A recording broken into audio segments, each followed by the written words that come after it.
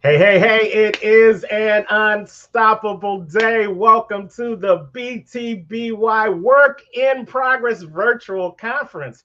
I am one of your hosts, Terrence, the Unstoppable Coach Leffridge, and we've got these bevy of highly marketable and entertainable co hosts with us today. The professor of change, Brenda Ringwood, and our good buddy, Anthony Russo. Hey guys, Hey, how are you? Man, it is like 2021 all over again. I had that flashback of our very first virtual, they were calling them telethons then because we didn't have all these great words now, virtual conferences. But it was, Telethons, really? yeah. Is Jerry that's how Lewis? that's how long we've been doing it. Yes. I've got the sign up with we've made $3 million right now. Yeah. But it's great being back together with you guys, and great to know that this BTBY movement is still moving years later. But as the title says, we continue to be a work in progress. So, real quickly, before we get started and let our audience know all the great things that are going to happen throughout the course of this day, why don't you guys talk about what it means to be a work in progress for you for about 30 seconds? I Brenda, think what Anthony does it needs mean? to start. I think Anthony needs to start because he was just on that a minute ago. Yeah, I was just, that's very funny. That's what we talk about before we go on. But when we go on, we do, when it comes, it's always a sense of improvement. We're always improving ourselves. We are always trying to figure out what we have next in life. And fact is, there is never going to be a pinnacle. There is never going to be the top of the mountain. That always is going to keep changing. If you're a successful minded person, if you are a driven person, you are always going to keep realizing that there's more to your life, more to the story. So we are consistently a work in progress. When things go poorly, we learn lessons. When things go well, we strive for more. That is Mhm. my beliefs on being a work in progress. I I love it. completely agree. I couldn't have said it better. I'm just going to add one thing to that. It's an inside job.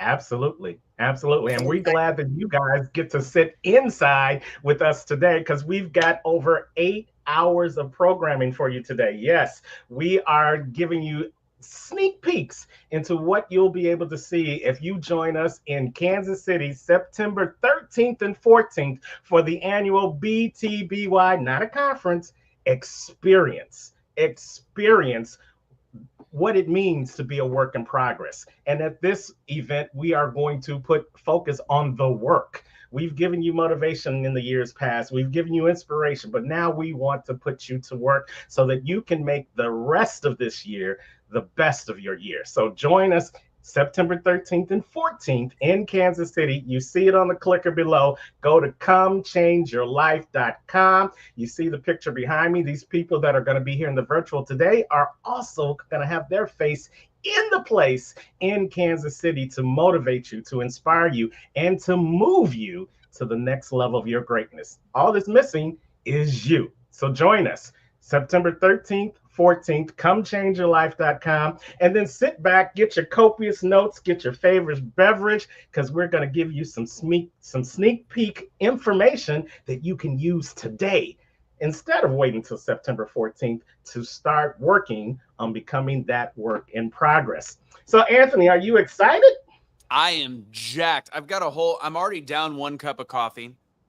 So there's going to be more coming, but I'm very excited. I wish I could join you guys in September, but I can't. But that's going to be a really cool event. I know a lot of big people are going to be there, big names. And you guys, I mean, I've been at least 3 of the in-person events, and each time you get great connections, you get to meet great people, hear great speakers, and a lot of times you bring in new people that are awesome, and then you've got the regulars that I've seen progress over the years to become better and better at their craft and the ability to motivate and inspire people and create change in people's lives. So yeah, I am conflicted and upset that I don't get to join you in September, but you guys always do a really fun, great event. And you guys have grown leaps and bounds. I mean, I guess I could say I started with you guys on this, but That's right. It's a the we.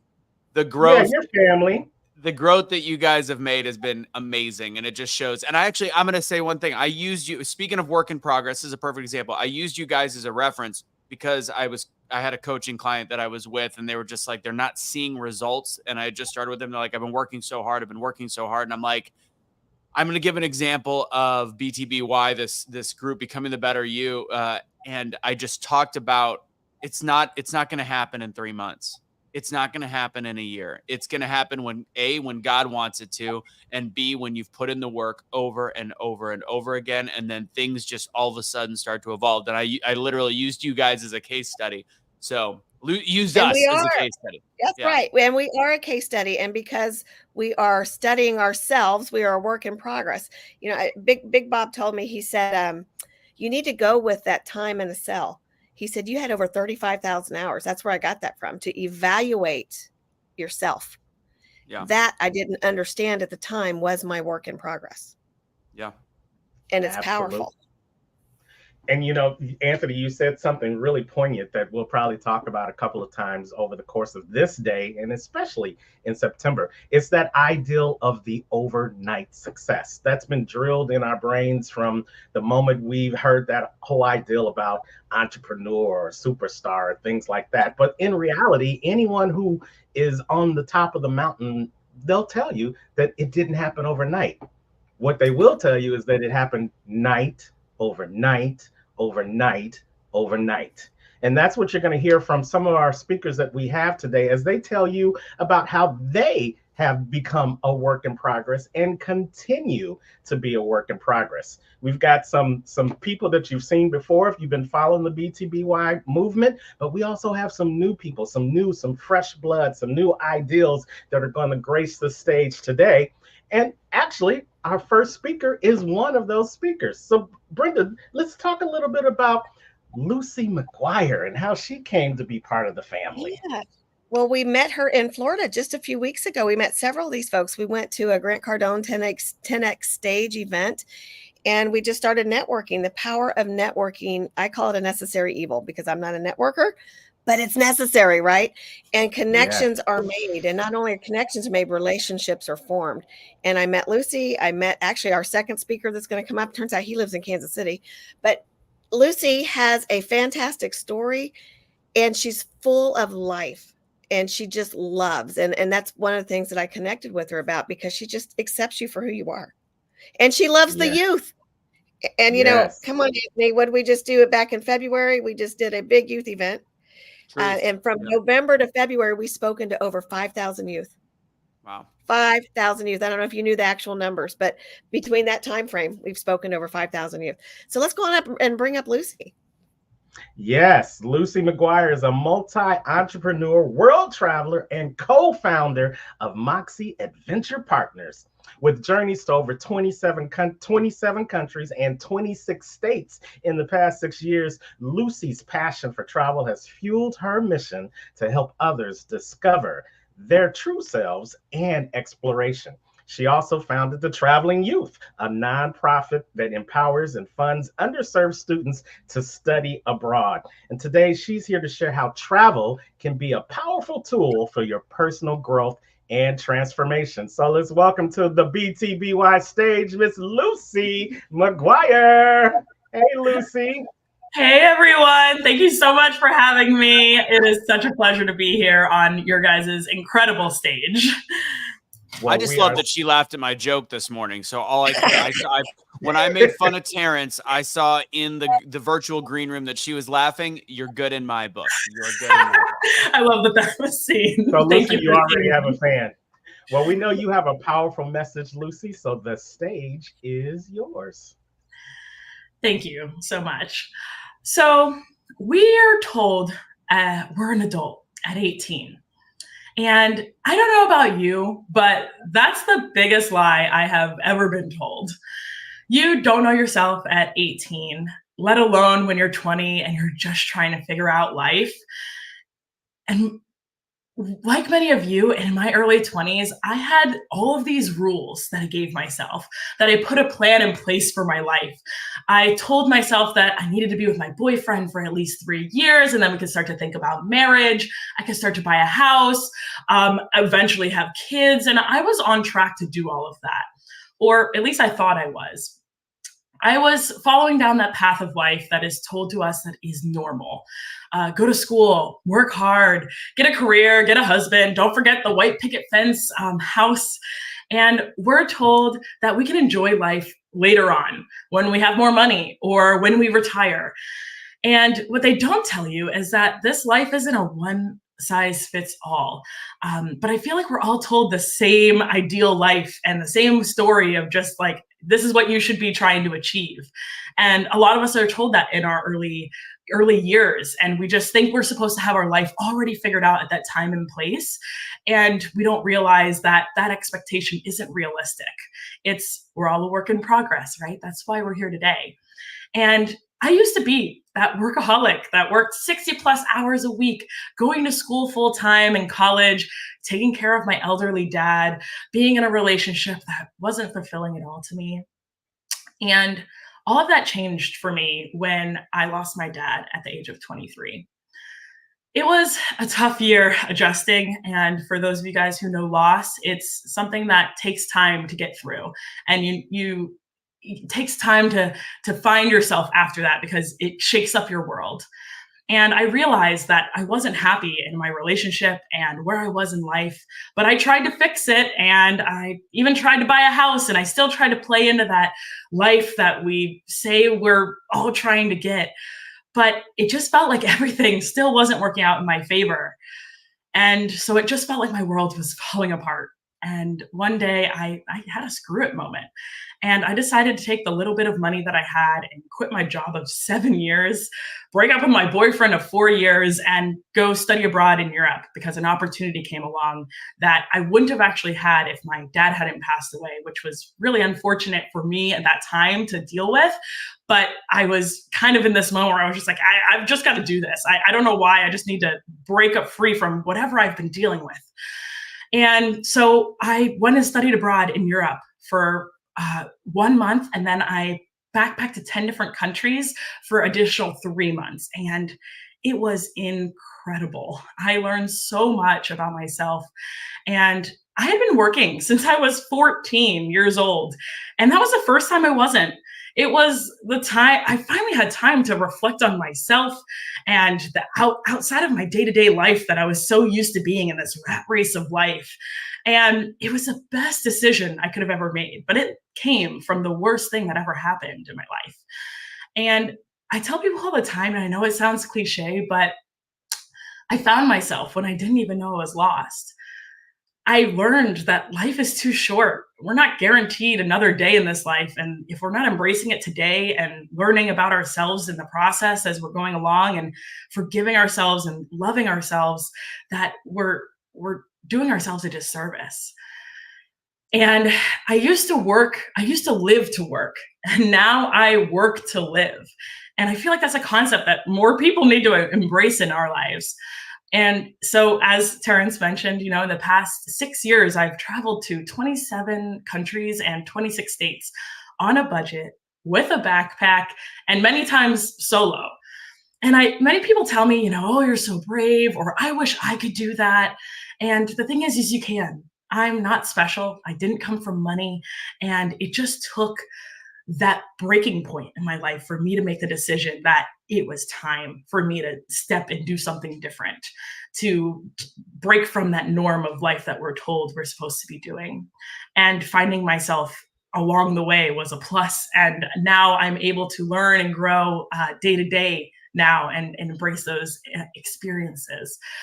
And I truly believe that one of the easiest ways to get to know yourself and start that journey is to remove yourself from the normal day-to-day life and that time period that we're just cranking out our lives. And once you do that, you're able to think clearer. You're able to break free from the normal day-to-day life and think about what it is that you really care about. It takes breaking that routine in order to create a new routine. And so I've traveled all over the world, and I've done it on a budget, but I've also 90% of the time, my flights are free.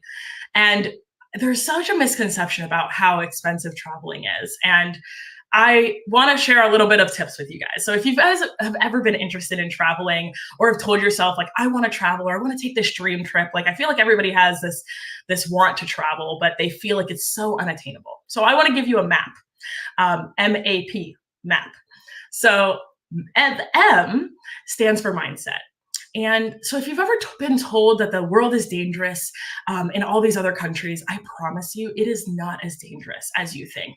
Danger exists everywhere in the world, even in your own backyard. But that doesn't mean that you're not going to leave your house, right? All of the countries that I've been to, I have never felt more unsafe in those countries. And sometimes the ways that I've felt in Miami or Chicago here in the United States. And I've met some incredibly beautiful people while traveling. And a lot of these places are a lot nicer than you think. You have to remember here in the United States, we're told that everything outside is bad almost. Our news is bad. It's bad news. It's fear-based. And every time we hear about these other countries, we're just not told anything good. All we hear are these big, bad, scary things happening. And so that becomes our perception. That becomes our reality, is that, oh, outside of the United States, it's dangerous. So then we don't move and we stay where we are. And that's the least thing, the worst thing you can do for yourself is to just stay still. Fear is powerful, but we can't let it hold us back from those new experiences that we want to experience. And I do my best to not try to judge any country that I haven't been to, because a lot of places have surprised me in a really, really great way. And so the A in MAP stands for affordable. If you've been told that traveling is too expensive, I'm here to tell you it doesn't have to be. Sure, you can take the luxury vacation if you feel like you need to do that, but you don't have to. I think that we've been told that travel has to be luxurious. We have to do all these crazy things. And a lot of the times we don't get a lot of time off. So we're just trying to like spend all the money in the short period of time that we have. But there are many resources to actually make it more flexible. And I've been able to travel so much because I've maximized these options, and it can be cheap. I've traveled all over the world and I've stayed in beautiful places for as little as $8 a night to $20 a night, all because I stay in these places called hostels. And if you're thinking about the scary movie Hostel, like, please don't think about that, because it is nothing like that. Hostels aren't dirty places. They aren't crazy places. And sometimes people think that it's just meant for younger people, and that's not the case as well. They're not at all what you would expect. It's just like finding a hotel. There's many different types of hostels that you can find. And at the end of the day, I don't want to spend a fortune on the place that I'm sleeping, because I'm not spending all my time in that hotel room or that hostel room, right? I want to be out there experiencing the places that I'm at. And a lot of times you guys are too, right? So I get additional money because I save on my accommodations to be able to experience the places that I'm at, because at the end of the day, the experience is what I'm going to remember, not the bed that I slept in. And on top of that, when it comes to flights, a lot of times people think, oh, well, it's too expensive to get anywhere. Well, I haven't paid for a flight in years due to maximizing credit card points. And I'm not saying open up a credit card if you don't know how to be responsible with it, because you should absolutely always be responsible with it. But there are ways to take advantage of the right cards to maximize your spending habits of money that you're already spending. And you can utilize that to get free flights. And another trick, if you don't want to do the maximizing credit card route, is that there are tools like Google Flights that you're not even utilizing to its maximum capacity. So you can actually check out from your home airports. You can go into the Explore feature on Google, and you can look up destinations all around the world. And without putting a destination, you can say, hey, going from Miami Airport to wherever, where's the cheapest flight? And the more flexible you are, the cheaper it can be. So that's a really great tool that a lot of people don't realize is right there in front of them. And so the last part of MAP is the P, and it stands for priority. That lack of time that we all feel we have. And if you feel and you say that you don't have any time, you are lying to yourself, right? We can't make more time, but it's all about what we prioritize. And what you prioritize, you can make happen. We make time for the things in life that are important to us. So if you've been telling yourself for years that you want to go and travel, the only person that's holding yourself back is you. It's easy to prioritize other people and our jobs over ourselves, but ultimately we only get this one life. And We get 365 days a year, 1,200 months if you live to 100. But those days aren't guaranteed. And so I want you to think about your life as a percentage. You're 25 years old, you've completed 25% of your life. If you're 40, you've completed 40% of your life, right? And that's with the time frame that you're going to live to 100. But at any point, any day, that percentage can change to 100. And so life is short. We have to embrace the time that we have. And we can always make more money, but we can't make more time. My name is Lucy McGuire, and I help people who are aged 25 to 45 who feel stuck in their daily routines and are hesitant about traveling the world solo or traveling internationally because they feel they have that lack of time and or money to make it happen. And I truly believe my purpose in life is to help other people to travel. And that's why I founded Moxie Adventure Partners. If you don't know what Moxie means, it means grit, determination, and perseverance. Someone told me one day that I had Moxie, and I had no idea what it meant. And then I looked it up and I was like, wow, that's perfect. That's what I want to help other people find. And so that's why I founded Moxie Adventure Partners, because of my passion of traveling the world and sharing that experience with others. And they mentioned I started a nonprofit. That was in 2020 that I started that, because I was also passionate about it. And it's been such a journey to learn about the places, going around the world and meeting new people all the time and having the same conversation, that we all just want the same things. And so I want to help you guys find your Moxie. And if you haven't found it already, I encourage you to discover it, because we only have this one life. And if you are interested in joining a community that teaches you not only how to travel on a budget internationally, but how you can do it with confidence, I'll drop the link in the chat below so you guys can find it, or find it, I'll drop it later. But you can also follow us on social media at Moxie Adventure Partners. I have learned so much about myself over the years, and I truly believe that we never stop learning, and we shouldn't stop learning. The moment we stop learning, we stop growing. And so I want to encourage you to take that first step. And remember, at the end of the day, we're all a work in progress, right? That's what we're here for. And I just want to leave you with this, that a quote that I have actually tattooed on my arm right here. And it says, "We travel not to escape life, but for life not to escape us." I love it. Let's give it up for Lucy McGuire. Man, way to bring it up. I love that quote. Say it one more time so that can really resonate with the people. We travel not to escape life, but for life not to escape us. I love it. I love it. That's really great. And we work to get to that point where we can travel, so that that part of life doesn't escape us as well. Thank you so much, Lucy, for sharing your message with us, in reintroducing some of us to the joys of travel, but introducing those people who haven't done it before to the opportunity to travel and really help that bring up that part of the life, so that part of their lives can progress as well. Tell us where they can reach you again one more time, and then please make sure you put it in the chat for us. Absolutely. So you can follow Moxie Adventure Partners at Moxie Adventure Partners on all social media channels. You can also follow me at I am Lucy McGuire, and Lucy is spelled with an I-E, not a Y, L-U-C-I-E. And yeah, I'm always open if you guys ever have any questions. And thank you guys so much for the opportunity to be here. I love what you guys are doing, and I think it's absolutely incredible. So don't let anyone ever stop you from continuing to do these. I love the passion you guys have, and more people need to hear messages like this. So I'm honored to be here. Thank you. And we thank you for having the Moxie to come join us. That chance meeting in Florida, in my hometown, has manifested what we're doing here today. So we are glad you are here. We're glad for Moxie Adventures, and we're glad for the opportunity to learn how to make travel part of what we do as we continue to become a better version of ourselves. Thank you, Lucy. Great job, Lucy. Bye. All right, you guys, that was Lucy McGuire. I love that. Do you travel, Anthony?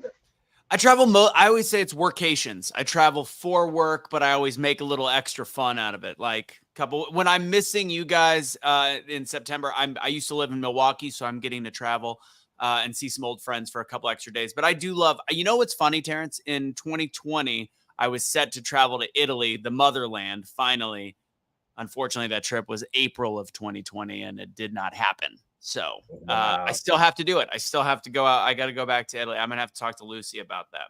So. And it's so funny that you would mention that because you had the desire to travel to Italy, and I just traveled to Italy in May. So even though we are miles apart and we are brothers from another mother, we still share that same desire to travel the world and see some places. You know, the motherland for you is Italy. The motherland for me is Africa, and that's on my bucket list for places to go. And that's something that I'm working to progress to make that happen as well. And it's a beautiful thing how travel can give you that impetus to do some things that you've never done before and see some places that you've never thought you'd be able to see. So I love that. And as we continue to be a work in progress, we're going to continue to encourage you guys to be a work in progress as well. Come change your life. And if you really want to change your life, start with travel. What do you think, Anthony? Yeah, I was just gonna say, like, it's funny because I have some friends that travel the world like quite a bit. Like a good friend, good new friend of mine, Emily. She has been all over the world, and it's like when you talk about your life being truly a work in progress, you learn more about yourself in 1 week in a different country than you probably do for 6 months at home. So it's like you learn about the world. You become, I hate to say this if people don't travel, but I'm not going to lie, you become an incredibly interesting person when you travel the world. Like and I mean, even if you travel different parts of the United States, but once you start to get out of the comfort zone that is America, man, there's some things that you can tell people, little anecdotes that the world is America does not speak for the whole world. And there's some really great things out there. It also makes a lot of people love our own country because we do have some great things here. But yeah, it's you learn more about yourself than any place else. Yes, and just by the way, Anthony, to me, you truly are the most interesting person in the world. Yeah, I just want to get that out there. Let's go to our next speaker. Anthony, tell us who's going to be gracing our stage now. Absolutely, we've got LaRon Barnes coming up. He is a motivational speaker, life coach, a personal development coach, works with entrepreneurs, business professionals who struggle with doubt, fear, and limiting beliefs and keep them stuck from taking action to achieve their goals and dreams. Ladies and gentlemen, LaRon Barnes. Hey, LaRon, how are you? I am wonderful, my brother Terrence. It is good to see you. It is good to be seen, my man. Well, we know you're going to give us some great information on how we can continue to progress away from fear, doubt, and struggle and to live a life of greatness. So the stage is yours. Raise your hand if you have major goals and major dreams you want to accomplish, or put one in the chat. Hi, my name is LaRon Barnes, and as you heard, I work with entrepreneurs and business professionals who struggle with doubt, fear, and limiting beliefs that keep them stuck and from taking actions to achieve their goals and dreams. As a person who struggled with doubt, fear, and limiting beliefs, like some of you, I know what it's like to be stuck. I know what it's like to have a big dream, but be the one not living it. Have you ever had a big dream, but been the one not living it? Put one in the chat. If you've ever had a big dream, but found yourself not living that dream. It was me. But today, I believe if you listen and receive with your heart, mind, and spirit, you will see that you're on the right track. You're on the right path. You're just a work in progress. When I was 13 years old, I had a vision. Like many of you, I wanted to impact millions of lives. I didn't know what I was meant to do at the time, but I knew I was meant to make a difference. I remember in the second grade, my teacher, Miss Smith, stood over me, pointed and said, "LaRon, you're stupid. Are you ADHD?" It crushed me. I was devastated. Those words stuck with me for a very long time. A very long time. and they aided my confidence and self-esteem.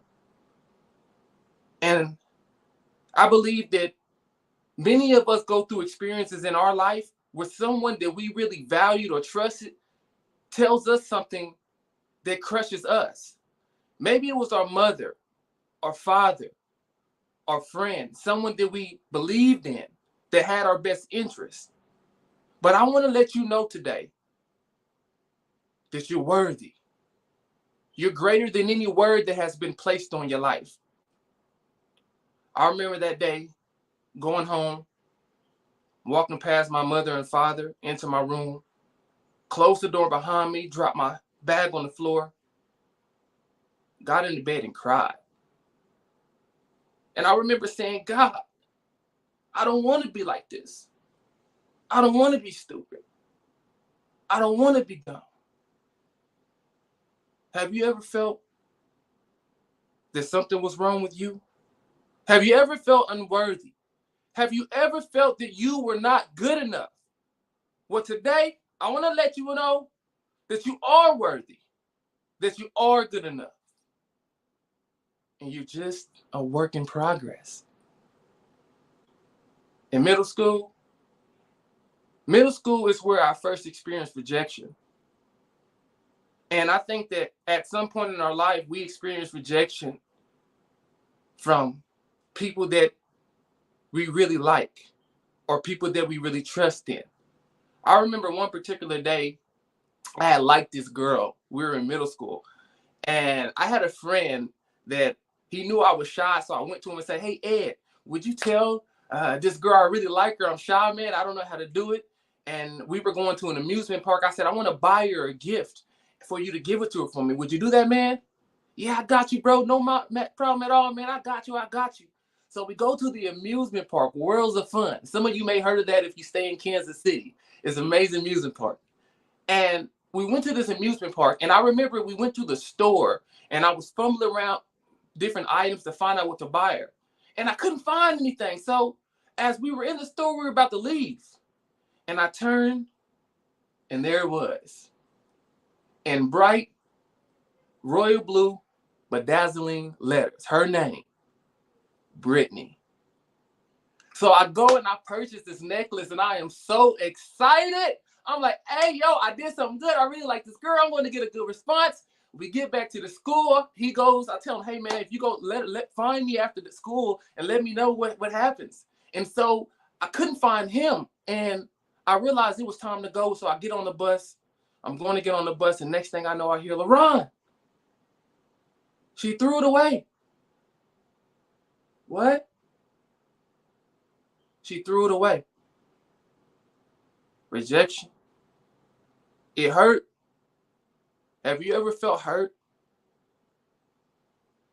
It eats at your self-esteem, your confidence. It made me feel that something was wrong with me. And I believe many times in life, when we get hurt, we internalize it. And so it eats at our doubt. It makes us more fearful to take risks and go after our goals and dreams. We begin to talk negatively about ourselves. I'm stupid. I'm not good enough. I'm ugly. And those are the things that keeps us from taking action and going after the things that we say that we truly want in life. But for whatever reason, there was something on the inside of me that said, you know what? There has to be more. From feeling rejected, from feeling that my teacher said those words to me and made me feel stupid, made me feel inadequate, from feeling that way, I still knew that there was something that had to be greater on the inside of me. But in high school, y'all, is where it got interesting, because high school is where I discovered I had a calling on my life. I discovered that I wasn't like everybody else, but I was different, and that I wasn't supposed to fit in. While everybody else was going to parties, drinking, and smoking, I was in my Bible. I was reading.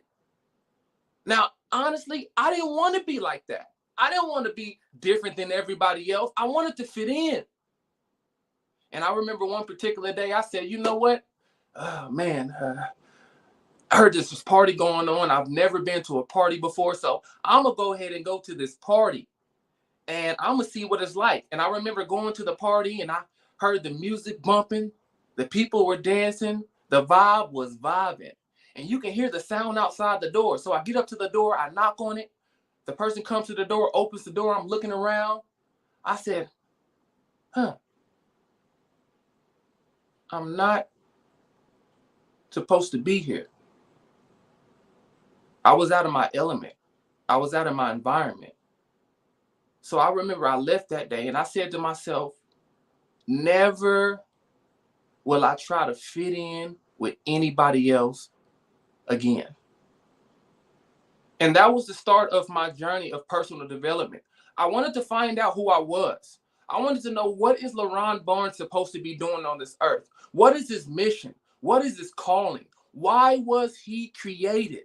And so 5 years later, or 8 years later, after I graduated high school, I ran into an opportunity. I actually discovered that I was a motivational speaker. After 8 years, I finally found out who I was. I remember I was driving in a car one day and I heard someone say on the YouTube, as I was listening to motivation, you have something special. You have greatness within you. Those were the words of Hall of Fame motivational speaker Les Brown. And he didn't just help me to feel inspired, but he showed me who I was. Whoa, I'm supposed to change the world with my voice. People are supposed to know me. I have something to say. And so I called my dad and said, hey, Dad, I found out who I am. I'm a world-class Hall of Fame motivational speaker. And everybody's going to know me. And Dad, I'm going to meet Les Brown.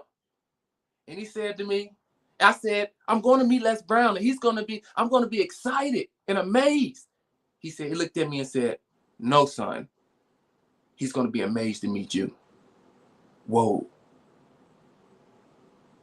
3 years later, here I am in the Hungry for Greatness Les Brown Academy, being trained by Les Brown himself.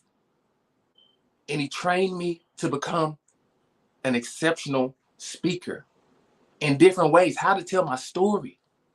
I invested in a workshop right before that. I began to work and work and work. And then 2 years later after that, or 5 years later after that, I had an opportunity to speak on a platform called I went to a workshop called 10 Next Stages, which there was a platform called the Great American Speak Off Competition. And as I'm on this platform and I'm in a competition to compete at this workshop, I get a golden ticket. And all this golden ticket symbolizes that next, it's time to be exposed. I was on a journey. I was a work in progress. And I want to give you 3 quick things that I've learned when you're on this journey, when you're on the work in progress, and you're going through this thing called life. Number 1, never give up. We all have moments in our life when we want to give up. But my favorite book says, the race is not given to the swift nor to the strong, but to the one who endures into the end. This race is about endurance. It's about fighting every day until you crack open that dream of yours. It's about grinding. It's about pressing. Augmentino said that I will persist until I succeed. It's about persisting. No matter how hard it gets or how bad it may be, you have to say in your mind, as Les Brown says, I'm going to make it. Number 2, focus. Stay focused. Because life will hit you on the blind side. As Murphy's Law says, everything that could go wrong will go wrong. There's no way that we can complain. There's no way we can plan for the unexpected. So we got to stay focused. We gotta keep the main thing the main thing. And if it's people in our lives that are taking our attention off the main thing, we got to get them out of the way. Focus. Remove all distractions. And number 3, the third thing we must do when it comes to achieving our goals and dreams is we have to surround ourselves with our dream team, because your dream will only go as far as your team. Who do you have around you?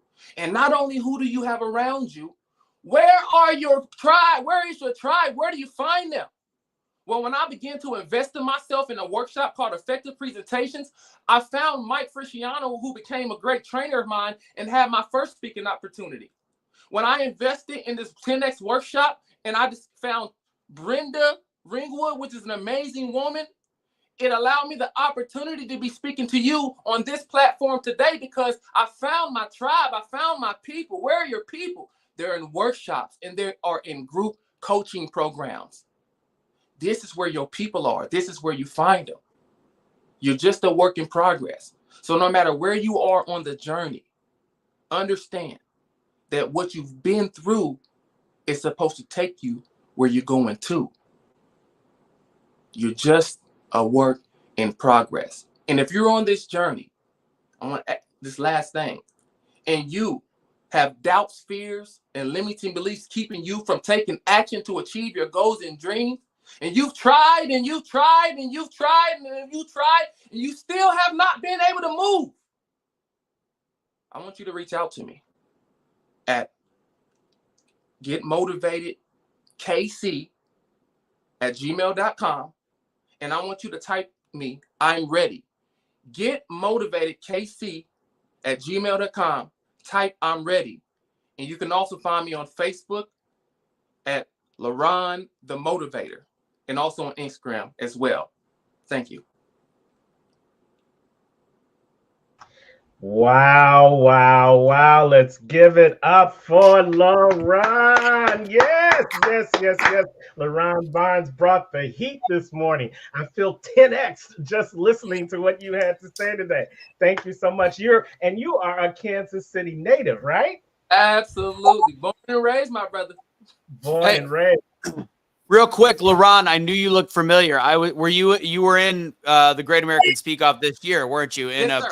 Yes, sir. I was out there as well. I was like, why does this dude look so familiar? So I was in, was it Palm Beach or we were really close to Terrence, by the way. I just didn't go say hi because the trip was short and Terrence is short, but that's a different story.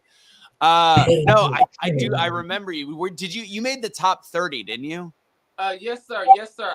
Top 30, and then I got a golden ticket. I had to leave early, so I don't know if it was down to 3 people or 5 people, but yes, sir. Got it. All right. Awesome. All right. Well, you are clearly showing the work in progress from working with Les Brown to being on a TEDx stage to getting the golden ticket to now being a part of the BTBY Work in Progress experience. How's this experience been for you so far? And what would you say to those new speakers that are trying to get into this field? Absolutely. It has been a powerful experience. There is power in proximity. When you're connected to the right individuals, that's where your life begins to take off. Because there was an African proverb says that if you want to go fast, go alone. But if you want to go far, go together. Yes, yes, yes. I love it. I love it. I love it. So tell them again where they can reach out to you so they can get motivated with LaRon Barnes. Absolutely. You can find me on Facebook at LaRon the Motivator, on Instagram, LaRon the Motivator 2.0. And you also can reach out to me by email at getmotivatedkc@gmail.com. All right. Yes. Getmotivatedkc@gmail.com. And Brenda, I got a sneaking suspicion that if people find their way to Kansas City September 13th and 14th, they might get up close and personal with this gentleman. What do you think? I think he's going to be there. I think he is. He actually showed up at a networking event with me yesterday and got on a little short stage where we were a sponsor for the short jokes.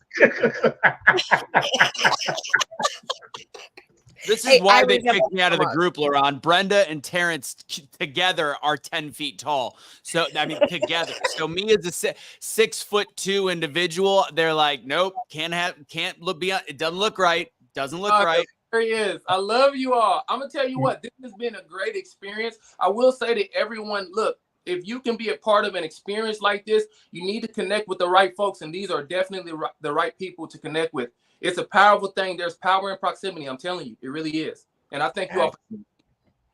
And we thank you for being here. Let's give it up again for LaRon Barnes. You guys check him out. GetMotivatedKC@gmail.com and check him out on all his social media. LaRon, do us a favor. Make sure you put your information in the chat so that everybody can get a chance to look you up. All right, LaRon?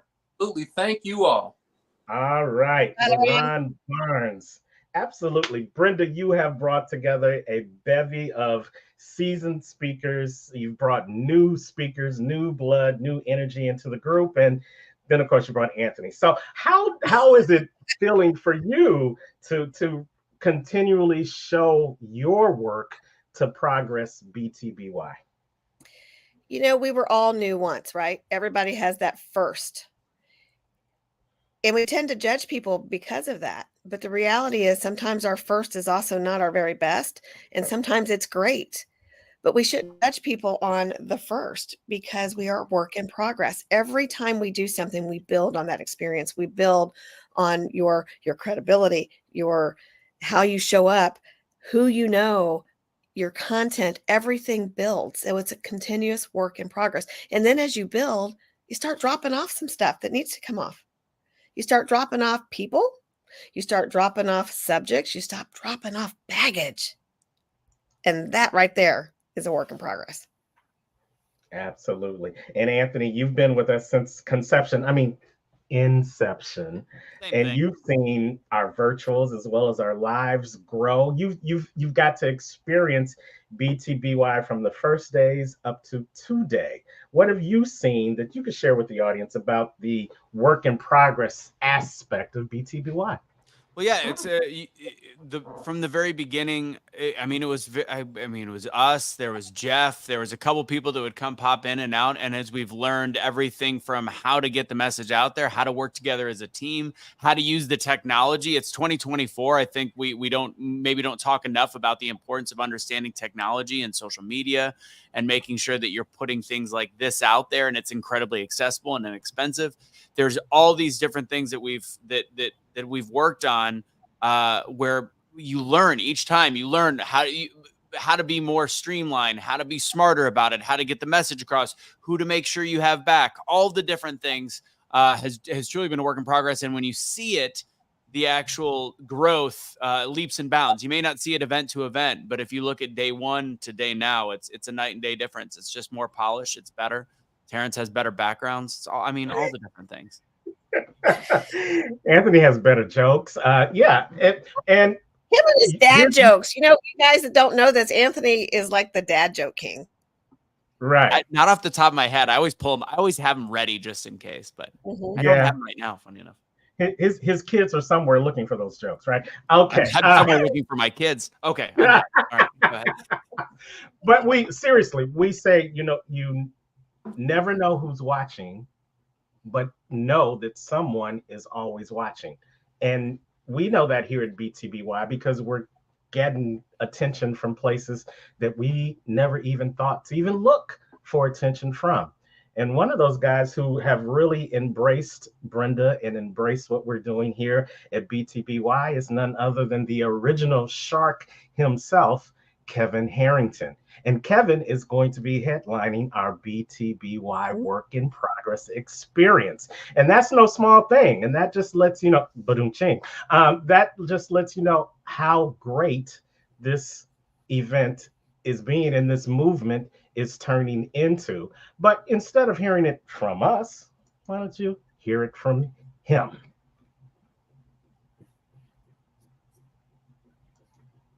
Okay. Maybe. Maybe not. Technology, everybody. We can all do it. We can do it. We can. I think you have to play it from your end, Brenda. Looks like it's Well, playing. I let's think it's just frozen. It's playing, but the sound. Okay. Let me- Technical difficulty. Yeah. We'll try it here in a minute, but you know what? We have one over here. So Yeah. let's do this. Hi, I'm Kevin Harrington. I'm an original shark from the hit TV show Shark Tank, and I'm here with Brendan. We've got a big event happening this fall in Kansas City, and I'm going to be there. And I know you're going to be there, Brendan. Let's tell the folks all about it so we can get them there too. Are you letting fear, doubt, insecurities, what other people think stop you? Are you ready to get to the next level of your life? That's what we do. Go on over to comechangeyourlife.com, see what's going on. We have events all over, but we have a powerful event coming up this fall where Kevin is going to be speaking. So if you want to come meet him, you want to come meet me and my team, come on, comechangeyourlife.com.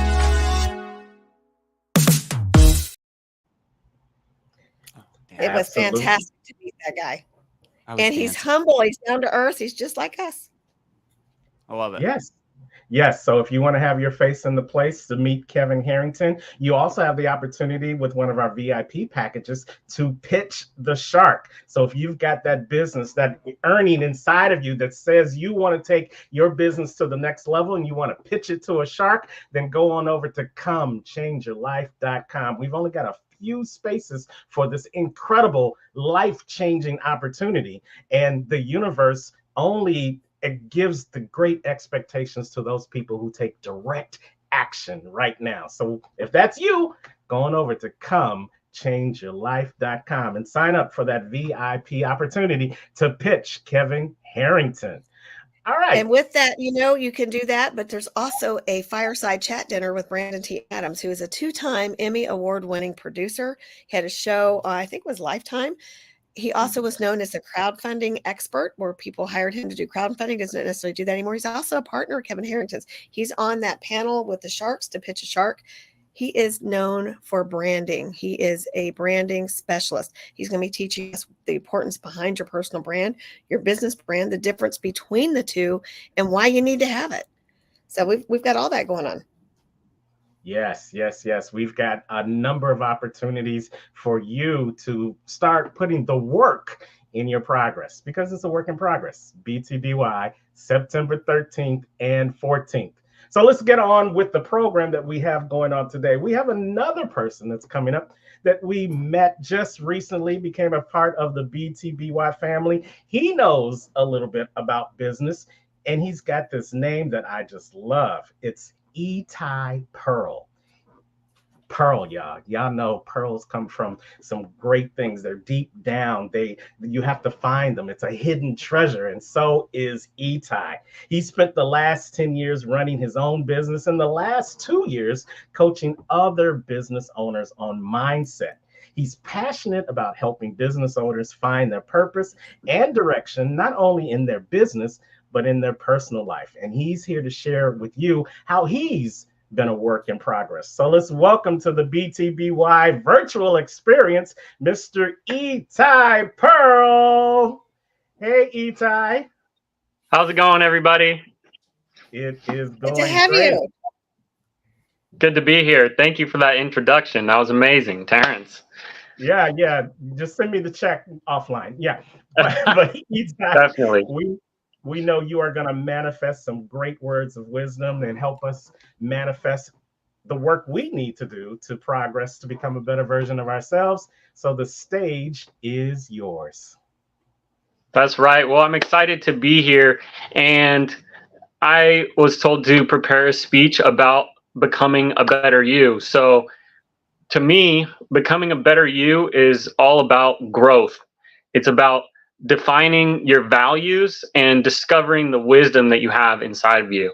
And it's all about you, but it's not all about you. It's about becoming a better you so you can show up to the world as a better person to make the world a better place. And I really look at it like progress being better than perfection. We all want to do the best we can, but we're all human and we all make mistakes. So it's important not to beat ourselves up and understand that if we're going in the right direction, then we're doing everything we can and eventually we're going to get there. So I look at progress over perfection, and I always say that you don't rise to greatness, you fall to the levels of the systems that you have in place. So I think it's so important to establish systems in your life that when you fall, you are able to jump back into those systems and get right back up and keep going forward. And I like to systematically look at everything in life as energy. And I like to monitor my energy. And I look at time as energy.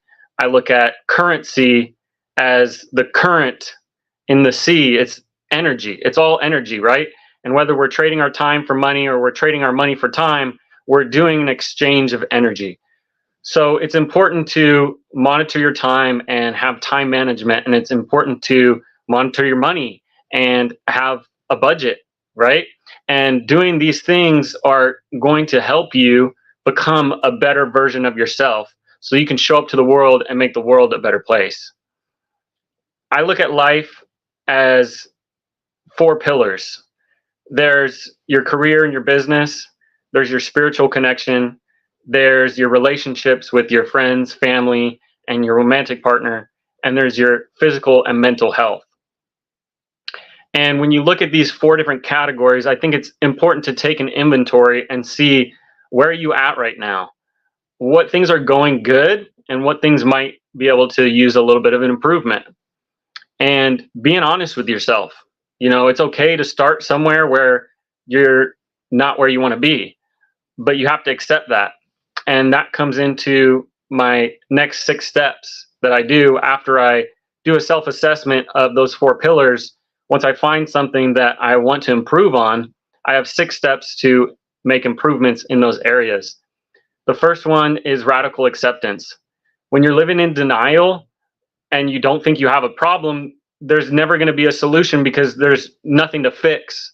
So the first step is accepting that you have a problem and understanding that you want to fix this. And not only do you want to fix this, but making a commitment to fixing it, which is number 2, committing.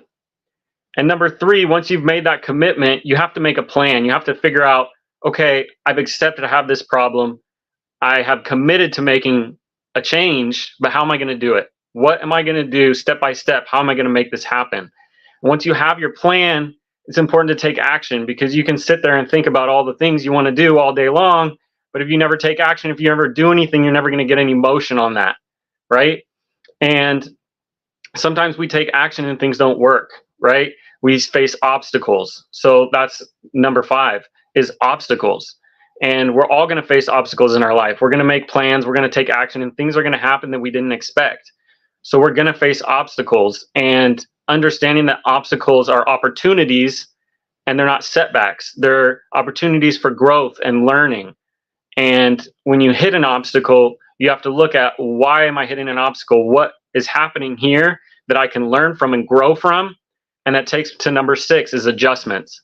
Making adjustments in your plan, going back to the drawing board and figuring out, how can I rearrange this? Maybe I had a good concept, but I was missing this or that. How can I make adjustments, go back to the plan, go right back to action, and get right back at it, right? Have a system that you can fall back on, that you can quickly get back up and get right back to it. So after I've done all of this, you know, I look at my life and I check out my 4 pillars and I understand the steps on, you know, how to make improvements. I really look at why I'm doing this, right? Because everything comes back to your why and your purpose and your priorities. Your purpose is, you know, why are you doing this? What are you trying to accomplish? What is your purpose? What is your mission? And your priorities are what's going to come first, what's coming second, and what's coming third.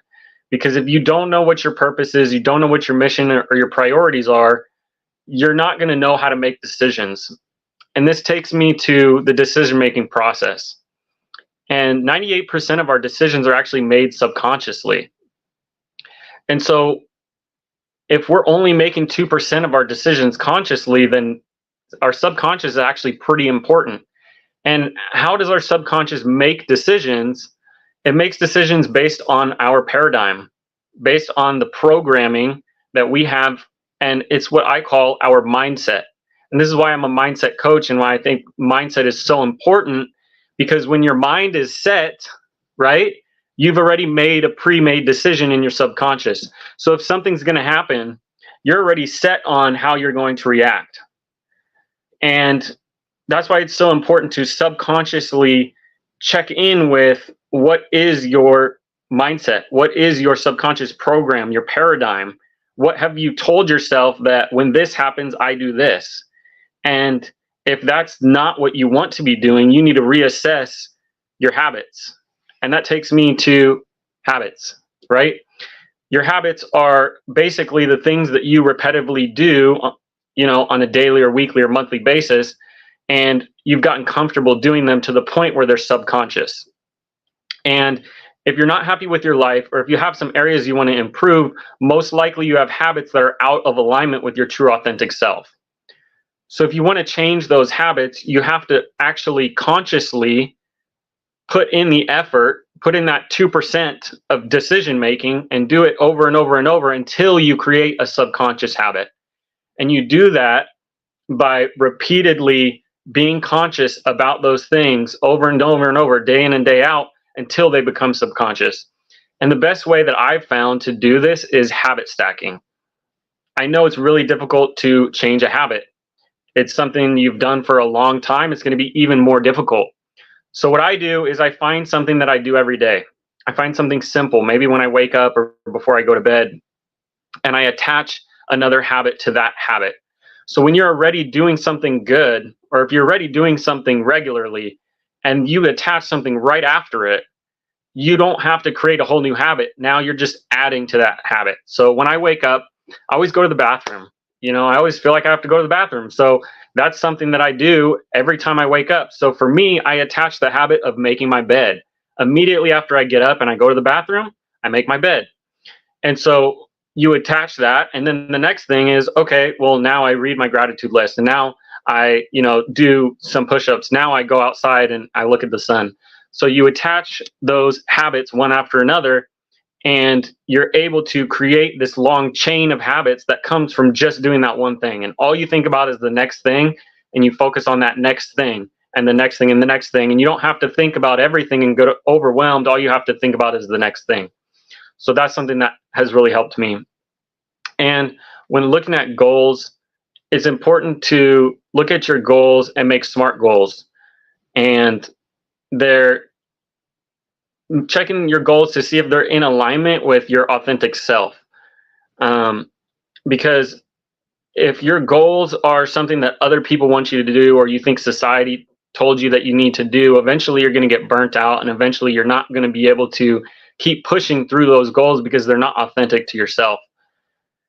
So make an authentic goal, make something that has a reason why and is purpose driven, and create your priorities in alignment with those, and stack your habits, and you're going to start to build positive momentum in the right direction, and you're going to start to see results, and you're going to start to grow. And it's important when you start to see results and you start to see that growth, that you don't look at that as something that you can step back and chill now, right? Once you see that growth and you see that positive result and that momentum, you need to keep going. You actually got to keep pushing on the gas, because that means what you're doing is working and you need to do more of it. And that comes down to accountability. Personal accountability is great. It's great to be accountable for yourself, but a lot of people just want to do this on their own. And I'm telling you, I've tried doing it on my own for years, and it just didn't work as well as when I had a mentor, or I had a community, or I had a friend or family member that I told about what I was trying to do, and they supported me and they were there for me. So having accountability from somebody else, whoever it may be, a mentor, a friend, or a community member, it increases your odds of success from 15% to 75%. That's a huge jump. That's a 5x jump, right? So having a supportive community is so important in becoming a better version of yourself, because your environment is everything. You want to surround yourself with people who are trying to do what you're trying to do, right? And when I tried doing everything myself, I had this selfish look at, like, I want to do this for myself so I can be a better me, so I can live a better life for myself. And that's such a shallow goal, right? And when I changed that perspective to I want to be a better person so I can show up to the world to make the world a better place, it became more about the community. It became more about serving others. And that has lit me up so much more than just trying to do something for myself so I can live a good life on my own. Because who wants to go on a vacation by themselves? Everybody wants to go on a vacation with somebody they love and be in a place with community and friends or family that, you know, they can enjoy their time with, right? So it's all about community. And I look at happiness and joy as two different things. I like to study the brain chemistry and neuroscience, and there's two chemicals that are released in our brain that create happiness, one being serotonin, one being dopamine. Serotonin is more of a long-term joy and fulfillment, and dopamine is much more of a short-term pleasure and happiness. And a lot of what I used to do used to be focused on dopamine. How can I get a short, quick hit of dopamine so I can just be happy right now in the moment, right?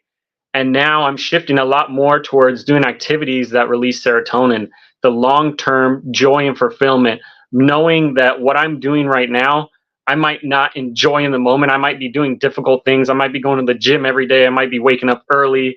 I might be doing things when I'm tired and I don't want to. I just want to go take a nap. But I know in the long term, I have that joy and fulfillment of knowing that I'm becoming a better version of myself. I'm showing up to the world as a better person. I'm making the world a better place. And that joy and happiness in my heart is way bigger than any momentary pleasure that I could ever experience. So I challenge you to take inspired action today. I challenge you to do something with this information, because this 15-minute talk might get you inspired. It might get you fired up. It might get you to think, wow, you know, I want to do all of this stuff. But if you don't actually take inspired action, if you don't do something about it, nothing's going to change. And you can't change everything in a day. It takes a long period of time of consistency and discipline over time to see change. 1% every day, right? 1% every day over 100 days is 100% change. So I challenge you to reach out to me. I'm here for you.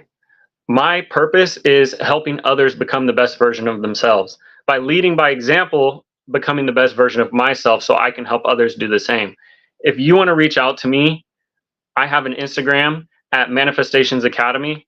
I created an academy with a 12-week mindset shifting course, and I guide people through that through my coaching and mentorship program. And I also have a podcast. It's called Manifestation Mindset on Spotify. And if you reach out to me, I want to give everybody listening today a free consultation call where I can deep dive into your personal situation and I can help you become the better you. Thank you. Great job. Great job. Great job. Now you're coming to the event in September, are you not? Yes, I am. I'll be there. So if you guys want to meet him in person, come on and see him. It's in the West Bottoms at the historic Rumley. ComeChangeYourLife.com. Kevin Harrington, Brandon T. Abbott, but my all-time favorite guy is going to be Dr. Ruben West. I love that guy. I was just in Africa with him. I was there last year. He's been with us since the inception. But Itai, he is a visionary, and you will connect with him. Just being in the same room with some of these people and hearing their wisdom is powerful. And not only are you just going to hear them from the stage, they are there all weekend. So can you imagine being able to communicate with over 30 game changers, having a conversation with them? You included, Itai, you included. Yes, yeah, I'm so excited for the event. I can't wait. All the people that are coming from the 10X and all the other people I'm getting to get to meet, you know, it was such a blessing being able to meet you guys after the conference. And I was even able to do that short interview with you guys. And we just connected on such a level. We went on that, you know, boat ride. And I just felt right at home immediately when I, you know, started talking to you guys. And I realized, you know, we're going to have a lifelong connection. Absolutely. Relationships matter. Your circle matters. Yes, environment, everything. Brenda does a great message on shift and how the state of anything that you're involved with grows once you put that work into that state. And I love how you talked about being around people, not having to do it yourself. And the one thing we know here at BTBY is that you can watch this, get pearls of wisdom from our seasoned speakers as well as our new speakers. So we're glad that Itai Pearl is in the house and he is ready to share his message with everyone. Again, real quick, tell them how they can get in contact with you in case they can't wait till September 13th to meet you. Yeah, definitely. You can always reach out to me on my Instagram at Manifestations Academy. You can reach out to me on Facebook. It's ITAI Pearl. And I'd be happy to send you a link to give you a free consultation call with me. I'll spend an hour with you. We can deep dive into your personal situation and help you become a better you. Wow, that is a priceless value to spend an hour of time with Itai and get those pearls of wisdom from him. So that's a great offer. Make sure you put that in the chat and we'll be throwing it out there throughout the course of the day. But ladies and gentlemen, this is Itai Pearl. Thank you so much. Thank you so much. All right, man. You know, this new energy that's being brought into the BTBY movement, it just gets you excited all over again, right? Right, Brenda? It does. And, you know, Dr. Ruben West says that new people are new opportunities. New things are a new opportunity. Also, the word no means what? Next opportunity. Absolutely. That's right.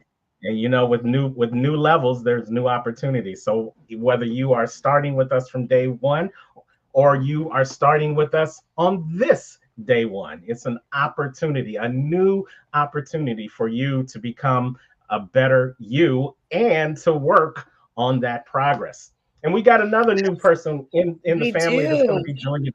Yes, tell us about her. Well, I'm going to let you introduce her, but I am going to say I did a Zoom with her and we have a lot in common. She did commercial real estate. I did commercial real estate. She's a speaker. She likes to travel. She's actually going to be, I think, in Dubai or some other country during our event, so we won't get to see her in September.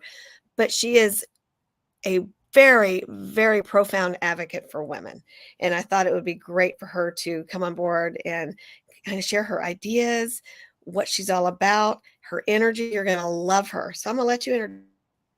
Yes. And I'm always crazy about people who are into real estate because I'm in the real estate industry myself. But her name is Yulia Vargas, and she's a seasoned leader in commercial real estate with nearly 20 years of experience. And she only looks 27, y'all. So I just want to throw that out there. She specializes in the diverse sectors from multi-family properties to industrial sites. And she's a trailblazer in a male-dominated industry. And she has the passion for empowering women through real estate, believing it to be the key to financial stability and personal empowerment. And those are two of the 4 pillars that we love here at Becoming the Better You. Yulia is a visionary behind a global network and conscious real estate brokerages dedicated to fostering female leadership and growth. And I'm going to say it before she comes up, charge it to my head, not my heart. I think it's Yulia, but she will definitely tell us if we are saying it right or wrong. So let's welcome her to the stage right now. Here she comes. If I can get my mic. There you go. Welcome. So much love to you. Thank you so much for what you're doing, guys. I've been listening to this. It's incredible. This thought of consciousness and putting it all together and helping everybody here being a better people, to me, that means the world. And I'm eternally grateful to you, Terrence and Brenda, and the whole BTBY movement, because each person here and each person that watches that at some point in time can take those pearls of wisdom from every speaker and really get better and get to that dream life by design. So, you know, I'm here looking to bring some femininity into the mix, and let's talk about power of women and power of community. Yes. Well, let's get started. Yeah, we saw you in the back room. We know you're pumped up, so the stage is yours. Absolutely. Well, first of all, thank you so much again, Terrence, for introduction. Let me tell you where I'm coming from. Well, physically right now, I'm literally coming from the other side of the world. And, but in heart, I believe honestly that the universe, and, Tony Robbins says that a lot, universe is our playground. It's our sandbox. So I believe that no matter where you are, we all one, we all united, and we all so similar and so unique in our own way, that this is why it's so amazing to be here today. I'm eternally grateful. So what are we going to do today? First of all, I want to share through the next 15 minutes, as much as we can, I want to share 3 powerful tools that I use throughout my life, and obviously share with you a little bit of my story to hopefully inspire you and to give you a little bit of perspective. And, some of it is interesting, some of it is unique. So let's rock and roll. First of all, one part about me, and the one thing that we've discussed a lot today is the power of mindset. I had an interesting journey where at the age of 13, we all have our own different limitations. Some limitations are, physical, some limitations are in our beliefs, some limitations is our environment. And with the power of the mindset, we can shift any and all of them. As long as you believe that it's possible, it is possible. The actual word impossible says, I am possible, right? So my story started at the age of 13. When the doctors, after multiple years of search, the doctors found a tumor in my brain. And they said, okay, you have at most 2 years to live. And I still remember like it was yesterday, the face of my mom when she was crying there in the hospital, and she actually buried her daughter right there and then.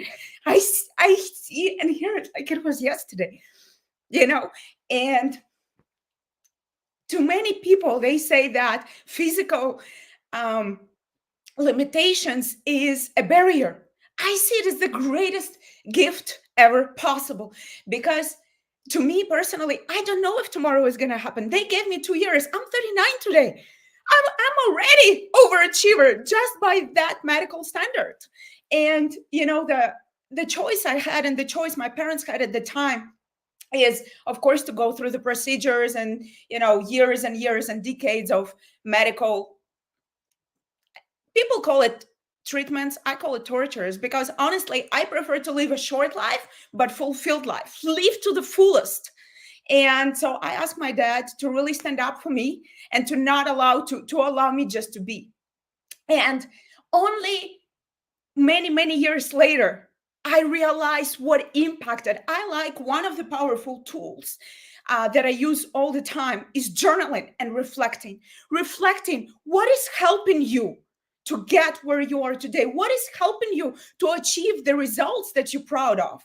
And when today I look back at that situation and I say, okay, so what allowed me not to give up, but actually to use that situation as a powerful catalyst to actually move forward and to tell myself that it's not a limitation, but that impossible is actually possible. And when the doctors told me, oh, you cannot run, I ran marathons. I ran marathons in San Francisco, in Las Vegas, in New York, in Miami. I ran marathons. The last one I've done just a few months ago. They told me you can fly. I had periods, I fly all the time. I'm talking right now from the other side of the world, and I'm going to be flying to multiple countries over the next month. But none of this matters. If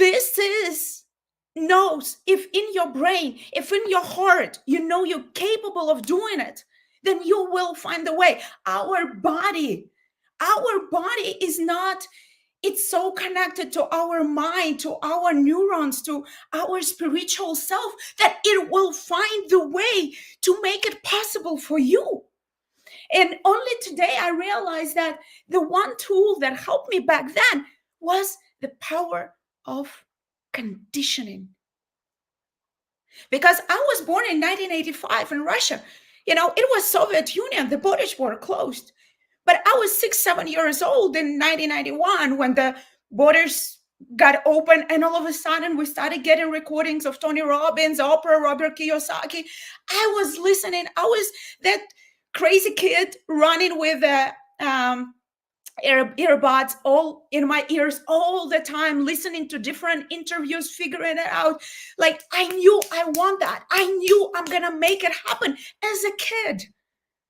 And when at 13 years old, I was faced with a challenge, I knew exactly what to do and how to deal with it. I knew that believing when somebody tells you something doesn't mean that you cannot do it. And that is the power of the mindset. Now, I I want a little bit of your communication in your chat. Put something plus minus 1, 2, 3 or 1 million, any number, any letter. If you remember a powerful situation in your life, when you were super proud of yourself, when you were happy beyond your ability to even sense, when you were just above and beyond this world, when you were ecstatic, do you remember any of those situations? Just one. Remember one. It can be yesterday, it can be last week, last year, or it can be when you were 2 years old. Now, I want for you to remember those emotions. And I want for you to try play with a tool called anchoring. Because when I get into the situations when I'm faced with something that is, let's say, unpleasant, when I'm not confident if I can make it through, I recall anchoring. The way anchoring works, and I'm not going to go in depth into the whole tools and the tools, I've been in coaching. That's another part of the story, is that obviously, I changed 3 continents, 5 states, multiple cities, and I had to learn to adapt, and I had to learn to start a business all over. So there is an abundance of tools in my toolbox I had to gain because I've been in coaching, personal and business, for the last 20 years. But anchoring, I would say, is one of the most powerful tools, at least for me, because when you're in a situation when you're faced with a challenge, you can recall and bring back those positive emotions. And all you need to do is recall that moment when you're happy. All the time, I'll tell you the story. In February, I was faced with another challenge. I don't remember. It was a business challenge. And I thought to myself, what can I do? What can I do to really overcome that and to really be the best myself and to make it go away on its own, or to really show the best version of myself? And the answer came to me, and I meditate a lot. So the answer came, from above.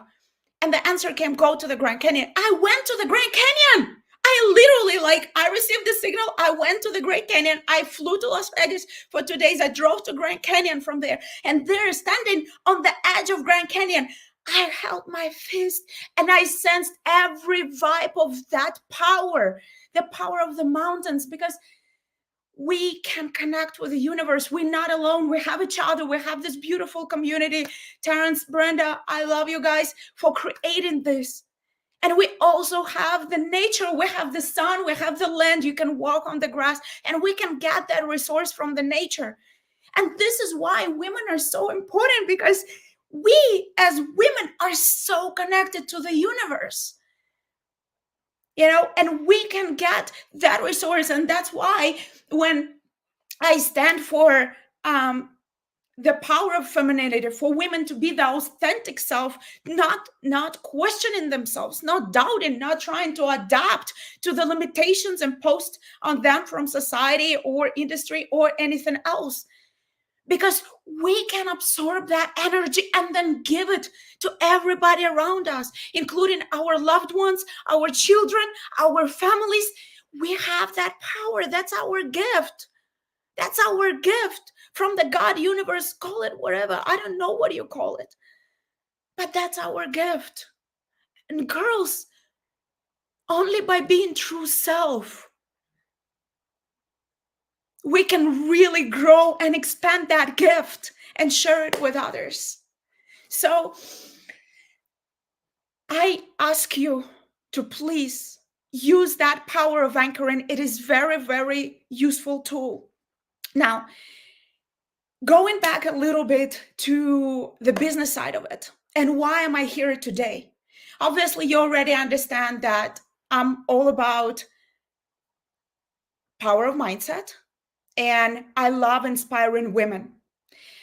My journey in the United States, I moved away from Russia when I was 19. And for the last 20 years, I've been in commercial real estate in the United States.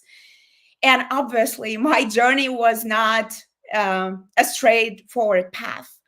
And I'm not going to go in depth. We only have 15 minutes, and I want to give you as much as possible today in those 15 minutes. So I'm not going to go in depth into my whole journey. But the one part that I want to share with you is being creative. I remember a story, and I was just 20-something, like young girl, literally legally blonde.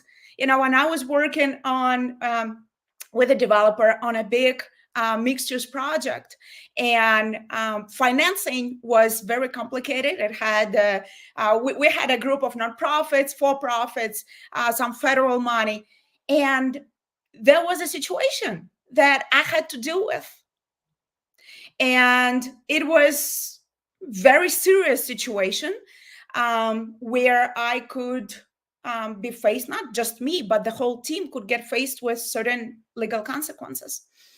And being creative. So long story short, we lost a GC, and I had to step up. I was just like 21, 22, but I had to step up.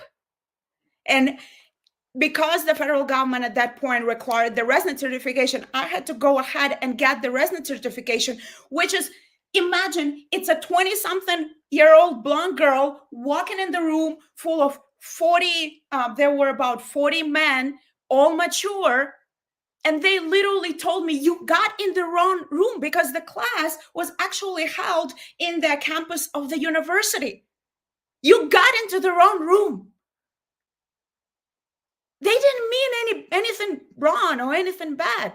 But how often do you hear, and it doesn't matter whether you're a woman, a man, a kid, it doesn't matter. But how often do we get to hear you got in the wrong room? The outcome? They became my best friends. They became my best mentors. Of course, we completed everything. We resolved all the situations. And this situation has repeated itself through the next 20 years of my career in commercial real estate.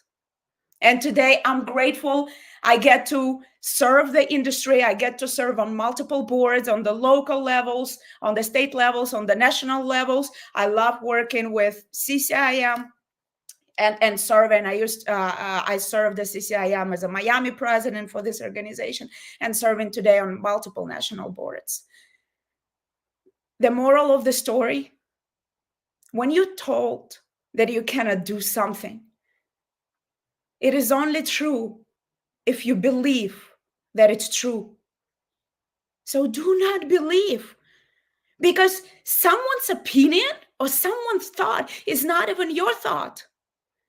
And even our thoughts, it's just an illusion. We control that. And this is why we're talking today, the full day, about the power of mindset, power of community. So please surround yourself with the people that are conscious, with the people that for growth, and nothing is impossible. I won't be there probably for the event in September, but I want to invite you to my webinar. I'm going to be holding a webinar next month where we can go more in depth into different strategies and tools. But even with these few tools, anchoring, visualizing is envisioning your success, knowing that you can achieve it, because to your brain, it doesn't matter whether it has happened in the past or it's still you just envisioning it. And journaling. Write down all your successes, gratitude. I do that every single day.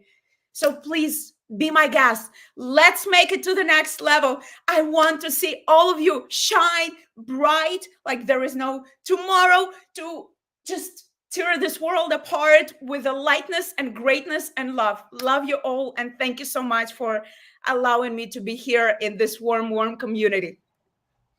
Yulia Vargas, well done, well said. The energy was at another level. I love it. Thank you for everything you just brought to us. Thank you guys for what you're doing. It's a mission to me, inspiring people, playing full out. This is the best that we can do. And this is exactly why we're here, building this community, coming together. Tell me who's your friend. I'll tell you who you are. Yulia, quick question for you. I'm assuming, just based on what I've seen, you've done some work with Tony Robbins, correct?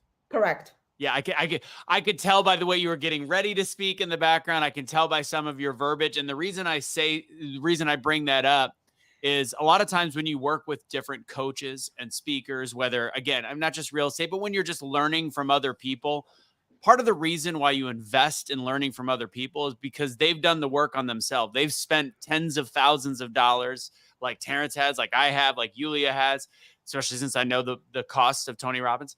And it's like we are able to take pieces of all of these different groups, just like you will. When you go to something like BTBY, you're taking lessons from each person you hear, and you're just becoming a more complete coach, more complete individual, more complete speaker.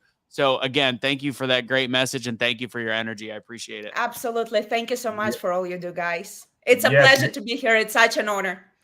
Pleasure to have you here. BTBY is an international movement, and we love to get this perspectives not just from Kansas, but we get the perspectives from Kenya. Now we get the perspective from someone who was originally from Russia but now has spent decades here in America. So we love the energy, we love the message, we love your story, and we love that you want to continue to be a part of what we're doing here at Becoming the Better You. You mentioned the webinar. Is there a way where they can reach out to you to get more information about your upcoming webinar?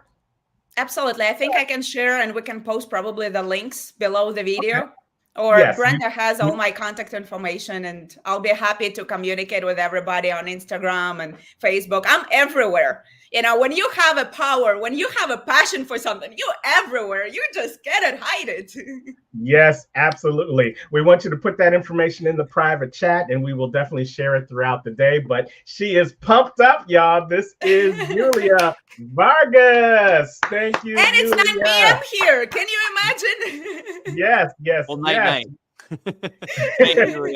No, we're just beginning. It's just the beginning. Come on.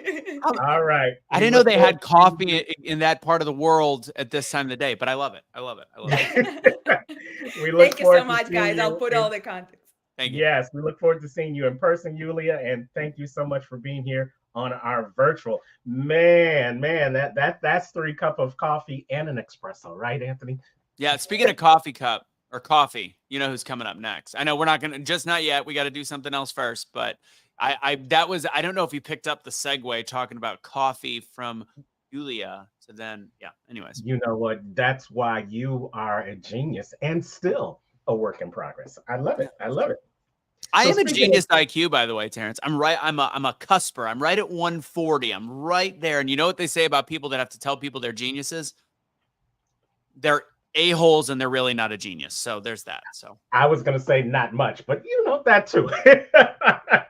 But you're just a hair above me. Get that hair above? Yeah. Okay. We're here all day, guys. If you don't like our jokes, you'll love our speakers and you'll love our purpose, because our purpose is to help you become a better version of yourself. And we've got this major marketing guru who's going to be at BTBY September 13th and 14th. And he's actually going to have some VIP opportunities to meet him, break bread with him, and really pick his brain.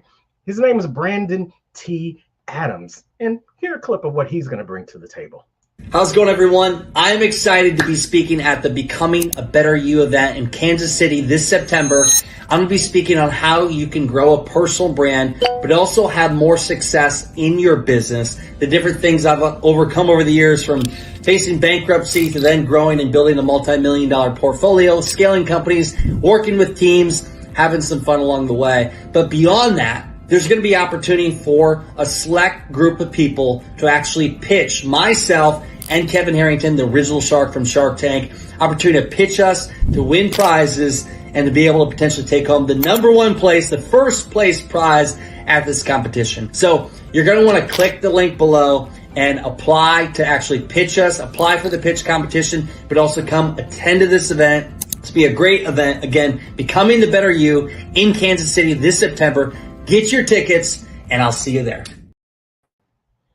Yes, and we want to see you there where you hang out with Brandon T. Adams. You know, Anthony, we've got people from all walks of life, from people who are just starting out to becoming the best version of themselves, to people who are millionaires and billionaires that are coming together in Kansas City to show that it's a work in progress. And what would you say to the people who are still on the cusp, on the fence, on whether they want to be at this event? Well, did you see how blue his eyes were? You have to go. It's like, I mean, if he's gonna be there, I feel like I just saw a video of Ryan Reynolds or something. That was crazy. Anyways, Yeah. no, I mean, if the great thing is, and people, I always use this reference when I talk about people in their coaching, is what makes you special, what makes you stand out. And honestly, there's a million different things you can go to for self-help and character building and brand building. But when you have the ability to meet with powerful people like them and the Kevin Harringtons and who we just saw, all Brendan's, when you have that opportunity, and then you also have a group that is incredibly intimate and is able to you build an actual core relationship with 20, 30, 40 people. And again, it'll be a bigger room than that. But when you're able to get a little bit closer and it's more personal, that's what sets things apart. That's what sets BTBY apart from certain things, like where you're like, oh, do I spend thousands of dollars at a Tony Robbins event or whatever, which is all great. But there's something different about being a part of a small core group under 100 people that you get to actually meet a lot of potential people that are going to change your business or work together. So I think that's the best thing that I can say about why to do an event like BTBY, and specifically BTBY in Kansas City. I couldn't say it any better. So if you guys are on the cusp, on the fence about joining, go on over to comechangeyourlife.com. You'll see the list of speakers that are going to be there. You'll see the breakout groups. You're going to see all the things that are going to be happening in that phenomenal 2-day experience. Comechangeyourlife.com. Tickets are going fast, so we want to have your face in the place so that you can continue to be that work that's going to progress you to the next level of your greatness. Now, the next speaker that we have coming up has had a full circle experience with BTBY, Anthony. He started just by meeting up with the phenomenal professor of change, Brenda Ringwood. He's joined and did one of our classes, our Speaker Academy, of which you and I, we were the coaches at that time. He's spoken not only on our stage, but he's spoken on other stages in Kansas, as well as now stages in Kenya. He's gone from being a wannabe speaker to an internationally known speaker. Now, he's got a great bio, and I'm going to read a little bit of the bio, but I think it's the personal that really shows what this BTBY movement is about. He decided that because there was already something in his body, something yearning in his soul that said, I want to be better than where he was at that moment. And he connected himself to like-minded individuals who were also working on being better. And like you've said many times already today, he put in the work. And now he is this phenomenal person that stands before us, or virtually comes before us, as an international speaker, entrepreneur, and a motivational influencer known for his passion for spreading positivity. His favorite statement is, stay positive, people. He is the part owner of Luminous Technology. He combines his entrepreneurial drive with a commitment to inspiring others through his blog and podcast, The First Cup KC. He's one of the co-authors in our book, Becoming the Better You, The World is Ready, and currently writing his own autobiography about his remarkable life journey. Come on, people, start clapping your hands virtually and welcome to the stage our own international speaker. Time to get a cup of wisdom, a cup of joy. Come on, welcome to the stage, Coffee Cup Chuck. What's good, people? What's good? What's good? Chuck, I apologize for my colleague Terrence for taking your tagline and butchering it. Can you do it for us, because that was just a lackluster Coffee Cup Chuck What? intro. Dude, what's good, people? It's your boy, Coffee Cup Chuck. Today, I got a powerful message for you. Yeah. So I just want to say, when I started this journey with BTBY, I did a virtual. The very first virtual I ever did, it was with you two. And here we are again. That's what's up. 4 years, 4 years later. Yeah, we're like I got AK-47 on the line. Tat. Yes. I got yes. Mr. Unstoppable. Yeah, I love it. Yes. We love you too. And again, we can't talk enough about how you really, when we think about the full circle experience that you guys see on your screen, that circle around the BTBY, becoming the better you, we put you as that person in the center, because you have gone through everything that we have started and put together, and you have created and implemented the blueprint that we have out there. And you are now going to share with our virtual international audience what you've learned, and we're looking forward to getting our cup of joy on this Saturday morning. So without further ado, the stage is yours. This is Coffee Cup Chuck. Whoop, whoop. Yeah, what's good, people? Yeah, so check this out, man. This journey that I've been on with BTBY, man, it's been phenomenal.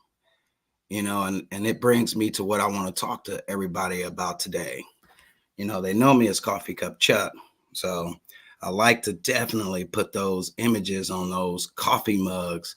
And I don't know if you guys can see that, but that right there is a cup with a soccer ball. And what's that in the back? It's a goal. How are you shooting and hitting your goals? Yeah, it's something that a lot of us don't realize, but we all carry goals on a daily basis. Sometimes our goals are goals that ain't gonna get us nowhere. But what I want to talk to you guys about today is the goals that will get you places. You got a lot of goals, but how are you acting on them? A couple of years ago, I had some goals. I wanted to be a writer. I wanted to publish my own book, and just planting that seed to writing and wanting to understand how I could be that writer, I ended up involved in a group of people that didn't just write. They did a whole lot more than that. And they were doing the things that I wanted to do. So the first thing I want you guys to understand is when you start setting these goals, you got to make sure you're planting these goals in the right environments. Because I planted myself in this environment, the BTBY environment. And just 2 years ago, I wasn't a public speaker. 2 years ago, I wasn't an author. I did start my inspiring career off as Coffee Cup Chuck. I did start a podcast called The First Cup KC, which highlighted a bunch of other people in the community that were doing things great. But I didn't have really a group of people that could actually take me to that next level.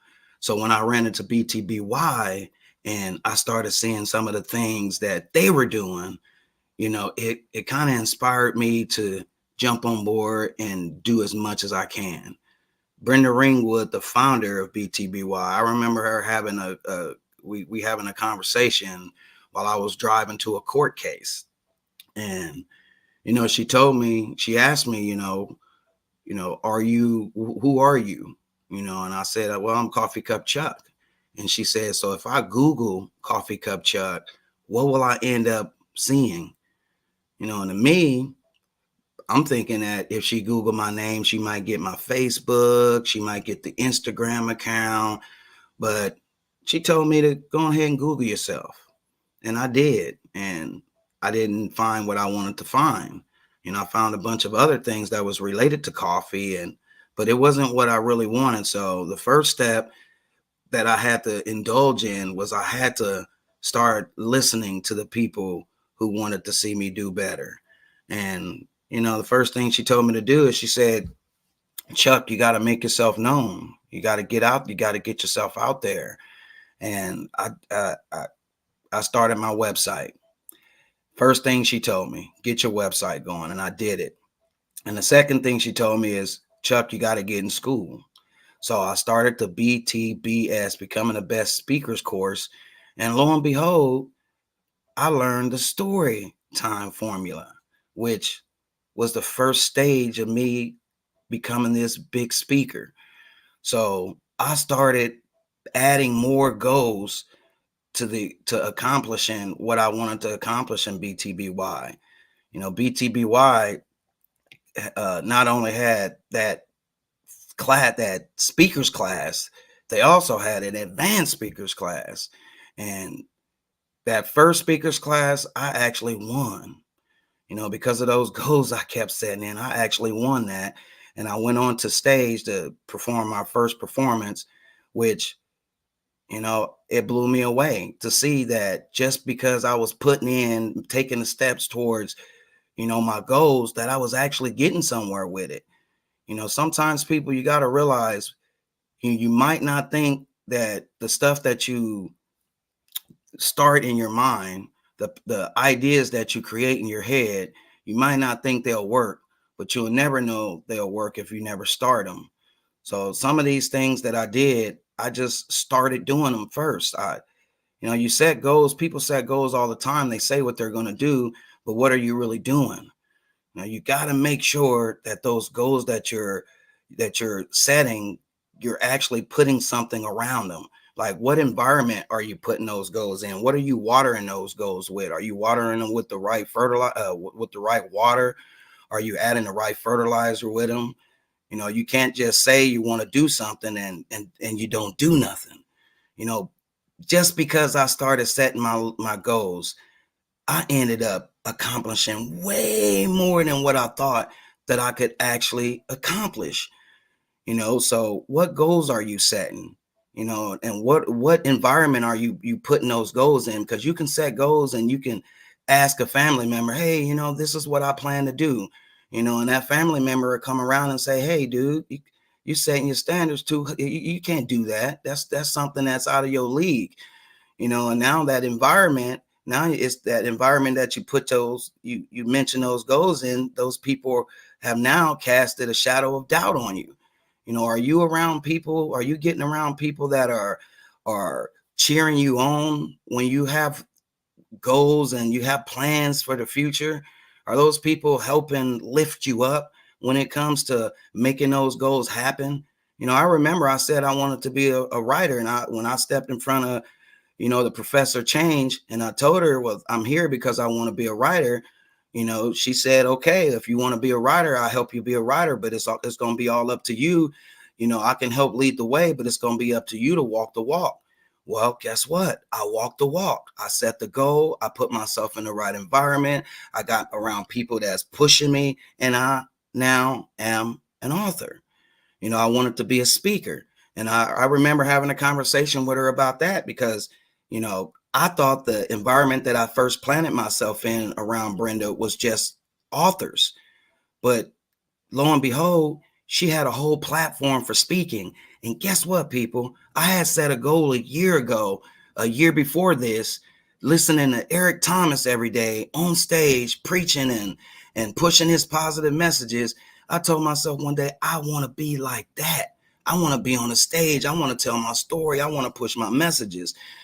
Brenda Ringwood said, I got a stage for it, but you got to set the goal and you got to follow through. So I set the goal, I joined the class, I followed through.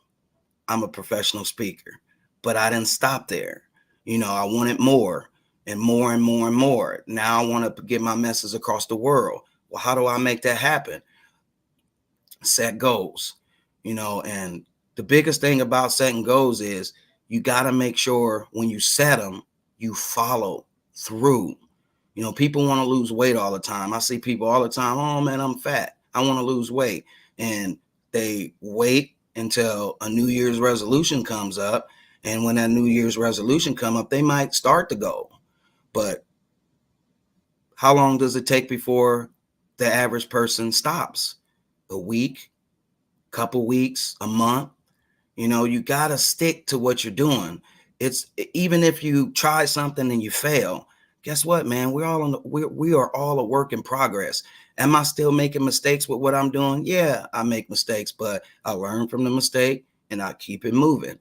You know, but the big thing I really, really want to talk to you guys about today is what community are you putting yourself in when you're trying to make your rise? Are you making sure that you're putting yourself in that environment of people that are going to help you get to where you want to go? That's the question.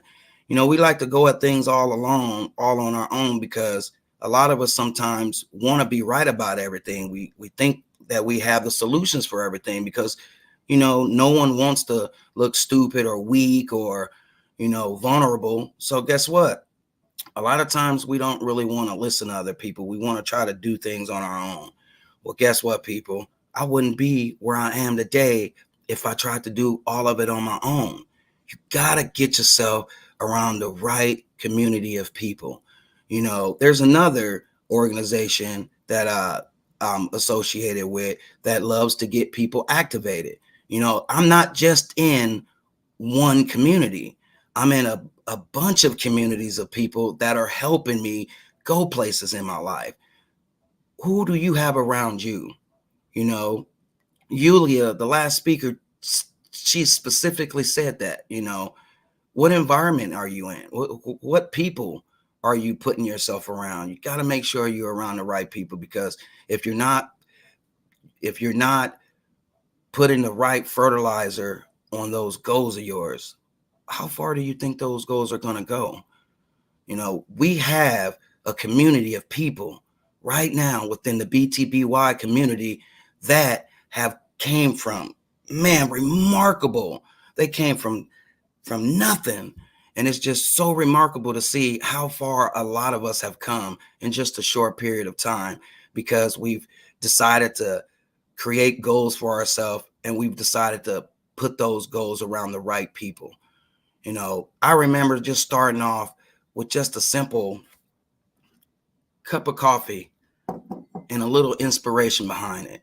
And that was years ago. And now it's just not all about the cup of coffee. You know, it's about inspiring people from not just Kansas City, Missouri, not just the United States, but all the way across the world. You know, so my question today to you is, how far are you willing to go to make sure that your goals survive? You know, how far are you willing to sacrifice to make sure that you push those goals into the right environment? And what kind of water and what kind of fertilizer are you going to add to those goals to make those goals grow? You know, I'll be speaking at the BTBY Work in Progress conference coming up here September the 13th and the 14th. And I'm going to be really, really zoning in on some of the stuff that I'm talking about today. Now, I don't want to give everything away of what I'll be speaking about, but you best believe that during this speech that I'm about to present to you guys, I'm going to have you guys plant some seeds for sure. You know, I don't know what you got going on September 13th and the 14th, but if you're serious about changing your life, if you're serious about getting off that level that you might be stuck on, you know, tune in, get on over to comechangeyourlife.com and get yourself registered, get yourself a seat, because there's going to be some powerful people telling their stories and helping you understand that just because you might be in a little rut, there's always a way to get through it. You know, get yourself in the right community and get yourself some goals that's going to put you where you want to be in the future. It's your boy, Coffee Cup Chuck. And I hope you understand that those goals that you have, they can really, really turn into something great if you at least give them the opportunity to grow into something great. So those seeds that you plant, those goals that you're creating, make sure you're putting them in the right environment, the BTBY environment. And that environment is becoming the better version of you. It's not necessarily just BTBY. It is you being the best version of yourself. You create your own environment, and then you surround those with support. You surround your environment with those who support you. Best way, best advice I can ever give. And then be consistent, man. Be consistent. The best way to growth is to be consistent at what your path is along that journey. Stick to what you're doing. It's not going to happen overnight. Like Chuck said, it's been 2 years for him, but it's finally starting to evolve, and it's growing and it's transforming. But we're not just talking about his speaking career. We're talking about his mindset. He's had a whole new window to look out of and climb through, and he's closing doors to what didn't work. It does. Keeps going. I learned something every conference, every single conference. You know, I remember the last conference I went to, I went there to speak. I went there just to be a speaker. I wasn't expecting to be affected by other people, even after being in several of these conferences. So even the speakers go to be inspired here. Yeah. Yeah. You know, we had a speaker I'm sorry, Terrence. We had a speaker getting enlightenment. So Princess Ahmad used to go by Prince Michael. While he's on the stage, had this epiphany that said, and he's going to be on later today, there's nothing wrong with who I am. There's nothing wrong with Prentice. So I'm going back to the original Prentice, and I don't need a fake name. I don't need anything. I just need to be me. And it was powerful to hear him come alive on the stage in his own revelation. Yes, it was. Yes. Yeah, absolutely. You know, even speakers need speakers, and that's what we love about this thing we call the experience. We stopped calling it a conference after the first conference, because when you go to a conference, you're expected to be talked to. When you come to an event for an experience, you're expecting to be poured into.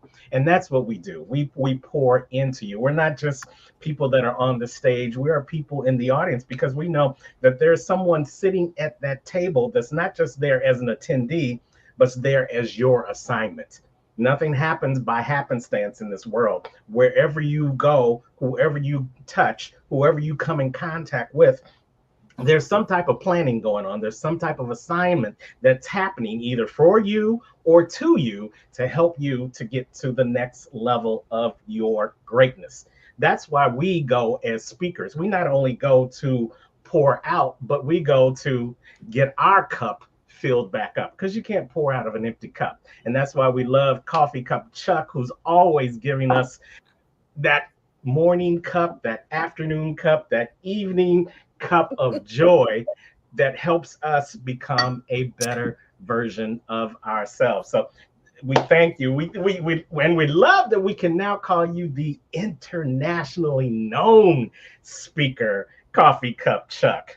Man, congratulations. And thanks to BTBY for helping me bring that out of me, because I'm telling you, going through that BTBS class, you know, going to the advanced classes, it has taught me so much. It has taught me to relax. It has taught me who I am, that I can be who I am without worrying about judgment. So thanks again to BTBY. I love it. So Coffee Cup Chuck, somebody. Yes. Yes. And that you did what you rap about. You said, what are you going to do for yourself? And you took action. And we love you for that. We love you for that. Somebody's watched you right now, and they can't wait till September 13th to see you. But they want to get closer to you now. They want to have a conversation with you. They want to get more of this morning cup of Joe known as Coffee Cup Chuck. How can they reach out to you right now? they can go over to coffeecupchuck.com. It's finally back up. Sorry, 007. it was 3 weeks down, but it took me 4 days to get it back up, but it is up. Go to coffeecupchuck.com. It's simple. I got links on there. You can check out podcasts. You can check out my daily motivational cups. You can check out some of my songs that I've already performed. I got videos on there, but you can also follow me on the socials. Coffee Cup Chuck. Coffee Cup Chuck. Thank you so much, man, for being a part of the BTBY movement. You guys check him out September 13th and 14th in Kansas City for the BTBY Work in Progress experience. And we're going to have another phenomenal speaker there that, you know, we have all had the pleasure of hearing. I've had the pleasure of being coached. Brenda's had the pleasure of being coached by, and so has Coffee Cup Chuck. He's going to be one of our main speakers. This is Dr. Ruben West. It's Dr. Ruben West here, and I want to invite you to the Becoming the Better You conference hosted by Brenda Wood. This is going to be an amazing conference, and it's going to provide you a unique opportunity to grow. Remember this, new levels come from new lessons. New levels come from new lessons. People ask me all the time, Dr. West, how are you able to go to all these countries and do all these different things and be in these conferences? You know how? Because I team up with new people that can give me new lessons. They can teach me. Remember this, mentorship is not just about what someone can teach you, it's also about where they can take you. They can open doors, they can position you, they can introduce you. And so at this conference, you're going to get a chance to network and meet and learn from some amazing individuals. She has Brandon Adams. He's an Emmy award-winning producer. She also has Kevin Harrington. He's one of the original sharks on the hit TV series Shark Tank. You have to know that there's something that you can learn from them. I know that. That's one of the reasons why I'm excited about going. So listen, life comes with a guarantee, but you and I, we're the guarantors. Go to www.comechangeyourlife.com. That's www.comechangeyourlife.com and put yourself in a position by registering to learn from other people. Remember this, new levels come from new lessons. Next levels come from next lessons. Mentorship is not just about what they can teach you. It's also about where they can take you. ComeChangeYourLife.com. I'll see you there.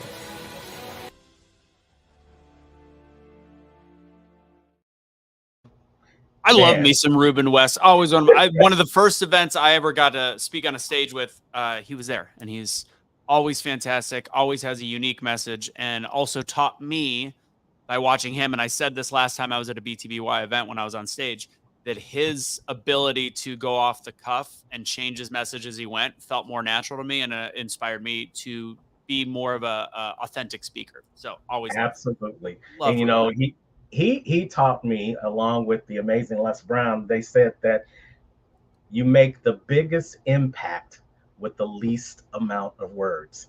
Now, he just gave you a whole dissertation in 1 minute and 42 seconds, not only about the reason to come to the BTBY conference, but that life lessons, new levels, new opportunities to learn. And that is so true. And that's why we love Dr. West, and that's why you're going to love to see, hear, and engage. Watch me. I said this again. See, hear, and engage with Dr. West at the BTBY Work in Progress experience. So go and get your tickets. ComeChangeYourLife.com. As we keep this party going on today with our next speaker. Who we got? Anthony. Our next speaker is an organizational engineer by day and by night. She is just a mom of two. She's a life coach, counselor in her church community, Fit Mind, Inspire, on and offline. She's passionate about helping individuals who struggle with their identity and self-worth by providing solutions, discovering the value they have within. I've been watching her in the back room. She's been getting ready. when we did the cheers, we did that together. I saw her bring her cup in. Ladies and gentlemen, coming to the virtual stage, Frendel Faye-Heron. Did I do that right? Did I get it? Go ahead and unmute yourself. Yes, you got it, Anthony. Good job. What's good, everyone? Hi, Terrence. Hi, Frendel. How are you? I am excited. I am feeling incredibly elated just to be a part of this community. Like all the speakers before me, just listening to you guys, meeting with Brenda. It's just been an experience, like you said. I love it. I'm doing great. I love it. Well, Brendel, the floor is. Well, okay, Terrence, go ahead. Sorry. Yeah, we love that you are here, and I was just going to say what Anthony was going to say, so I'm going to kick it back to you, Anthony. The floor is yours. Well, thank you. All right. Well, once again, I am just so happy to be here. I do want to tell you a little bit about myself and the message that I would like to bring to your day. So like in the introduction, thank you, by the way, for that wonderful introduction. Organizational engineer didn't come overnight. And you might be asking, what is that? It's truly, it's a manager or someone who but organizes and makes sure a machine flows right. I'm a dental office manager. It took me maybe 16 years to get there, something that I never thought I would become early in my career in the dental field. Growing up, I've always wanted to help bring a smile to people's life. I wanted to bring confidence to people's smiles, help them to believe in themselves. And so I got into the dental field as a dental assistant. And I was a dental assistant for about 16 years.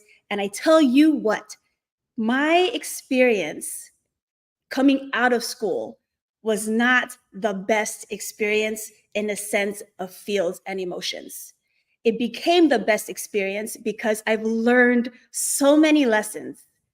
Next level, next lessons, everything that we just heard in that promo by our doctor there. So in the beginning, it truly felt like boot camp. I would cry every day for about 3 months in a new office because I didn't have the support that I needed. I worked in a new environment. No one was there to really support me. And so what was left for me to help me move through my day to where I can still bring a positive light to my patients, to the doctor I work with, to the team around me? It's really my mental game. It's what I think about and what I say to myself. It's not always easy, right? Because when you don't have the support, of course, then you feel like you don't know your stuff. Like, I'm not enough. I'm not doing great for my doctor. I'm not being of best service to my patient.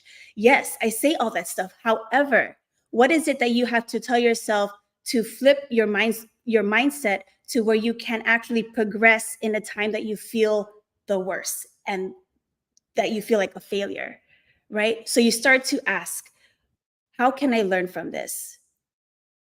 So that has always been something that's in my mind all of the time. She's not helping me, but what can I learn from this? And what I learned from that team back then is I don't want to be a leader like you. In fact, I don't think you are really a leader or want to be a leader. I've learned to be resourceful. I've learned that if I open up to who I work closely with, which was a dentist at the time, that he felt the same way. And now we're together in this. I learned that communicating your feels, communicating what you're going through with someone that you can trust will actually help you. And what did I learn as a new dental assistant? I learned that school gives you the tools, but every day in the real life at work, you're putting more tools in your toolbox, right? You're sharpening your instruments, you're sharpening everything that you have in your toolbox. So I carry that with me throughout my career. Up until 4 years ago, I transitioned from the back office or the clinical team to the administrative team, somewhere I never wanted to be because I didn't want to deal with money. I didn't want to deal with your insurance. Like, I don't want to tell you how much you're going to owe me. But for some reason, I ended up loving it. I didn't start loving it up until recently, where I felt that it's not sales. It's really being passionate and becoming an advocate of what you are doing, right? I'm helping patients understand their treatment needs, right? I am helping, and I'm not going to just cater this to patients, right? It's everyone around me. As you know, I'm also a coach, a counselor in my community, my church community. I talk to so many people from different walks of life. So truly what I'm telling you and what I'm presenting can be used in every setting and every group, every part of your life, okay? So when you are very passionate about something and you believe in others and you believe that something will actually help you be better in your day, just by presenting it, it don't matter how much it is, they're going to see it. They're going to see it for themselves. They're going to feel empowered and they're going to accept whatever it is that you're presenting, right? So because of this passion, I've been able to thrive in the business, in the administrative part of my career. And when I say thrive, I need to tell myself that every day. It's not easy. Definitely not easy. And this is where the fit mind comes back to the picture. Not only fit mind, but having a growth mindset. So let me take you to the growth mindset. Okay. If you haven't heard of what a growth mindset is, it's truly believing in yourself that you have the capacity to improve every second of your life, right? It doesn't matter whatever comes your way. This life is not against you, right? This life is here for you to gain an experience, a lesson, something to improve your own performance. Okay, so going back, change of career, change in the way you just change, right? It's not easy to thrive. And I've always told myself in my mind that this is hard, this is difficult. Why can't I just do what I love and be great at it? And what do I love? I love to speak, right? I love to talk and I love to put value in people's lives.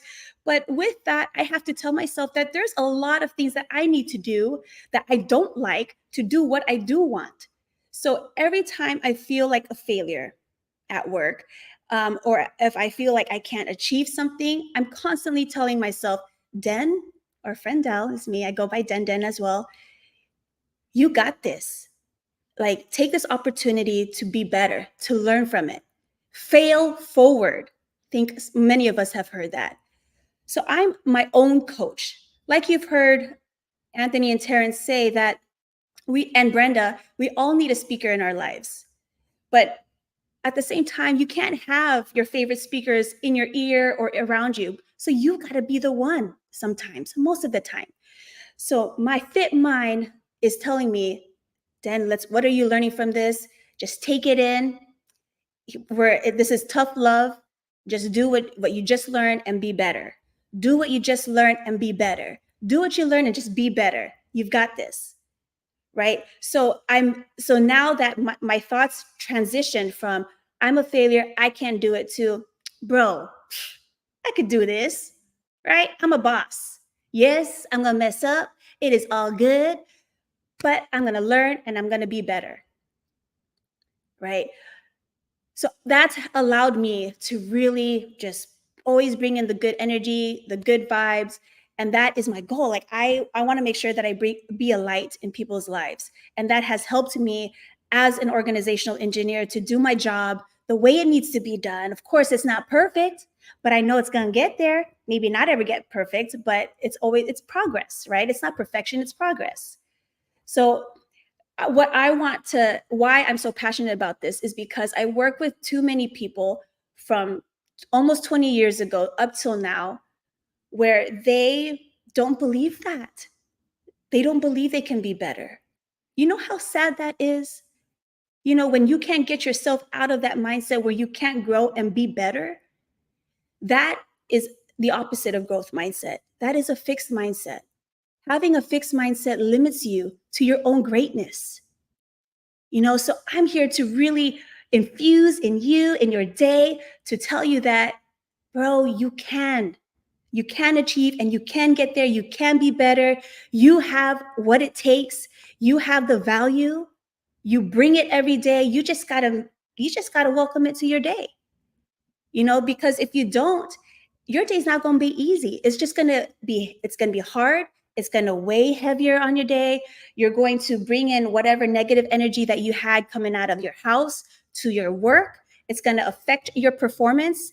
Now you can't be that person to bring that kind of level to your team. It's going to affect the way you work. It's going to affect you when you go to the grocery store. It's going to affect your mindset when you're driving home and to from work, to a party, to anywhere. Like everything in our mind matters. And whatever it is that we have in our mind, it's going to transfuse and leak out to other people. So what kind of person do you want to be? What kind of life do you want to have? Do you want it to be meaningful? Do you want to be intentional, purposeful? Do you want to be a good energy? Do you want to be a good vibe? Like, what do you want to be? What do you want to be? How do you want to be? And I know a lot of people need some guidance and coaching to get there, to understand themselves. I'm one of them. So I hope that I can bring you in. We can always connect online on Instagram. It's a personal Instagram. I love to build the rapport. I have no shame in people getting to know me on a personal level before I could really, bring value to your day. But having a growth mindset over a fixed mindset will always take you further. And if I may, just a side note here, touch on beauty. Because confidence, a lack of confidence, is going to just weigh heavy on you, and it's not going to help you progress. A lot of people don't have confidence because they don't have confidence in the way they look. They don't have confidence in the way they smile. They don't have confidence in the way they carry themselves. So we have to take a step back and redefine beauty, redefine you. What we need to do is focus on your strengths, right? Believe that it is your strengths and the promises that you keep to yourself is what makes you beautiful. When you focus on that, you can show up with a new level kind of confidence and trust. You're going to see yourself progress. Beauty often is defined with what we see on social media. I got over that a long time ago. I might not be the prettiest. It is all good, right? Hone in on your personality, your characteristics, your morals, your values, the type of energy that you can bring in people's life, the way you can impact lives. That's beauty. That is beauty, and that is your beauty. And be confident about that. Don't ever compare yourself to nobody else. So always know that. And that is something that I want to help make sure that everyone is aware of, that you own in on your own beauty, bro, because that is what's going to take you to the next level. Have the confidence, believe in the value that you put out in this world, and always know, right, that the world is for you and not against you. So whoever you meet, whatever you experience, you're going to take lessons from those times, those engagements, and you're going to apply it to your life to better yourselves. Hence this awesome podcast, this awesome community of becoming the better you. So I hope that y'all heard me. Did you hear my message, Terrence? We heard you. I heard you. Great job. Great job. Great job. You brought us in. You immediately made us feel like family. You told us your nickname, Din Din. So it's Din Din for the win. Yes. We loved it. I love the idea of the growth mindset, and I love how you really talked about focus, because we here know that where your focus goes, your energy grows, and we felt you growing as you started the speech and as you ended the speech, like it was a beautiful concerto. I was like, wow, she really dropped it. You did great.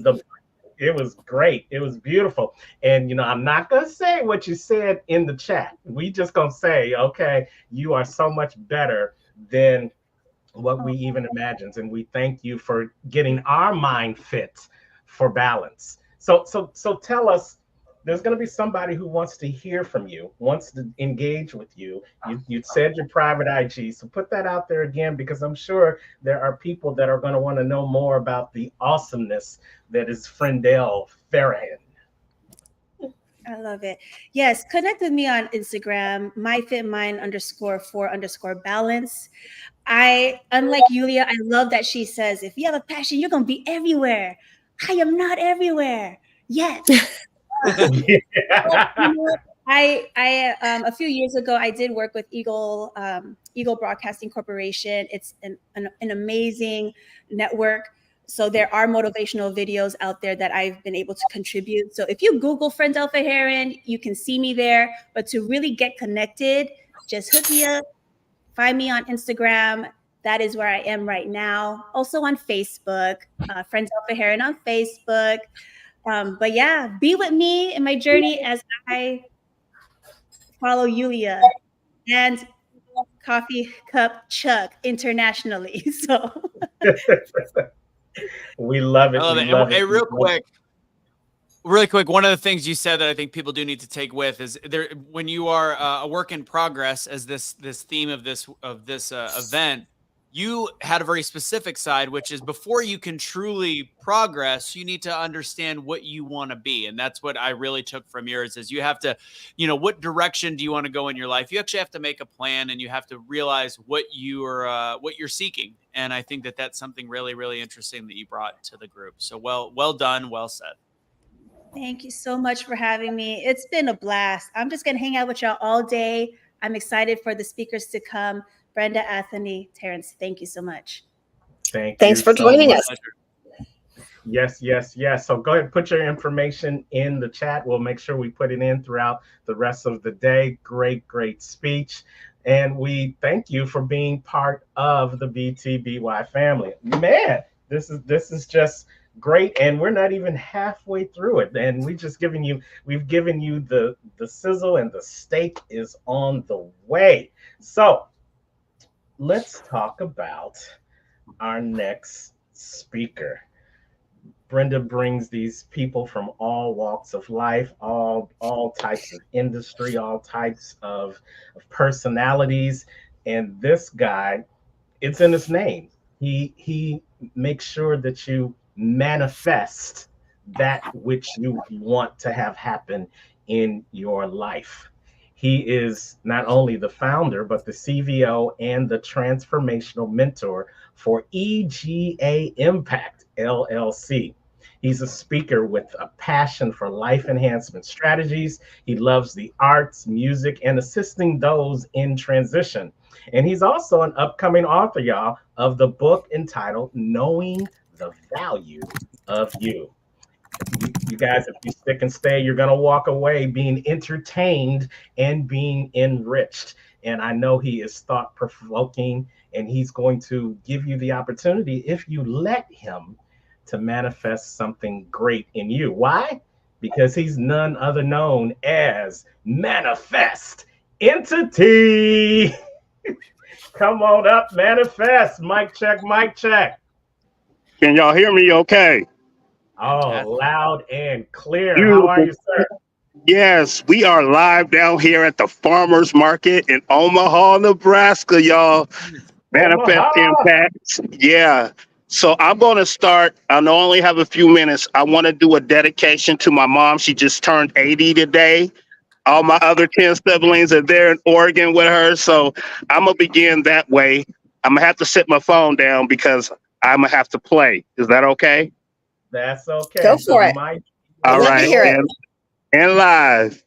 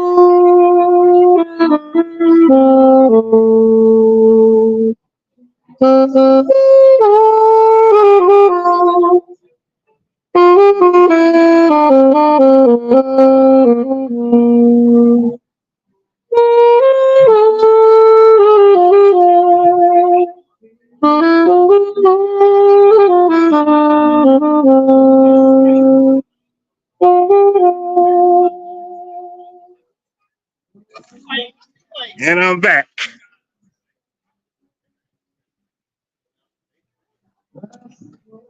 Yes, yes, yes. Great job, Manifest. Yes. Come on. The stage is still yours. Bring the message.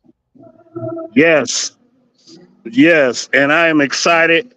Everybody can reach out to me. I am Manifest Entity on Facebook, Manifest Entity on YouTube, also known as Mr. Intimacy on the saxophone.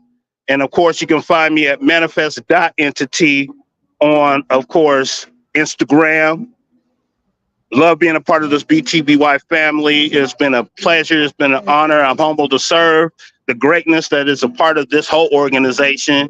Mr. Unstoppable himself, and of course, the Professor of Change and Miss Brenda Ringwood. Any questions for me before I hop off? Absolutely. So you joined us wanting to become a better speaker, but we learned through meeting you that you not only speak through the voice and your words, you speak through the melodies of your music. How do you blend both of those together to become a better version of yourself? Well, our motto over here at EGA Impact is that we are experiencing excellence, transforming ourselves from the inside out. So everything has to be in alignment. And I believe our first language is not English. It's not even a spoken language. It's music. It's the vibration of sound. So God gave me this gift. He moves that music through me. So I minister through the music. And then he's over time giving me the experiences to grow and overcome my obstacles so I can also minister and articulate through words what I minister through my music, if that makes sense. That makes perfect sense. Brenda, you found this wonderful guy that has become part of the BTBY family. What stood out to you in his journey with us over this short period of time? Well, I met him while I was teaching a workshop for Metropolitan Community College in Omaha. So we have a contract where we go up there. We've done over 7 workshops there and continuing. And he's part of the veteran program. So thank you very much for your service, Manifest. And what stood out with me is it's never too late for him. He's making decisions later in life to change his life. And he's not only making the decision, he's taking the action and implementing the plan. That's what stood out with me. He said yes. He's finding a way to make it happen. He's not letting finances or what other people say stop him. He's finding a way. And that's what we teach you here at Becoming Better You, how to make your way and to not let other people, and I got to kind of my crown. Not let other people rule your kingdom. You rule your kingdom. You are responsible for your life. You are the CEO of your life. So take charge. Make it happen. Nobody's stopping it but you. Absolutely. So Anthony, you got a question for Manifest? No, I mean, I love, first off, welcome to, you live in Omaha. My mom lives in Omaha. My daughter's in Omaha. I love Omaha. I love, it's funny, like the ability to take a message and also there's something about music when you have, especially saxophone, there's something soulful about it and the ability to connect with people that way. How do you feel? The question I have is, how do you feel music can impact people that are going through issues in their life? Excellent question. I'm actually glad you asked that, because that's one thing I do share, is that no matter what you're going through in life, it could be the baddest winter of your life, the hardest times, you're homeless, been there. You're in a divorce, been there. You lost a loved one, been there. And then you could be in the most loving part of your life. Got married, been there. Got success, went back to school, been there. And do you know that there is something in a song or music that connects us to every experience of our life? No matter if you were in grade school or if you are full grown in a business and in a career, there is a song that comes on and it immediately takes you back to that moment. So I also use that as an avenue to be able to connect with people and help them create memorable experiences in a positive way that they can look back on it. And even when they're going through their rough times, they can put on a Manifest Entity track, Mr. Intimacy, and bring that life back to life. And we love them for life, and we love them for legacy. Love you to life, and for legacy. Did I answer your question? Okay. Perfectly said. Yes, Well, thank you, Manifest, for joining us. Thank you for your music. Thank you for all you're doing, and just keep on going. We love you guys, and the BTBY family, BTBY. Absolutely. Have a great event today, Manifest, and we look forward to seeing you in September. Okay. Oh, Amanda Trotter Fleming, happy birthday! That's my mama. She's 80. Happy birthday, Mama. Absolutely. Happy birthday. Yes.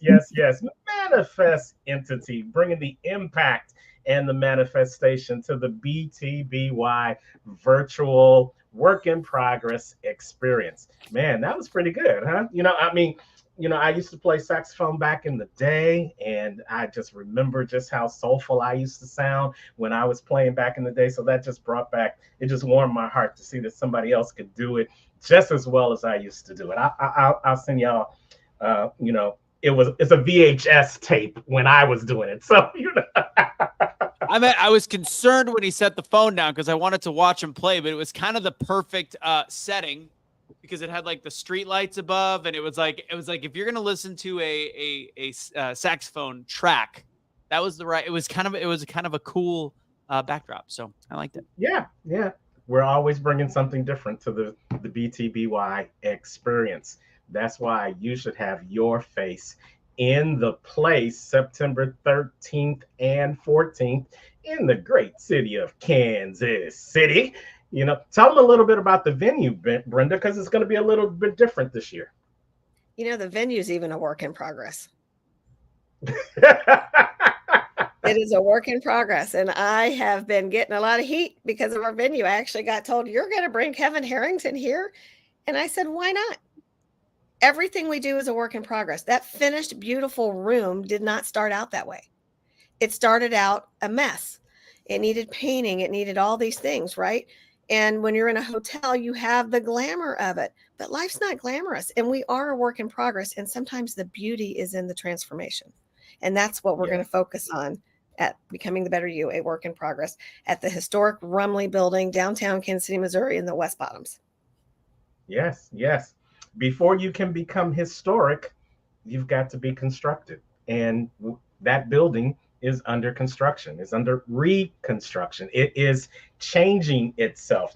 Sometimes in life we can't get to where we're supposed to be in life because we're unwilling to change. We want to stay the same. That definition of insanity, doing the same thing over and over and over again, expecting a different result.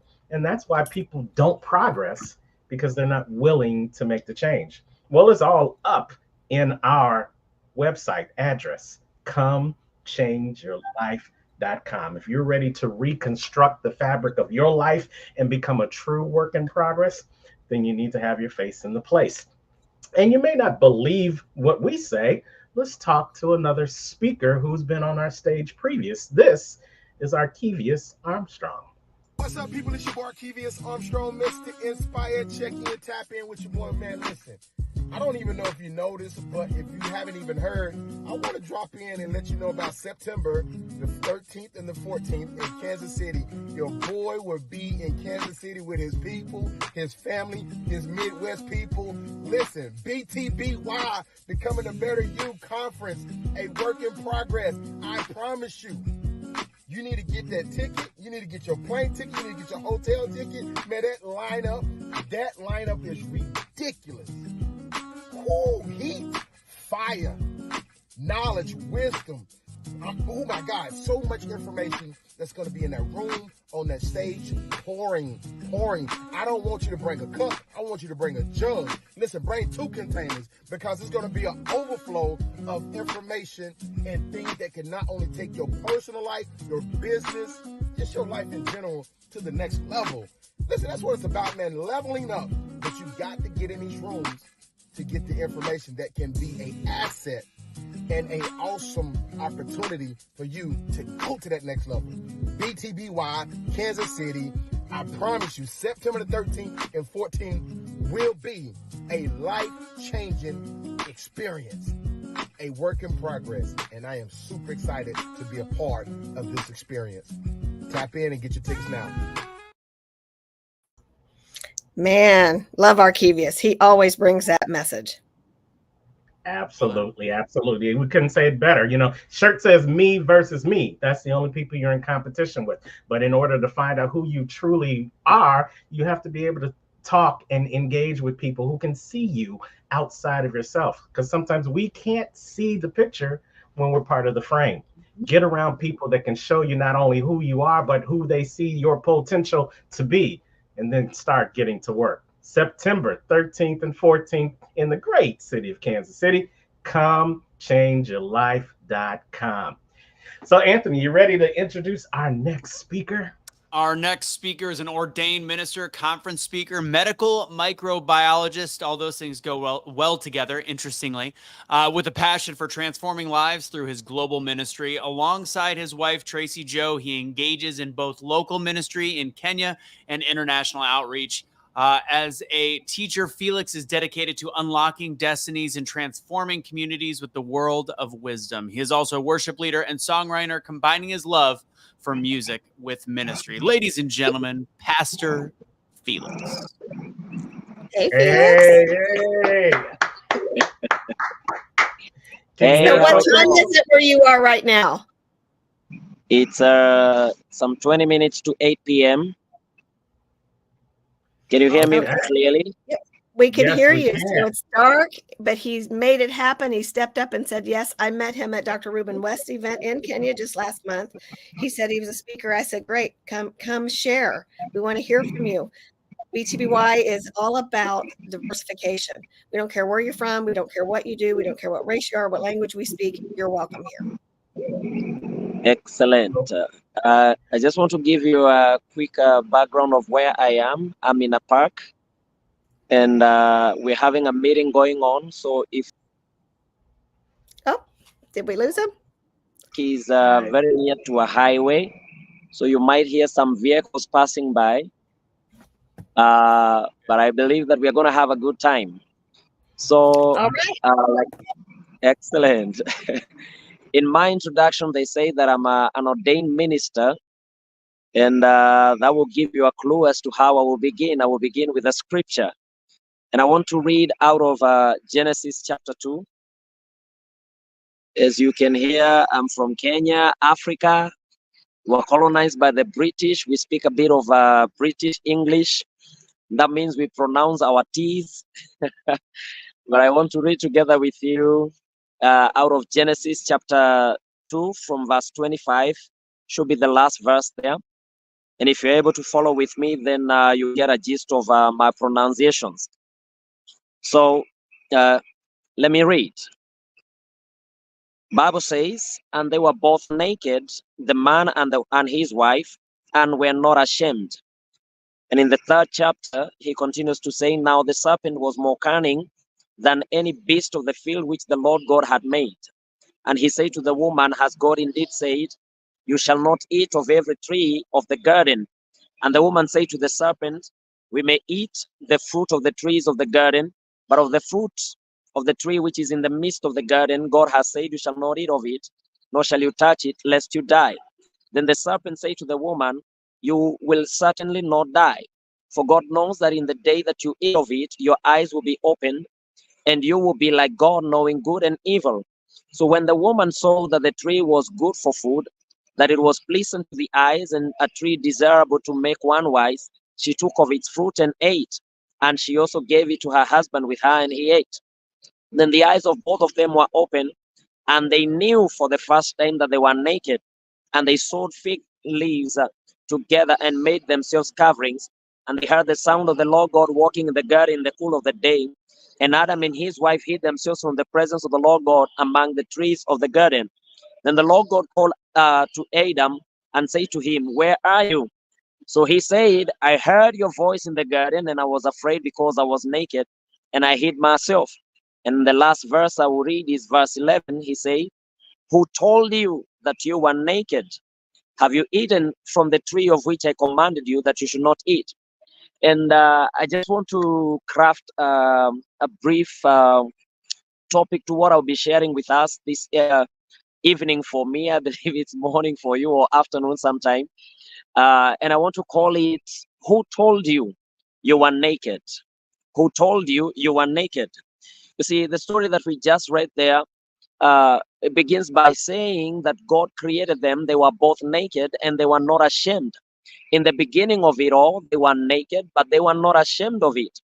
But then at some point, they are hiding away from God. And God asked them, why are you hiding? Who told you that you are naked?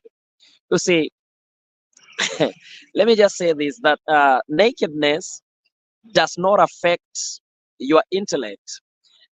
When you're naked, when you're in the shower and you're naked, you are as wise and intellectual as you are when you're in a suit, or when you are dressed for work, or dressed for any other activity.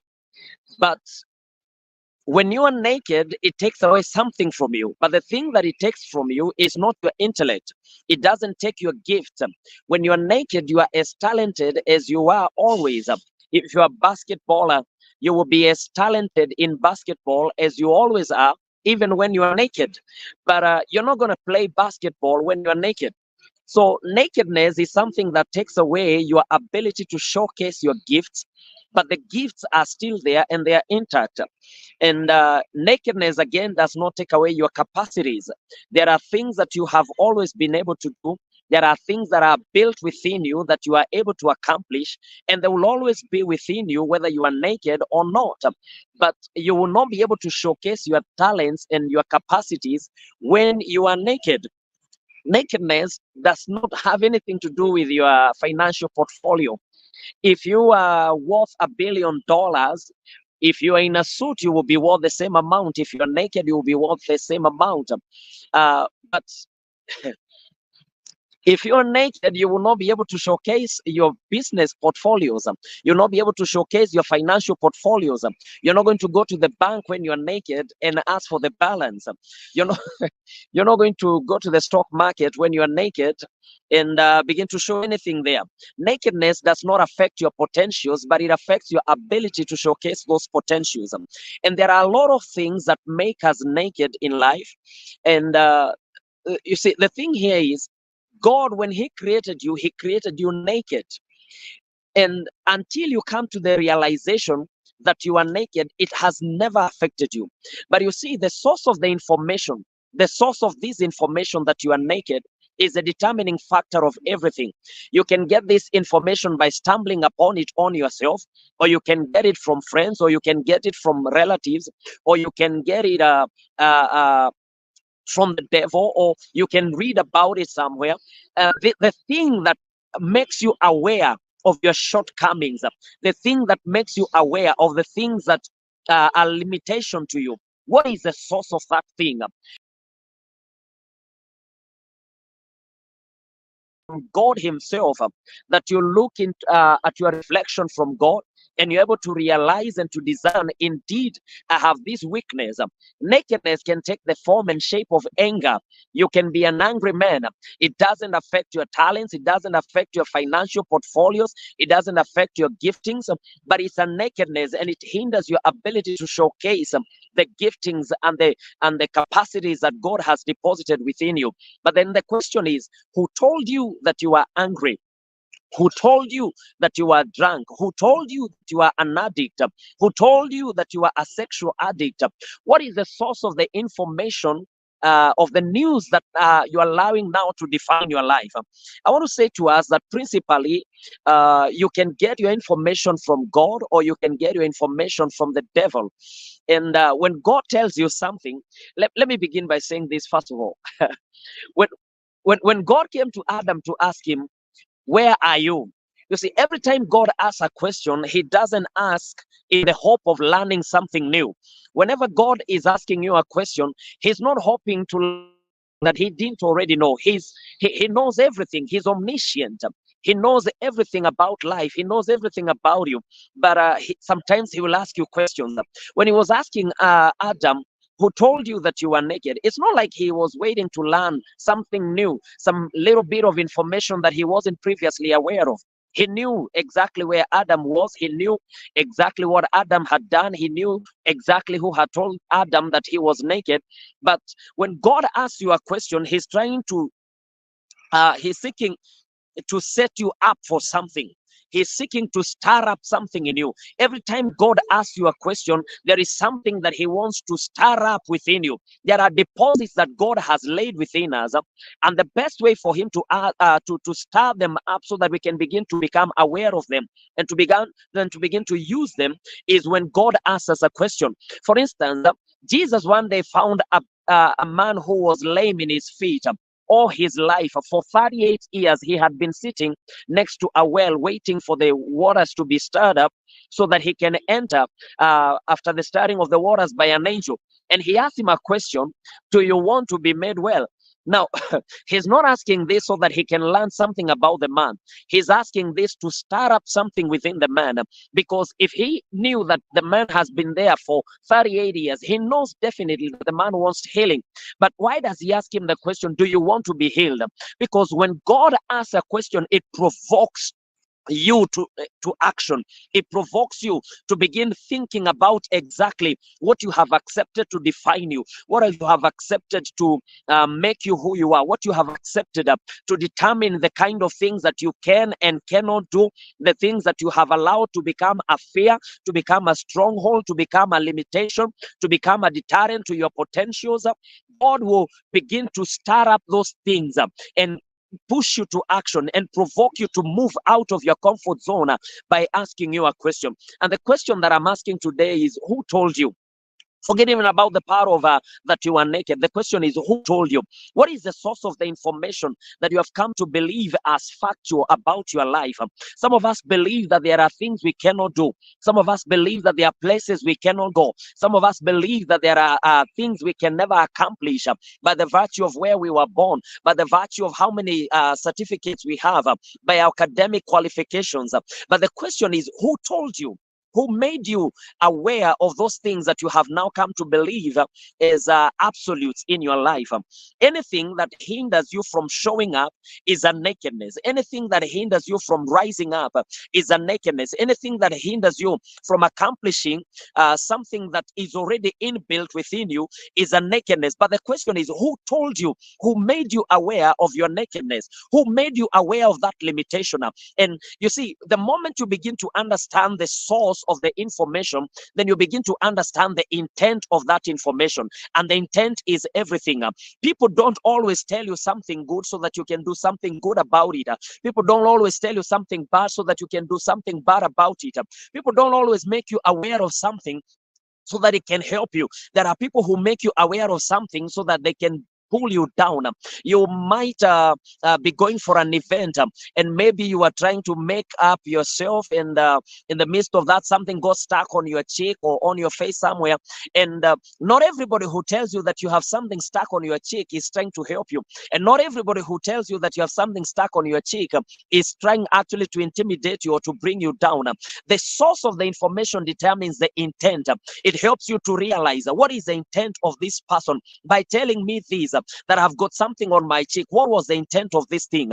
You see, every time you receive something from the devil is trying to put you into depression. When the devil tells you anything concerning yourself, he's trying to pull you down. But every time that God tells you something positive or negative about you, he's trying to raise you up. He's trying to provoke you from what you have accepted as a comfort zone and raise you and stir you up into something bigger, something better, a better version of you that you can become. And so I want to provoke us this time and ask us, what is the source of the things that you have been believing about yourself? If you can allow God to give you information about you, to begin to tell you the kind of things that he deposited within you, to begin to show you the limitations that you have accepted in your life, then he will begin to stir you up into becoming a better version of yourself. And I want to say to us, I love this BTBY, and and I want to say that the foundation of this thing should be finding out, first of all, the things that you believe about yourself. How did you come to believe it? How did you come to believe that you can never play soccer? How did you come to believe that you can never play basketball? How did you come to believe that you can never speak in public? How did you come to believe that you can sing? Who told you that you can sing? Is it because one day you tried to sing in public and people laughed at you? Is it because one day you tried to do something in public and people mocked you and people rejected you? What is the source of the information that you have come to believe is absolute in your life? You see, the devil sometimes will tell you something that appears to be true, but the truth of the devil is meant to oppress you. And the truth of God is meant to set you free. Even when the devil tells you something that is true, he's still trying to tie you up. He's still trying to oppress you. He's still trying to mock you. He's still trying to pull you down.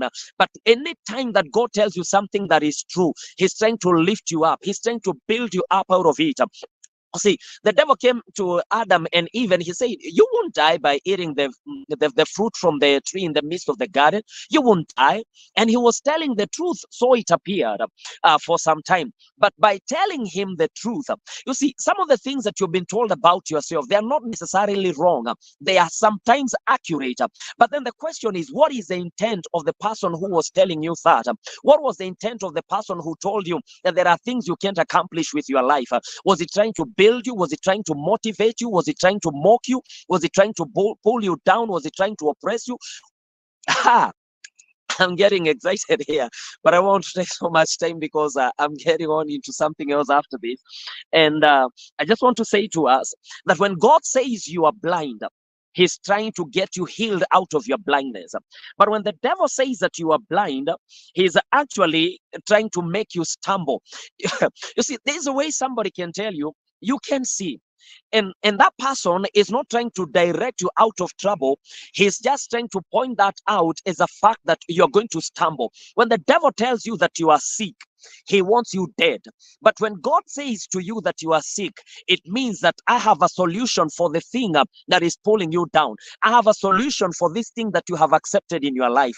So what is the source of the things that you believe concerning yourself? And I want to say to us that you need to query the source of the things that you have come to believe. Some of us, we have held on to things for a long time. And maybe you have never asked yourself, how did I come to believe and accept this as a reality of my life? You see, I'm born in Africa. Most people know that Africa is poor, that nothing good can come out of Africa. But I haven't accepted that as a reality because I have found something better to define myself. I don't look at myself based on where I come from. I looked at myself based on where I'm going. You see, the devil will always define you based on your past, but God will always define you based on your future. When God sees a smoker, he has the ability to see an evangelist or a bishop or a great person within the smoker. But even when the devil looks at a bishop and somebody who is preaching and doing ministry today, he will always identify you with what you are doing before you became the person that you are today. So the devil will always call you the former smoker, the former drug addict, the former drunkard, the former these. But God will call you by your future. He will call you by your destiny. And therefore, I want to charge us at this hour. I keep being tempted to say tonight because it's nighttime where I am. But whatever time it is, be charged up. To begin to question and query the things that you have accepted as absolutes in your life. And if you would accept what God defines for you, then you will be able to become a better version of you. I want to stop there so that I have something to say the next time that I see you. God bless you so much. I love that you said God calls your name by your future. Which means we are not to live in the past. We use the past as our education, but we don't live there. That is beautiful. I love how you put all of that together. And the devil, man, he lies to us, and then he makes us believe our own lies. So yes, fantastic, fantastic. So if they want to reach out to you, how can they find you? You can find me on Facebook, and you can find me on YouTube. On Facebook, I will be Felix Joe, or Pastor Felix Joe. I have a page and I have a personal account. The personal account is Felix Joe, and the page is Pastor Felix Joe. And if you want to find me on YouTube, you can find me on Pastor Felix Joe. And I want to say that besides this talking and besides the preaching, I also am a web and graphic designer, and I love doing that. I have my company, it's called Cross Graphics, and we offer all functionalities of online presence. If you need marketing, if you need an online presence by way of making a website and graphics, we'll be able to do that for you. And how many websites have you done for Dr. Ruben West? I've done more than 15 websites for and through Dr. Ruben West. That's right. So Dr. West uses them, so I would say that his services are top notch. Yes, absolutely. We thank you so much, Pastor Joe, for those words of wisdom. And it's always good to know in this BTBY, Becoming the Better You, that people are good in front of the camera as well as behind the scenes. You're doing the work to help people become a better version of themselves. So we appreciate you so much for taking some time. Let's go enjoy the rest of your time in the park or wherever you're going to go after this. But we thank you so much for joining us from across the pond and sharing your message. Absolutely. And I might see you in October. I'll let you know. I look forward to that. All right, everybody. Pastor Felix, great job. You guys, told you guys, this is an experience. We are giving you experiences from your hometown and all across the world to help you become a better version of you. And with that being said, our next speaker is world renowned. You know, this guy has so many things coming and going. You know, we can't use the same bio because it keeps changing. You know, I write it down in pencil, not in pen. I don't even put it on my computer because by the time it gets on my hard drive, he's gone and recreated and changed himself. But Brenda shared his story earlier.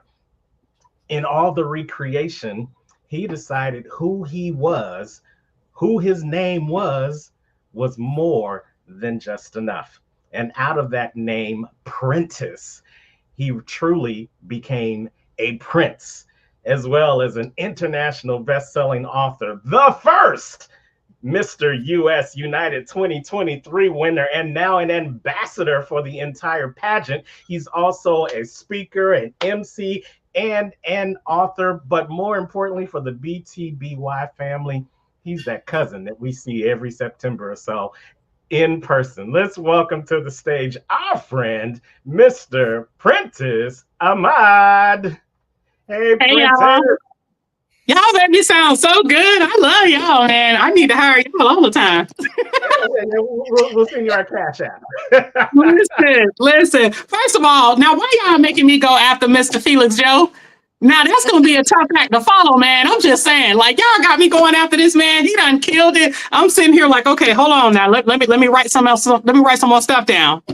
Now, if you could Yes, say yes. 1/3 of the words that he said, you'll be in great shape. Because I mean, the words WPM, the words per minute, were next level. That was Listen, impressive. listen, I was like, man, it was like water. Okay. It just flowed. I loved it. Mr. Felix Joe, I can't wait to meet you in person, man, because you were absolutely incredible. Absolutely incredible. But yeah, oh my gosh, thank you guys so much for even allowing me to speak on your stage. As I always say, I'm always grateful to get an opportunity to share a little bit of my story and to see who I may be able to help. So I'm grateful, I'm honored, and yeah, I'm ready to get started. Y'all ready? Well, Let's with go. that, All right. So first and foremost, everyone, my name is Prentice Ahmad. I am the inaugural Mr. US United and now the inaugural King's Ambassador for the pageant that I represent, which is US United Pageant Systems. And I don't have a whole lot of time with you all on today. And I just wanted to make sure that I can come today and give you guys a little bit of encouragement if I can. Okay, so if you guys see my tagline, you will see that I said the world is waiting on your gift. Okay, the world is ready for your gift. But in order to get to sharing your gift with people, there are a few things that we have to do. We have to become a better version of ourselves in order for people to be able to experience the gift that we have been given. Les Brown often says that the wealthiest place in the entire world is the graveyard. So I want to make sure that with my time with you all on today, that I give you all some encouragement to be able to not take it to the graveyard with you, to be able to give you guys a game plan for you to be able to move forward and go from there. So the first thing that we're going to do is I'm going to give you guys a little bit about me. I'm going to tell you a little bit about me. And then after we do that, I'm going to get into the game plan. So Cliff Notes version. My name is Prentice Ahmad, formerly known as Prince Michael. That's another story. I'll tell you guys about that later when I get a chance to see you in September the 13th and the 14th. If you're not there and don't have a ticket, you need to get one. But anyway, so I have a biology degree. I graduated school many years ago. I'm still 25, mind your business. But I graduated college and I got a biology degree. I followed the course that everyone told me that I was supposed to follow. I graduated with honors from high school. I graduated with honors. I had the second highest male GPA in the entire university that I graduated from. So I'm very excited and happy to say that. But guess what? That didn't mean absolutely nothing when it was time for me to go and find a place of employment. Many places that I went, they told me that I was underqualified before I graduated. And then once I got my degree, I was told that I was overqualified. How that happens, I don't know, because them bills were not overqualified, okay? So I went and I had to find a job because you can't make it in this world without having some form of income. So I got a job as a medication technician or as a med tech, whichever you want to call it. And I was working for a company, can't tell you the name because I ended up suing them and I won. But I started working as a medication technician and the job wasn't going to get me to be rich. It wasn't anything that I could say was going to cause me to have an influx of money coming in every single month. The only thing that it was going to do is serve the purpose, which was I just needed a job to pay the bills that were coming in. Fast forward, I started to realize that all of the people that were working at this place, they were all broke. They all had the same mentality. We were all on food stamps. We were all on government assistance. We were all trying to figure out how the lights are going to get paid, how the water was going to stay on. And we were just struggling. But in actuality, we were not just struggling financially. We were struggling mentally. We were broke. And I don't think a lot of people understand that there are different levels to being broke. You can be broke, you can be poor, you can be po. There are so many different levels to it. And working there, we were not only broke, we were poor because our mindset was poor. Fast forward, one night, on that fateful night, I was working by myself on the assistant living side of where I was. And I had a resident that was paging saying that she needed assistance. When I walked in to go and assist her, the lady was falling out of her bed. Now, anyone who knows me knows that I love my grandmother. My grandmother went home to glory in January, but I love my grandmother. So when I saw this lady, Black, white, Asian, it didn't matter. All I saw was my grandmother falling out of a bed. And if my grandmother were falling, I would want someone to help my grandmother the same way that I'm going to help theirs. So this woman is falling out of the bed. I rush to her. I'm trying to push her back in there. I've never been a big person. So I'm trying to push this woman back into the bed. I'm not that strong. And the woman ended up falling on me. And although I broke her fall, she broke my tail. I have a permanent injury to my lumbar. And that happened because I wasn't able to get this woman back in the bed. Now, fast forward, I often tell people that that was the hardest point in my life, because at that point I got put out of work. I was only making $8.53 an hour. And with that, it wasn't, just like I said, it wasn't enough to change the world. I wasn't going to get rich, but it was enough to pay the bills. However, that money was gone. I wasn't saving a whole bunch of money. So now what happens at this point? We often tell people that they should save for 6 months worth of expenses, but when something like this unexpected happens, what are you going to do? I was out of work for 8 months because of that injury.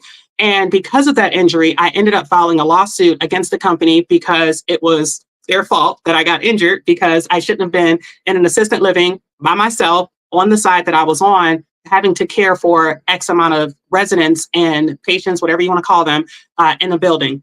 So during that time, a few things happened. My mindset shifted because I realized that although it was their fault I got injured, it was my responsibility to still be able to take care of myself. And because I wasn't able to do that anymore, I had to change the way that I was looking. It became one of the situations that I always say it was the best thing that could have ever happened to me. Being injured, being broke, being poor, that was the best thing that ever happened to me. I didn't come from a family where I can call someone and say, hey, I need $1 million, or hey, I even need $100. Sometimes I can say, hey, I needed $50, and that was a stretch. So I didn't come from the family that you could just pick up the phone and call for help. I didn't come from the family that had it all together. We had a lot of love. We didn't have a lot of resources, but we had a lot of love. So when this happened, I knew that in order for me to not have suicide ideologies, I had to think to myself, what can I do to move my life forward?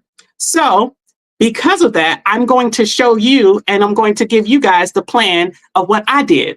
The first thing I had to do was I had to devise a plan, because I knew that although this was a blip in the road, if I allow this to overtake the way that I'm thinking, I'm going to take myself out, because most people cannot survive living in their car. Because I wasn't able to continuously keep paying the rent where I was, I had to then move and start sleeping in my car. I had to go to this Circle K. I remember going up and there was a hot dog and soda combo for $1.60, and I had to use 3 forms of payment just to be able to even afford that. So I had to devise a plan of how I was not going to allow this to take me out.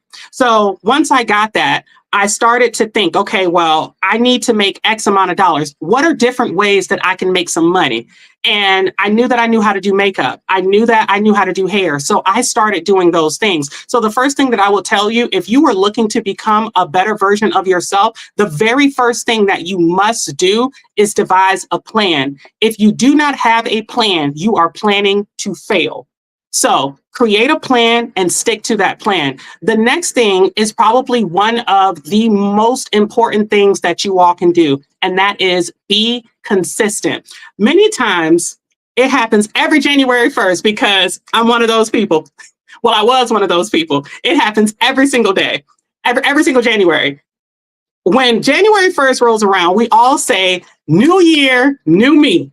I am going to go to the gym. The gym is always full. We are in there. We are killing the Stairmaster. We are killing the treadmills. It is always full January 1st.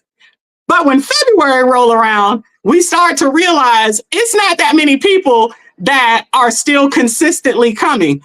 Keep going. We start to realize around April, May, a lot of those people that started in January, they are still not there in May, June. So they're not consistent. The difference between you and Oprah Winfrey is that Oprah was consistent. Will Smith said that he would rather die before getting off the treadmill. So if you are trying to compete with somebody, even if you're trying to compete with yourself, I remember when he said that, it blew my mind, because he said he'd rather die than allow you to outwork him. So you have to consistently outwork yourself, consistently show up for yourself, consistently stick to your plan. If you are not sticking to the plan, everything goes back to the plan. Are you following what the plan says? If you look at your life right now and you looked at from January to now and you say, okay, I'm going to save $10,000 by December 31st. Have you stuck to the plan? And a lot of times you have to deviate. There are a lot of times when you are driving, you're following the GPS, and then all of a sudden it tells you that there's a faster route to get to where you need to go.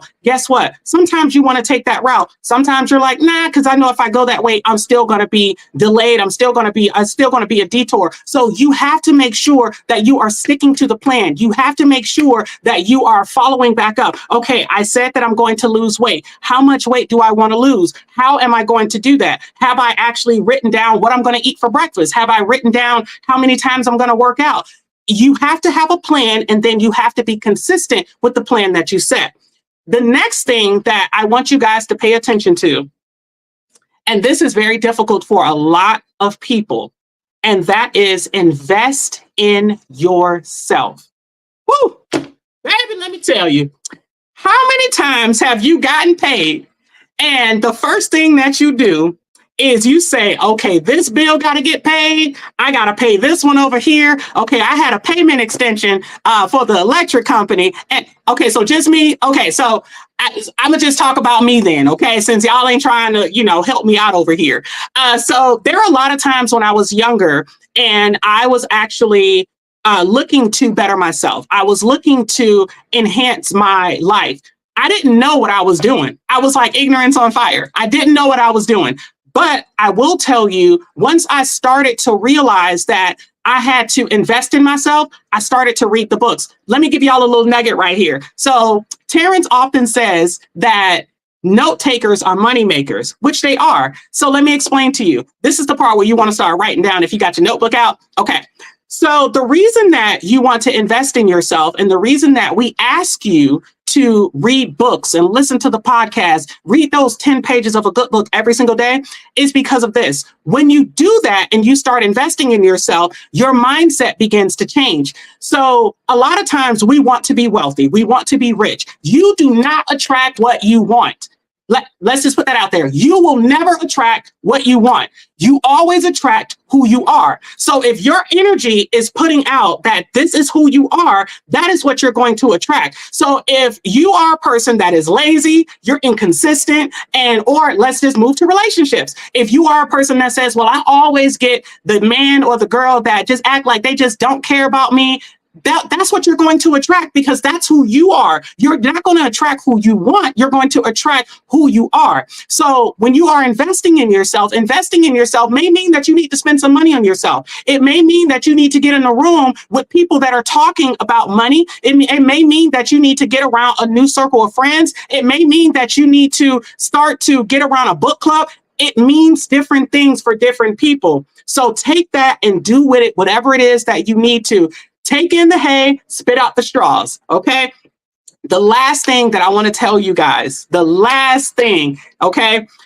Do not take no for an answer, okay? When I was doing network marketing, this was many eons ago, and I'm still 25, once, like I said, mind your business. So when I was doing network marketing, one of the things that we often would do is we would print out these sheets. And one of the things that you had to do was recruit. So we would have like 100 people that were on there, and you would just like write down everyone that you know, and then you would talk to 100 people, because out of 100 people, the law of averages says that somebody gonna say yes. And sometimes a person can tell you no because you may not be ready just yet. Sometimes a person may say, no, I don't believe that this opportunity is just right for you just yet. You know what? That is absolutely fine. I may not be ready, but who do you know that my gift can be shared with? Because I have a gift that needs to be shared to the world. Who do you know that I need to know? Okay. So you don't take no for an answer. If someone is talking to you, and let's say that you have a friend that may be around you, because just like Mr. Felix said, everybody that shine in your face, everybody that smile ain't your friend. Okay, everybody doesn't mean you well that is around you. Sometimes you may have. I was just talking to a buddy of mine about this. Sometimes you may have people that are around you that try to dim your light because you are shining so bright to the point where you are making them feel uncomfortable, and that is absolutely fine. It is not your job to minimize yourself. I myself had to learn that same thing. A lot of times we minimize ourselves because we're trying to make other people feel better about themselves, when in actuality, the people that are supposed to be around you, the people that you are supposed to have in your circle, they are never going to feel that way.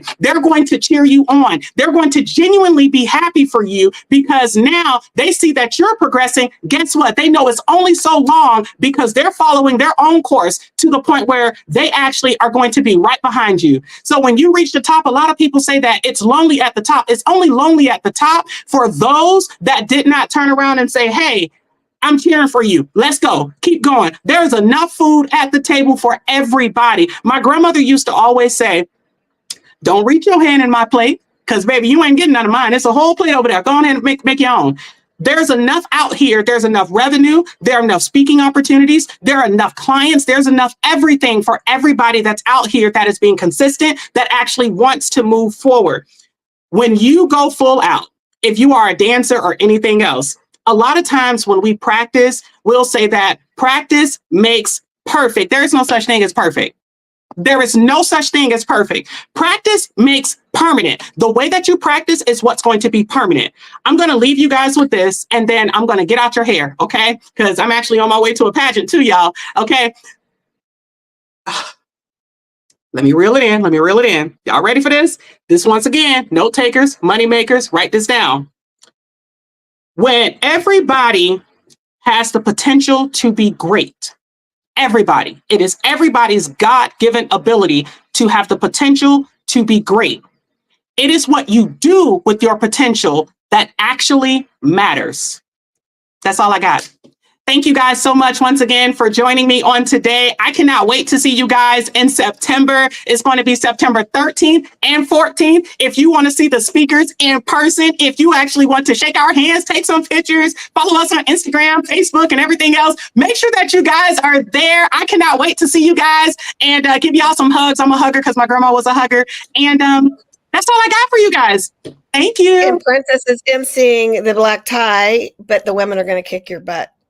Just saying. So let's talk about this real quick before I go. So the women tried to cheat last year, y'all. Okay, the guys held it down. And Terrence, you know that. Anthony, you know that. So the guys, we held it down. Okay, the women were trying to cheat, and you know the guys, we kick y'all butt. It's okay. It's okay. They even tried to use pawns. They even tried to use kids to win, and we still. Absolutely. We're bringing it this year. We're bringing it. I can't wait to see you guys. I cannot wait to see you guys and give you guys some hugs. I'm really excited to see you all. It's exactly what you just said, Princess. Everybody has the potential to win the dance off, but it's what the guys do that make us great. So there you go. There you go. You're gonna drop the church say amen. Amen. Amen. Amen. I'm out of this conversation. He's gonna bring the country. Well, Anthony, do you know what to debate, Anthony? What? I'm trying to be politically center on this one. Let me tell y'all something. Doing the worm in 2022. Listen, if y'all have not ever heard Anthony actually debate, baby, y'all have to listen to him debate, because it's like he doesn't get under your skin unless you allow him to, because when he speaks, he comes with facts. So don't try to debate him if you don't have facts. But I always have facts, so I'll be ready for him. But anyway. The thing is, you and I agree on almost everything, so there's that. Well, you know, we're going to edit that part out of the conversation. But, Princess, we love you. You always bring the sincerity, the authenticity, except for that 27 thing. But, you know, don't mind your business, right? 25 and still holding. Okay. But real quickly, one reason why they should have their face in the place, September 13th and 14th. just like I said, invest in yourself. Investing in yourself means different things. Success means different things to different people. So some people may say, I remember, what is his name? Mark Victor Hansen. He said that if success to him meant showing up to dinner with his children, and I mean, not Mark Victor Hansen, Jack Canfield. He said that success to him was showing up to have dinner with his family X amount of times every single night. And he said that he often would ask his wife, is our relationship on a scale of 1 to 10, where is it? Anything that wasn't a 10 deserved a follow-up. So when you look at your life right now and you rate your life on a scale of 1 to 10, a 10 being this is exactly where I want to be. And anything that's less than a 10 deserves a follow-up question. What do you need to do to make your life a 10? If you're trying to make your life a 10, then you want to have yourself there. If you want to make your life a 10, then you need to invest in yourself. If you want to make your life a 10, then you have to get around the people that see it the way that you do. You have to get around the people that are not trying to minimize you. You have to get around the people that are going to uplift you and hold your hand and help you to get to where you're trying to go. A lot of times when you attend conferences, they give you a whole bunch of ammunition and do not give you a roadmap to follow in order to use that ammunition. So we give you a roadmap to use. We give you all of the tools that you need. We don't just give you a hammer and a drill. We give you the nails and we give you the lumber too to build that house that you need. So if you are trying to do exactly that and become the better you, then you need to have your face in the place. Love it, love it, love it. And you saw that BTBY code, 20% off. Go on over to comechangeyourlife.com and you can meet Prentice in person and get that holy hug from Prentice September 13th and 14th. Thank you so much, Prentice. And thank you, guys. I appreciate it. Later, brother. All right, that was Prentice Ahmad. Yes, yes, yes. Come on over. Comechangeyourlife.com. BTBY Work in Progress Experience.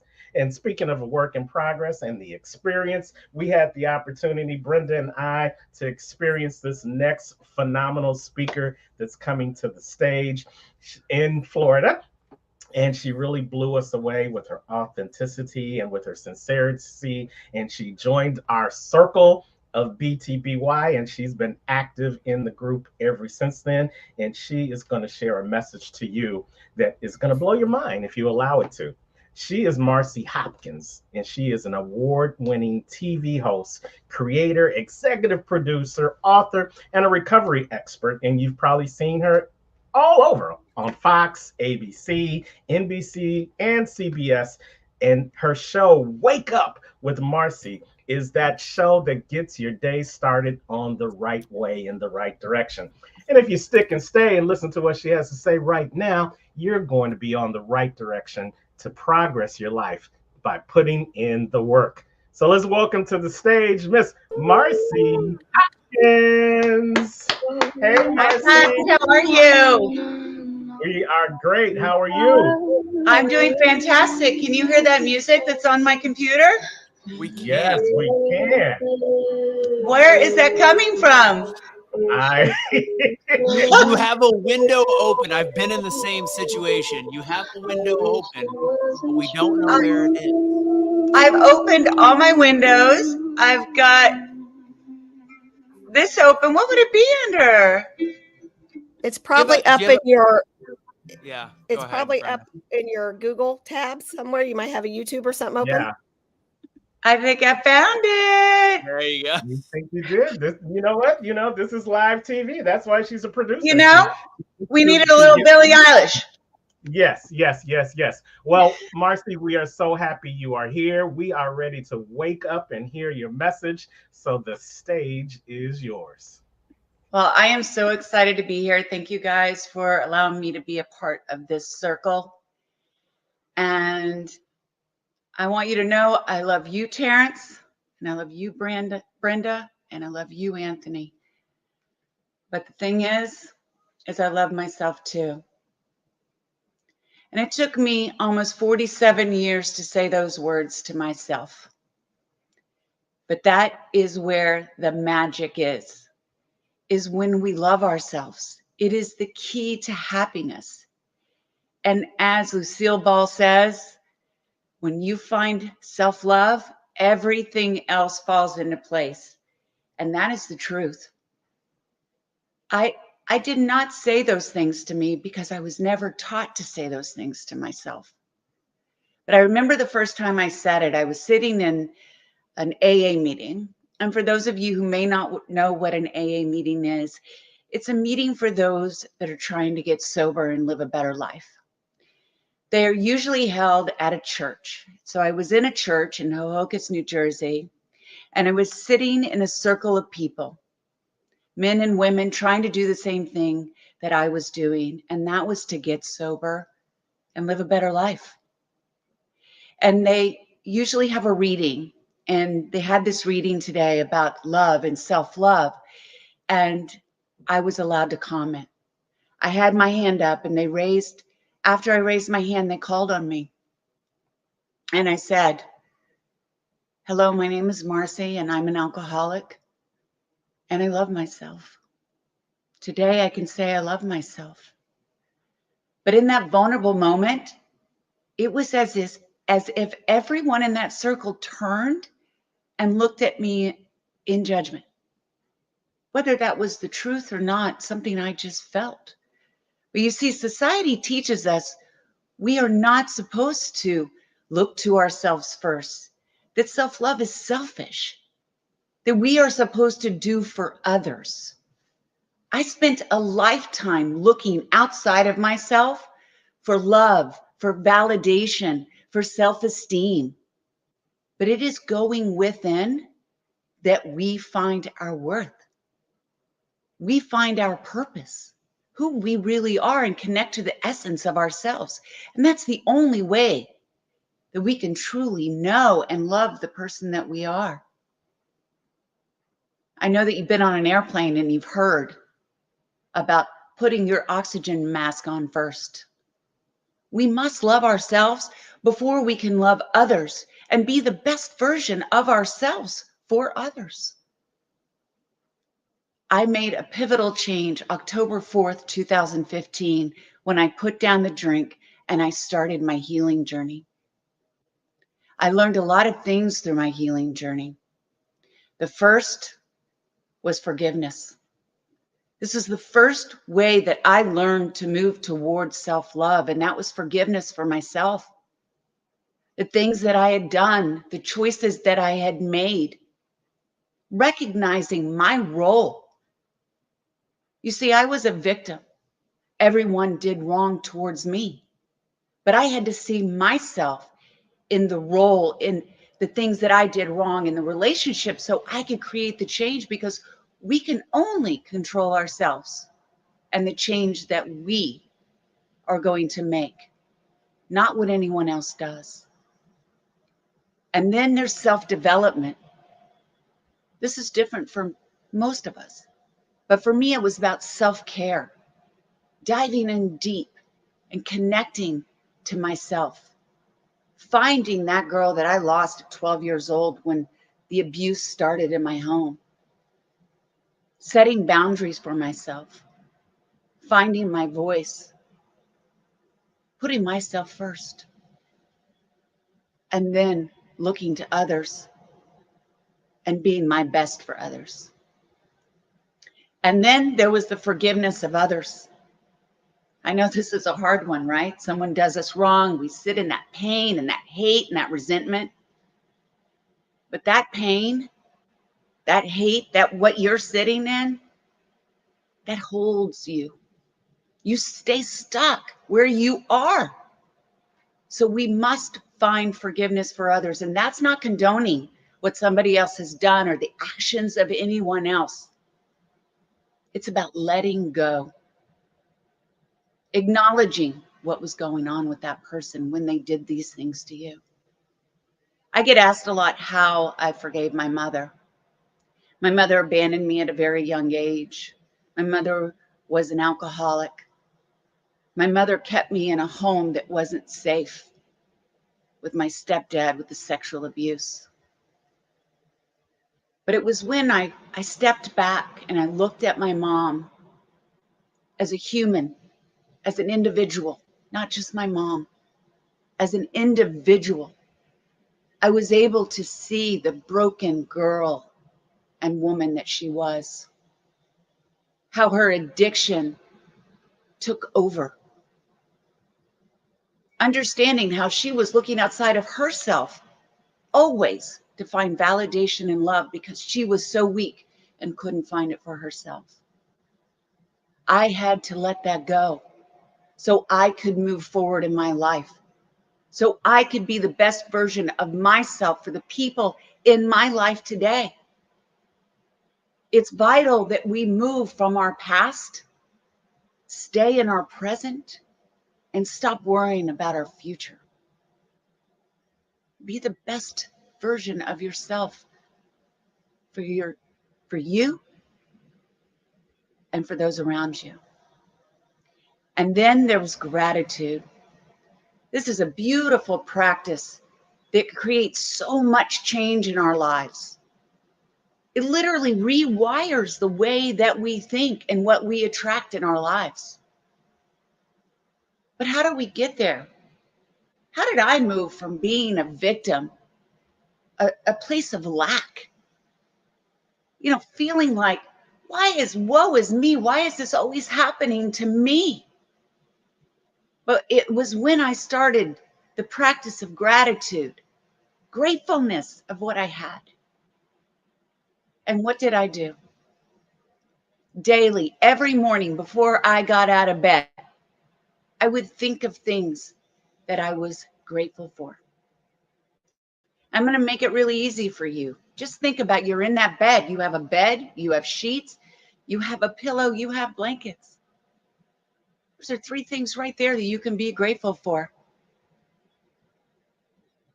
I want you to think about the things that you could be grateful for in your life. Maybe it's not what you're striving for, but what can you be grateful for in your life today? Before you look at that phone, before you turn on that TV of dread and pain and fear, find the gratitude in that life. Start your day right, not in worry and dread. Life is beautiful. Our healing journey is a long journey. It takes practice every day. But the key is finding the self-love for you, for ourselves. We are so deserving. We need to let go.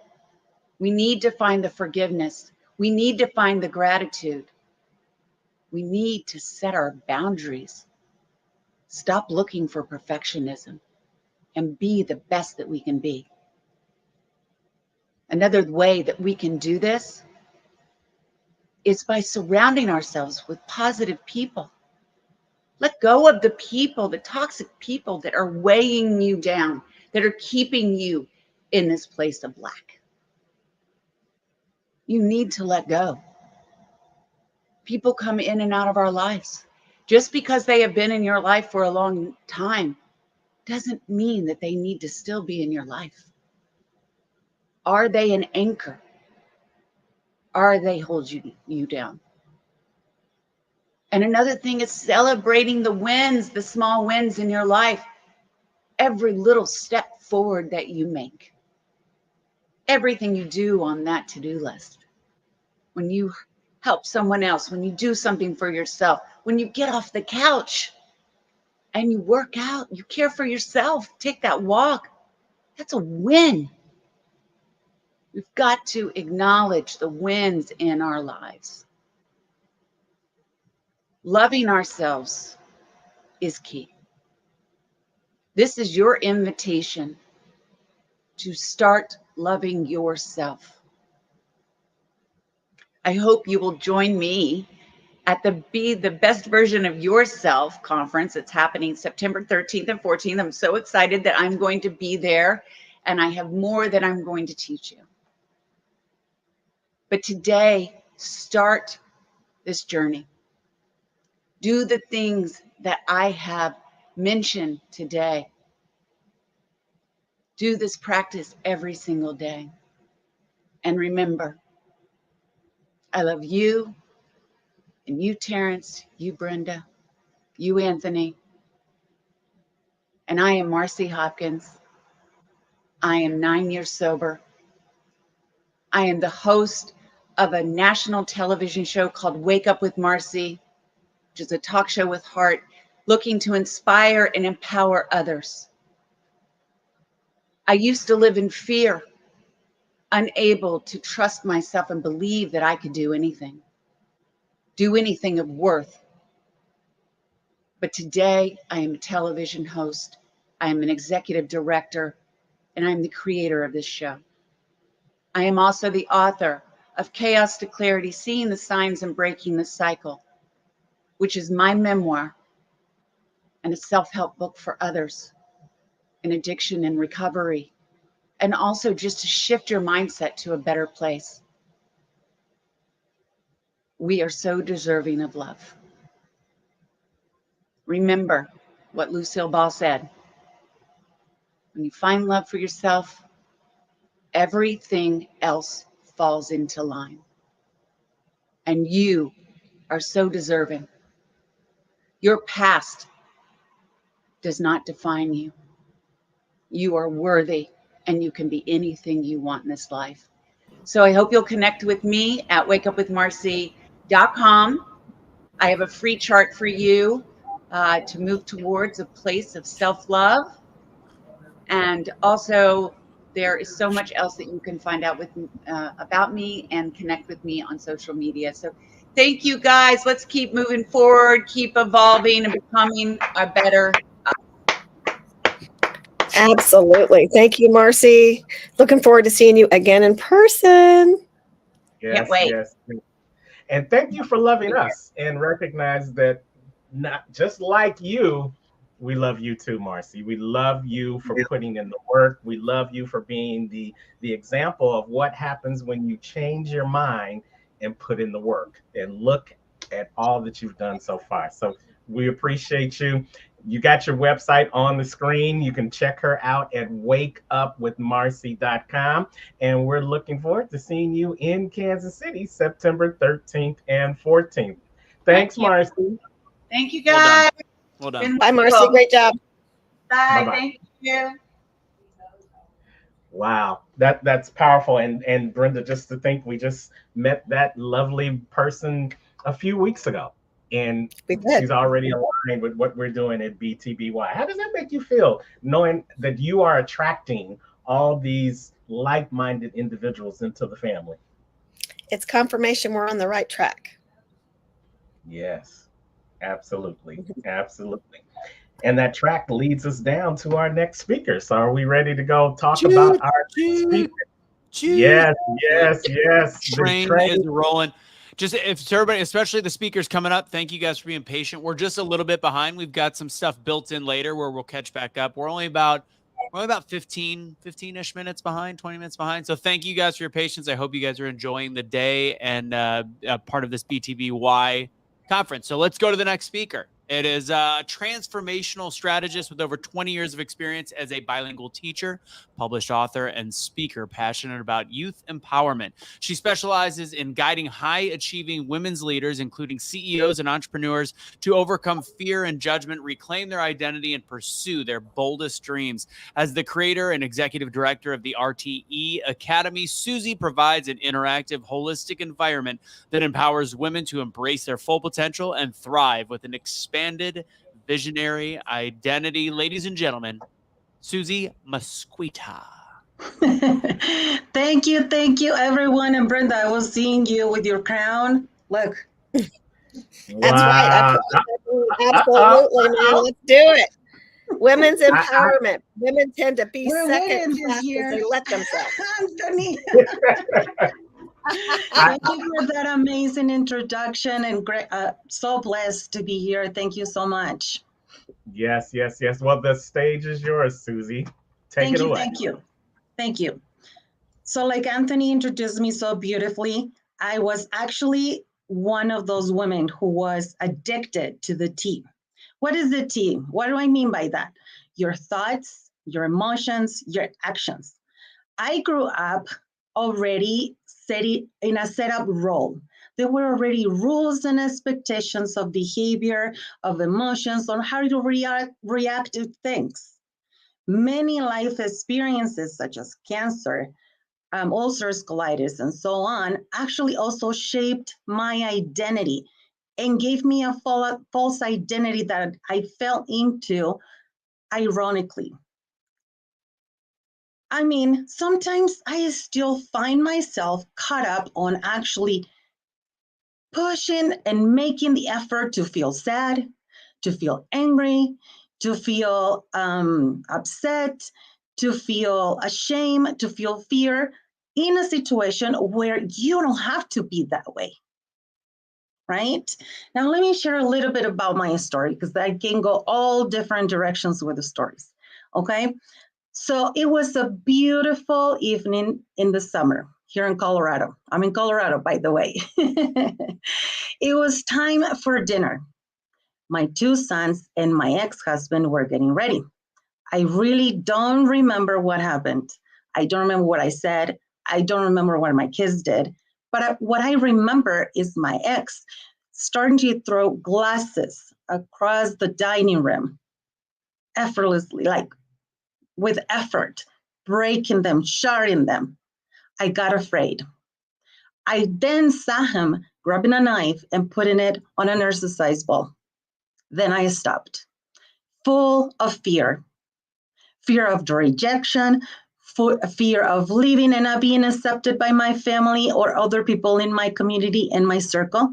I took my 2 sons and left and never, ever, ever looked back. See, that was a breaking point for me. Because the truth is, change is not easy. Not at all. Because you're full of fear of not being worthy of receiving what's on the other side of change. Now, behavioral patterns is the hardest to break. But see, now I'm 1,000% healthy mentally, emotionally, physically, and my 2 sons are actually really strong and courageous men. I'm so proud of them. The process now is smooth, with grace and ease. And it became a second nature for me. It became my new identity, which is key. How are you identifying yourself, right? And like I said before, the people around me, the self-identification of toxic self-talk. The environment was not supporting that highest self of me. So I'm going to share with you 3 questions that I actually use to get on the other side of transformation and make it so easy and fun. Number 1, where did I learn to feel and react the way I'm doing it right now in this particular situation? Where? From who? Now, don't worry. You don't have to remember the exact moment or thing. The beauty of it is that you become aware of it. And once you become aware of it and you bring that to the surface, immediately that is going to be dissolved. Number 2, what thoughts, emotions, and actions can I replace all of my old ones with? Who do I want to be? Like some other speakers have been saying, it is important where you're going, to know where you're going. It is important to define what identity you want to acquire. So explore, experience, and expand. What is that you want to be? And more than anything, disconnect from everything to connect to everything, which is you. The 3rd questions. What habit do I need to stack or replace in order to become? See, these 3 questions have taken me a long way.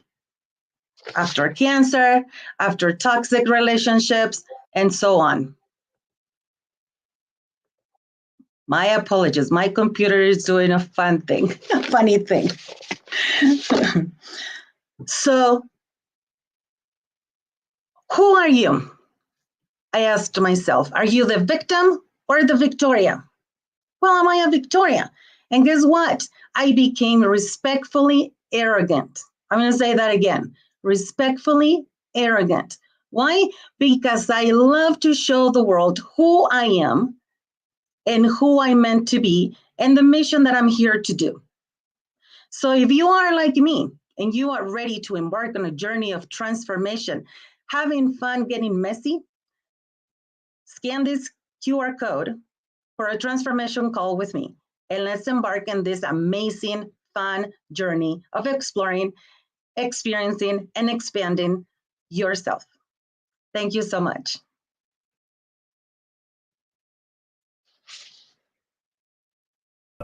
That was fantastic, Susie. Thank you for that. So everybody get your camera out and take a screenshot. Go to her QR code and schedule your call. Schedule a call with her. See what she's got for you. Connections are important. Dr. West said at an event, Dr. West said at an event not too long ago, he said, the person next to you might not be your assigned seat, but your assignment. So you never know who is going to be put in your life for a reason. Just never know. So true. And you can also go to my website. It's on the phrase right there. If you cannot scan the QR code. So. All right.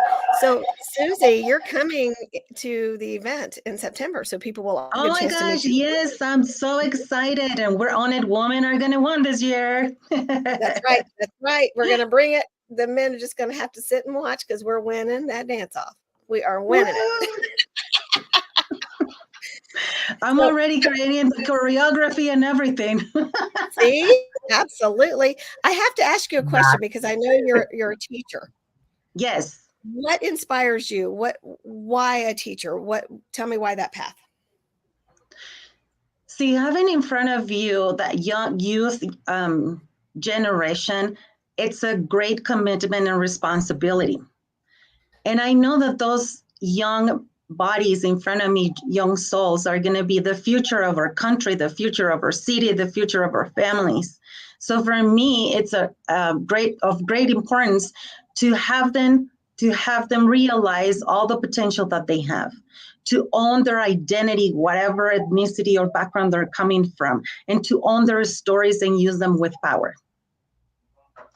That's powerful. That's powerful. So glad we got to connect. Looking forward to seeing you in person again. I just saw her a few weeks ago. So go on over, reach out to her, schedule a call. You never know what could happen. Thank you, Lisa. I always think, thank you, Susie, for being here. Also, I want to ask you something else. Tell us something in Spanish. Oh, I'll tell you something in Spanish. Sé respetuosamente arrogante.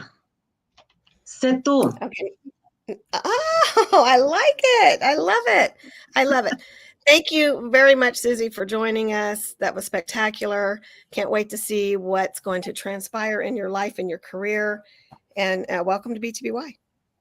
Thank you. Yes. Have a great day. Thank you, Susie.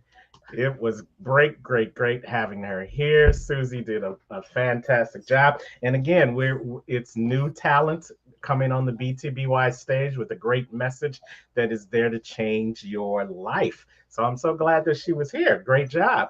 Who we got next, Brenda? Man, I just was on this gal's show. She just had a big virtual event herself.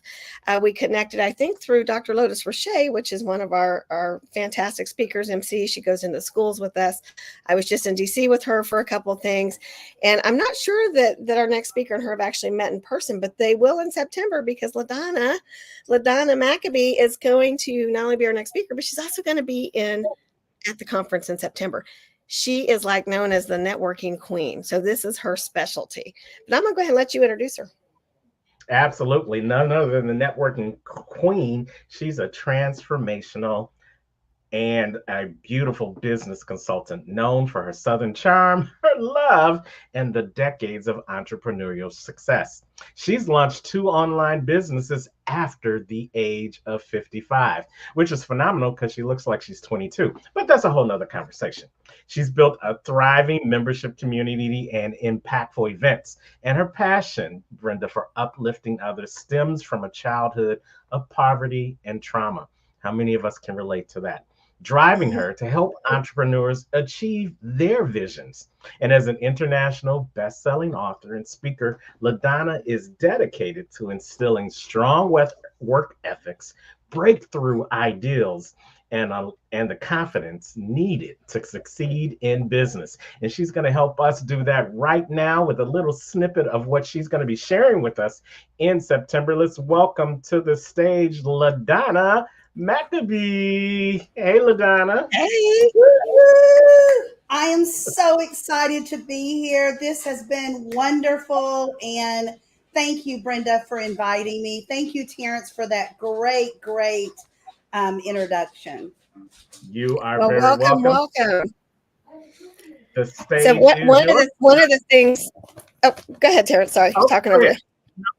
One of the things that when we were on LaDonna's conference that Dr. Rogers said is support each other in your group. So if somebody has a show, be on the show. If somebody has an event, go to the event. Don't just expect people to come to you. Go to them too. And then everything gets spread around. You're meeting new people and new doors and opportunities open. And that's exactly what you and I did. I was on yours, you're on ours. This is what we do. We collaborate, we don't compete. Absolutely. You know what? There is enough business out there for each and every one of us, no matter what we do. That's no right. matter what we do. So with that, we're going to let you have the stage. All right. So, you know what? I am excited to be here, and I'm excited to reach out to each and every one of you listening now or later. And I ask you, comment in the comments. Let us know you've seen us. Let us know what you think, if you have questions or concerns or comments.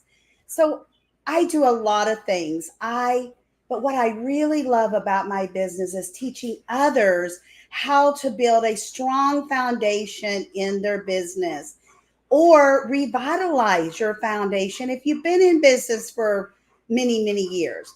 You know, I've been in business for 35 plus years, and in marketing, in strategies, I've taught school, I've done all of it. And what I love best is giving to each other, giving what I know, and I know I'll get in return as long as I'm giving. And what I give most is the knowledge that I have gathered over the years. And yes, I have a little book smart, you know, I went to school, I went to college, I did all of that, but it's that street smart that you contain and you gather, and no one can compete with that. No one can compete with the knowledge that you have gathered over the years. You know, and I'll have people to come to me to say, I see you everywhere online. If I Google you, if I go to Facebook or LinkedIn, and I'm like, yes, I'm everywhere because I'm serious about my business. But this is what gets me. They'll say, I want to be just like you. Well, guess what? My God above only made one of me. And I thank him every day for that because, you know, there's things I've learned in the past that maybe I shouldn't have done or I should have done better, but I don't go to the past. Remember, be authentic, be you, and keep getting knowledgeable. Keep learning. Buy a coach, street smarts, whatever. And I tell everyone, you need a coach. I don't care if you're a coach, you need a coach. Because someone looking in can see something that you're missing on the inside. So I know that you can all relate to that if you really think about it. So where I'm at today is not where I started. I started as, you know, my parents were very young. They were uneducated. My parents worked in the cotton fields, very poor. I never starved. I always had a roof over my head. It wasn't a beautiful roof. It wasn't new, you know, Nike sneakers and all of that, but I always had. But the mental and physical and sexual abuse was horrid. I was the oldest of 4 siblings, and it was breathtaking of all the things that our parents put us through. And some will only blame my dad. But you know what? The blame goes to both because dad did a lot of it, mom did other, and mom put up with it.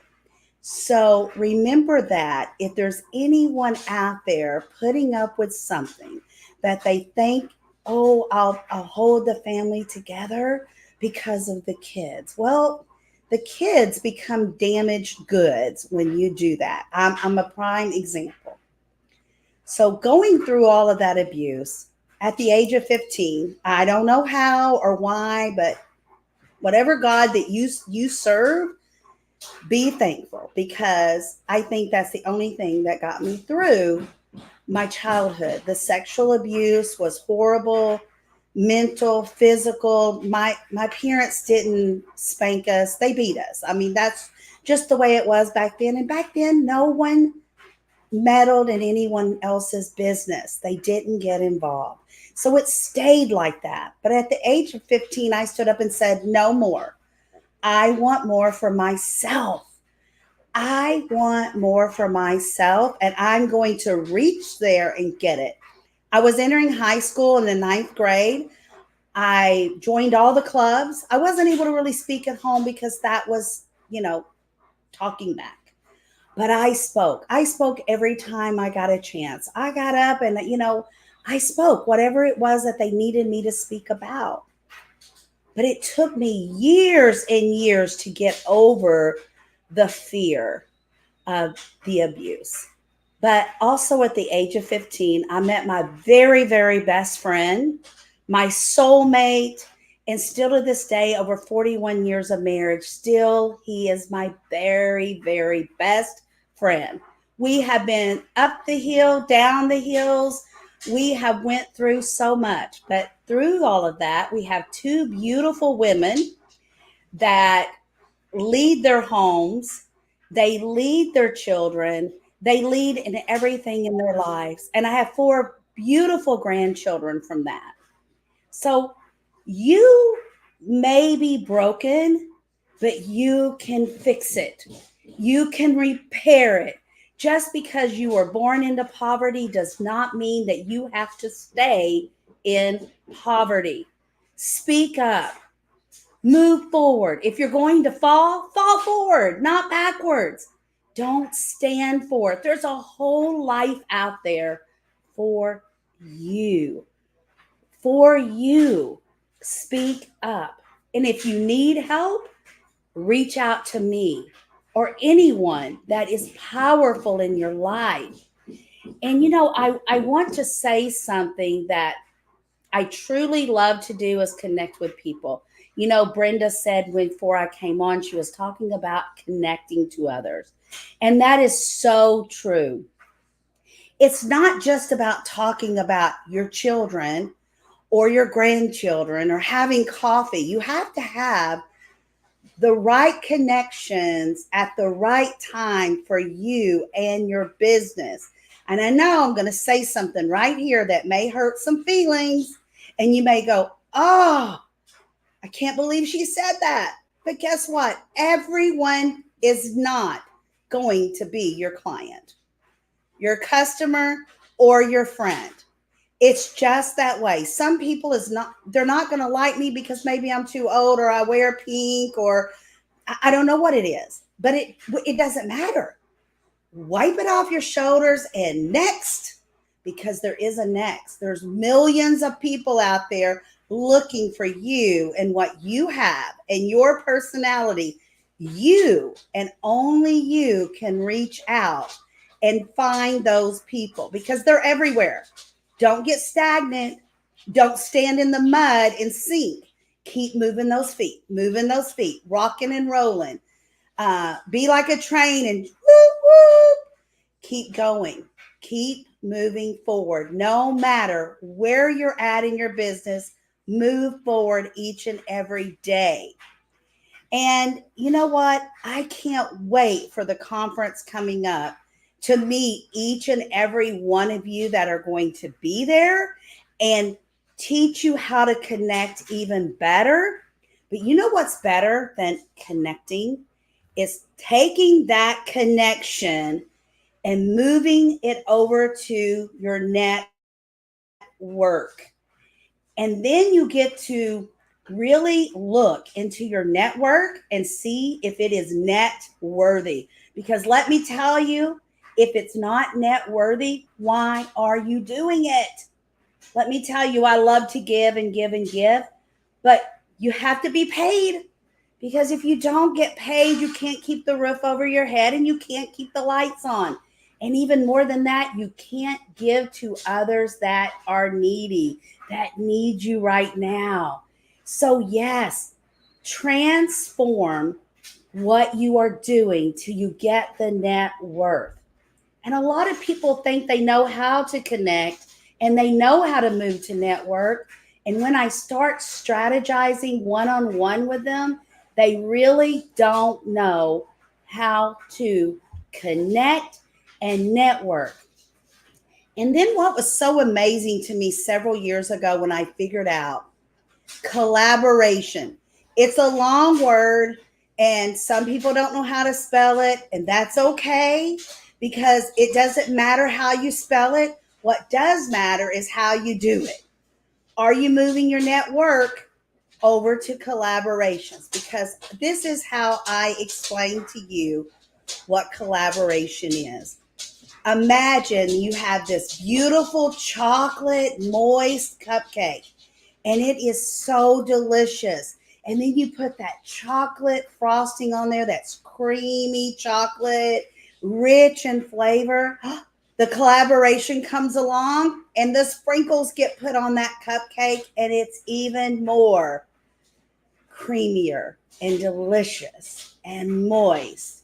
And that is when the money is going to the bank, is when that collaboration starts, because then you have several people helping you build your business. That doesn't mean they're always customers. That doesn't mean they're always clients. Sometimes it just means by speaking at an event like this, and then continuing to speak at events like this, and then the host is now speaking at your events or helping you build your business by feeding clients over to you. You know, there's a lot of things about building a business, but that 3 functions of your foundation, I feel like, is the very most important 3 steps you'll ever take in your business. And it is the foundation. You have a concrete foundation that is built from connecting, networking, and collaboration. It doesn't matter if you just start your business today or you've been in business for 20 plus years. It does not matter. Sometimes you have to go back and revisit and inspect that foundation and say, I'm not connecting with enough people this week. I haven't been making my connections each and every day. And now my puppy's not feeding as well as he used to. He's not eating as well.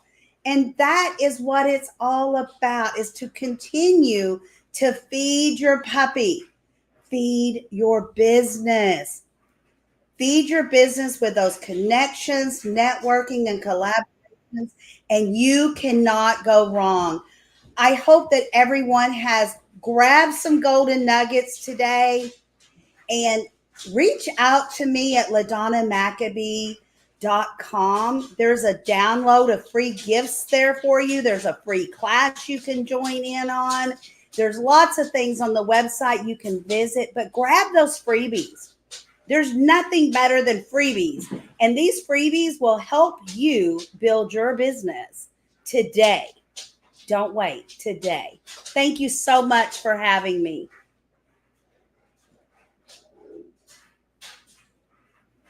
Great job, LaDonna. Well said. I love the feed your puppy. Love to feed the puppy.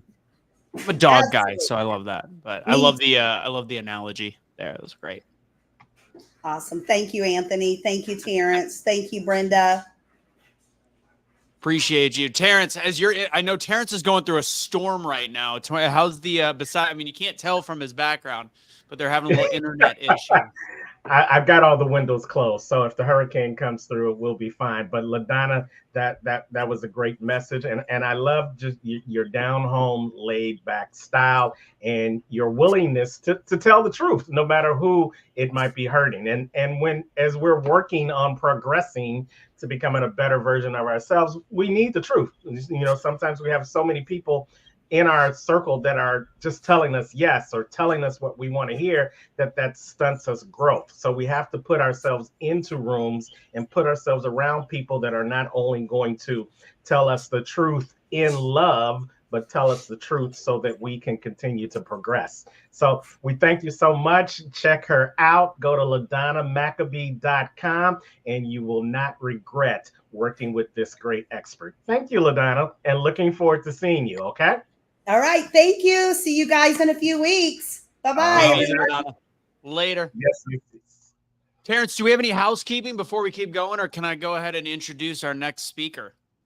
I think you can go and do and announce our next speaker. We've got it going across the bottom. We'll put that code up to get 20% off, but it's only good for a limited time. But we definitely want you to see your face in the place. ComeChangeYourLife.com. #BTBY for the code, 20% off. And Anthony, we're off to our next speaker. All right. Our next speaker is known as the Walk in Confidence Guy. Helps teens and college students overcome fear and self-doubt through self-defense. A big one, of course. Growing up, he grew up as a skinny kid, couldn't defend himself. He founded something called Krav Maga O-Town to empower others with practical life-saving skills. His expertise has been featured on News 6 Orlando and has partnered with organizations like Orlando Mom Collective and United Abolitionists of Human Trafficking to promote community safety. Tyler also speaks on self-defense and community safety, including at places like Advent Health. Ladies and gentlemen, Tyler Zollinger. Hello. Hey, Tyler. How are you? Thank you so much for having me. I really appreciate it. Thanks We for being here, appreciate Tyler. you being here. Did we say your last name correctly? Because we always say we want to charge it to our head, not our heart. So I'm pretty sure Anthony got it. Tyler Zollinger. Zollinger, Okay. got it. I love it. Great. Can you all hear me okay? I just want to make sure my audio is good too. Fantastic. Okay, great. And the stage is yours, Tyler. So take it All away. right. Well, thank you guys again. Thank you so much for having me here today.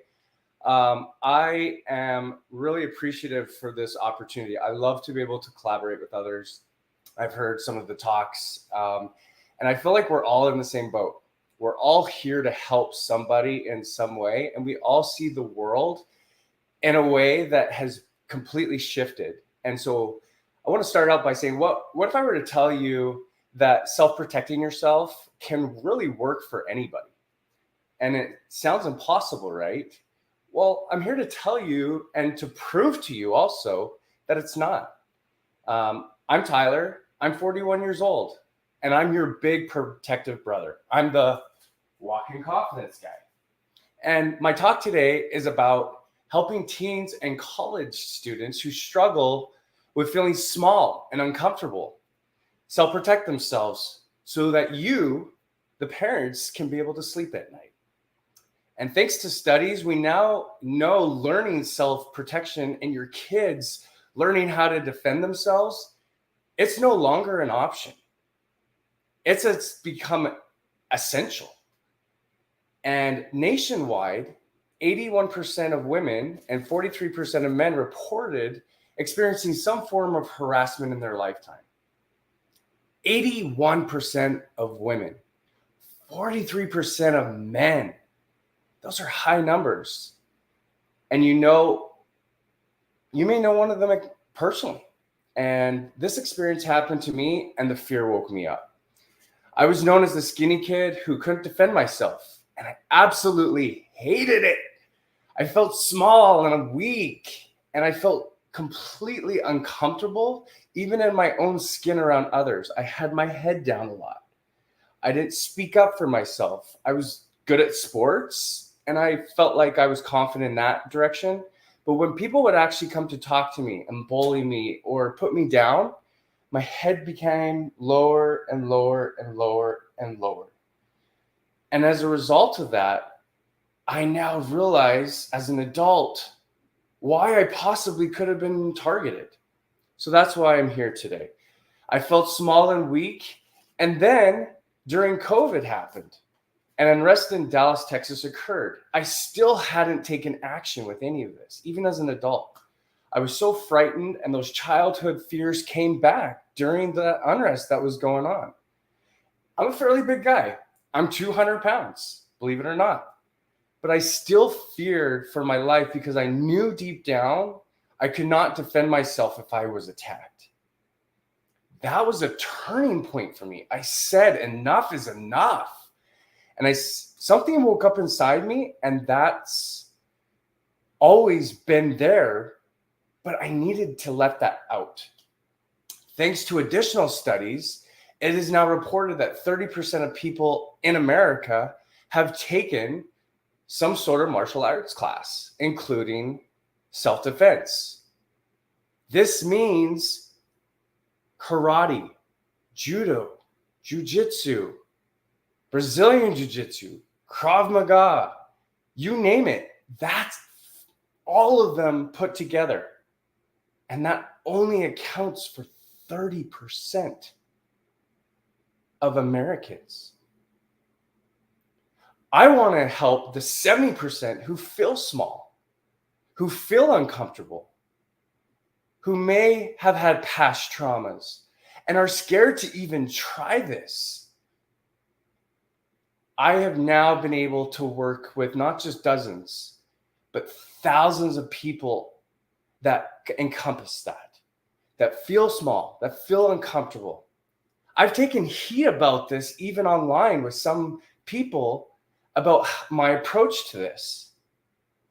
And I've now learned for myself and become the walking confidence guide. And I've set out to help those who feel small and uncomfortable, have no experience at all, and they come and see how to protect yourself so that you can go home safe. And I've done this in two ways. I've started out with a program called Fight, Flight, or Freeze. Protect yourself against bad guys and bullies. And specifically for, as it seems, kids and teens and college kids. This can also work for everybody. Now it's evolved into a simpler program anybody can do and learn. It's called Go Home Safe, self-protection for teens and college students. Now, why did I choose teens and college students? I'm not a father myself. I don't have kids. It's because I understand them. I was them. I was bullied. I was even bullied and picked on by my brothers and sisters. I'm the youngest of 8 kids. And I was also targeted by bad people. I've been in your shoes. I know what it's like to feel small and weak. I was bullied. I was targeted. And now I study videos and I watch people, how they treat other people. So I know how they think now. I know how narcissists think, how bullies think.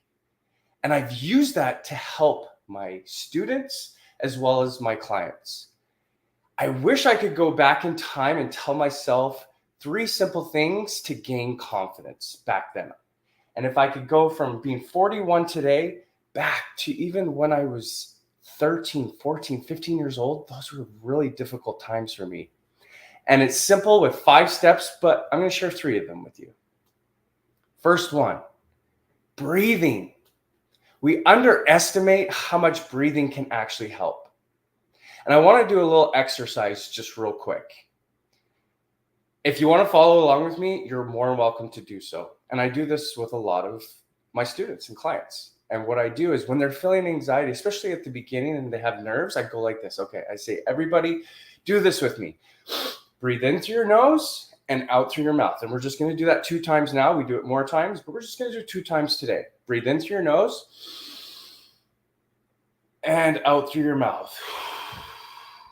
One more time. Now do it 2 times. This time, like a balloon, hold it, hold it, hold it, and then let it out. Breathe in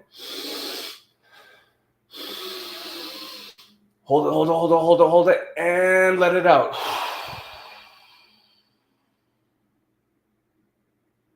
Do you feel more calm? Do you feel more centered?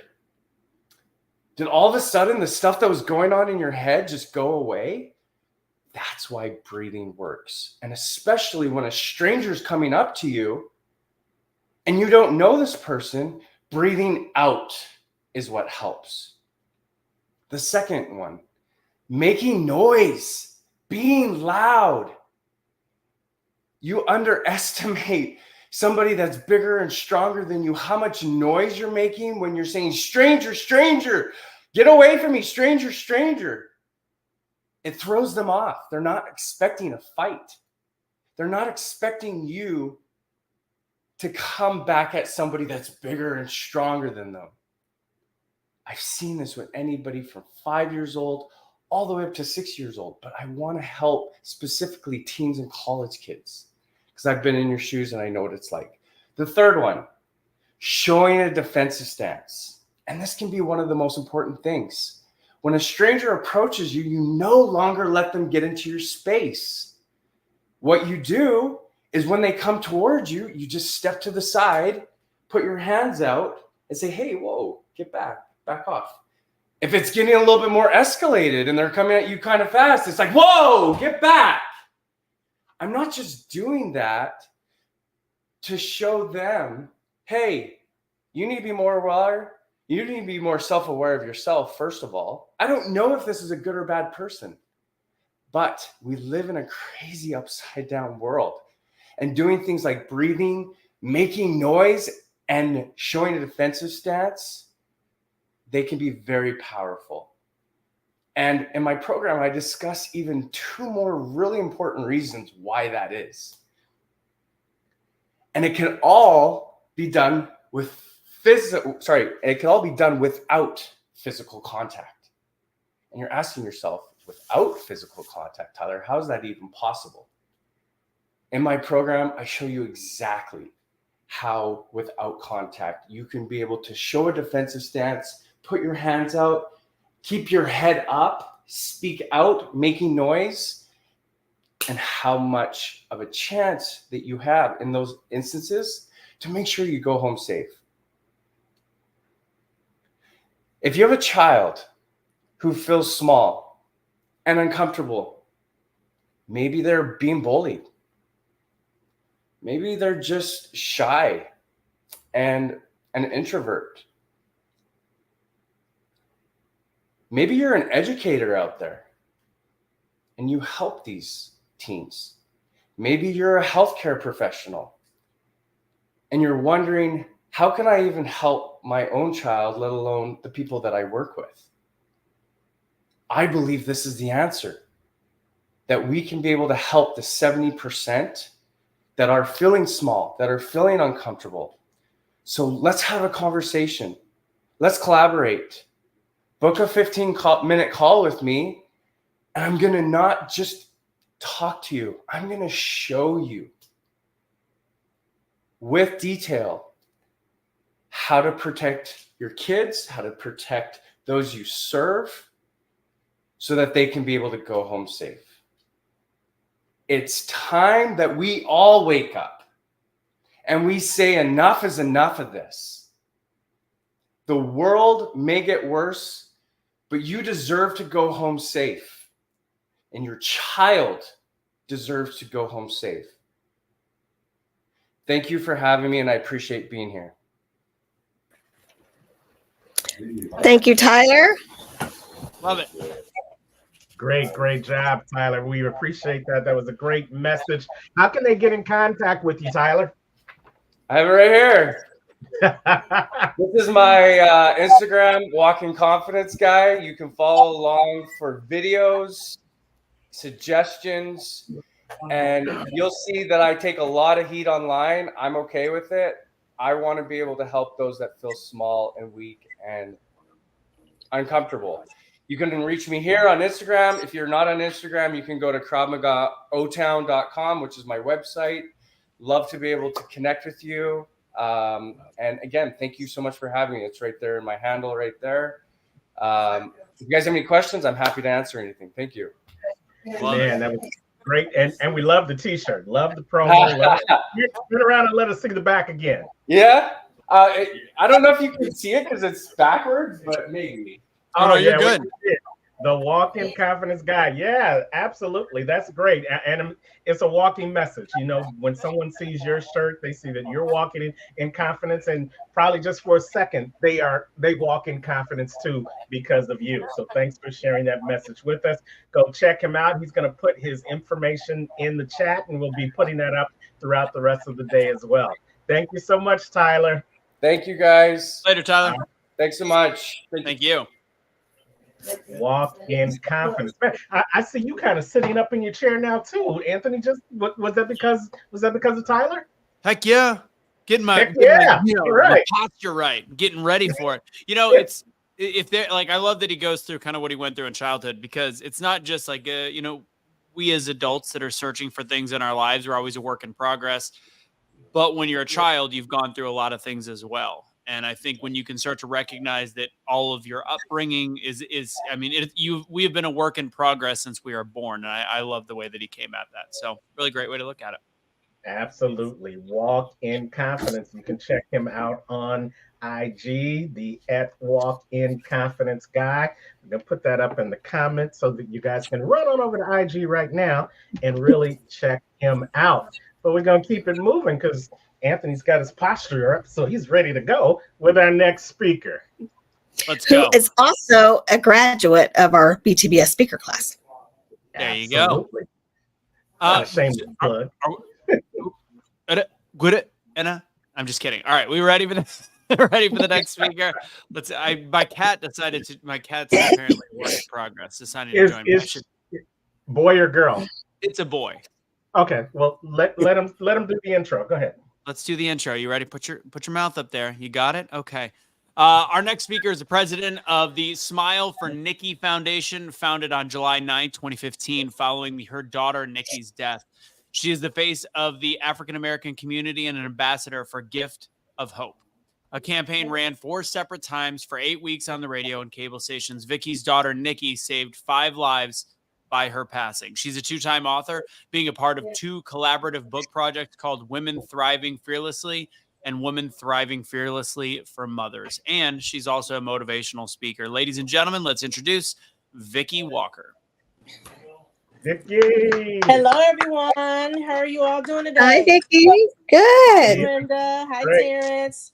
How nice are to meet you? you, Anthony. I'm doing great. Doing great. That's Well, Chi-Town, my town in the house. Yes, So, we gotta give her yes. extra love, That's right. Yes. And it's beautiful here today. It's 90 degrees here Oh, today. And is sunny. it? Yeah, I love it though. I like the hot. But anyway, so as I said, I'm Vicky Walker, and I am known as a life after loss specialist. And I'm sure you guys are wondering how I came up with that title. Well, unfortunately, 9 years ago, I got that title. Friday, May 29th started off as any other regular spring day that year. The sun was shining, the clouds were blue, and it was a balmy 75-degree day. My daughter Nikki and I got up that morning to get ready for our weekends. She read a Bible, she did yoga, she fed our toy terrier Max, got showered, got dressed, and came downstairs and got ready to do the juicing for us because we juiced every morning. I got up, got packed for the weekend because I was going to be staying with my fiance that weekend. Showered and got dressed. After I got through getting dressed, I came downstairs and Nikki and I decided to talk about our weekends. She told me that she was going to be babysitting that Friday, but she'd be home for the rest of the weekend because her boyfriend at the time was away at the National Guard. I said, okay. I said, well, me and Johnny are going to go to a concert tonight. She said, oh, that sounds like fun. She said, well, you can tell me about it tomorrow when I talk to you. So after we did our juicing, she said, well, Mom, why don't you go ahead and, go pack up the car and pull out the car to the garage? And I'm like, okay, because normally she pulls out the car. I said, okay, fine. I didn't say anything. Got in the car, packed everything up. She came outside. She got in the car, and we pulled off, heading to Johnny's house. We played some of her music. We laughed. We talked. We sang. We had a good time. It's about a 40-minute ride from where we lived in, from where my fiance was. So 40 minutes later, we pulled up in Johnny's driveway, and we unpacked the car. She came in with me to grab a bottle of water. She said she had to leave because she was going to be running a little bit late. So me being the mother that I am, I'm always very strict. I was okay. Well, you know the routine. You know, you text me or call me if anything changes, and then you text me and call me when you get to your destination. She said, I know, mother. I know. I'll call you. So it's okay. So I walked her back outside. She got in the car and she drove off. And I walked to the end of the driveway where I could see her until I couldn't see her anymore. So then I came in and unpacked my clothes and called my fiance to see what he wanted to work because we're going to leave straight from work when he got home to go to the concert. Pulled out what I wanted to wear, got it ironed, unpacked the rest of my clothing. So I'm realizing now from her destination from my fiance's house to where she was going is about 15 or 20 minutes. And at this point, about 40 minutes had passed. So me being the mother I am, I called her. I said, have you gotten there yet? And she was like, Mom, I just pulled in. There's a bunch of traffic on the highway. I just got here. I'm safe. I said, okay, great. I said, well, call me this evening when you get in to let me know that you got there. She goes, again, in her sarcastic way, I know, mother. I will call you. I said, okay. I said, I love you, sweet pea. She said, I love you too, Mom. I'll talk to you later on the night. So get off the phone and finish unpacking and getting my stuff together. A little time had passed, so I realized that was about 10 o'clock that Friday morning. So after I got done, it was about 12 or 1. Then I realized I obviously dozed off because I was awakened by her boyfriend calling me on the phone. And when I saw his picture pop up, I'm like, well, something's got to be going on because when you're away at National Guard for the weekend, you can't make any phone calls and you can't receive any phone calls. So in hesitation, I picked up the phone and said, is everything okay? And he said, no. He said, Nikki's been involved in an accident. I don't know any details, but I'm going to give you the owner's phone number. You can give them a call and I'll meet you there. So I started really thinking, I'm like, well, if he's going to meet me, it must be really something bad. So I called the owners of the house 3 times. First 2 times they didn't answer. The last time he answered, he said, well, Nikki's been involved in an accidental drowning. We're on our way to St. Francis Hospital in Dyer. Do you have a ride there? I said, I'll get there. Don't worry about it. Because my car was at my car was at their house. So I called my fiance. I told him what happened. He said, well, call your dad because he could probably get to you faster than I can. I'm like, okay, fine. So I called my dad, told him what happened. He hopped in the car. He said, I'll be there in a minute. Now from my dad's house to my fiance's house is 15 minutes also. It took him 45 minutes to get there. And I'm like, what is taking this man so long? I'm pacing back and forth and looking out the window every time a car rolled past. I'm looking out the window to see if it was him. 45 minutes later, he gets here. And I'm like, move over. I'm driving. So I'm texting people and calling people the whole way there. He's like, stop calling. I'm like, leave me alone. Let me do what I need to do. So we get to the hospital. And as soon as we walk through the doors, I see the family who she's babysitting for. And they were like, well, that's her grandfather and her mom, let him in, let him in. So this nurse comes up to us and said, well, he can't come in. If it's not her father, he can't come in. So a chaplain came by and heard the conversation. He's like, no, if that's her family, they can come in. He said, follow me. He said, I'm Chaplain Nicholas. I'll be here all weekend. If you need anything, I'll be at your assistance. He said, let me take you to the family room. And you always know when you hear family room, there's something wrong. So we go into the family room. He's sitting there with me and my dad, and the doctor comes in and goes, your daughter's been involved in an accidental drowning. I'm not sure if there's any brain damage. And I just kind of blanked. I'm like, brain damage. So I felt like Charlie Brown in the cartoon. Womp, womp, womp. I'm like, wait a minute, did you just say brain damage? He said, well, we don't know yet. We got to run a bunch of tests, but you can go in and see her.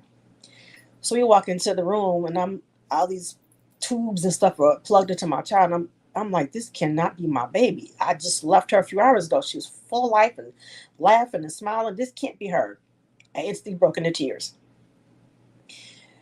And my father and I sat down and we were like, oh my God, what are we going to do? So I started calling some more people, family, letting them know what was going on. About 20 minutes later, they told us that they're going to take up to ICU, that I could ride up with her, but everybody else had to go into the family room.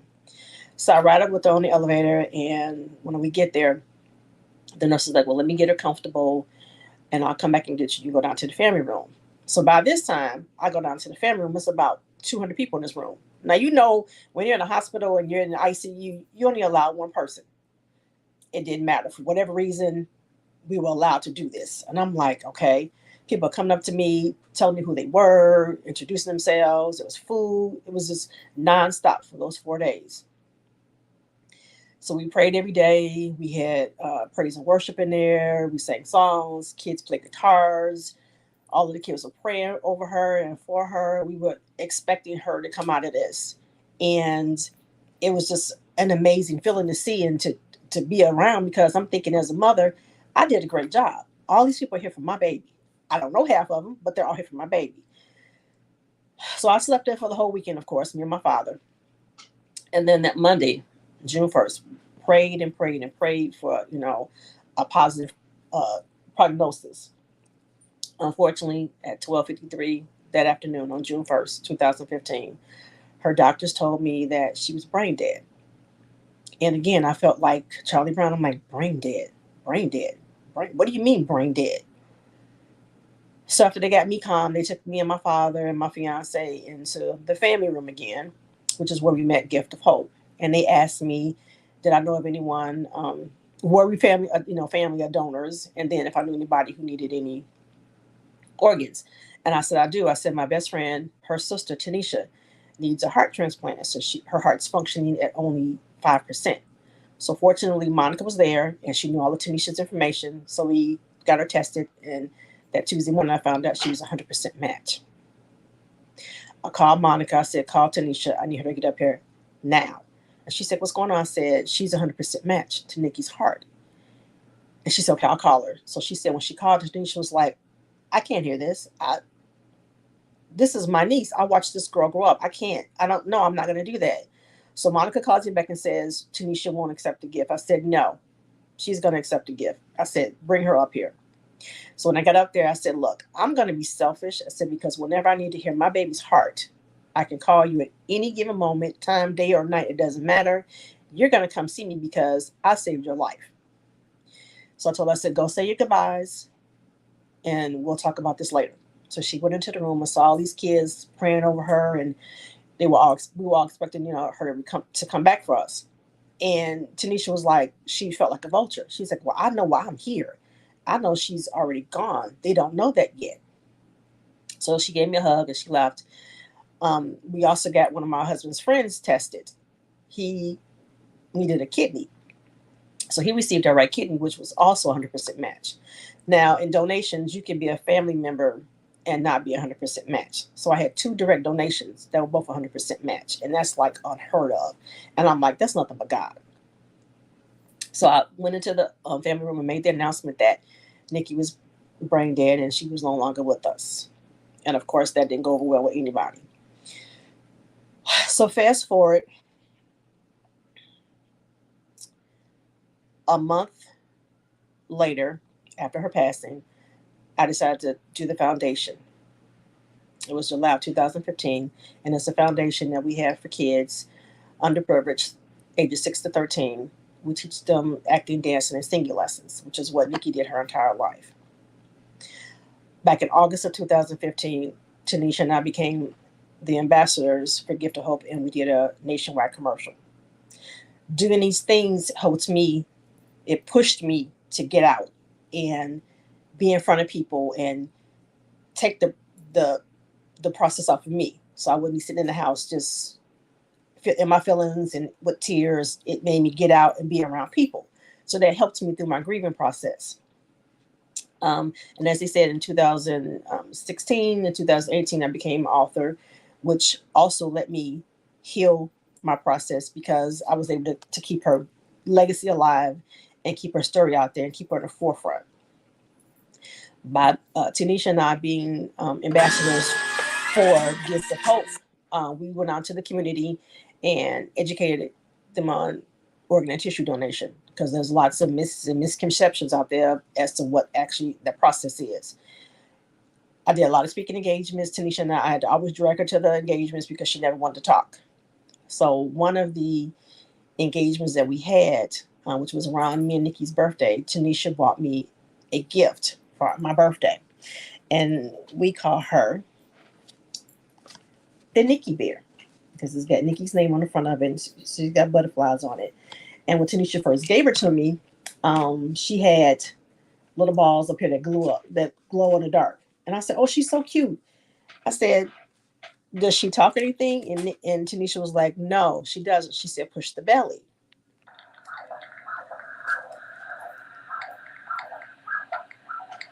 So this is Nikki's heartbeat inside the teddy bear.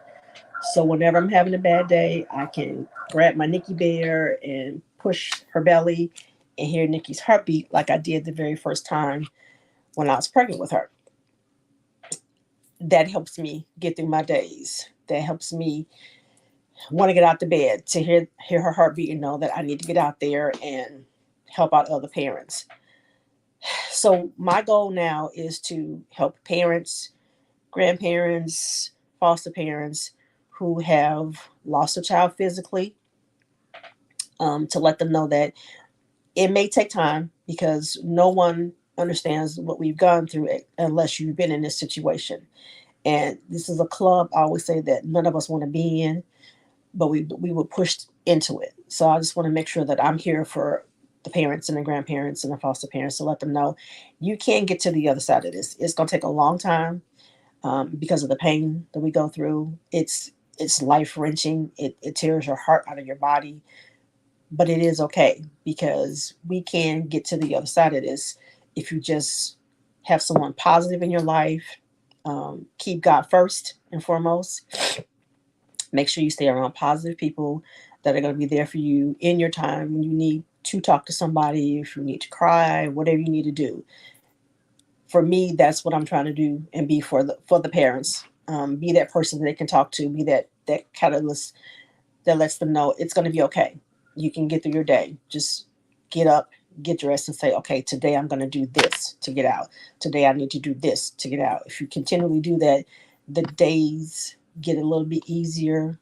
It's always going to be hard. It's always going to be, do I want to do this today? No, I don't want to do this. I want to stay in the house. But you got to keep moving. You got to keep pushing forward. So if I wanted to leave one thing for parents, is just, I'm still going through this, on her birthday, holidays, Christmas. We would always cook together for Christmas Eve and Christmas dinner. Those days are my hardest days, but those are the days that I think about her. I look at her videos because she acted and danced and sang. I watch her videos. Any pictures I have of her, those are the days that I do that to help me get through those hard days. Like our birthdays were a few weeks ago. Hers was August the 2nd. Mine was August the 7th. I had to do that to get myself through my days. But if I would leave you with one thing, it would be just take it moment by moment, day by day, hour by hour, because you can get through it and get to the other side and try to see some sunlight in those dark days. They're going to be dark, but you can get through it if you just keep a positive outlook on what's going on and how you can keep your child's legacy moving forward. Whatever it is, if they were on a baseball team, go be a volunteer on the baseball team. If they played soccer, whatever it is that your connection with your child, try to be a part of that, even though they're not here physically. Volunteer. If you can, start a foundation. Just do whatever you can to make sure that you keep your child's legacy alive, and that helps you through. That helps you through the grieving process because you can focus that on something else other than the loss of your child or sitting in your sadness or your grief. That'll get you out and moving and doing something different to help you get through that and help your child in the end and have a legacy for you and for your child. Thank you. I'm Vicki Walker, and I am the Life After Loss Specialist. Hey, Vicki. Thank you so much for sharing that powerful message. Thank you for sharing with us. We know this month is one of those especially tough months for you. But we saw you smile. We saw you smile when you talked about Nikki. We saw you smile when you shared the bear. And that story, every time I hear it and every time I hear Nikki's heartbeat, it helps me smile. And I know there's people who are watching us live or watching the replay that are going to smile at that moment as well. But it's a work in progress, going from keeping on with life after loss. Tell us maybe 2 great things that have come after you decided that you were going to move on to continue to living life even after the loss. What's happened great for you with that? Well, like you said, I did the 2 collaborative book projects, and I'm in the process of writing her life story now. which is an adventure for me. I have my good days, I have my bad days, but I know that that's going to push her legacy forward also. I'm really excited about that. I'm looking to have that completed by the end of the year, which I'm very excited about that. I still keep in touch with a lot of her friends, and we get together and share our memories and just, keep her at the forefront of our lives, keep her living, among us. Like I said, having the opportunity to be a part of Gift of Hope, I'm enjoying that. I did a podcast about a month and a half ago with Marion, and just staying out in the community and keeping, her legacy moving, keeping our communities educated about, early teacher donation, and just keeping it forward, moving forward. Like I said, I have my days when it's harder to get up and get out, but when I know I have something to focus on, it's for her or for me, then it makes it easier for me to get out the house and, move forward.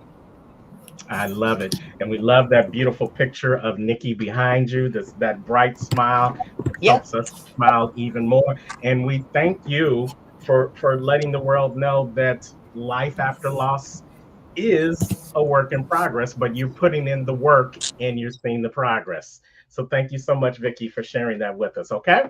Thank you, guys. Well done, Vicki. Thank you. Vicki Walker. You can check her out. She is part of the BTBS family. You can check her out on all her sites. We're going to have her put her information in the chat room as well. Anthony, she said it's a club that no parent ever wants to be in. But I love the fact that she has turned that pain into purpose. She helped 5 people through the Gift of Hope donation, and she's helping others through sharing her story. What a phenomenal story, right? Yeah, absolutely. And it's through tragedy, and it's one of those ones that I think everybody can resonate with the fact that we've had something bad happen to us. There is levels sometimes to it, and that's tough. And when you can actually manage to take something like that, realize the impact that it can have, get through the moment, and of course still cherish the memory and be able to help people in their progress, it's a weapon that you can fight evil with pretty easily, and fight depression and fight all the bad things with, when you actually can not only do it in yourself, but teach others to do it as well. Absolutely. And as a mom, Brenda, I mean, what does that story do for you, and how she's able to turn that pain into purpose? For me, I can't even imagine, but how she has stepped through it and is doing something about it speaks volumes, because you don't know how you're going to react or how you're going to respond. And most people could spiral down. Instead, she's donating, she's active, she's promoting, she's letting her legacy live on. And that's a big deal. Where a lot of us, I don't know how I would respond, but sometimes we just kind of clam up and go hide in a corner and we get depressed. And I'm sure she went through all of those things, but she's doing something about it now. She's turning the tragedy into joy. She's making things come from it that are good. Yes. She's taken the loss and she's creating a legacy. And that's also what we help people do here at Becoming the Better You. Yes, we help you in business. Yes, we help you in speaking. Yes, we help you in service, but we also help you in that personal development, because many of us are stuck and stagnant right where we are because of whatever situations we may be. But if you know that you can go from a loss into still living life, a life of purpose, a life of legacy, then you too can become the better you. So if that's your situation, we invite you to also join us at the BTBY Work in Progress Experience. Go on over to comechangeyourlife.com. And here we're going to give you a little sneak peek of what you can expect if you have your face in the place September 13th and 14th.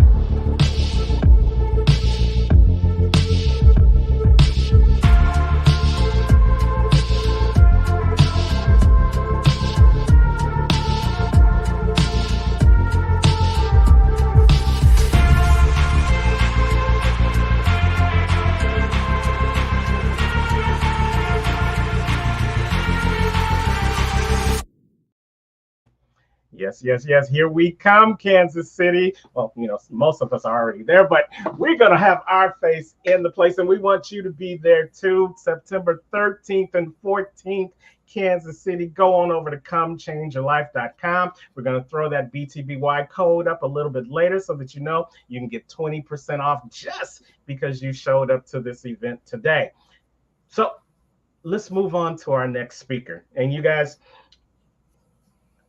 I like Brenda does her speech about ship, that part of the end of the word that means the state of. And when I think of this next speaker, I think of the word meant, because you're meant to be fulfilled. You're meant to accomplish things. But when I think of this next speaker, you're meant to be aligned. You're in alignment. You're meant to be enlightened. And she is the person that if you're looking for that enlightenment in your life, then she's your speaker. She is Tasha Salinas. She's the founder of Divine Wellness LLC and is an emotional intelligence embodiment coach. Boy, that's a mouthful. She's dedicated to helping others achieve inner peace and enlightenment. She's looking to help you light your world. She's looking to help you foster radical self-awareness. She has a significant impact with the government sector, notably the Oklahoma Medical Marijuana Authority. Stop, Anthony. Where she co-created a well-being division and coaching program for executive leaders. As a dynamic and catalytic voice, Tasha's guidance promises to awaken something profound within your heart. And Brenda and I had the pleasure to be in her presence for over 36 hours recently, and trust and believe we were awakened, we were enlightened, and we were pleased to welcome her to our stage. So without further ado, let's welcome to the stage Miss Tasha Salinas. Hello, hello, hi, thank you so much.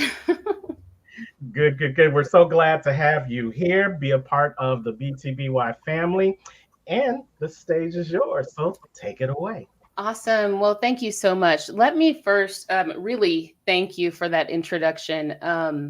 This is a moment where I don't feel worthy of those titles or those accomplishments or those achievements. And it's funny because that's literally my message, right? The message of self-worth, about self-love, all of these things. So thank you for reflecting back to me the information I gave you, but then also that connection that we had during that incredible week in Miami. So anyway, it's my joy to be here. Once again, my name is Tasha Salinas, and I'm an enlightenment coach.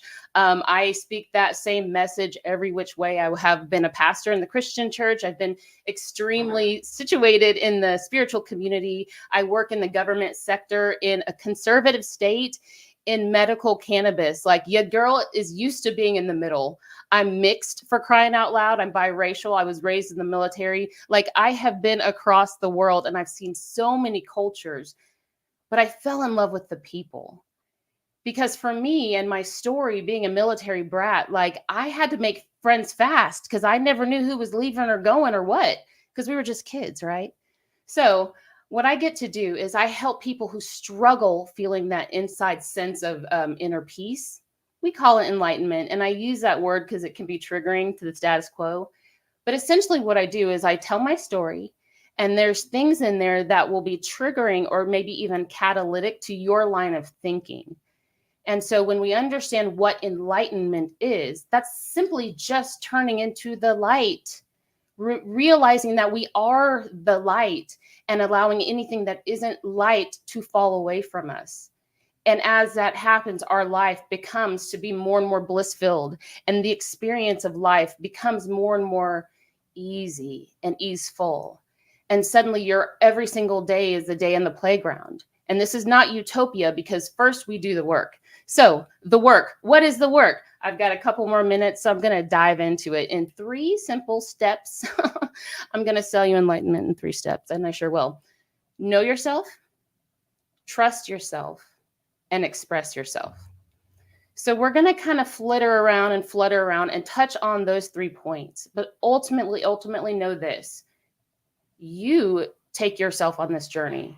I can say things, I can offer things out for your consideration, But the idea of you deciding to experience your beliefs in a new way, that's an inside journey, and it's beautiful if you just trust the process. So I'm going to dive in and say, Socrates says, to know thyself is the beginning of wisdom. And so that's where we start. We start with self-awareness. And so we can look at some of our personality habits, our behavioral traits, these things that we do. We can look at our life around us. What is it reflecting back to us? If you think about it, everything is being reflected back to you. So for me, in 2020, my entire world fell apart. I was chugging along. Stuff had happened, but I was in a 20-year marriage. The whole world was dying of COVID. That was my belief at the time. I was glued to the media about the political unrest, about how my neighbors were dying, about how I had to get all of my groceries sanitized before I could consume them or feed them to my family. And I was trapped. And I was trapped in my house. I was trapped in my head. I was trapped in my body. And then memories of repressed childhood sexual abuse came to mind. And I was being triggered by everything. And it scared the crap out of me. And I was running from the darkness and running. And I kept finding myself in my closet. Like, what? But that's where I got to be silent by myself. And I allowed myself the opportunity to turn inward because I had never learned to self-soothe. And that's why we know ourselves, because we were all children, had certain effects. It doesn't matter who the victim, whoever the perpetrator, any of those things, we've all been hurt at a time that was vital to our upbringing and our growth. Well, when we now become conscious adults and really understanding that we have a reason for being, we start to lean into the thing that might be in the way of us actually achieving that thing. And I'm speaking it in this manner because I'm talking to the leaders of today. We're not waiting for tomorrow. We have to know ourselves. The reason why the kids could be running amok is because maybe your thoughts are running amok. So they're not being led well or parented well. Or maybe our societies aren't being led well because there's just reactivity over reactivity over reactivity. So we pause and we know ourselves. And that means slowing down. That means understanding society has taught us that we had to strive and work to achieve. And that helped to set up the structures that supported us up to this point. Where we are in this point in society is that the individual is responsible for their well-being, their wellness in society, financially, physically, health-wise. All of the diseases that we can name that we're so afraid of can be mitigated with a healthy lifestyle that starts in how you think about yourself. So know yourself. We get to play with that. That's thinking. What are you thinking? Think about what you're thinking about. Know your thoughts. Investigate your mental diet. Okay? Number 2, your emotions. What are you feeling? You're an energetic receiver. Your body, and we can prove this. I prove it all day in the workplace. If you guys want the scientific version, I'll break it down for you. But honestly, your energy, how are you labeling your emotions? Are you walking around all the time? Are you going to conquer this? You're going to conquer that? There's time for that.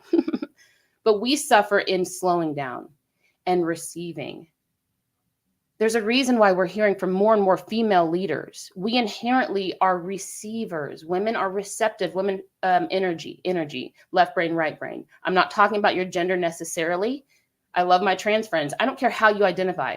We all have the capacity and the vital need to be in receptive mode to allow life to bring us what it will.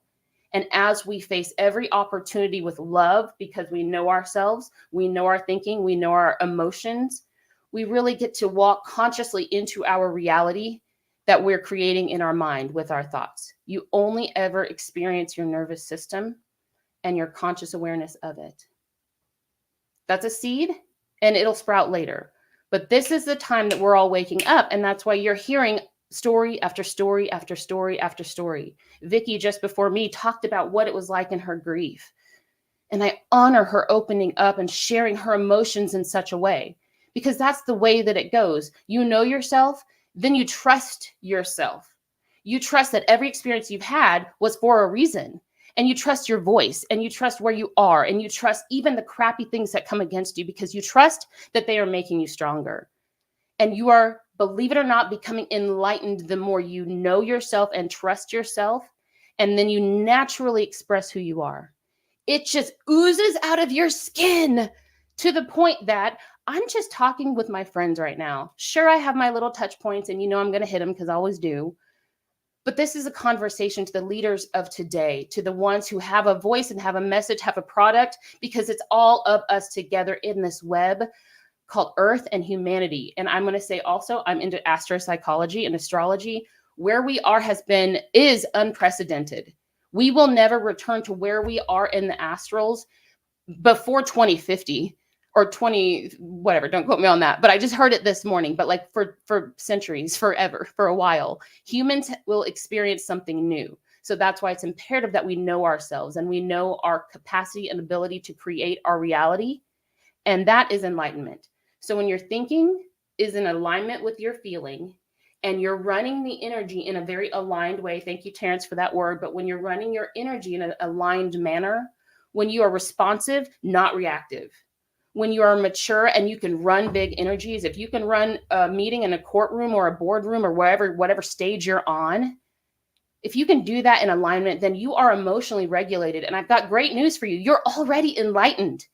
The only thing holding you back is your belief that you aren't, or your definition of sovereignty. You can still live out your sovereignty in any religious ideology you want. They all lead home. If done earnestly, it's the belief that, not the thing that you believe in. It's the fact that you have the capacity to believe, which means you have a choice, which means you have made a decision. And in the beginning, there was God, and God was everything. And then God spoke. So what does that look like? How are you speaking about yourself? Where are you speaking? How are you using your energetic expression? You don't just speak with your mouth. Y'all know. Watch a dancer, right?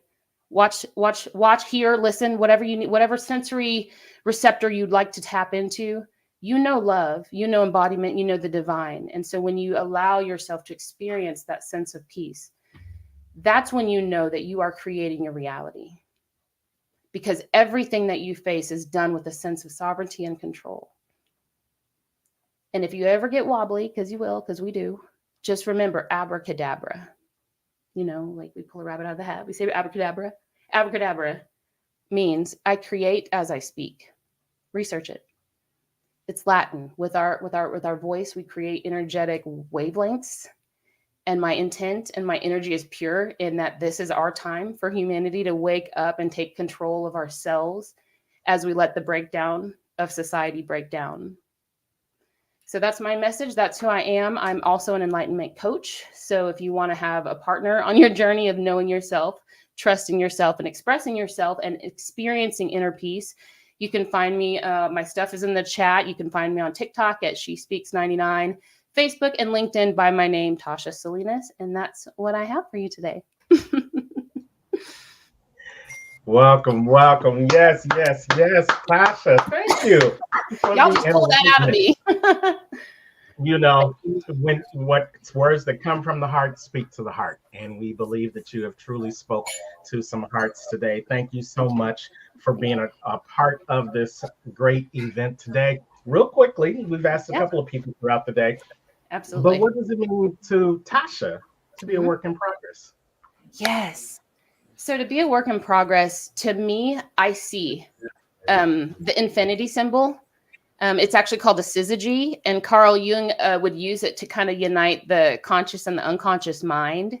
And so for me, I see the ongoing loop of we fail. Sometimes we rise and sometimes we fall. And that actually, the falling is what gives us something to overcome so we can rise again. And that's the process of experienced evolution, in my opinion. So becoming the better you, like we never arrive, I don't think.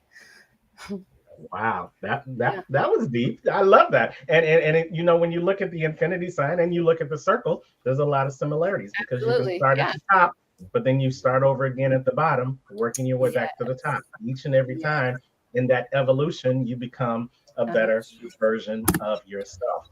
So we thank you so much for that. We have your information in the chat, and we are looking forward to continue to growing with you in alignment and in enlightenment. And are we gonna see you in September? Yes, I'm gonna be there with bells on, and I'm gonna be like showing up and showing out. I can't wait to make more friends.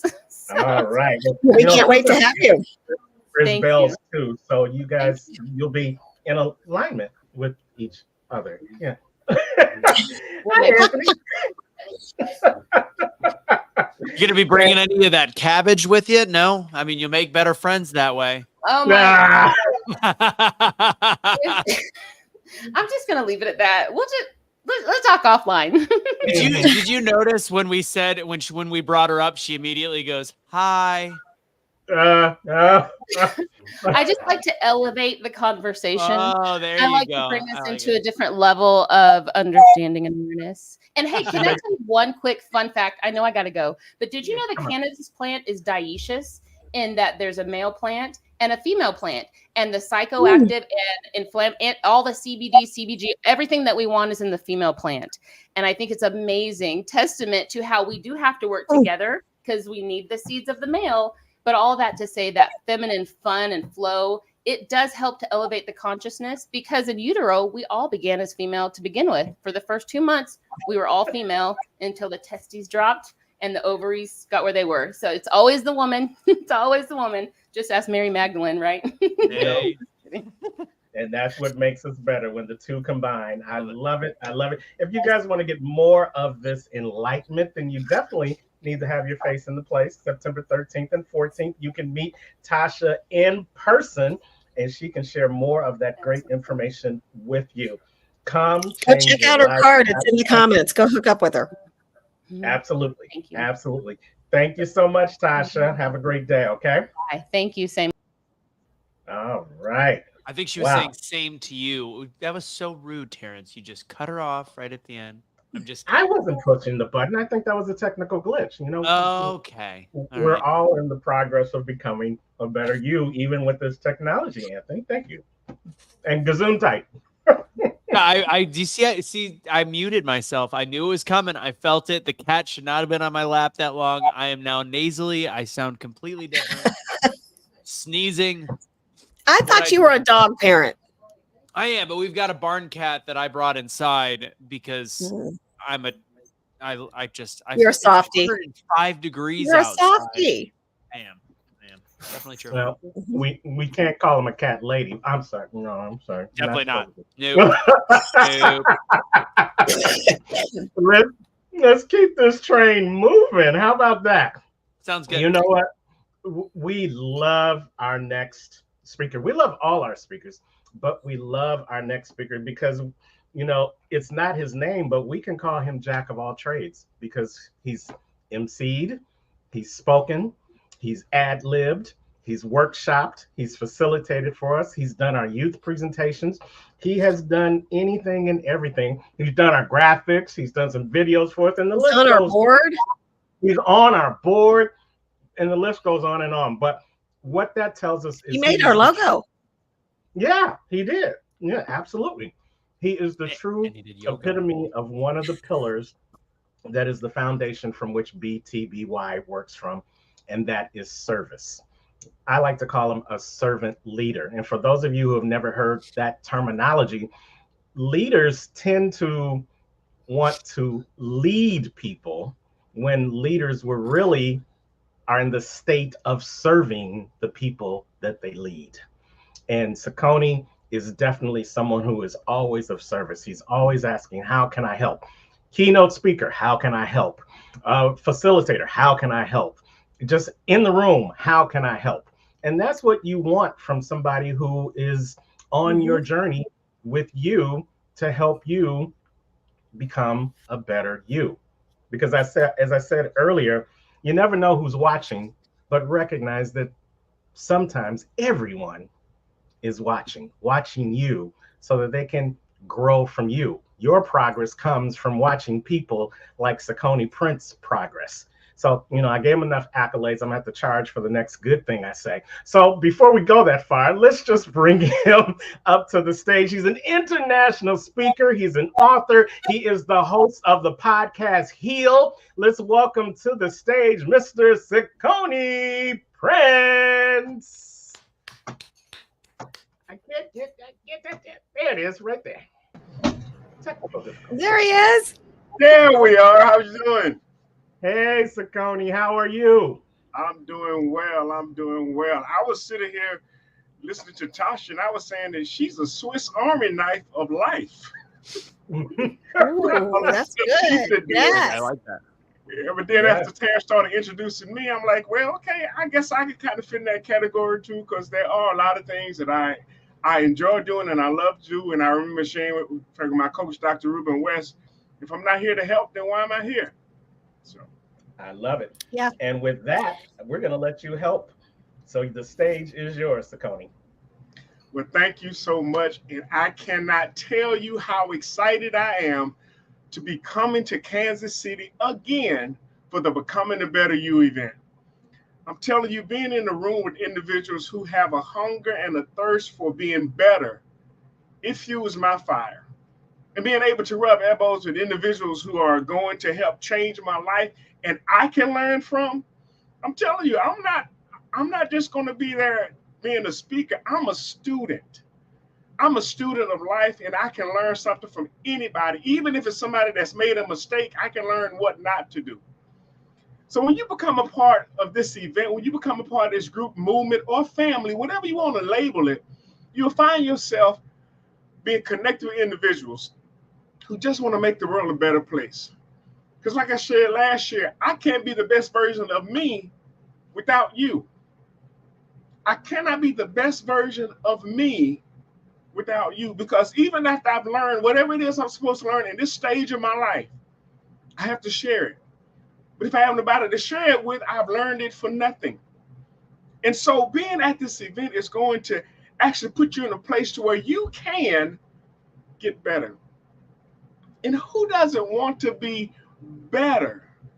Who doesn't want to grow from where they are to where they want to be? I've shared several times that a GPS, it does you no good if you don't have in your current location. Whatever destination you put in, if you don't have locations turned on, it's going to ask you, where are you? And if you're not honest with yourself, you'll never get to your destination. And so even in our own lives, we have to do the same thing. We have to be honest with where we are, where we find ourselves living at this very moment. The relationships, the mindset, our goals and our dreams, are we closer to them or further from them? Because without that level of understanding, we'll find ourselves wandering and meandering back and forth, not knowing where we're going. GPS is always, they will get you a route to get there. And that's why having a coach or having somebody come alongside and help you is so important, because you can see where you are right now. You can see where you want to be, but how do I get to there from here? Having people like Brenda and Terrence and Anthony and myself and the other speakers and the other individuals are going to be there, we can help you get to that place. So I hope you can understand and hear my voice that I am passionate about helping individuals. Now, most recently, I wrote my 6th book, which is entitled Heal. Heal is an acronym for Help, Elevate, and Learn, and it's a guide for healing your inner child. And I'm telling you, this book has been one of my best-selling books. It's been a best-selling book because a lot of people can relate to the fact, and even like Tasha alluded to earlier, that there are things in our childhood that still show up today. If they haven't been dealt with, if they haven't been addressed. And so I turned the book into a podcast because I want the individuals to understand, listen, I'm not here to end the conversation on inner child wounds, inner child trauma, or inner child healing. I want to start the conversation. I want to make it commonplace for us to have the bravery to be able to address those issues. I shared a couple of years ago that the bravest thing you can do is heal from your hurt. I'm going to say that again for those that are taking notes. The bravest thing you can do is to heal from your hurt. Because too many of us, we are bleeding on people who didn't cut us. If you don't heal from your hurt, you will bleed on people who didn't cut you. It may not have been your fault, but it is your responsibility. I'm going to say that again. What happened to you may not have been your fault, but it is your responsibility. And what I mean is that it's your responsibility to heal. You may have found yourself in a situation that was unbecoming, something that was unfavorable. And all of us we have some part of our past that if we could erase it, if we could rewrite it, if we could do away with it, we would. But that part of our past helped make us who we are. But my question is this: have we healed from it? Or is it still showing up? Are we still bleeding from that wound? Are we still bleeding from that trauma? And are we bleeding on people that care about us, that want to see us in a better place, in a better space in life? Those that truly want to see us win. Are they suffering because we fail to take the necessary steps to heal? And I even say in my book and even on my podcast, listen, if anything that we talk about, if anything that we bring up, if anything we discuss triggers something in you, look, put the book down, turn the podcast off, and go seek professional help. Because there are some journeys you aren't meant to take by yourself. There are some journeys you do need some help. You need someone to come alongside and hold your hand and walk you through it. But are you willing to take the journey? One of the questions I ask all of my guests on my podcast, and I've had coaches, I've had therapists, I've had psychologists on there. One of the questions I always ask them is, can somebody do this work alone? And I've gotten different answers. But the reality is we all have to be willing to start. And I heard Dr. Phil say this, and he was quoting somebody else, but he said, you can't fix what you won't face. And so many of us, we won't even take the time to acknowledge the fact that we have an issue. We have a problem. We'll just chalk it up to, that's just the way I am. Really? Have you really taken an assessment of who you are, and are you happy with who you are and how you show up on your job, in your business, in your relationships, as a parent, as a husband, as a wife, as a family member? Are you happy with how you show up? And if not, there's some work that needs to be done. And you have to be willing to do that work. But then there are some times when you need so much help that you need to get somebody to come alongside. We talk about this event being a work in progress, and we are all just that. But I realized even in my speaking career, I had gone as far as I could on my own. I was like, you know what? All of my knowledge is tapped out. I need somebody to help me. That's when I got a coach. And I'm telling you, you need somebody to come alongside to help you, regardless as to what it is you're trying to do. Somebody has already done it, and they know maybe 10 minutes more than you. But they can give you 10 minutes of your life back by sharing that information with you. So I want you to understand that the investment that you need to make, the one that you can never go broke on, is yourself. Invest in yourself. Take the time. We'll go to concerts. We'll go to football games. We'll go to plays. We will travel the world for leisure, which is great and good, and it's needed. Vacations are important. But when was the last time you invested in you, in your own development, in your ability to help somebody else, in your ability to package what you have and present it in a way that somebody can receive it and take it with them? We're not always going to be here. We're not always going to be where we are right now, but we need to make sure we're setting up the next generation to succeed. And we can do that even by being an example of showing them, hey, I've invested in myself. You need to do the same. I spent money going to Kansas City to be a part of the Becoming a Better You event. You can do the same. We have to not only just talk about it, we have to be about it. And we can do that because there are so many people looking for somebody to model themselves after. They're looking for somebody to look up to. They're looking for somebody that has the passion and the intensity that, regardless as to what they're going through, what they're facing, they can overcome it. They are looking for somebody to help them be a gladiator in a suit. Somebody that's willing to fight in spite of what is going on in their life. Do you have something to fight for? Something worth fighting for? I'll tell you what was worth fighting for me is you. I didn't get a chance to say this at the beginning, but now is a good time. My name is Saccone Prince of SacconePrince.com, where we make motivation personal. by introducing you to yourself.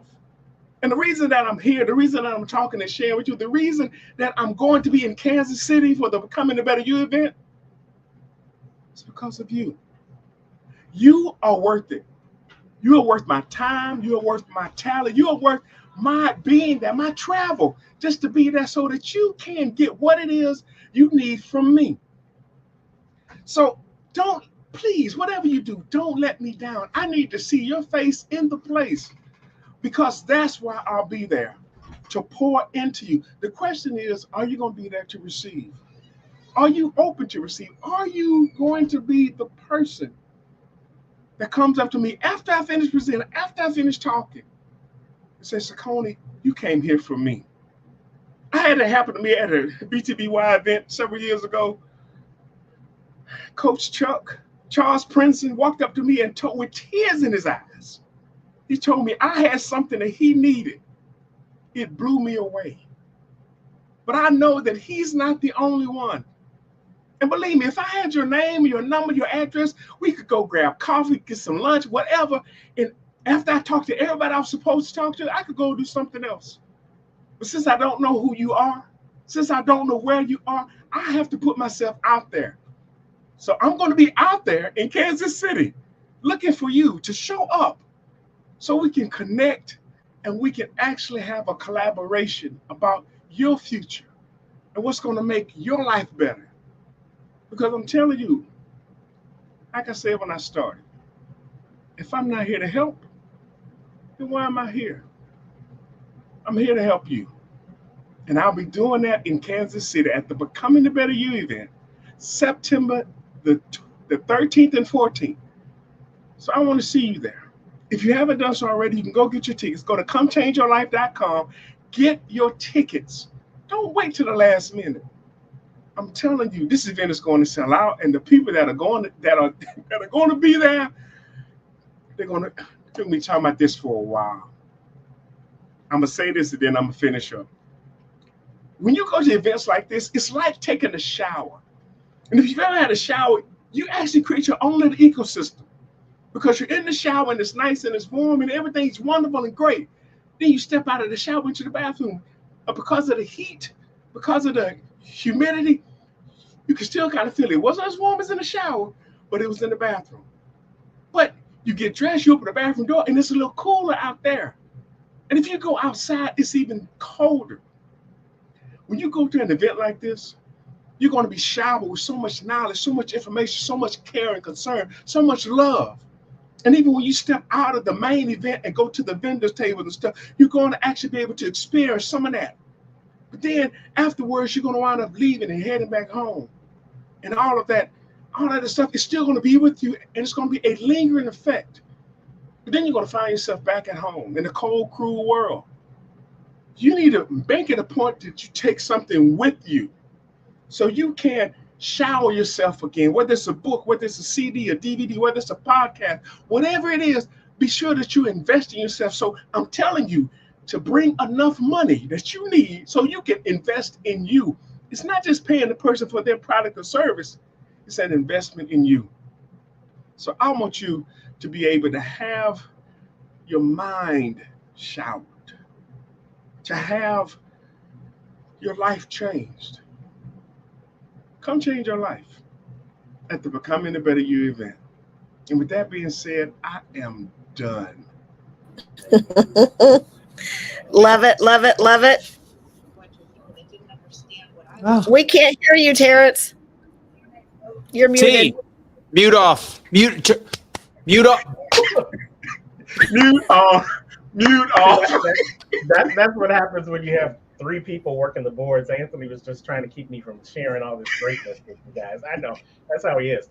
But you know, you said you're done, but you're just done for now. You've got lots more in store when you join us September 13th and 14th at the Come Change Your Life event, BTBY, work in progress. Going over to comechangeyourlife.com, get your opportunity to introduce yourself to Sakoni. And here's the one thing the rest of us know: if you don't introduce yourself to Sakoni, he will introduce you to yourself. Thank you, Sakoni. We appreciate you, my brother. Hey, before we let him go, I think somebody's in the back room. I think there's a couple of people in the back room. You want me to bring them both up or just? Yeah, bring them both up. Bring them up. Bring them up. Bring them up. What up? Hey, family. Yeah. Great job, Sakoni. We awesome job, Sakoni. Loved it. Loved it. Yes. These are not only great speakers that you can meet September 13th and 14th at the Come Change Your Life BTBY Work in Progress experience, but they are also our guiding members of our board. We've got Sakoni Prince, you just met him. We've got Kevin Wilson, and we've got the stepologist, Regina Platt. Give him a round of applause. It is an honor to be here with the family. Come on now. Absolutely. Yeah, we brought Anthony home for the family, so he's back with us. Yes, indeed. But you guys, am I the odd stepchild or am I the prodigal son? Which one is it? Yes. Prodigal son. Yeah, What day is it? What day is it? Yeah. Kevin's was quick. He goes, yes. Yeah. But you guys are our guiding force. So real quickly, because we know we're about to jump into Kevin's great presentation. What does it mean for you guys to be guiding this movement as we BTBY are progressing by working? Let's start with Regina. I was like, let the man go first. But what I would say is it's an honor and a privilege with the work that I do as a restorative practice individual. It is so important to me that each person is able to walk in the fullness of their authenticity. And so to be a part of a collaboration of individuals who are game changers, visionaries, messengers of hope, who are moving forward as a force in oneness, what other place would I be at than right here with this team, the Becoming a Better You team? Absolutely. And Regina is spearheading our youth experience.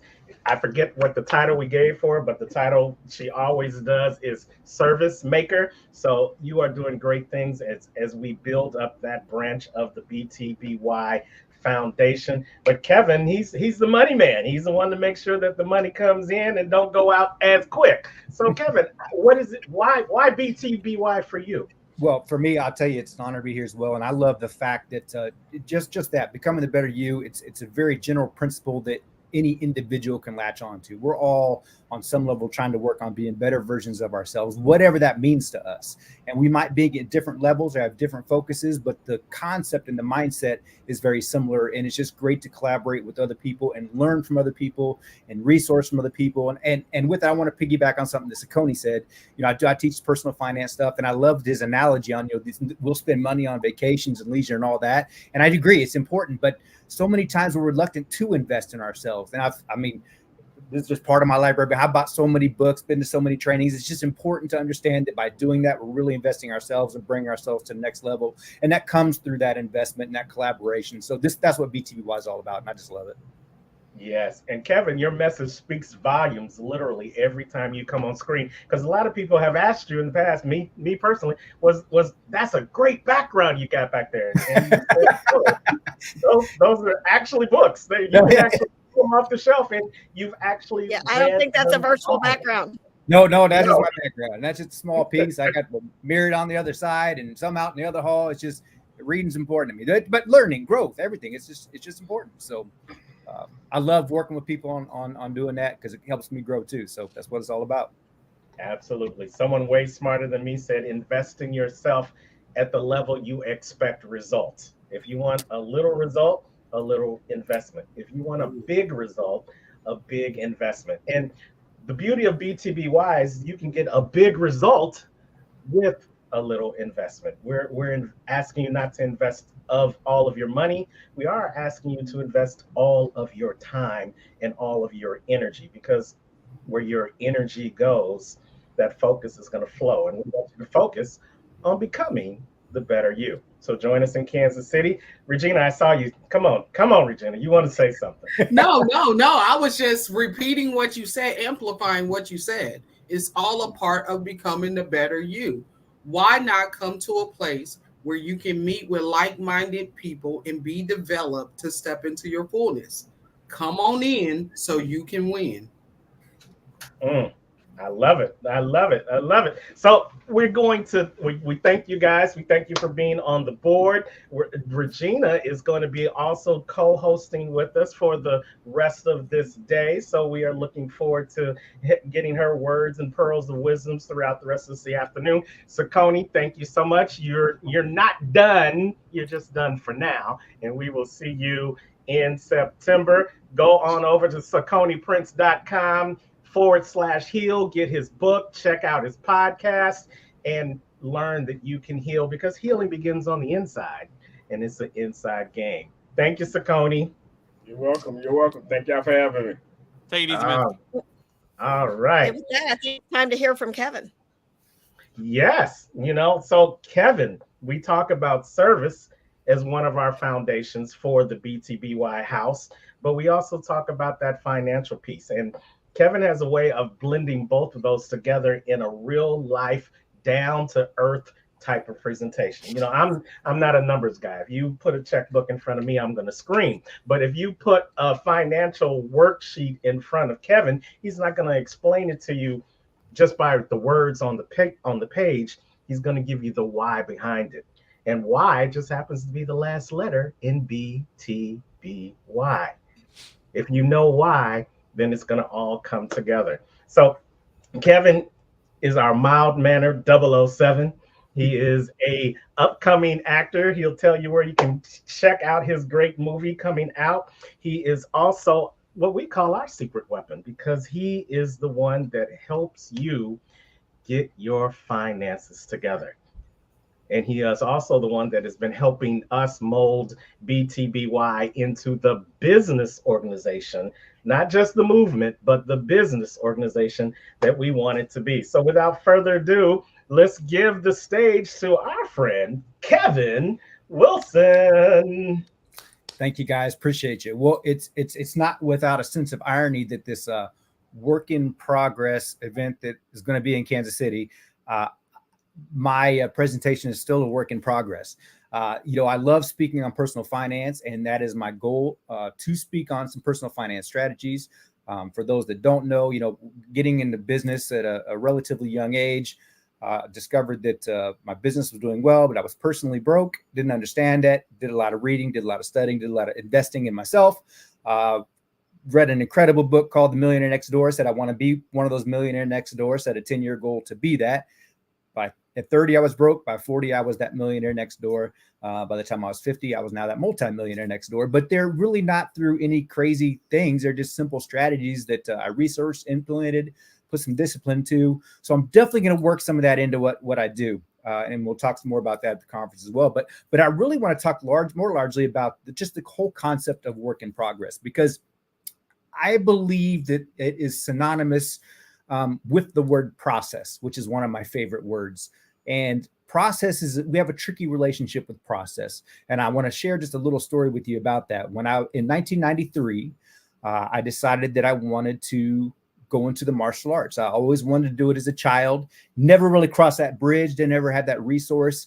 So at the age of 19, it was a college class. I thought I needed a physical education credit, and I enrolled in karate in the university. Well, when I enrolled in that, flash forward, I became a black belt several years later. And if you'd have told me that first day I started, I would have been so excited I'd have done a backflip, and I can't do a backflip, but that's how excited I would have been. But by the time I got to test my black belt, it wasn't that big a deal, because it was just the next step in the process. See, we are always around ourselves every single day. I know Saucony mentioned his book, Heal. I've actually got one of his other books. It's on my to-read list. I still haven't read his Are You Climbing the Right Mountain? It's working up the stack. I'm getting ready for it. But in my book, Difficult Demon, we actually have a chapter called The Demon of Process. And the demon of process works hard against us because we're present to ourselves every day. If you start a weightlifting program or something, they have you take pictures beforehand because you don't see your results. Only after 90 days later, you take an after picture, do you see it, whether it be skincare, whatever it is. But that demeanor process is tricky. And sometimes when we reach things that at one time we would have seen as magnificent, by the time we get there, it's just not that magical because it's just the next step in the process. Now, the reason I share that is because sometimes that forces us to look at other people and see value in the things that they have done because they are so distant from us, but not see the own value in ourselves. And that's dangerous because we all have value and we are all working towards things. And interesting enough, somebody's sitting on the other side looking at you thinking the same thing. But we have to take the time to understand that we have value, to understand that because we're always present to our own progress and our own process, we have to take the time to celebrate those things and give it that larger metric. I talked about being a millionaire. That was a 10-year plan. By the time I hit millionaire, it wasn't as exciting. If you told me the first day, you'll be a millionaire, I'd have been excited. But the next time I got there, I was like, yeah, that was the plan. That was the next step. We're almost there. It's been 10 years. It's been 20 years. But we always see the value in other things. As a martial artist, I always loved it. They always talked about how Bruce Lee wanted to be Steve McQueen. And Steve McQueen wanted to be Bruce Lee. It's because they saw the value in those things that were distant from them. And that's a tricky relationship. So at BTBY, I love it because we are we're talking about becoming the better versions of ourselves. We're talking about embracing ourselves, celebrating ourselves, understanding that as we move forward with the things that we're doing, we're continuing to bring value, but there is no quantum leap. And I like that term, quantum leap. There was a book I read not too awful long ago that I really liked. It was called Slight Edge by Jeff Olstein. And it really resonated with me because I was always feeling that thing of, where's my quantum leap? And that's what they say is that the quantum leap doesn't exist. Today is just yesterday's tomorrow. You're just on a trajectory, but that trajectory is small, but it's either trajectorying upwards or downwards by the choices that you're making.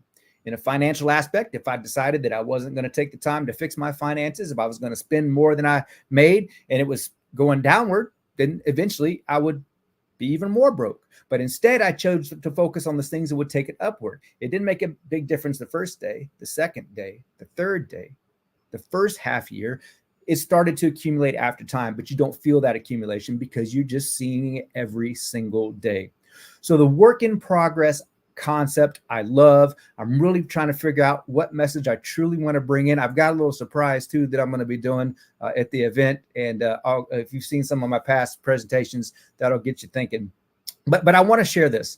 I actually pulled this book off the shelf. I haven't read this in quite some time, but this book is called Abundance. I had to look up the copyright date because it was and it was 2012, and this is why I say it. The time I read this book, it must have been right around the time it came out.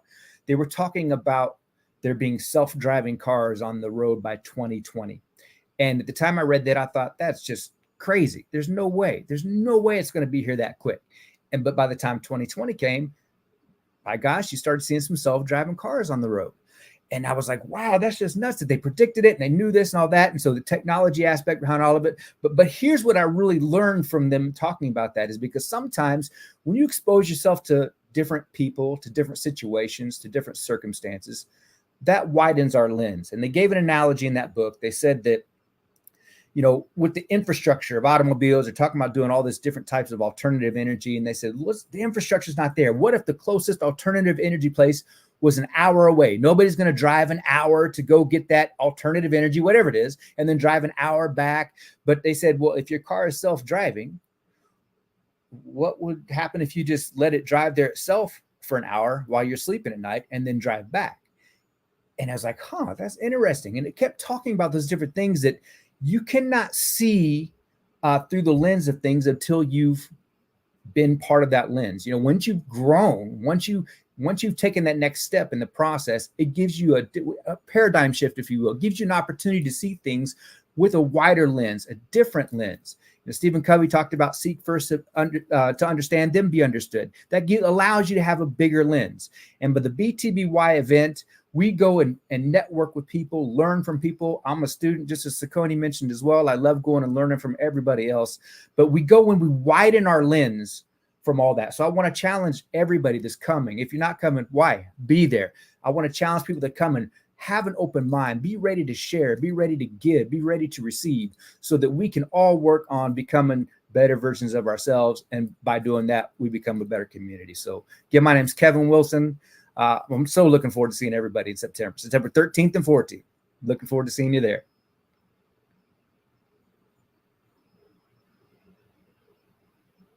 Looking forward to having you there too, Kevin. Always a pleasure to be there with you. Always a pleasure to know that you are doing the best that you can, and you're becoming the better you. Because, you know, let's be honest, a lot of people, they look at us, they look at where we are, they look at us leading this all day long. I called it a telethon because I'm old, but it's a virtual experience.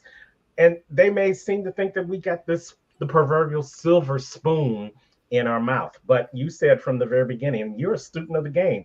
Every one of those books behind you, you have read or you will be reading, because you're always a work in progress. And that's what we love about you, and your humility and your ability and your willingness to serve us, to help us become a better version of ourselves individually and as a company, is something that we cherish so much. How can they reach out to you, Kevin, if they can't wait till September 13th to reach out to you?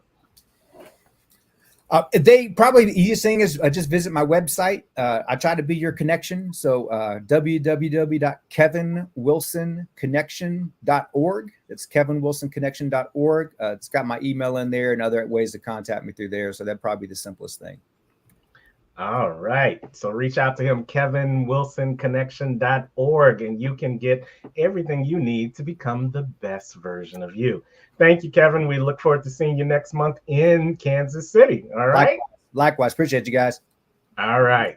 That's our CFO, Kevin Wilson. So you know what? We're going to let Anthony go because he's got a transformation that he's going to take place real quick, and we'll see Anthony real soon. But let's just keep chatting. You know, I really wanted to get him off because I love spending time with the ladies. So now I feel like I'm a sandwich. I'm the meat to your bread. Anthony was coming up to speak.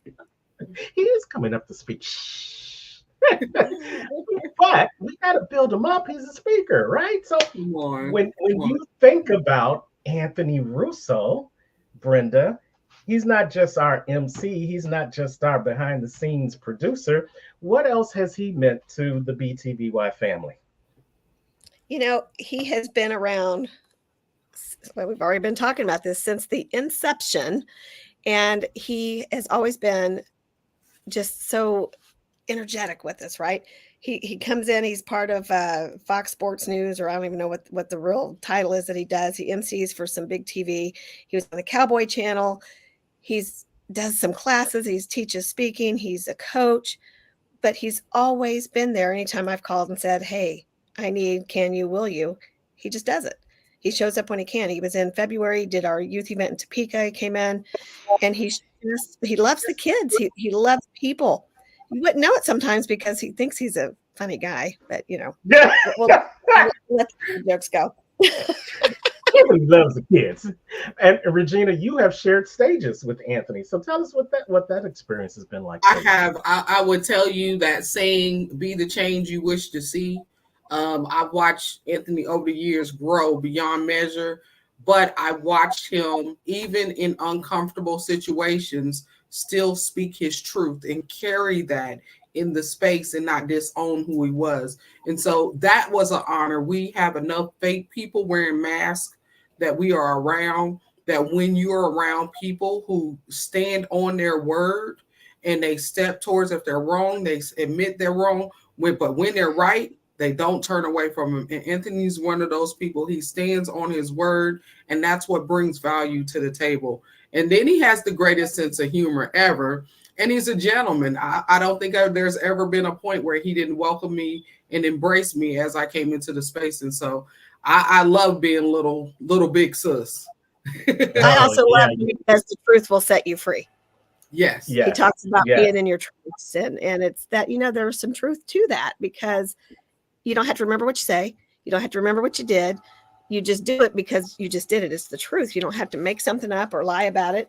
And let's face it, we should all be able to be in our own truth. Come on. Absolutely. Come on. That's part of becoming a better you. It is. Yes. And when you think about, you might think we actually like him. Y'all better stop. I know. That's why I let y'all say it. Now I can come with truth. I can come with truth now. We love here at BTBY. We love giving people their flowers because you never know when your time is going to be up, and we want to let people know that on this journey towards becoming a work in progress, you can still show up. Becoming a work in progress, you can still speak your truth. Yes. Becoming a work in progress, you will still have failures, but when you double down, when you take that double down strategy to getting back up and continuing to be that work in progress, that's when I say you become unstoppable. And when I think of unstoppable, I think of Anthony Russo. He's had so many things that could have brought him down, but he keeps moving forward. He's had setbacks and he keeps coming back for a comeback. He keeps rising to the top like cream on the top of a cup of coffee. And he is here to show you that failing is not fatal. Failing is just a part of life.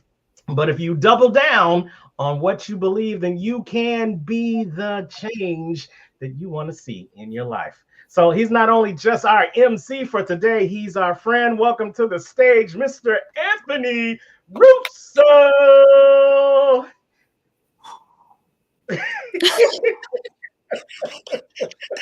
Thank you, guys. You guys. So Did I tell you it was a transformation?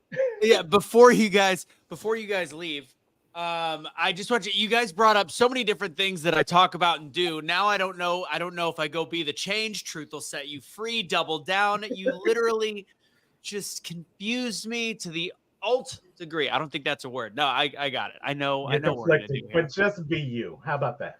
Yes. I'm gonna become a better you. Yeah, see? It writes itself. Anthony, you've got the stage. Thank you very much. All right, ladies and gentlemen, thank you for that. I don't know if that was a eulogy. I don't know what that was, but I feel there were so many nice things said about me, and I'm confused. I didn't know that I was that well liked, so that was pretty special.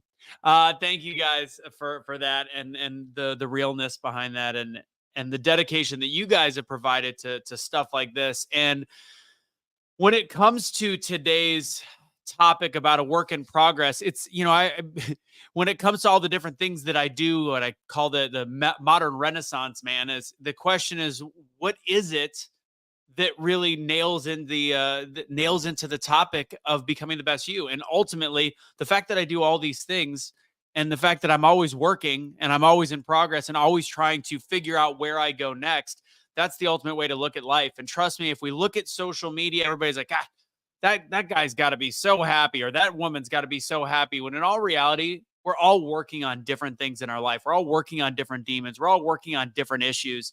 And fact is, we're all trying to grow. The ones that are going to be successful and happy in life are all trying to grow. I had to fix that statement, because the people that can't find joy on a daily basis are the ones that aren't trying to grow. When you hit a plateau, when you're in a relationship or when you're in a place of work or wherever you are, and you've just kind of given up on growth and you're no longer in progress, all of a sudden life's not going to make as much sense as it did the day before, and then the day before, and then the day before. And next thing you know, I'm 41 years old. I'll be 42 in a couple weeks. Time goes incredibly quick. You can't get time back. So when you start to think about where you're going in life, and we've had some speakers today that have touched on this, make sure you know what your direction is. Doesn't mean you're going to reach that exact spot, but it means that you've put yourself in position to have a direction that could be where you want to be, where it brings you fulfillment to get to that place. So ultimately today, what I've been working on really hard the last several months, and I think that it's a tribute and a testament to the concept of being a work in progress, is the fact that for a long time, I worked on mindset coaching. So as they mentioned, I've been an MC. I've been an MC for Fox Big Noon Kickoff and several sporting events.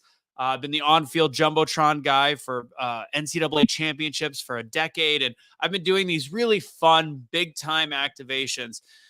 At the same time, when I actually was doing my stage speaking, and what I've spoken at almost all of the BTBY events, it was regarding overcoming failure. And I love talking about that topic, and I love coaching on that topic. But I started to realize that some of that messaging, although I felt as though I could help people, and I know that I was helping people, I realized that I didn't know my own avatar. And by not knowing my own avatar, and again, I don't know if I'm speaking to people out there that are speakers, coaches, change makers, people that are trying to figure out what to do next in order to serve, because ultimately serving is how we find fulfillment. And in the end, that's how finances actually come to you, is finding a way to give enough to where people are willing to pay you.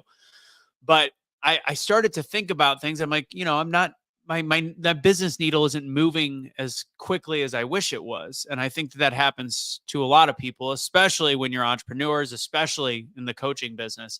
And I write a book. I spend a lot of time writing a book, The Art of Doubling Down. I talk about my dad, and I talk about the fact that he was a compulsive gambler. And I have all these beliefs on how I can really work through people's failures and help them overcome failure. And at the same time, I've had successful businesses. I had $1 million business for almost a decade. It was a staffing firm, but my target client was somebody of a higher net worth. And I know that I could help those people. At the same time, did I feel authentic trying to get that business? And that authenticity and that genuine nature was something that I don't think had the cohesive messaging that it needed. And then all of a sudden, we had somebody earlier that had Laurent, that had been at the Great American Speak Off. We both were actually there. And I made the finals, the top 100 or whatever it was. And we had groups that we broke out into afterwards. And I started to work with other speakers, and we're part of a mastermind. We're part of a group of phenomenal communicators. And I realized that out of that, and part of it was the fact that I had worked with Brenda and Terrence a couple of years back when we put together our own speaking class. And I know they still do it. And I'm not going to tell you about mine because they have a phenomenal class, but I'll tell you about some of the key lessons and key learnings that I've been through in these last 6 months as I've been a work in progress myself. And as I'm telling you this, I'm not telling you just my story. I'm hoping to tell you that you can find your story, and moments, flashes of genius, flashes of authenticity can come when you finally reach that pivotal point. And that pivotal point of acknowledgement that maybe for me, it's God, when God is there to kind of give you that message. And I start working in this mastermind, and it turns out I kind of take over the course. I take over the group, and I realize, wow, I have the ability to help speakers that are just as good as myself. And I'm speaking from a place of authenticity because, well, that's my full-time job, is I get paid to speak. So it doesn't feel inauthentic. It doesn't feel like I'm trying to pitch a $20 million business to say, hey, I can help you with mindset. That just felt inauthentic. So once I found this, I then have developed this whole story around it and realized that this story really, truly fit who I am. And it allowed me to become, I have more joy. I'll tell you, I have more joy in my free Wednesday class and my group that I teach on Thursdays than any other time in the week, just for those hours. And I'm not making the same money that I make doing some of the other bigger events that I do, but it's something that's building. And when I say fulfillment and purpose, that is where I fill it. So I feel like I froze. There we go. All right. I feel as though I fill it in those moments. So now I'm going to give you the core, the core moment, the scorch mark in my life where I was like, wow, this is where it was at. And I go, when did I learn the power of using my voice? So I'm going to tell you about 2 topics before I wrap up. And those 2 topics are using your voice, and then also knowing how powerful your story can be for whatever profession you may have. So for me, I realized going back to when I was 13 or 14 years old. I mentioned my father earlier, and of course I talk about him in the book, but this is different. This is the moment that I stood up to my father when he was talking poorly about my mom. And I'm not going to get into the graphic detail of exactly what was said, but as a 13-year-old, I was very strong in my response when he finally said something that I felt was a little over the line, a lot over the line. Actually, it's probably a word I had just learned at the age of 13 or 14 years old. And I finally put my foot down.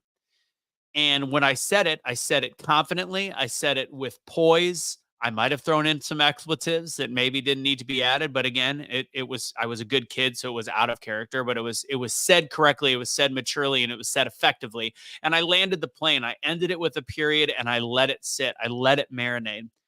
And the movie went by. I can't tell you what the movie was about, but I can still, to this day, I can remember exactly where I was sitting in the movie theater when I said this to my dad.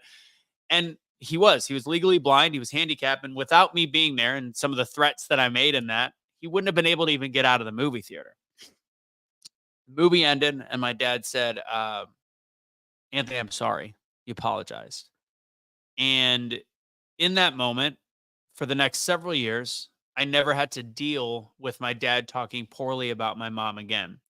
I didn't realize how much that moment meant to me as I got older and as I got into the world of speaking. I've been a professional speaker for almost 20 years now, 18 years, not to age myself. But I thought back, I go, when did I realize that voice and words could have so much power in order to change your circumstance? Because in that moment, Regina talked about be the change and how I have the change can happen in your own life when you start to take over the power of your voice.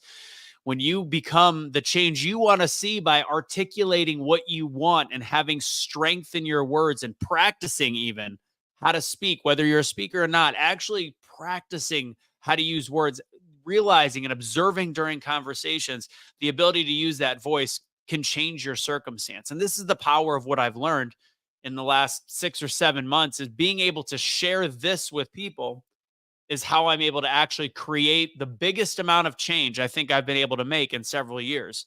So by being the change, creating the movement, talking about politics, I get it. There's a ton of power behind political conversation, debates, all of that. It's great. But when you can give somebody a tool that can actually change their circumstance, there's nothing better. And the way I say it is, we always say that the pen is mightier than the sword. Well, the pen with the addition of voice is a megaphone for that weapon. There's nothing you can't do when you properly understand how to use your voice.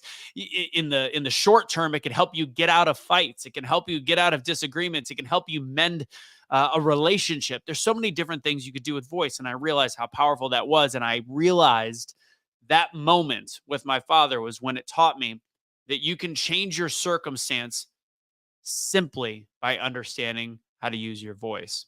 And then from that point forward, when I started to teach more of this angle and this discussion, and realized people wanted to hear, people wanted to learn more, and they realized that when you start to get better at using your voice, you start to be able to better overcome your limiting beliefs. So it's not just about being a speaker on stage. It's not just about having the ability to properly communicate with your clients, if you're a coach or whatever, or your boss. It goes above and beyond that, because when you know that you've got power that's in here that can come out here, amazingly enough, you become a changed person. You become somebody that can realize goals that you didn't have before. And all of a sudden you have way more confidence than when you started. So then I started thinking about the importance of how to teach. And some of this also came from the course that I taught with Terrence and Brenda. And the idea of creating your story. And I can see some of the speakers that they've had today have learned really a master craft, again, work in progress, but a master craft. They've gotten better and better, and they've gotten to a great point where you can really reach into your soul to provide said story. So the key when you're starting to link in with people and connect, and again, this is a tip and trick. We live in a world of social media. We live in a world of 15 seconds to get people's attention. Understand that the first things out of your mouth, you have to be ready, willing, and able to hook people. You have to hook people into what's important to you, what's interesting about you, and what your story is. You have a very limited amount of time in order to gain somebody's trust, not the way that we used to gain trust, but gain somebody's trust to the point where they want to spend more time hearing what you have to say. This isn't just on stage. This isn't just the importance of hopping up on stage and having a great story. This is anything. We live in a very fast-paced world with very fast-thinking individuals, and yet we still yearn and we're missing connection. So as we work on ourselves, we have to start understanding that we are all amazing individuals with our own interesting stories. Not all of us can find exactly what those stories are. Just like I have random cats popping up off my lap. We have such unique stories that we don't know who is going to actually resonate with the messaging that we have, who is going to either get their life changed or want to actually be a client. You just don't know. You're not sure. So as you start to work through your story, and I encourage the way that I encourage storytelling, because storytelling truly is the way to properly unlock the secrets of your life, unlock the ability to create change, unlock the ability to have success, unlock the ability to have a better relationship. All of these are based off of your use of words, and the ability to communicate. So by creating and crafting something that is unique to you and understanding that your story is important and putting those words on paper is the key. It's just like a comedian. So this is where I was getting to with storytelling and possibly journaling. Take notes on your life. We all can. Reading is great. I agree with, like, read everything, like just immerse yourself in information. But when you read, take notes on how it relates to you. One of the things I love to do is in my classes and also in regular life is take a quote and make your mind, and it's great practice for your mind. Take a quote and have translate it to how it resonates for you and speak it into word. Now, if you're not doing a live or if you're not making a video, then write it out. Write down anecdotes that you could use in your life that are just part of who you are. That's the power of journaling. I'm not saying take notes like exactly like a comedian so that you're like, all right, I can tell this joke at a party. Write notes so that you better learn about yourself. That's the best way to get past some of those limiting beliefs that you might have. So when it comes down to it, the power of story and the power of voice is a different way to look at how you can follow the train path, the cart, the road to progress.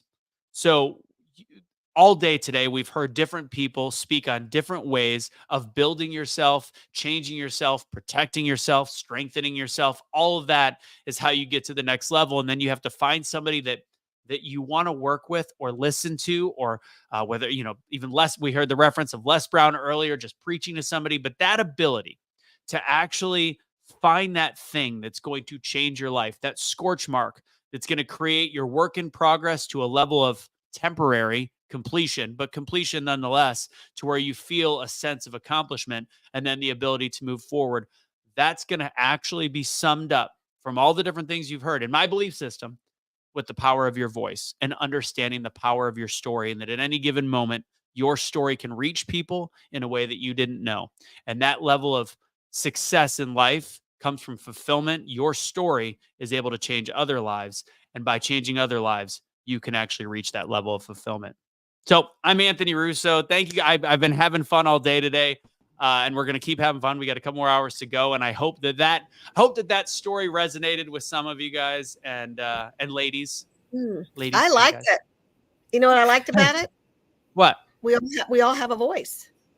We all have a voice. We don't know how to use it, or we're afraid to use it, or we don't want to use it. Yeah. And thanks to you, I don't whisper as much anymore.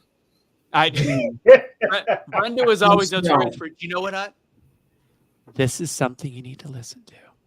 Right. It made you listen, though, didn't it? It did. Going over to come change your life. I talk about something called the power of the pause all the time now, and yours was the power of the whisper. But instead, what I notice what you do now is right when you're about to whisper, you pause, and then so you've replaced the whisper with the pause, which I think has a lot of power. Yes. Yeah, I learned it from one of the best. What can I say? and that speaks to what we said before. Speakers need speakers, coaches need coaches. We all need someone to see us outside of ourselves. And I love how you have seen yourself outside of yourself. You've taken the initiative, and now you're passing it on to people that you come in contact with. And one thing that resonated with me is that you said you've been doing it for free. And that's when you know it's purposeful. That's when you know it's about fulfillment and not about fame. That's when you know it's about the passion and not about the pocketbook, because it's something that you would do even if you didn't get paid for doing it. 100%. And it's a beautiful thing. Also And says he might care. You said What's that? It also says he might care. Possibly. Okay. Don't let anybody know this. Right. You know, we wouldn't want to put that out there too much. You know, like you said, he thought we were eulogizing him, but we were really speaking We were truth. not. You know, we call it terms of endearment. You know. So I do want to say one last thing about what we're doing here with BTBY and this event, and it's the epitome of what I've come to the conclusion, because I'm not a salesman. I hate selling people. So you provide something like this conference, to the point where people have enough faith in you, provide enough, give enough of yourself, give enough information. You're giving a bunch of voices for people to listen to, whoever might resonate, whoever might feel connected to the messaging. And then at one point, if somebody wants to pay you to work for, like, say, I have enough faith that you can change my life, I'm going to pay you. That's the ultimate gift of sales. You don't have to sell anyone, but you provide enough value, quality value and messaging, and give enough of yourself where people are like, I have to give you my money for something. That's what I've moved myself to in terms of stuff like coaching and different things like that. And that's exactly what you guys are doing here today. You're providing so much value to people that it's like, why wouldn't people want to come to a bigger event and be in proximity with said people? I love the way you said it. Go ahead, Regina. No, I just love the way you put it out there. You provide so much value to people. Do you know who you are? Right? Part of this learning process you're seeing as you're going through. Do you know how much value you provide to people? Without connecting with the people and having a relationship with them and respect for them, you'll never know how much value you add to them. And so you got to be around the people. Yes. Agreed. People don't pay for the vision, they pay for the value. And if you can provide them value, they'll open their pocketbook and their wallet and swipe their credit card every time. And with that being said, let's give you, now that we've been giving you this value all day, now we want you to go get the tickets. So go on over to comechangeyourlife.com, and here's a sneak peek of what you'll get.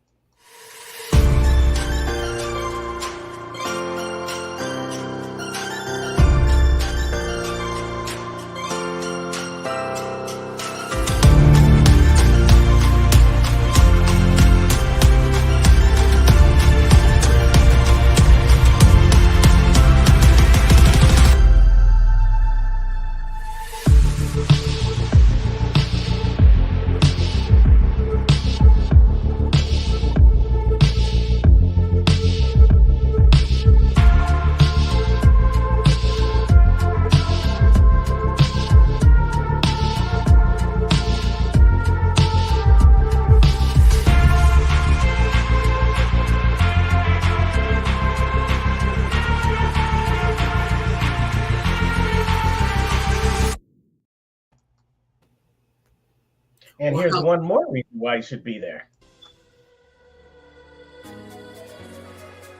I'm so excited to be at the BTBY event in Kansas City. Come and learn how to become more than you ever thought was possible. It's on September 13th and 14th, and there's also a free networking event on September 12th, which I'll be there as well. You'll learn strategies for overcoming fear. Learn to identify and conquer fears, blocking your success in career, relationships, and personal growth. Empowering mindset shifts, unlocking the techniques to shift from self-doubt to empowerment, boosting confidence, and driving towards your goals. Building resilience, one of my favorites. Master resilience and adaptability to overcome setbacks, fostering a growth mindset for relentless progress towards all of your goals. I'm Christopher Cumby, and I'm helping people level up in their business and life. And I'll see you there.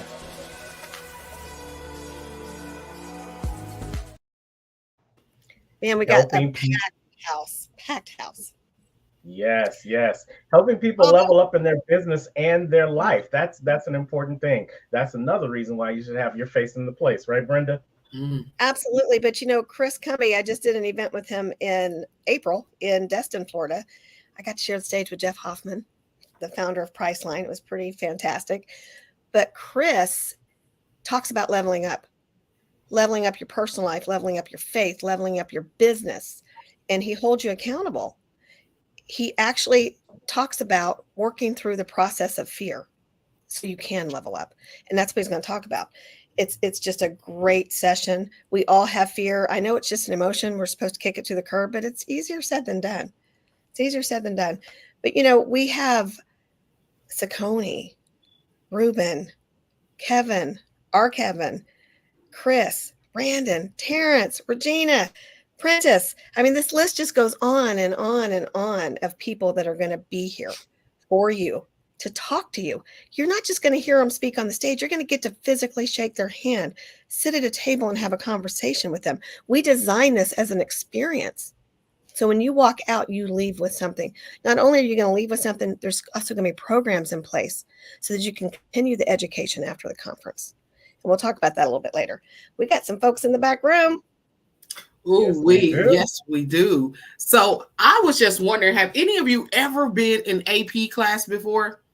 Today's AP that's coming up, Angela Prater, this person right here, this young lady, this visionary, this dreamer that is coming up, the founder of Alchemize Hope and a leader in trauma-informed care with over 27 experience. Come on, y'all. This person that's coming up is a master at designing and outlining when it comes to vision, course creator, a master of training. She is committed to a systemic, hold on, I'm about to change up her words, a systematic change. Hold on, y'all. I'm about to change up her words. I done got so hyped. Hold on. Now I'm going to tell you this, because I can keep walking through this that's written on paper, or I can get you ready to be in the presence of somebody who came to change the game. The AP alone allows you to understand that her name was a setup for a get up. And so if you are ready to hear from a master designer, an opener and awakener of vision, sit back and relax. Make sure you push share so others can come in. And beware, this is an AP class. There's no settling. There's only leveling. So let's level up. Come on in the room. Hello, Angel. Yes. Welcome, Angel Prater. There you go. Giving out some free hugs, hugs heal, so don't get it twisted. And thank you for that. That was beautiful. Thank you so much. Well, Angel, the stage is yours. Go get them, girl. Okay. Well, hey, everybody. I'm really grateful to be here. Thank you, Brenda, for the invitation. Before I forget, though, I'm supposed to say something. Someone out there asked for a sign. Well, this is it. Manifest your destiny. Get out of your head and get into your heart. And I love you. My name is Angel Prater, and why I'm here. I worked in leadership and development in nonprofit for over 25 years. I've dedicated my life as a change agent in local, state, national, and international systems for mental health, substance use, houselessness, criminal justice, and more. I began my journey as an AmeriCorps member back in 1997. Excuse me, co-designed and implemented a global movement, AKA Crisis Line. Transitional housing programs for families and single parents, provided trauma training, technical assistance, and coaching to professionals, individuals around the United States, and much, much more. But 4 years ago, as an executive director for a nonprofit, I was so tired with the money that the counties and the foundations, how they were dictating and defining what help looks like, what they will pay for, what they wouldn't pay for. Help looks different for everyone. We don't put people in a box. I was tired of watching the same programs and money being wasted by creating more of the same broken system programs, putting a new name on it and claiming it to be trauma-informed care. So I walked away from a six-figure salary to live my true authentic purpose. I just couldn't continue to watch people die because of our system being broken any longer. I had a vision 18 years ago. I didn't know what it meant, but I knew I would know someday. That day arrived. I've been called to build an ecosystem, alchemize hope in the world. Hope-driven opportunities to personally and professionally evolve. That's the missing link. So for all you neurodivergent learners out there, I see you. I love you. I am with you. I'm going to go a little old school here for a minute. There's some visuals behind me. I'm going to use these to walk you through a journey of hope. I believe it will help you anchor what I'm about to share into your own experiences. From the moment we are born to where we are today has shaped the way we see the world. How we see, what we hear, how we think, how we act. Our interpretations are all formed and stored in the back of our minds. We have like little filing cabinets, some wide open and some bound by lock and key, hiding in a dark room. Our experiences, though, shape our beliefs. Our beliefs are our truth. From our truth shapes our values. That is how we determine what is good or bad. And our values shape our behaviors. That is what we do, like respond or react. What are your beliefs? What are your values? Did you form your own? Or were you told what they are? Did you inherit someone else's through family, friends, television, media? Self-awareness is key. If you don't like what's going on within us or around us, we must do something different to change it. Nothing changes if nothing changes. If you change the way you think, it changes the way you feel. If your feelings change, your attitude and your actions will change. We must sit in our discomfort long enough to grow through it. You cannot go around it. You cannot go over it. You have to run through it. You have to run to it. You must feel it to heal it. However, this requires deep self-reflection and practicing being rigorously honest with ourselves. If you look at these experiences, I've outlined them here into the cake. And we're going to discuss that in just a moment. We have been programmed to avoid feeling uncomfortable. We want instant gratification. We must focus, or we currently focus on the surface. That is what is interpreted. We think outward, we're distracted by everything and everyone. Why? To avoid going inward, to avoid feeling, to avoid discomfort. So how do we self-reflect? You got to push the pause button. We often only self-reflect till it becomes uncomfortable. It's like peeling an onion. It's okay to cry. It's okay to break down so you can break through. Ask yourself, what do you see? What are my beliefs? How do you feel? What do you value? What value is affected? What do you need? What's your current behavior? And what do you need to do different? So if you can remember, reaction equals pattern and responding equals freedom. Freedom for something new to grow. Remember, you have to feel it to heal it. Do you ever find yourself saying things like, same old, same shit, different day? Or maybe you want something different and nothing seems to change despite how new ideas you try. Everything ends up the same. Self-awareness is key.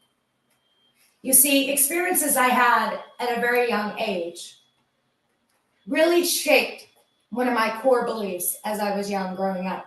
I believed I was broken. There was nothing that I could change about how I felt in that moment. There was something very wrong with me.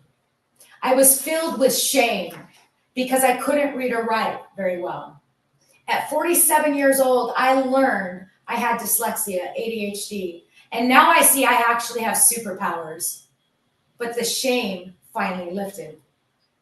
Yes, there is a difference between guilt and shame. Guilt, if I do something wrong, I can take responsibility for that and not do it again. And I can move on with my life. But shame takes a life of its own. It implies I am something wrong. As a child, my mom was single, raising 4 kids on her own, most of the time. I gotta breathe. I'm just gonna wow, see, that's taking a pause and they're going to react, right? Let's keep it real. I love my mom with all my heart. She's funny, she's strong, she's smart, and I'm really grateful to still currently have her in my life. But growing up, I can only remember her working all the time.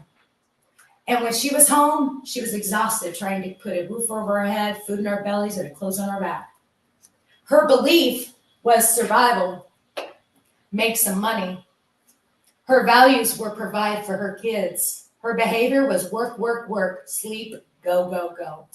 I was the youngest, a latchkey kid. I felt very alone, sad, angry, and afraid most of the time. I was searching for that family I saw on TV, like The Cosby Show. That was one of my favorites, and The Brady Bunch. But was that even real? Left to my own devices, the first time I smoked pot, I was 6 years old. At 8, I was smoking pot nearly every day. At 10, I was groomed by a local drug dealer who used me as a guinea pig to test his LSD. But that's where I learned to find customers, sales, and navigate the streets. At 14, I started using meth. Oh my God, I felt amazing. I no longer felt sad or alone. I felt happy, energetic, like I could do anything. At 15, I could barely read or write. I'd been raped, got pregnant, had a miscarriage. I couldn't tell my mom.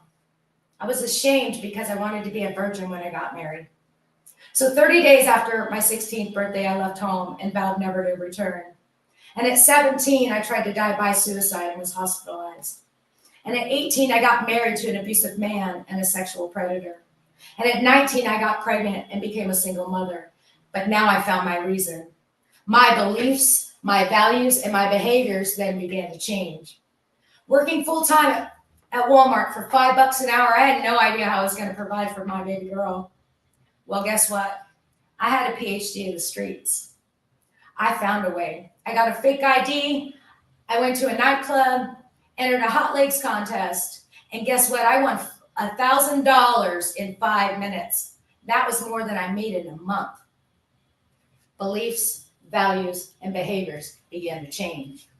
Needless to say, I never went back to Walmart. I took out my PhD, my personal history degree, and I went to work. I started a business called Sweet Seduction.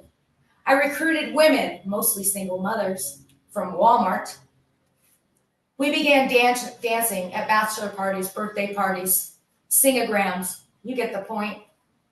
But then at 21, I became an exotic dancer for one of the largest showgirl club networks in the United States, and I started traveling a circuit. At 22, my daughter and I, we were taken. That's a whole nother chapter of its own. By 24, I'd lived in 9 states and countless cities. I'd never stayed anywhere longer than 6 months.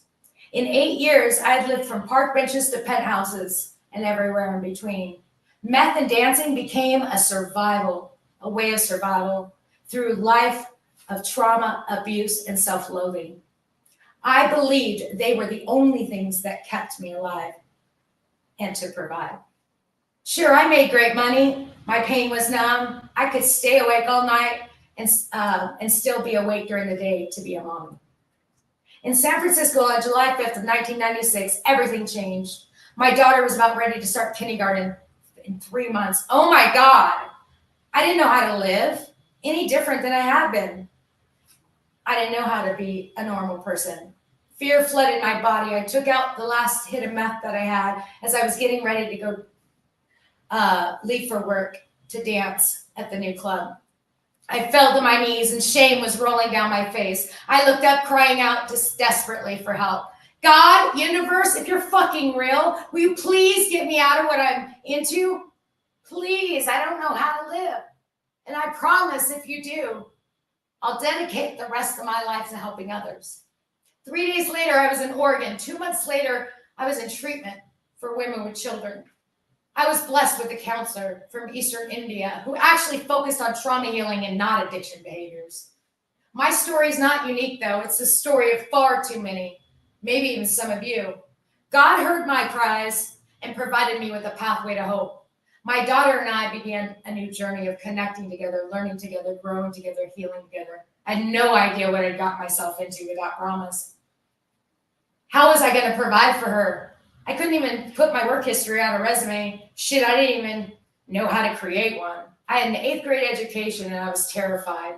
It didn't matter. A promise was a promise. I kept that promise for 28 years. Every window that was shown, I looked through it. Every door I saw, I opened it. Every person I met with unconditional love and compassion. Every day and everything has been driven by my God, who is the source of true unconditional love and light. I am a conduit. Again, my name is Angel Prater, and I'm an alchemist brought here to alchemize hope and healing in this world. Believe it or not, I'm here today because I listened. I was guided to Miami 2 weeks ago, which led me to you today. Imagine if I had listened to the fear and made excuses like, I can't afford this, what are you thinking? Or the fear that was driven by my reaction, I wouldn't be sharing with you right now. I wouldn't have met these amazing people who have changed my life forever. Again, my beliefs, my values, and my behaviors have forever changed. Are you listening? Some of you, keep going. Some of you, well, you know, that little tiny voice that you're feeling, you don't quite understand. That's your spirit guiding you. Listen, there are all signs all around you.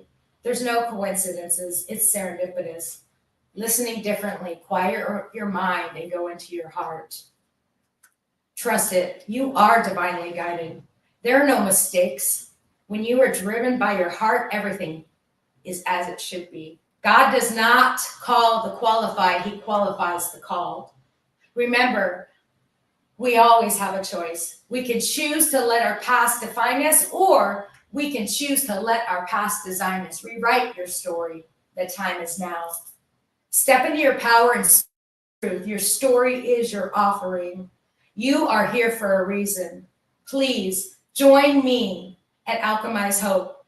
Become a trauma-aware ambassador, and together we will alchemize hope and healing in this world. Thank you.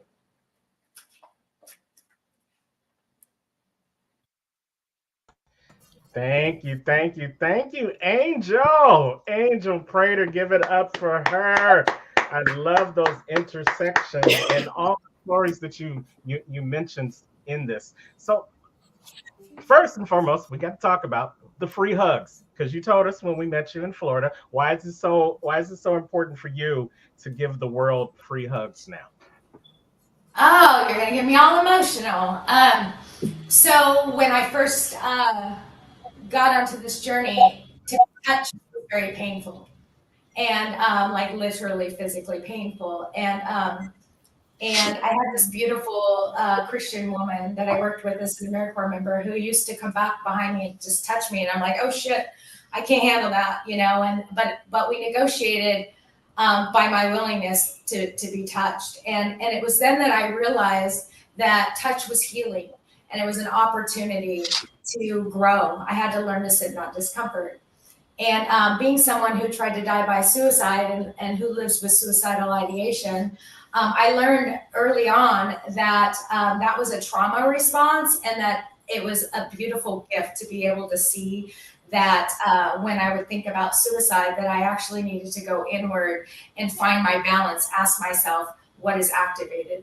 And so I've been spreading hugs around the world in my journey. And then formally about 3 years ago, started doing events around Free Hugs Initiative to combat suicide, because one person every 40 seconds dies by suicide globally. And in 2019, over 500 doctors died by suicide, and our system is broken. And so this is a hope-based way that I can bring awareness to helping people realize that they really need to stop reacting out of fear when people talk about the pain they're experiencing and what leads them to thinking about suicide, and to really honor and learn to pause and learn to respond with hope rather than react out of fear. Well, we love the message of hope. Yes, the message of hope, healing and recognizing that one act of kindness could be the thing that changes somebody's mind and extends their life. So we thank you, Angel, for alchemizing hope, and we thank you for being here this afternoon. Thank you so much. And Miss she found a way to Angel. make it to Kansas City in September. She sees the value. All right. I'm here, like I'm driving, so I'm leaving a few days early, and I'll see y'all. And I'm in Arizona, and I'll see you there. Thank you for the invite. I'm excited to be there.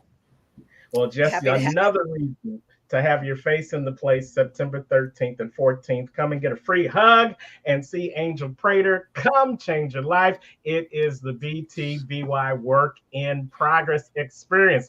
Angel, thank you so much. And put your information in the chat, so if they want to reach out to you before September 13th, they can reach out to you and learn more about what you're doing. Okay, Angel? All right. Thank you. Thanks, everyone. Thanks for all of you. Nice to meet you. Yes. That was definitely an inspiring message from Angel. We appreciate that so much. And we're going to keep it moving because, we've got some great speakers still waiting. You can still go on over to comechangeyourlife.com, put in that BTBY code, get your 20% off just because you showed up today to get this experience. But let's move on to our next speaker, because our next speaker is also a graduate of the Becoming the Best Speaker Academy, part of the Becoming the Better You umbrella. She is known as Cleo Delamos. She's a finance and money management coach. She believes that financial freedom is possible for everyone. And as a finance coach with over 10 years of experience, her mission has been to simplify the money management system and help you secure your financial future. She understands the challenges of navigating personal finance, and she's here to provide the tools and support needed to help you overcome obstacles and achieve your dreams. And on a personal note, she loves the ideal of that if we are able to heal ourselves personally, financially, emotionally, and all of the other things, then we can pursue excellence. So let's welcome to the stage one of our graduates, part of our BTBY family. It's Cleo Delamos. Hey, Cleo. Hello, how are you? Miss Cleo. Good. We are so glad to have you here. Want to make sure you can hear us pretty well. We can hear you. Yes, I can hear you loud and clear. Great. All right. Well, Cleo, the stage is yours. Thank you. So like Terrence said, I am a finance and money management coach. And one of the biggest things that I love to quote is from Vicki Robin. She's an author of a great book called Your Money or Your Life. And there was a quote in there that said, money is something we choose to trade our life energy for. And that's something that I've really resonated with, because do I want to choose money? Do I want to choose how I live my life? And I know personally, I want financial freedom. Financial freedom to me means the ability to be able to live without worrying about financial restrictions, worrying about limitations, worrying about bills, wondering, okay, do I have enough money to save for this? Do I have enough money to provide for my family for that? And so on the journey to financial freedom, it's learning that it's not just a one-time achievement, but it's a continuous progress that requires ongoing effort that we have to adapt to. And there are 3 ways that we can do that. And one of the things we need to look at is the financial environment of growing up. That's a big key that can play a huge part for us as an adult. Another thing would be the lack of knowledge. If we don't understand that financial part of navigating through the financial waters, then we become very vulnerable ourselves in the real world. A third one is by applying the knowledge that we learn, we then gain that power, that confidence in knowing that we can make financially sound decisions. So I know for myself growing up, I grew up in a single parent household, but I still had both my parents in my life. And I watched both of my parents work 11 plus hour days. There wasn't much togetherness. There wasn't many vacations. It was more like, I'm paying these bills to keep these lights on. I'm working this many hours to get you school clothes. Anything additional wasn't going to happen. And so my siblings and I learned that we couldn't ask for a video game. We couldn't ask for a CD. We couldn't ask for a car at 16 because we knew that our parents didn't have it. And so I learned that I was never going to have enough money because my parents didn't have enough money. So I figured that my path was going to be the same as theirs. And I remember I was about 10 years old at the checkout line with my mother, and they were scanning items, and my hands were so sweaty, clammy. My heart was just pounding. I was like, oh, dear Lord, let us be able to afford these groceries, because I had experienced having to put items back because we didn't have enough money to afford just the basic food to get us from a 2-week pay period. I remember just my mother just kind of counting her dollars in her purse secretly while he's ringing up all the items to make sure that she as well had enough money. So just money in itself was such a stressful topic in my family, and it was just not there. With my dad, it was a lot of window shopping. That was something he enjoyed. We never walked out with anything, but it was always like, okay, next time, what would you like to have?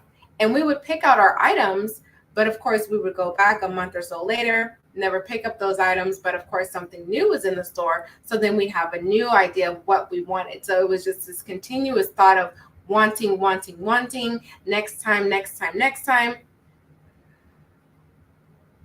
would come, nothing happened, nothing changed, nothing was bought. And so I just got this scarcity mentality that because my parents worked so hard and had nothing to show for it, that I would have nothing to show for it.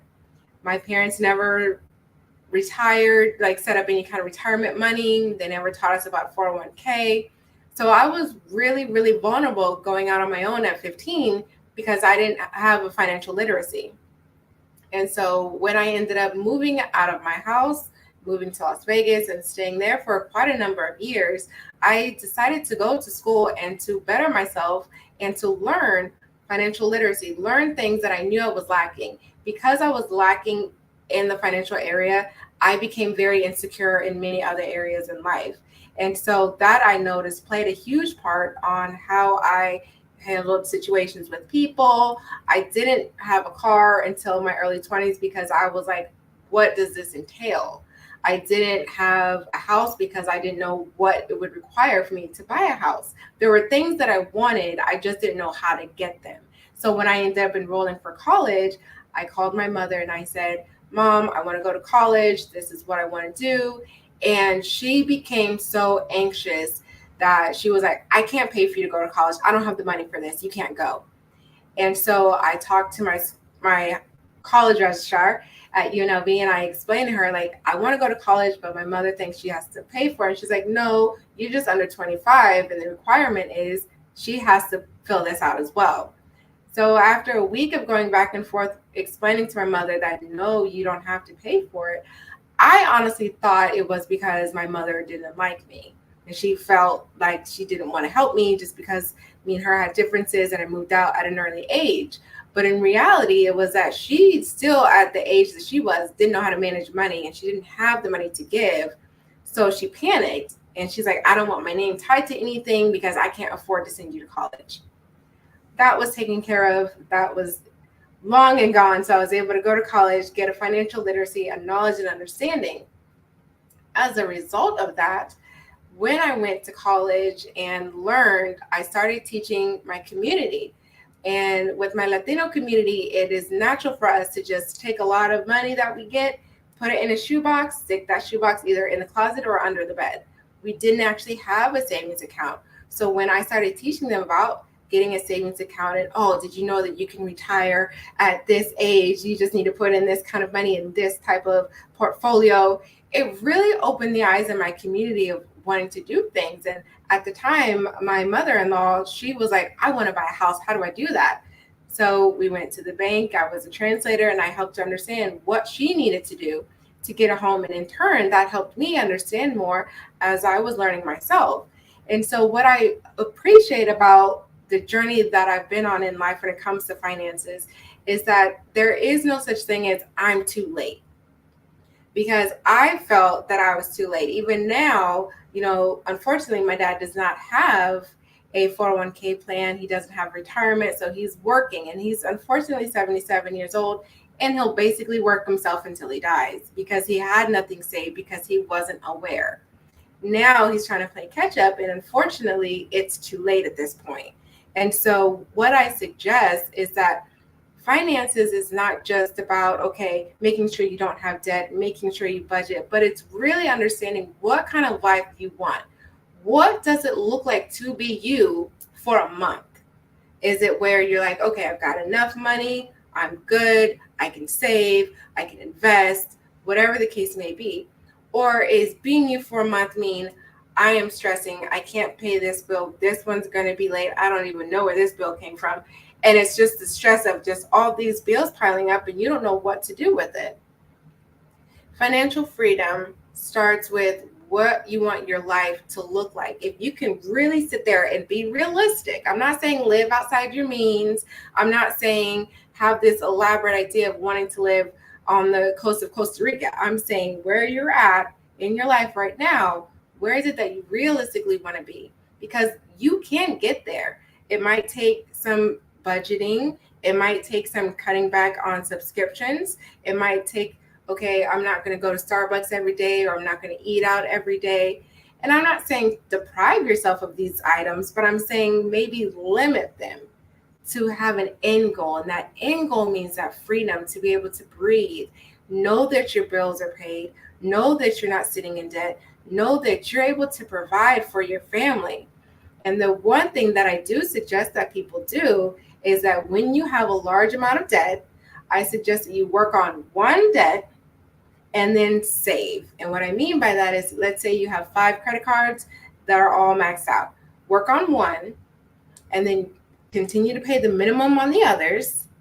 But at the same time that you're doing that, work on a savings account. And a good cushion to start off with is just $1,000.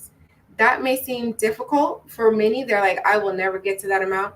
You will. But if you stay there and you keep saying, I can't do this, and I can't do this, and I can't do this, then it's not going to work.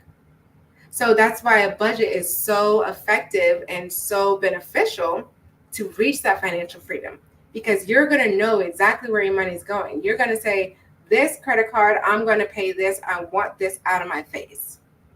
This is what I'm going to do to get there. And then you go to the next item. But we're going to treat our savings account of that $1,000 like it's an owed bill.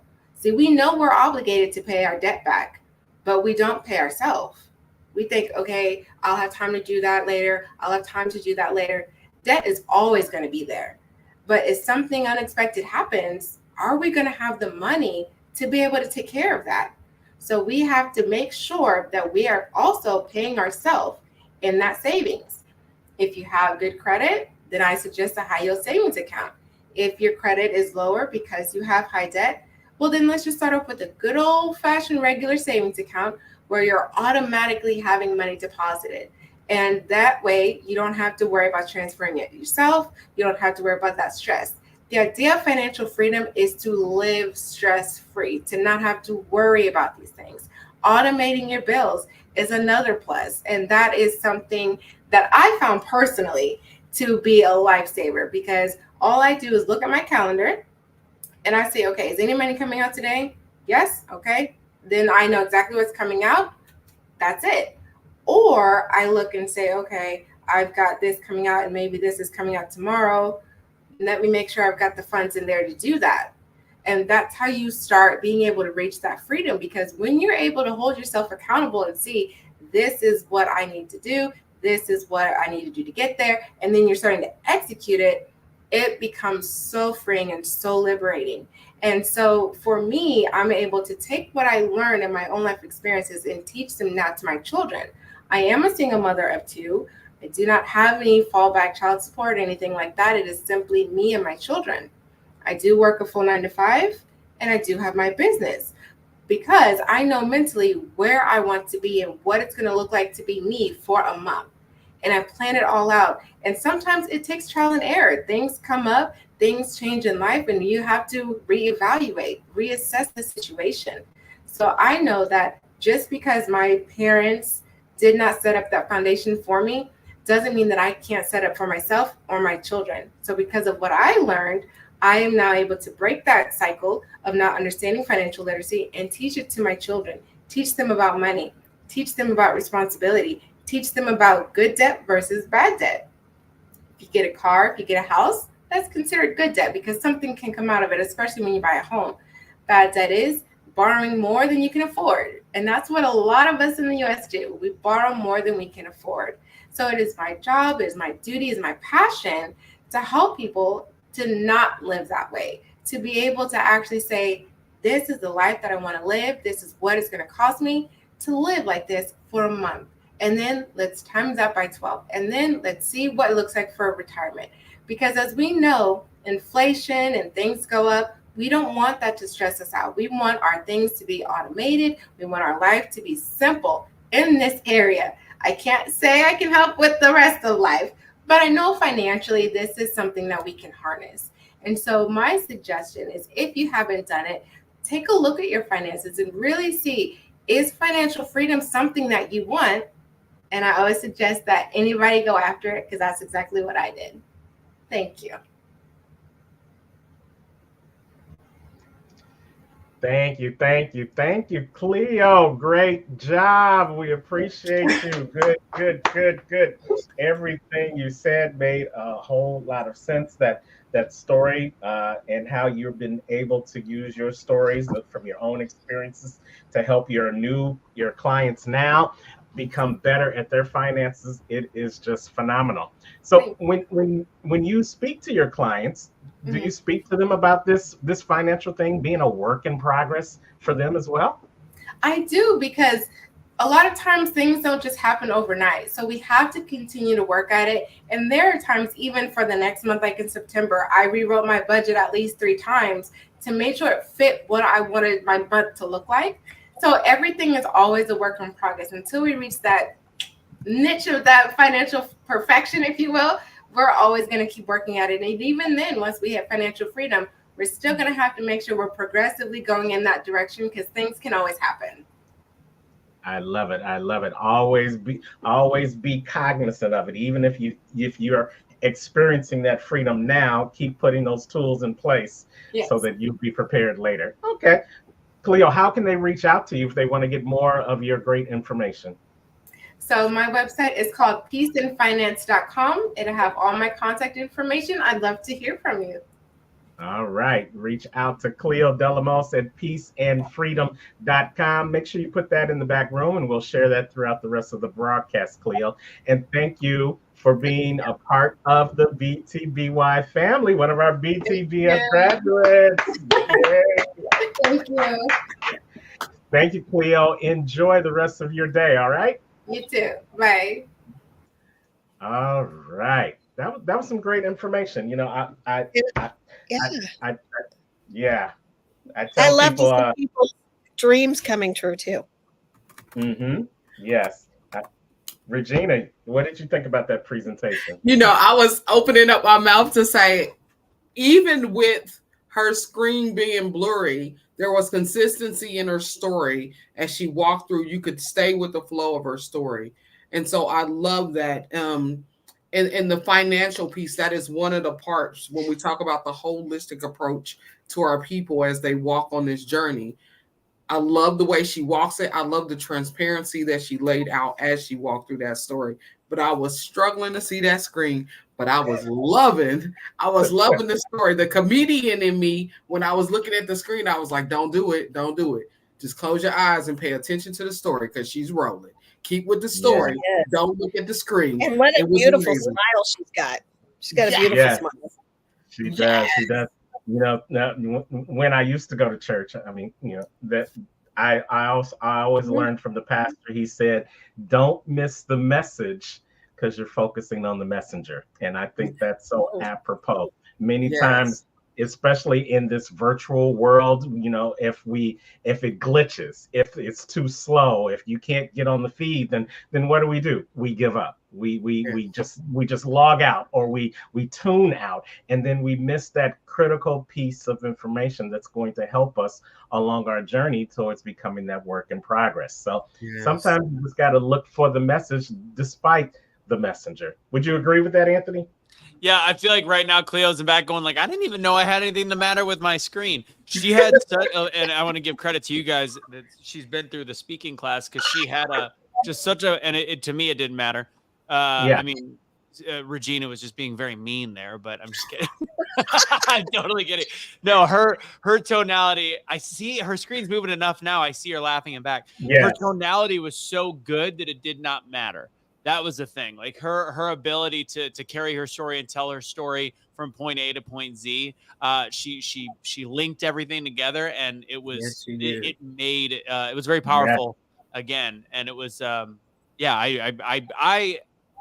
in this world of bad technology, sometimes it doesn't bother me. And she did a fantastic job rolling with it. So. And we taught her that in the BTBS Academy. We did. And while we're talking about the speaking class, our class is not free, but here we collaborate, we don't compete. But Anthony does have a free class. Why don't you tell him about it?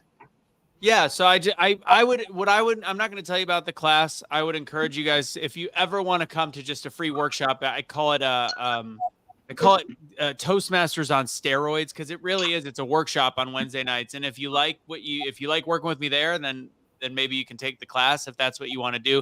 But if you go to doubledownspeaking.com, you can learn more about it. That's it. It's and a lot of it is the stuff that you guys do as well. But Wednesday is just a fun class. I give about 15 minutes of teaching, and really we actually do a workshop where you all have a chance to take a quote and turn it into your own. And then I give a little bit of tips and critique and some positivity, and we have fun. We have about 6 to 8 people that come each week. Some of them new, some of them people that keep coming. So yeah. It's a great place to get some info. You just never know who you're going to meet. Yeah, and some of your students, invite your students. Again, it's free, and it's not about getting them to the class, the end game class. It's literally a great place to hone your skills and just get a little bit of practice each week, and it's fun. Yeah, and the beauty of being in the BTBY family, as Brenda said, we don't compete, we collaborate. We know that they may not resonate with me, they may not resonate with Brenda, they may not resonate with Regina, but they may resonate with you, Anthony. Yeah, I call it Queen, but it's a whole other thing.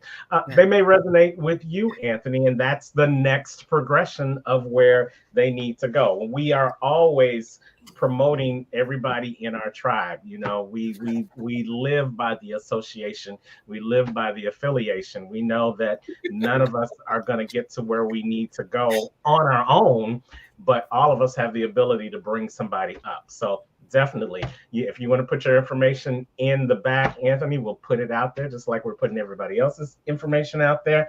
And for Cleo, we say when you're going through the storm, whether it's a physical storm or a virtual storm, keep going. All right, Regina, you got our next speaker. Who might that be? Our next speaker, hold on. Handy dandy notebook. Handy dandy notebook. Is our next one Jill? Is that our next speaker? Is it Jill? Is it Jill Reynolds? Is it the game changer? Is it the one that leans in and assists and supports? Is it the resilient overcomer? Is it the challenger of life? Is it Jill, my friend, who runs her own station where she puts out information? Is it Jill that speaks and never allows any of us to get weak? Come forward so we can hear from a game changer that has walked with us, talked with us, created with us, loved on us, and we've watched healing take place. Come in, dear Queen, and spill out this message for the dream. And she's the winner of the last BTBY class, the best last speaker class. And can I answer your question, Regina? Yes. What? It is her. Hey, Jill, how are you? Well, hey, guys, I'm here with almost laryngitis, but I am here. Well, we are glad you are here.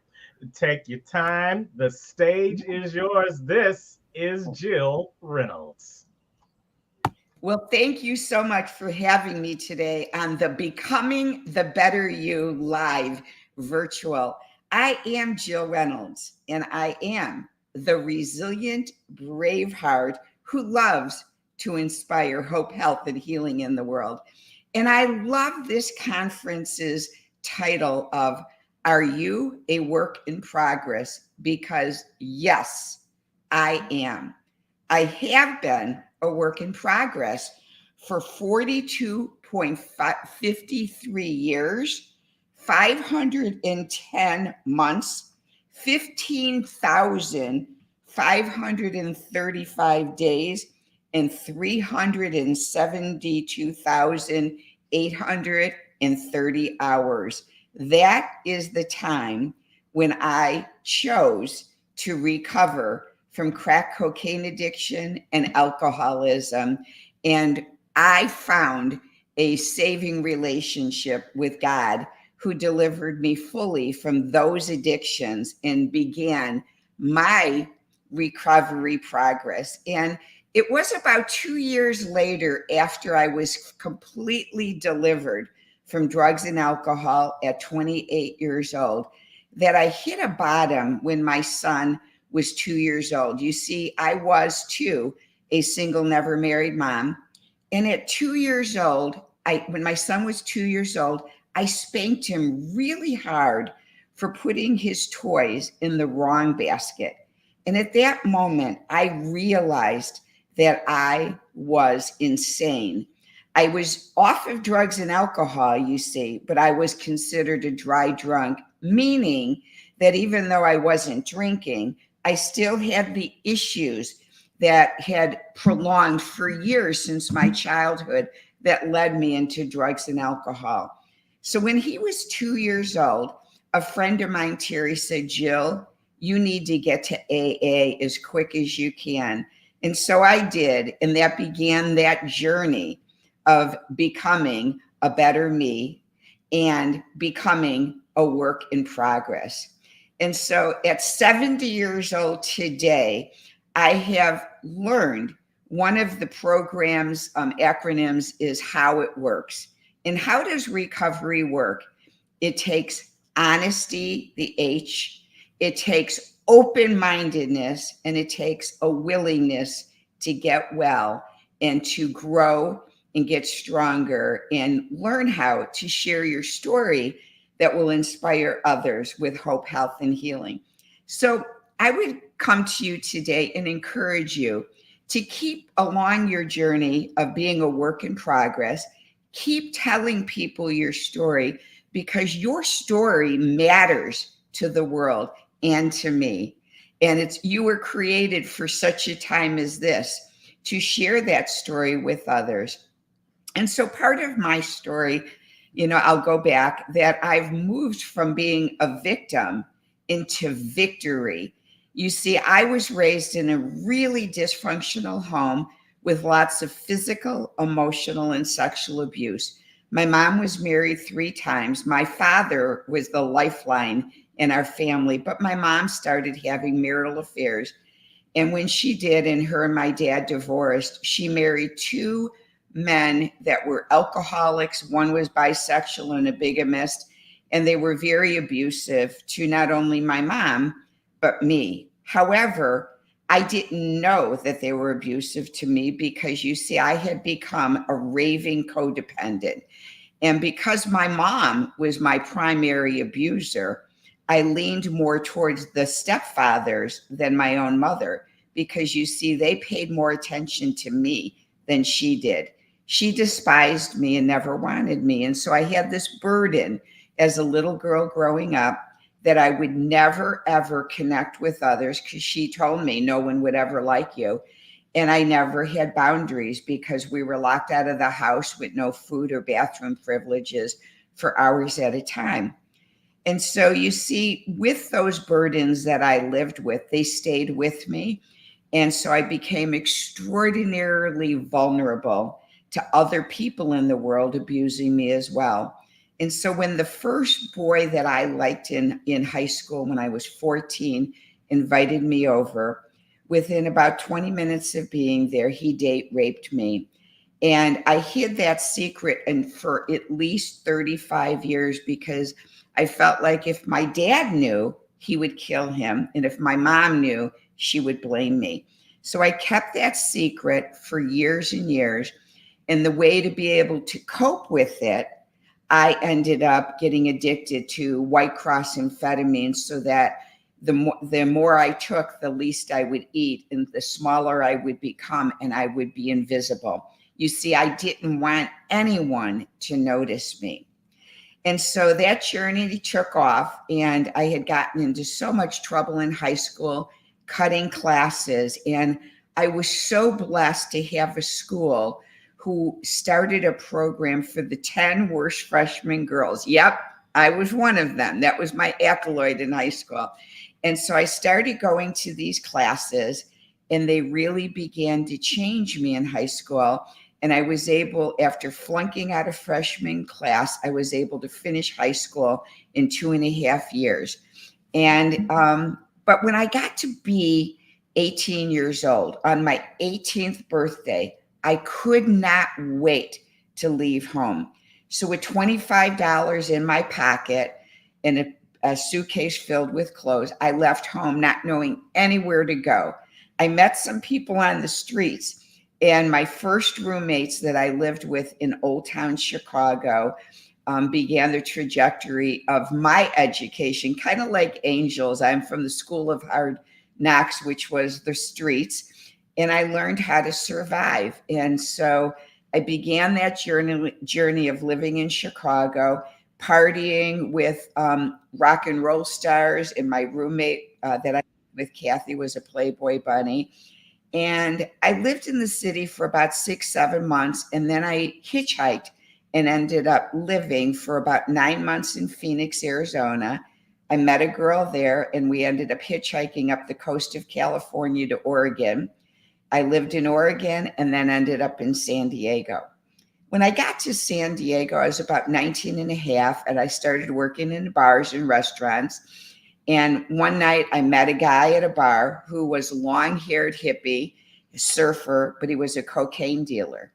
And so I fell madly in love with him and ended up starting to do cocaine. And that was my road to destruction, because the more I tried coke and the more I did it, the more I loved it. And it gave me control because, you see, growing up, believe it or not, being a lost child, I never spoke. And the cocaine gave me the ability to start talking and sharing my thoughts and my feelings. And it perpetuated where I ended up acting out in many ways. One of them, similar to Angel, working at bachelor parties, dancing at an all-nude club. And I really had lost my soul, and I had lost my total identity, whatever identity it was. And it wasn't until years later of doing these things, again, partying with rock and roll stars, that I realized I needed something more. And so one day I went to a church in San Diego that, if any of you have seen the movie Jesus Revolution, which was about the revolution of the hippies of the 70s living in California, that ended up being high on drugs and going to church. Well, that was me. I was part of the Jesus Revolution. And so I went to this one church one day, high on cocaine, and the pastor of the church, Mike McIntosh, who's a recovered heroin addict, was doing an altar call and inviting people forward to accept the Lord. And as he was saying this, and he said that there was someone in the left that had to, my knee jumped. And I pushed it down thinking it was the drugs. Well, a minute later, he said it again, and both knees twitched. And I pushed him down again. And a minute later, he said, this person must come forward. And my legs could not quit moving. So I leaped out of my chair and went forward. And I asked Jesus to be the Lord and Savior of my life. And I went home that night, and I prayed for about 5 straight months, asking for help. And the help that came was that I had a fight with my roommate, which we decided not to be roommates. I got a tubular infection, which could have killed me. And I got fired from my job because I was high at work every day. And so instead of being scared and helpless, I felt this amazing peace come over me, which led me to leave San Diego and decide to move back to Chicago. When I got back to Chicago, I was again bartending, and a guy at the bar talked about this church down the street called Willow Creek Community Church. And that next day was Sunday. I woke up, started going to church, and I really felt God was changing my life. And at that point, I really could feel like I was and am a work in progress. You see, we do have the ability to have second chances. And that's what I love so much about Becoming the Better You, and the team and the community there that helps you and me come alongside of each other to change our lives. And God has had me on a journey for 45 years now in recovery with codependency, with drugs, alcohol, eating disorders, anxiety, and depression. And I'm still a work in progress, and I still love that saying, I, for one, need all of you to come alongside of me, and I would love to come alongside of you on the weekend of September 13th and 14th to change our lives and to become a better you. Thank you so much, and I will see you in Kansas City. So register now. God bless you. All right, Jill Reynolds, God bless you. She is our winner of the BTBS Academy, and you just saw why. That was a great presentation for you, Jill, and we love what you not only do here with BTBY, but what you're doing in your own neck of the woods down there in Branson, Missouri, with the Braveheart Network. Tell them a little bit about your network.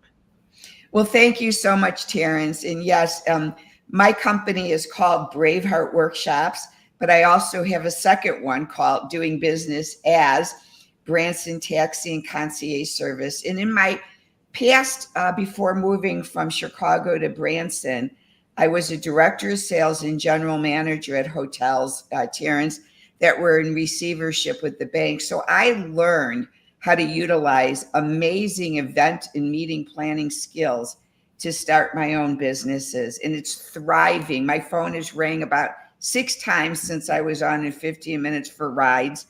And I'm just helping the community here in Branson to get around safely. And I've had the privilege of having Brenda Ringwood speak at the Resilient Braveheart Conference. And we just continue inspiring hope, health, and healing around the world, don't we, Brenda?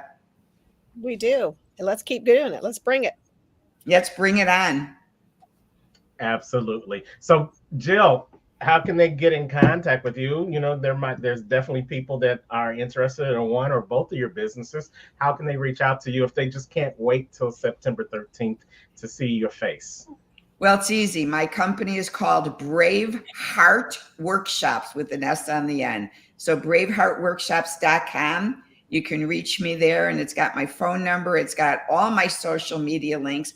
And I also have a podcast show called The Connection Show and Braveheart Workshops. So you can definitely go to my YouTube channel, The Connection Show and Braveheart Workshops.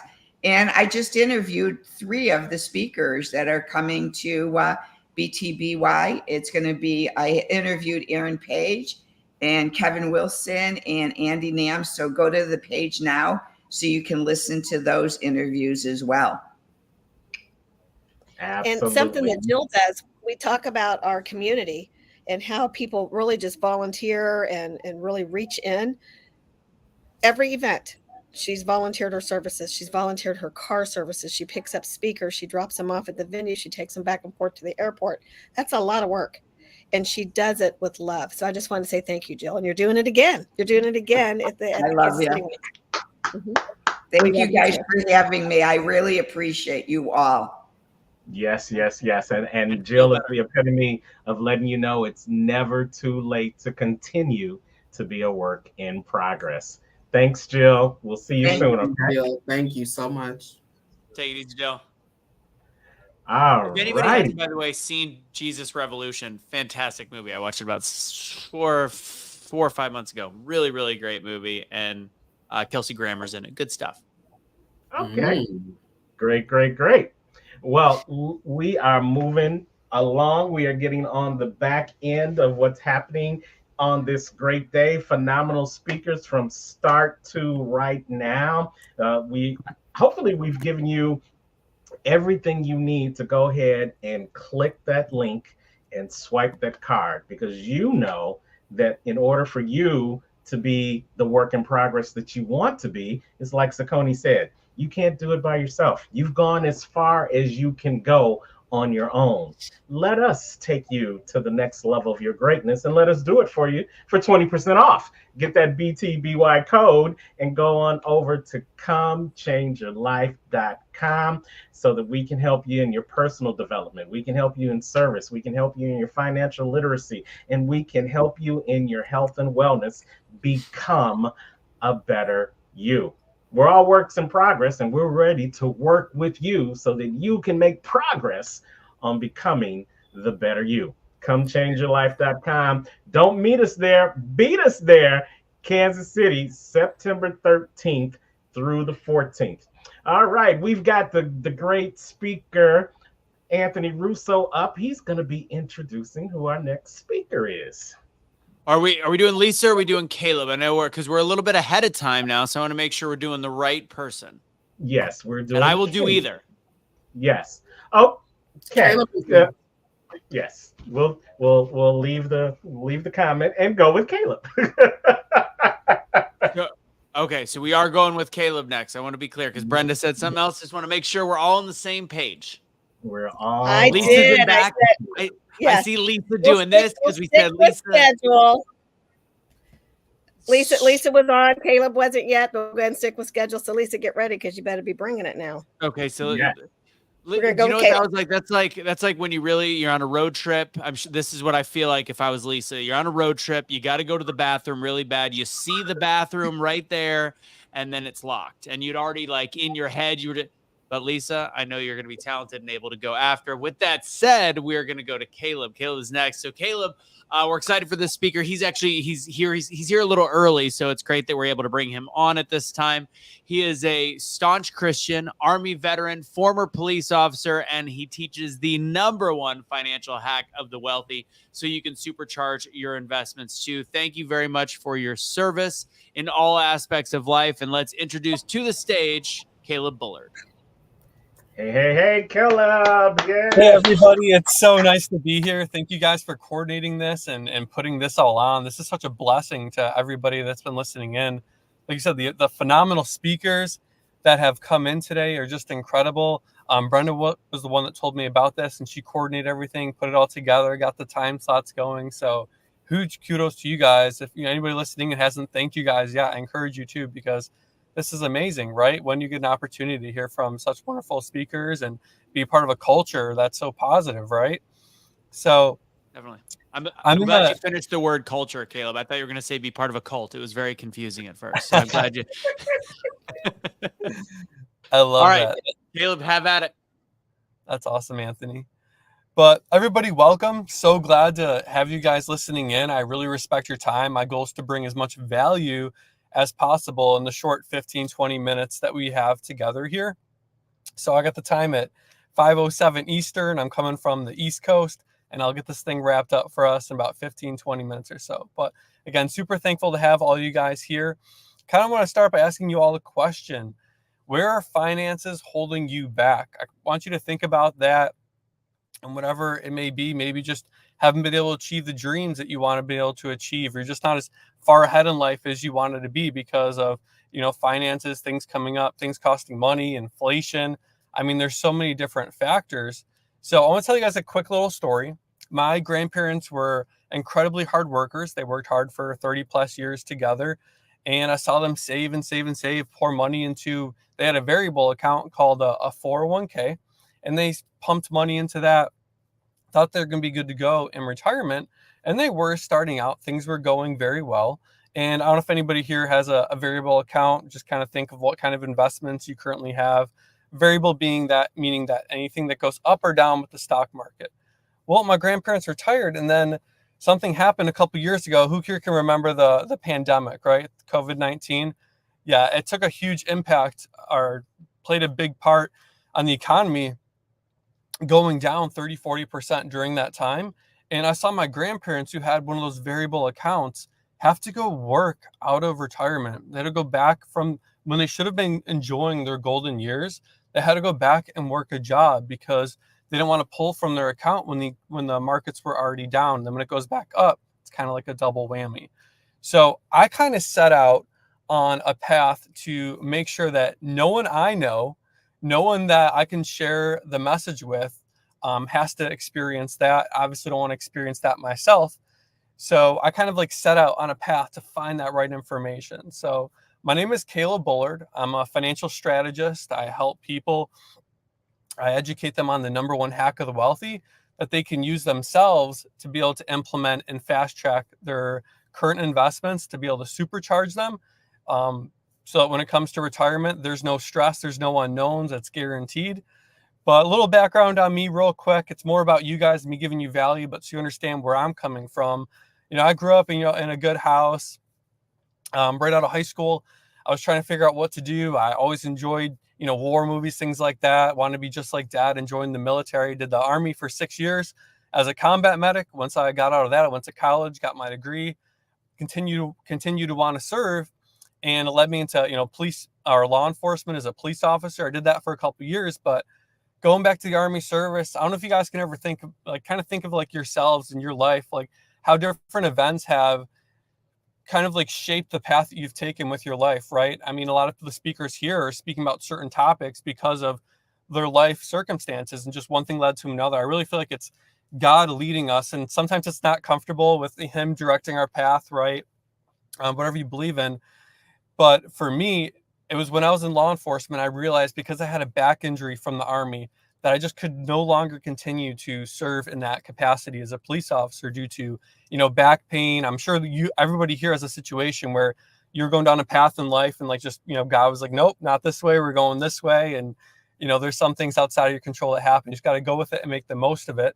So at that time, when I was trying to figure out what else to do at 2 years in law enforcement, that's when all this stuff happened to my grandparents. Let's see here. Angel Prater just said, nice, Caleb. Sure love who you are. Thank you for all you have brought to the world. Yeah, Angel was at a recent event that we went to in Miami, Florida, and she's an incredible lady with an incredible story, changing a lot of lives. But I realized that, where I was at, I couldn't keep doing what I was doing. I had to find something else. And when that happened at the same time with my grandparents having to go back to work, it was kind of like eye-opening. I don't know if you guys have ever had a moment in your life where something happened and kind of like your whole perspective on something changed. Well, my perspective changed. I was of the same mindset. I was just going to, work hard, put a little bit of money aside in some kind of variable account, and then, be able to retire one day.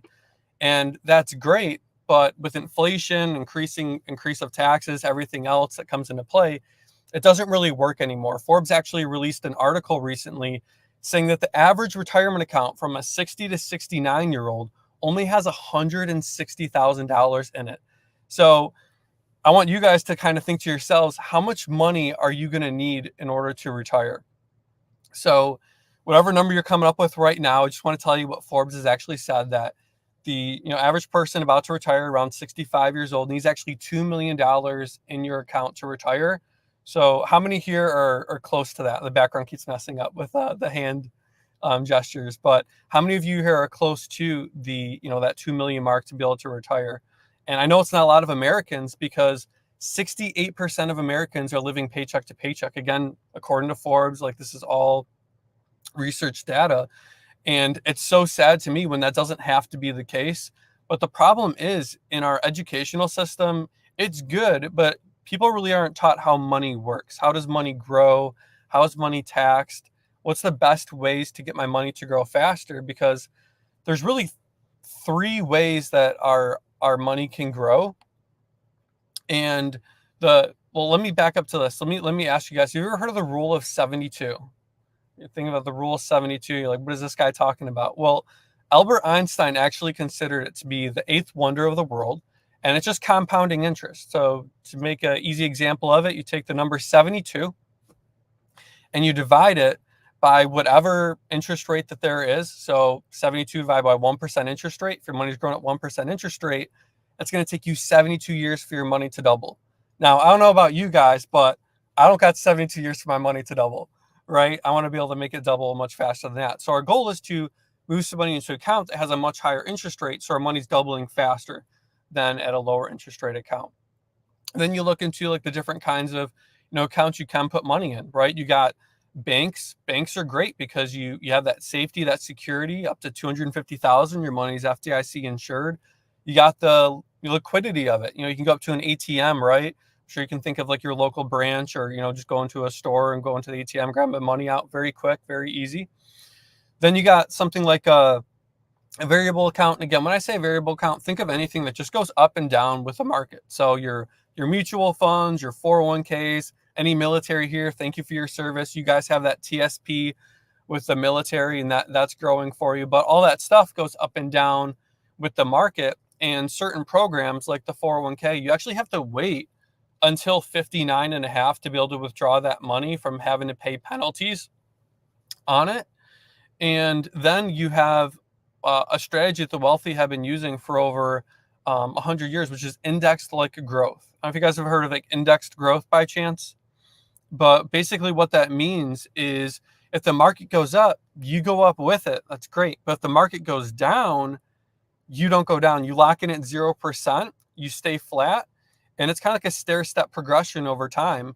So I can actually tell you exactly how much you're going to have in retirement based on how much you're putting in. And we never have to make up for losses in the market with these kind of accounts, which is great. So in those negative years of, 2008, during the time of COVID, just recently the stock market crashed. I think it was like 2 or 3 weeks ago, 1,000 points. It was wild. But during all those times, imagine not losing a penny and your money just locks in. But then when the market starts to go back up, you get to participate in that. Imagine how far ahead you'd already be if you started doing that, right? So this is great information, by the way. I wish I would have known this way earlier. And then you got to look at how money's taxed too. So yes, okay, I want to get my money into an indexed account, right? Because I want to make sure I get that, the gains, and I don't, participate in any of the losses of the market. But also we got to look at how money's taxed, because taxes play a big role. So the question I'll ask all you guys is, when you got taxed the first time, you remember you get your first job, you got taxed and you saw that. How did that make you feel? Were you excited about them taking money out of your paycheck? Probably not. I was kind of aggravated. I was like, what is this? Taxes? This is crazy. I heard somebody say once that growing up is kind of the subscription, and then once you're an adult, then you got the free subscription, and then when you're the adult, you got to start paying the subscription. They're talking about taxes. That was kind of funny. But you've got tax now, so that's when you get your money, you're getting taxed on it, whether you're 1099, W-2, you have to pay taxes on that money. And then when you go to invest it, you invest it, and when you withdraw it, you're going to have to pay taxes on it again. So obviously probably not the best case scenario if you're trying to get our money to grow as fast as possible. The next best scenario is one of those variable accounts, because it's usually found through an employer plan. I'm sure you heard of, employers having 401ks, things like that. And when you invest into it, it comes out of your paycheck into it, and you don't have to pay taxes on it right away. You're deferring the taxes later on. And then when you withdraw the money, you're going to have to pay taxes on it. And I'll ask all you guys here, do you think that taxes are going to be more or less in the future? So if we follow the trend, it's most likely going to be more. So I encourage you to try and find a different account. And what I found is there's a strategy that the wealthy really love.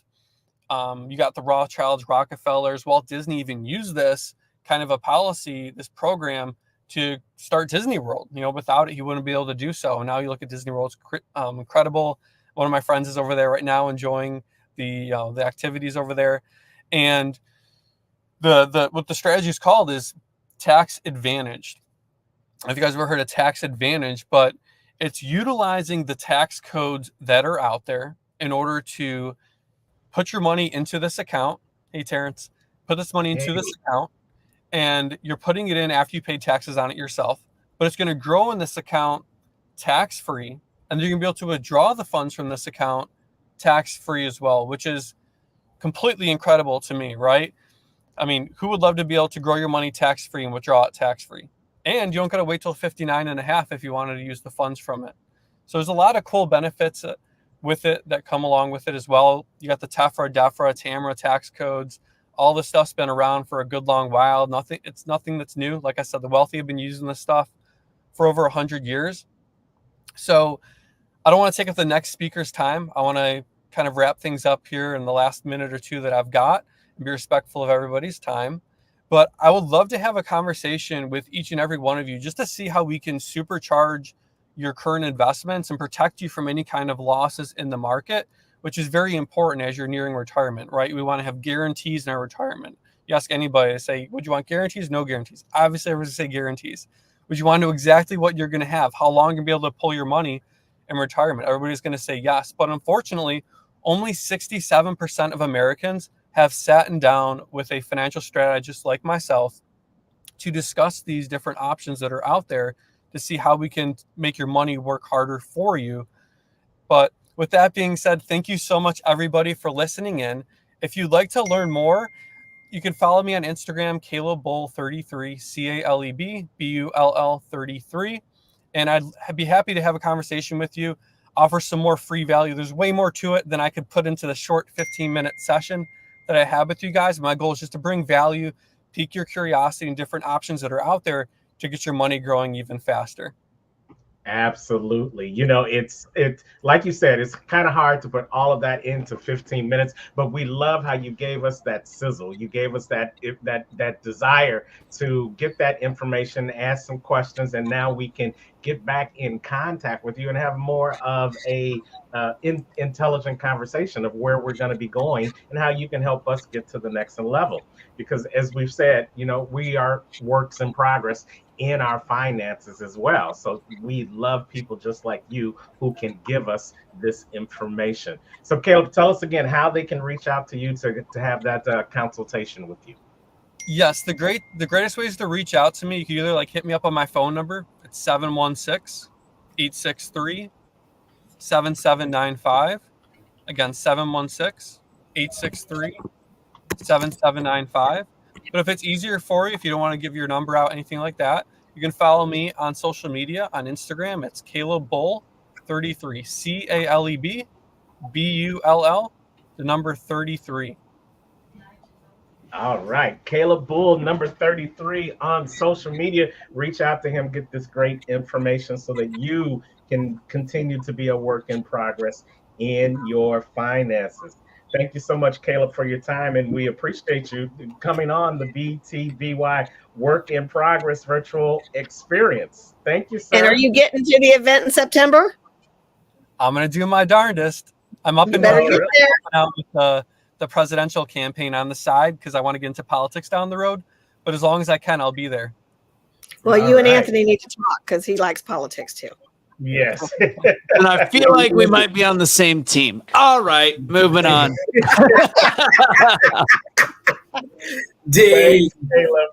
Caleb, have you ever thought about, and not politics, but with the last name Bullard, have you ever like branded your stuff around, like, since you do finances, Bull Market Bullard? I don't know. That's a really good idea. I actually haven't thought of that, but I'm so glad that you mentioned that, and I'm open up to any ideas as I'm starting to brand myself. So I love that. Thank you. The Bull Market. Anyways, all right, that's it. Maybe that's your podcast. It's catchy. It's catchy. It's catchy. We can do it. Thanks, Caleb. I appreciate you. We appreciate you, Caleb. Have a great day, all right? You too, guys. Great seeing you. Thank you.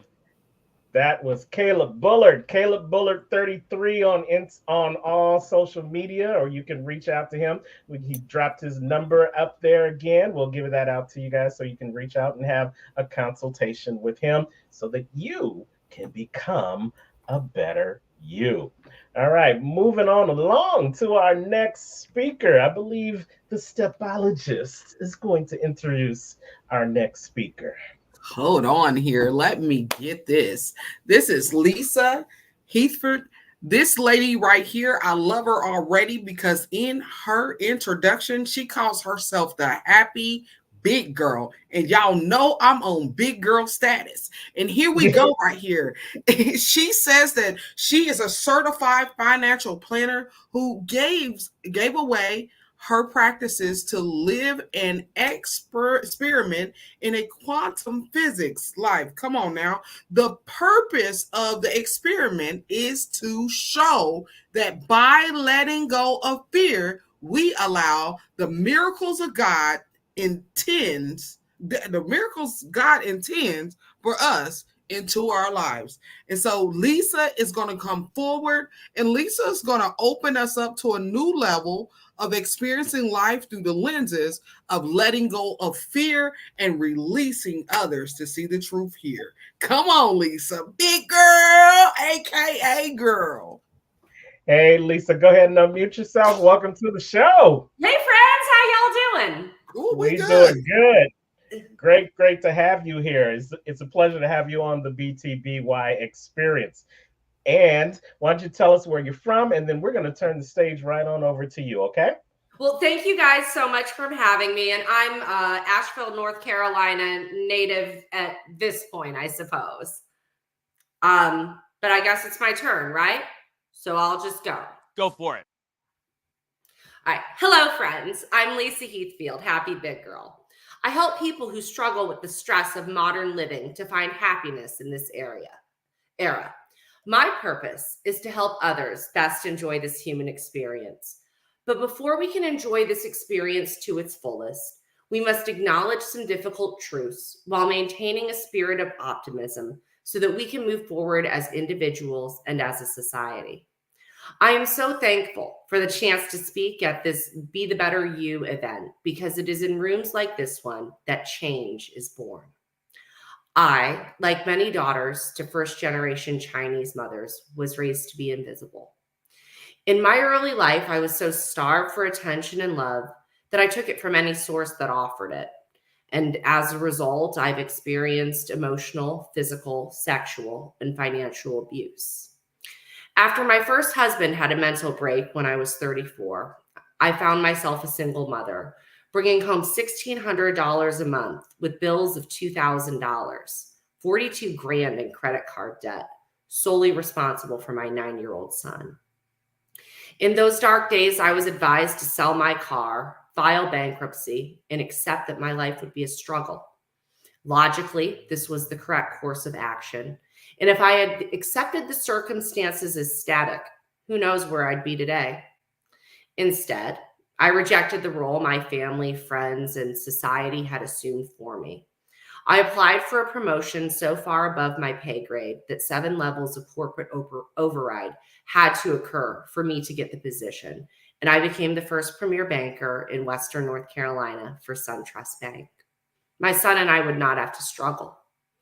I was able to pay off the debt, purchase a home, and continue to climb the corporate ladder. And by 2021, I'd made it. I was a certified financial planner and a financial advisor with a thriving book of business, in charge of my own schedule, building wealth, and able to take multiple vacations a year with my family. I could have stayed in the beautiful little universe I'd made. Until June of this year, when it became impossible for me to justify my role investing my clients' money with the large corporations who have too much influence in our government and degraded the quality of life for so many in this great land. So I did what any normal person would do, and I gave away my practice to live and experiment in quantum physics. And what that means is I follow my highest calling, do not attach to outcome, and have confidence that God and the universe are always conspiring in my favor. When I was in grade school, we learned about the solar system, how the planets orbit the sun, and a few years later, we were taught the composition of atoms, protons and electrons circling the nucleus. The building block of all matter shared the same structure as our solar system, and I saw that these were the same things built to different scales. I thought everyone could see it, so I kept my mouth shut. The secret to my survival has been in learning to view situations from a big picture perspective, Understand that in times when I had been abused, I had no control over what had happened, but I had control over how I reacted. And when circumstances appear hopeless, there is always greater opportunity than meets the eye. But the only way to see it is from above your pain, above your frustration, but most of all, above your fear. We cannot control the world around us, but each of us has the ability to control how it affects us. In researching my little experiment, I came across quantum string theory. It is hypothesized that the smallest particles of the universe, called quants, are tiny strings vibrating at different frequencies to create all that is. Everything is energy. Everything is vibration.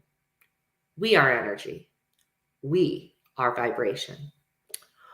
Quantum string theory hypothesizes that two particles, though they may be light years apart, can be intrinsically linked with one another.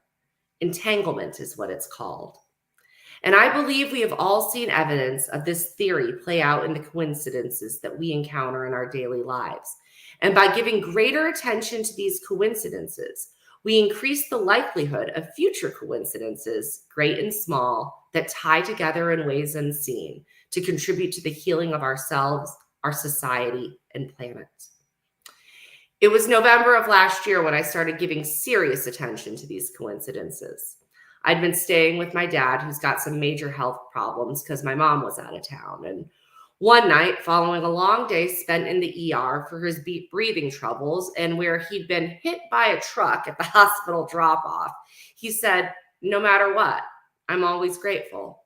Every day is a gift," and pointed to this sign that he has had on his wall since undergoing cancer treatment 7 years ago. Grateful, it said, and it just pretty remarkable coming from a guy who could barely breathe and had been hit by a truck that day. Well, I'd recently learned that emotions emit specific frequencies, with shame and fear at the bottom, love and gratitude near the top. I shared this info with my dad, and we had the realization that his vibration of gratitude was the reason, despite the physical pain and coming within a hair's reach of death many times over the last 7 years, he had stayed grateful and therefore stayed alive. The next morning, driving from his house, the license plate of the car in front of me read "Grateful One," and I've got a picture of it if anyone wants to see.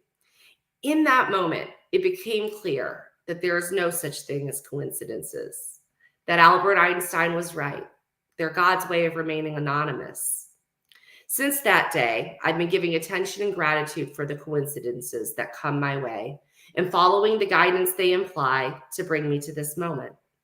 And I am grateful for the opportunity to offer my perspective.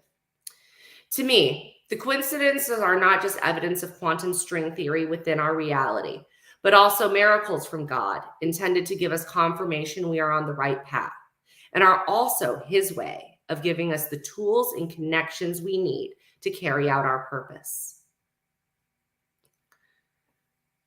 I can attest that the strength and frequency increases with the attention given.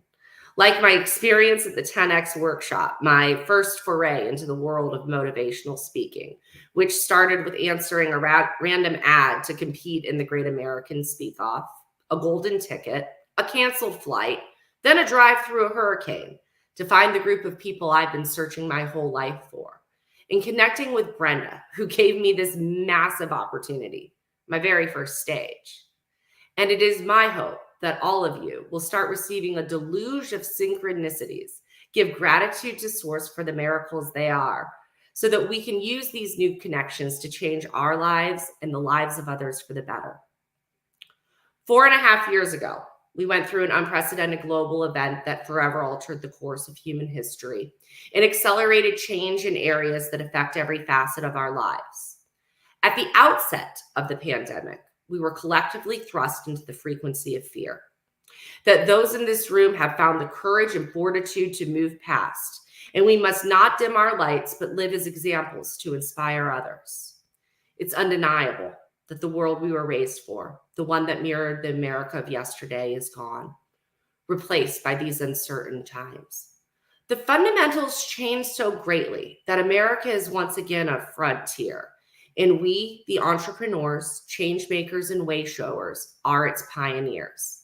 It is not a physical frontier we are settling this time, but one of mindset and connection to settle a future that we will be proud to hand over to our children.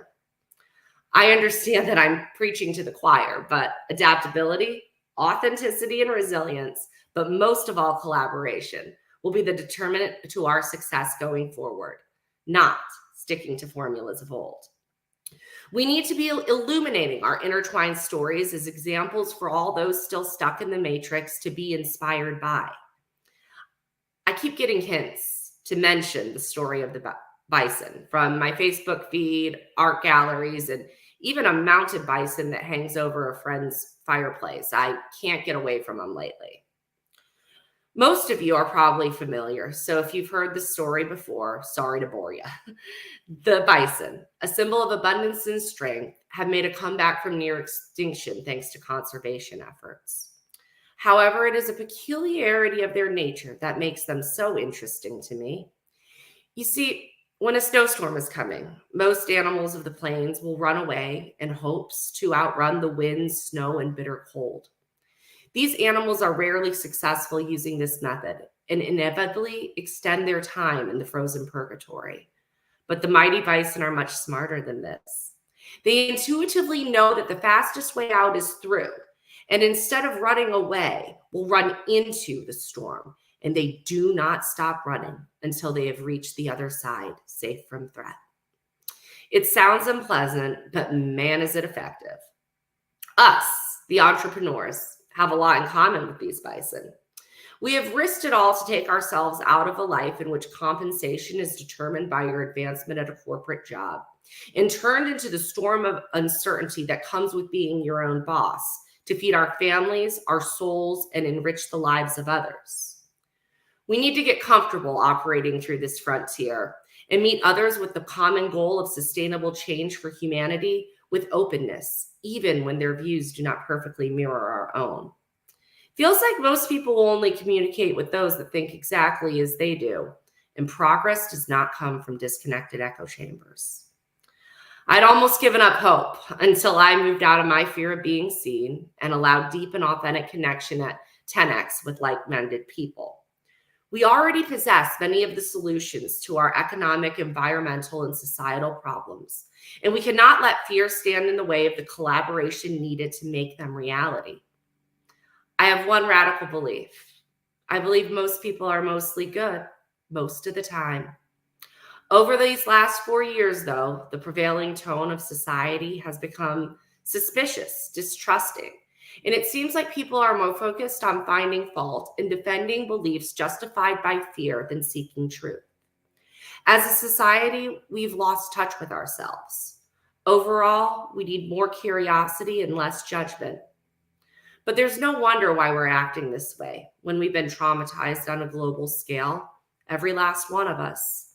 And the result is us leaning more heavily on belief systems as a means to gain some control in a chaotic world. Before we are ready to form a collective that is truly effective, we need to take some time and get reacquainted with ourselves. Be an active participant in self-discovery, analyzing our experiences and how they've informed our beliefs and how it's shaped our worldview. Be gentle but unforgiving throughout this process. And when it hurts, you're on the right track. Keep going. Like Brenda, who did a remarkable 35,000 hours of self-reflection, I also took a deep dive into the abyss. Though painful at times, it was the most worthwhile thing I have ever done. And as a work in progress, I set aside time each day for self-reflection. I understand that time is money and that entrepreneurs are pulled in many directions, from building that business to taking care of their families, and that time for yourself can feel like an unaffordable luxury. I urge all of you to think of this time not as a luxury, but an investment you are making into being the better you. And the better you has a better business. This newfound knowledge of your true self may be at odds with your current reality, but with a freshly open mind and the vanquishment of limiting beliefs, You'll see paths towards your desired life where before you saw only obstacles. As a person who's ventured far off the charted course, it's difficult but doable as long as you're adaptable and willing to sacrifice the small stuff in order to achieve a greater goal. When we follow our highest calling, success is all but guaranteed. When we align our true selves with purpose, fear and defensiveness evaporate, and we raise our vibration. That's science. Through recognition of coincidence as evidence of God's love and self-discovery, we come to the table prepared to make a world that is better for all. I have faith that the Effective Collective will reveal the solutions to our problems. Come on, Bison. Journey starts within, and we've got the power to do it. All right, Lisa. Great. I love that Bison story. And we always do these shows, whether we're doing them live or whether we're doing them virtual, and we love the synergy that comes in the room. You told the story about the bison going through the storm. We just talked about with one of our other speakers about going through the virtual storm and keep going, so that synergy is in the room. And, it's the synchronicities, it's the coincidences, right? And then my friend Caleb, who was before me, he referenced Albert Einstein as well, and I was just like, whoa. They're popping off all over the place today. I'm so happy to be here, you guys. Absolutely. There's a science to becoming a better you, and you have really took us through a whole different way of looking at it, and that's beautiful. It's great to have those different perspectives, but all aligned, taking each and every person to where they need to go. Because as we've said throughout the course of this day and many times on our stages, someone may not connect with me, but they're definitely going to connect with you, because that synergy of what you're speaking and the language that you're speaking is something that's going to resonate with them. So that's why we open this stage up to everybody who has a message that is in alignment with helping people become the better you. So Lisa, happy girl, how do you help them if they just can't wait till September 13th to see you in Kansas City? So, like I said, this was really my first stage. I'm working on the book right now with Ms. Dasha Love, who I also met down at 10X, as well as a coaching program. But I would love if anyone just wants to chat with me or talk or anything like that, is email me at lisa@happybiggirl.com. Lisa, and she's going to be in Kansas City in September. I'm rolling with my crew to Kansas City. And hey, Lisa, I got a question for you. So I know that there's a lot of the 10X stages and 10X people. So I didn't get to go to any of the 10X stuff, but I did end up going to the Speak Off. So you got a golden ticket. Were you at is that for this coming year? Were you at the one or no? I guess you couldn't have been at the one last year because this is your first stage. So is it your golden ticket is for this coming year? Mm-hmm. Yeah, so my golden ticket is for this coming year. So I did the virtual audition that happened, I think it was on July 22nd or something like that. And it was just random on my Facebook one day, and it was Great American Speak Off. And I said, sign up for that. You want to be a motivational speaker. And, and then here I am today. It's so amazing. And thank you so much, Brenda, for having me, even though you and I didn't have as much of a chance to connect down there. Yes. But in Kansas City, we will, girl. That's right. That's right. Well, I want to commend you, by the way, because I know that event. I know the lead up to it, and I'm sure there was several hundred people on, and they're only choosing about 20-25. So if you've never been on a stage and you were one of the people chosen, that's very impressive. So congratulations on that, because and I'll tell you, make sure you go to that event. I'll probably try out again this year, but some of the best connections I've made in several years was that event. So sweet. Make sure you go. Yes. And you already know you got one supporter on here, because Regina said she's down for the Happy Big Girls. So there you go. It's play big, be happy. Hey. That's our motto at Happy Big Girl. Come on. I look forward to seeing you in Kansas City. We're going to sit and hold space. Oh, we sure are. Yes. Absolutely. Thank you so much, Lisa Heathfield. Thank you. Welcome, welcome, welcome. Enjoy the rest of your day and welcome to the BTBY family. All right. Thank you guys so much. You guys have a good one. You too. All You right. too. See you later. Yes, yes, yes, yes. Put that up there again, Lisa at happybiggirl.com. Connect with her and definitely continue on this journey towards becoming the better you.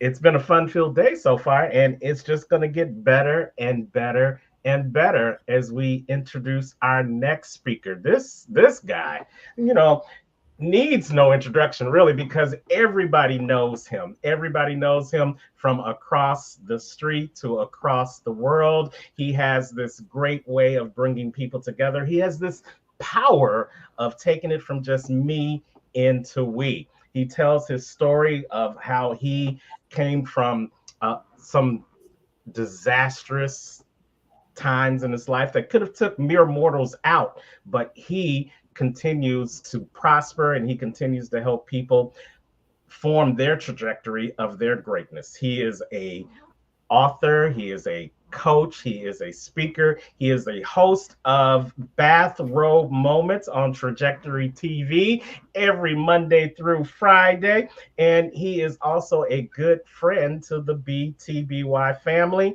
and he is also the curator and the visionary behind the Power of We Symposium that happens each and every year that affects thousands of youth across the country and across the world.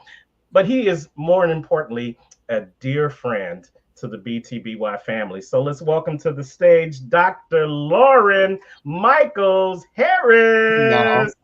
And he's a From Fallon the Fabulous board member. Yes, yes, yes, yes. Yes, yes. Hey, everybody. How are you? We're good. We are great. How are you? Good. It feels so good to be a visitor at the table and not have to be the one running back and forth to the kitchen, if you know what I mean. So it's nice to be here with you all. And man, I've been watching for hours, in and out, in and out. We had family here today, which I'm grateful for, because you were listening to you introduce me, and thank you for that beautiful introduction, Terrence. And hello, Brenda, and hello, Regina Platt, stepologist, and Anthony Russo. So honored always to be around all of you guys. But so anyway, yeah, had family here today from that original family. Family number one. Right. And everyone it was so interesting. I'm so excited about being here today, because my heart is just on fire after having the dinner today and sitting there and talking about all the years, the decades of how it was and now what it is. And so it couldn't be a better time for becoming the better you than right now for anyone who is seeking to be a better you. So here we go. Here we go. Well, I want you to take that fire and come share it with your other family here. Yeah. The mic and the stage is yours. Thank you. Thank you. And I'm going to keep an eye on the time like this. Set alarm for 20 minutes. Because I'm growing. Listen, first of all, I just want to say this. I want to honor all of you that are here watching and those who may watch the replay, the entire team and the board, Brenda and Terrence and Regina, and just, every single Anthony, all the people, not just today, but every day. I've been watching through the year, all the trips you guys have taken, all the hearts you all have touched. And I just want to say this, for me, you heard a little bit about my backstory. But nowadays I don't spend much time talking about the poison, because today I've taken that poison and I've bottled it into an antidote, and I'd rather talk about the antidote. You see, that's what I'm talking about, the antidote. So because everything that we've gone, I'm going to tell you what, I'm 62 years old, y'all, and I never, ever in a million years could have ever dreamed that I would say, hey, guess what? Dr. Lauren loves him some trauma. I love trauma.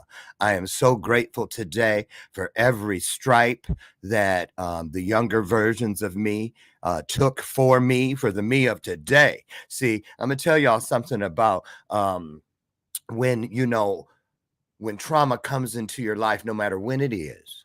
But let's try to go back to that earliest moment. This is good news, y'all. This is good news. I know it to be true. I know it to be true. And that's why I love what Brenda and all the team here are doing and encouraging all of you to reach, to keep reaching and keep reaching again in becoming the better you. Because when you are consistent, when you drop breadcrumbs and pick them up simultaneously, when you learn to catch the clues that are coming in, you realize that nothing, it sounds cliche, but it's true. Ain't nothing happening to you. It is indeed happening for you. It is not there to define us. It is there to refine us. And I'm going to talk a little bit about that today. When I'm in Kansas City on the 13th or 14th, I'm coming 2 days, a day before and staying a day after, because I love all of you down there so much. And I want to absorb everything. I'm going to tell you how serious I am about BTYB. I was supposed to be, I'm looking at the gig board. I was supposed to be in Albany, New York, a paid gig on Sunday, the 8th. And because it was so close to coming to BTYB, excuse me, I pulled out. I canceled. And people said, why? Why'd you do that? Because I have already started baptizing myself in that experience that I so look forward to every year. When Brenda puts this wonderful experience on, it pours into me so that I can pour into others. It's a lot every day, you know, y'all, to be consistent when we get up and we, for instance, when I don't feel like this guy, I don't want to be in this chair, but nonetheless, I've taken that oath. I've taken that Hippocratic oath as a human being that is dedicated to easing suffering in this world. I've given my word. I am being impeccable with that word. I'm following all four of the four agreements. There's one in every corner of every room in this house that I live in, because today at 62 years old, let me tell you something, when the doorbell rings and blessing and inspiration and abundance and increase and all those things are on the other side of my door, the only reason I have to open the door and the only reason they ring the doorbell, it's not because they're visitors, it's because they forgot their keys, because every one of those things lives with me now. They live here. They no longer visit me. And my experience over the past few years with BTYB has helped me get to that place. So let me tell you something. Get encouraged. Be encouraged. Whatever it was that came into your life, whatever it was that it came into your life, know this. You may have heard at the moment, but what literally was happening, if you just hold out long enough, you're going to find out that that time, that day, that moment, that instant when trauma came flying into your room, when it came flying into your world, know this. That was the literal moment that you were marked for greatness. I know this to be true. I know it to be true. And so why is it so important? Let me tell you what the key word in the title, Becoming the Better You, is better. And the two letters that make that word the standout word for me, and hopefully for you, are the E and the R at the end. See? That's all you need. When you have found your family, like so many of us have found here with this group, so many of us have found in other cells of like-minded people around the world. It's the law of attraction. It is all those things that promise us that it will all come together and it will all make sense. Now, listen. When you have found this, when you have this place, and when you have this, all of these resources at your disposal, you don't have to get up anymore every day and write your story with all 26 letters. No, you only need an E and an R. They are magical. It's like getting a chocolate and vanilla cone all in one. Here's why. The ER, when you wake up every day, have something within reach before your feet hit the floor, when your eyes open, no matter which direction. If you're laying on your stomach, it should be there on you. Have a pillowcase you love to look at. If you're looking at that wall, have something there. If you're looking at the window, have something there. If nowhere around you, have it in your heart. But when you wake up and you already know I'm great, but before I lay back in this bed tonight, God willing, I will be greater. You know, you get up, you say, I got to make that move today. I got to say that thing that's been tough to say. But today I must be bold so that tonight when I end this day, I can say, look at that. Because of that, I am now bolder. If you're already bright, you can be brighter. If you're already kind, you can be kinder. Now, All you need to do is one thing every day that finds an E and an R and pushes its way right up to whatever it is that you are grateful for. Because the minute you do that, you can go to sleep now. Because guess what's going to happen? Spiritual magic.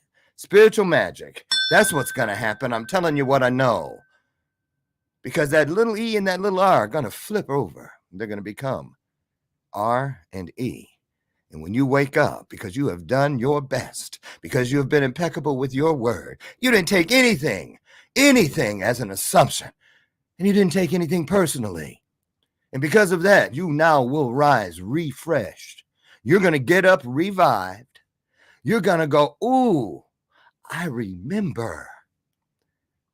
You are going to be replenished, refreshed.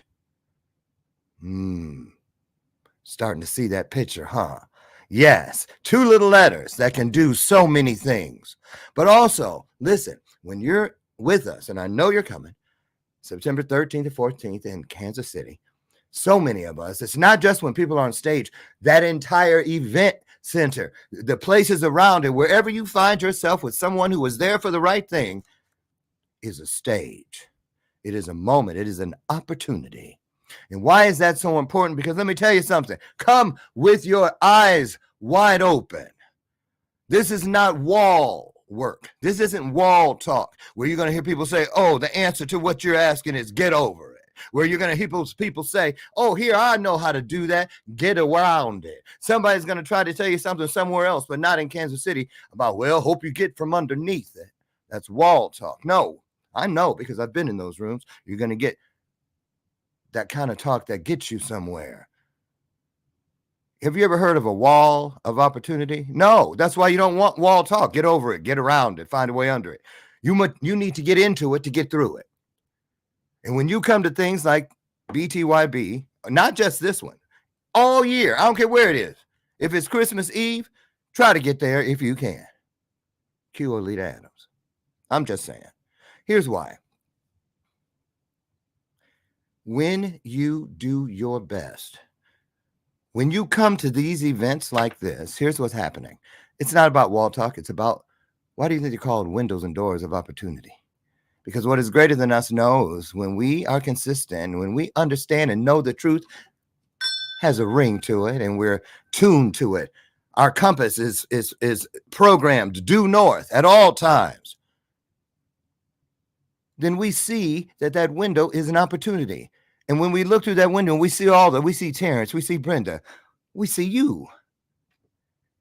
We hope that you will open the door and walk through because they are windows and doors of opportunities for a reason.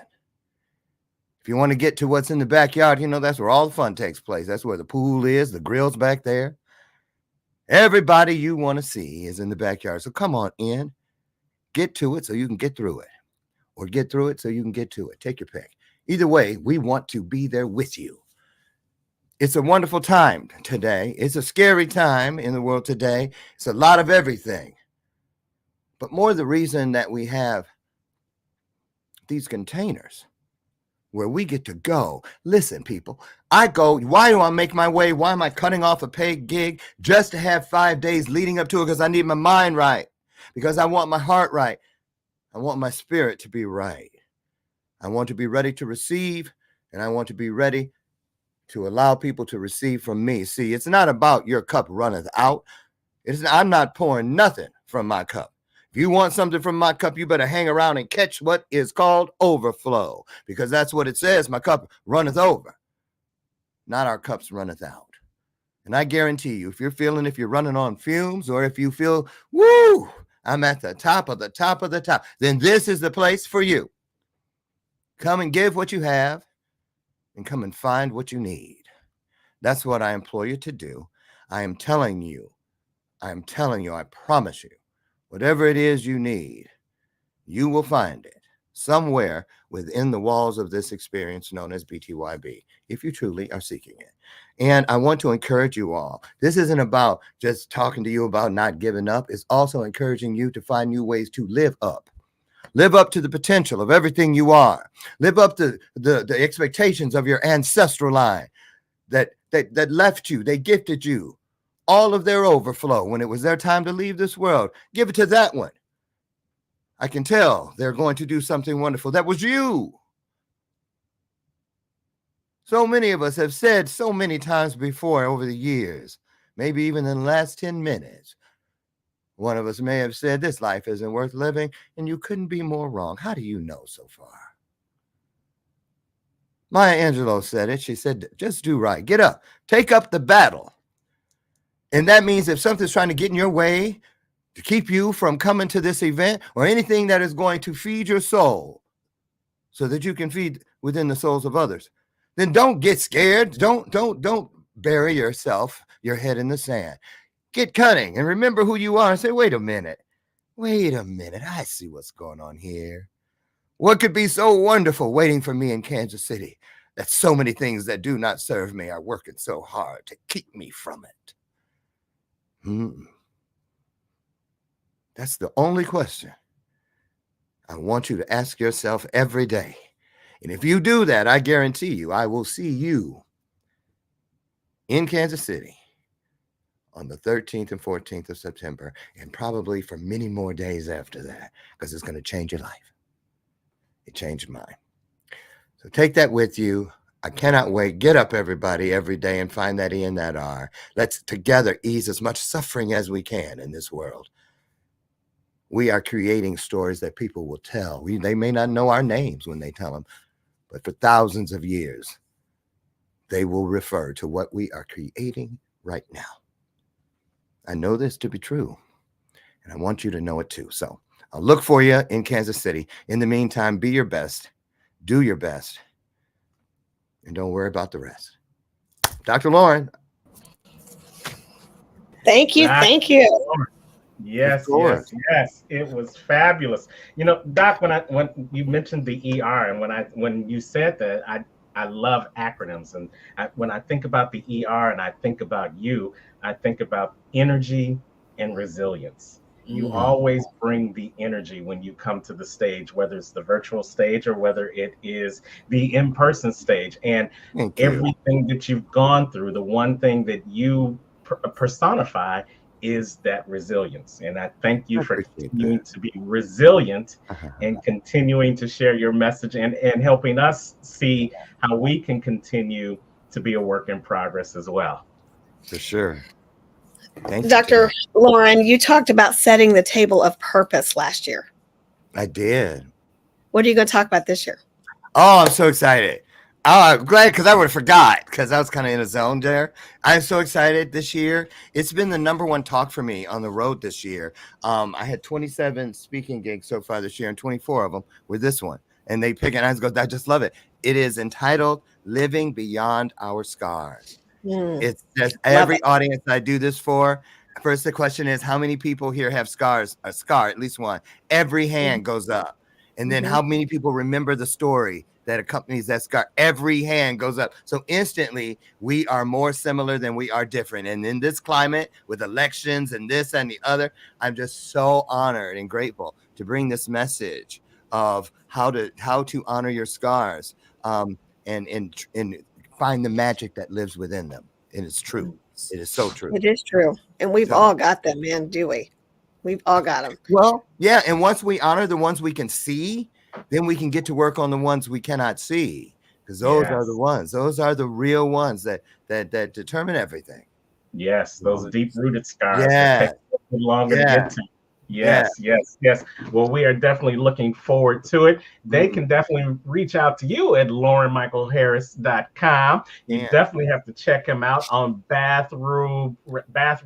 I knew you were going to say it.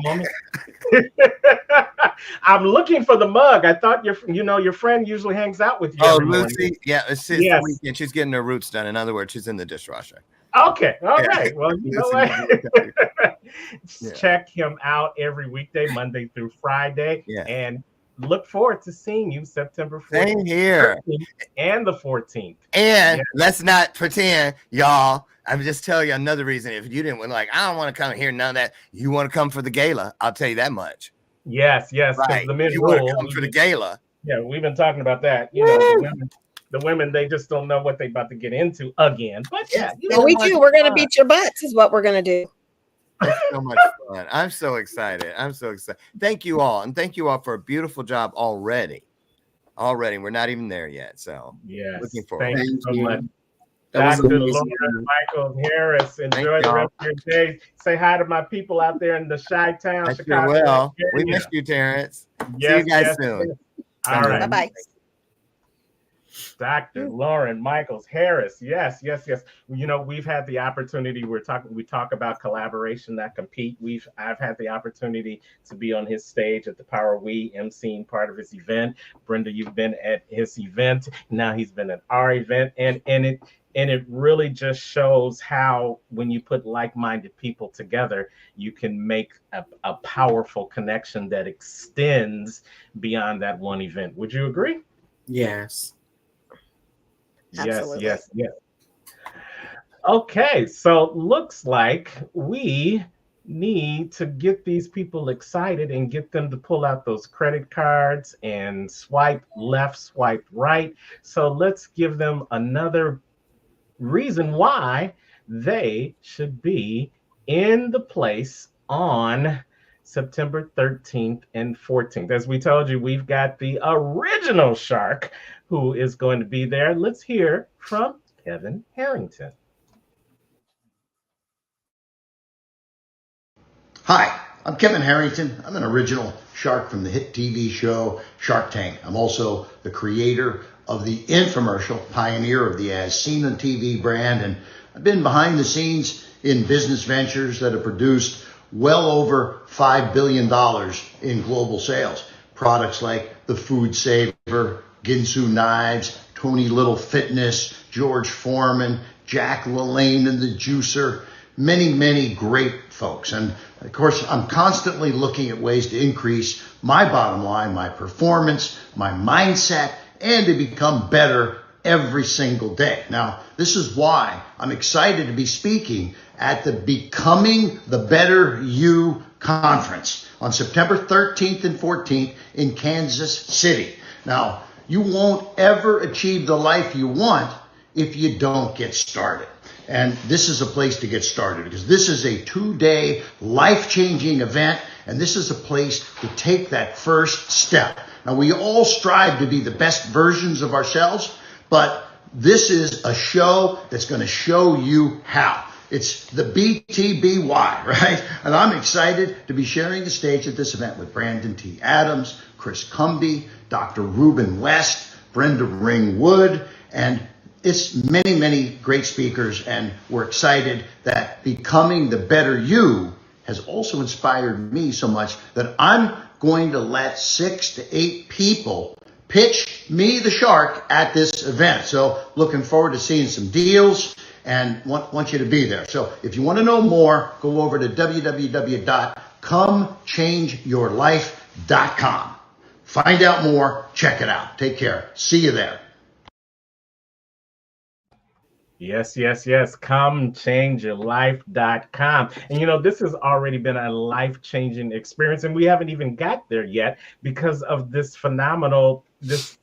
titan in the business world that has connected himself with BTBY. Brenda, you've shared the room with him on a number of different occasions. Now, tell us something about Kevin Harrington that, you know, we might not know. You know, he started out just like a regular guy, you know, he's got a lot of money, but he is down to earth. But he had a regular service company, HVAC or something like that. And he was having trouble finding people to do the work. He had plenty of business, just like of us have today. And he was sitting back at night and he said, there's dead airtime after the news. All those funny lines come up and the weird noise. He called the air stations, TV stations, and said, I want to buy that time. He got it for a discounted price and he invented the infomercial. That was really his start. He saw a need. He saw a cheaper way to do it.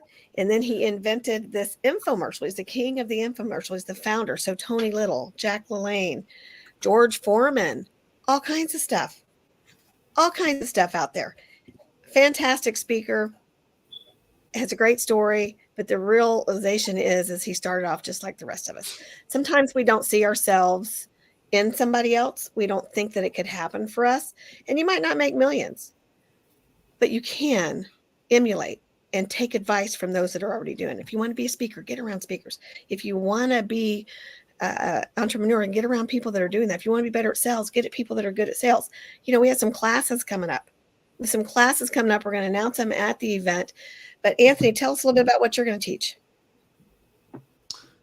Yeah, well, I mean, I won't be at the event on that one, but when I do teach, it will be on voice. So I'll be going through just the different. Oh, you're talking about for the actual thing. Yes. The classes. I'm sorry. I was thinking still about the fact that I'm not going to get to be with you in Kansas City, which I am very upset about. But that's a different story. But we're still going to promote the class you're going to teach in October. Yes, sorry, the class in October. I got confused. I will be teaching between mindset, overcoming failure, and also the power of one's voice. So I'll be taking a little portion of my course and bringing it into the BTBY circle. So that's it. So I'll be teaching how to give a little bit of your story, how to create a hook, how to get involved with creating content, and then also from the perspective of overcoming failure as well. That's a big one. The other thing we're going to be teaching is our speaker class.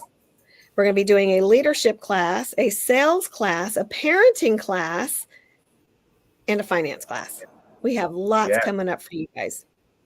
Yes. If there's something you're struggling at how to do, then BTBY is the place for you. Our programming and our prices are affordable so that you can get the information you need so that you can continue to move forward. It's all over at comechangeyourlife.com. So why are you waiting? I mean, you can multitask. You can listen to us. You can get this great infotainment, and you can still be swiping right on that card so that you can secure.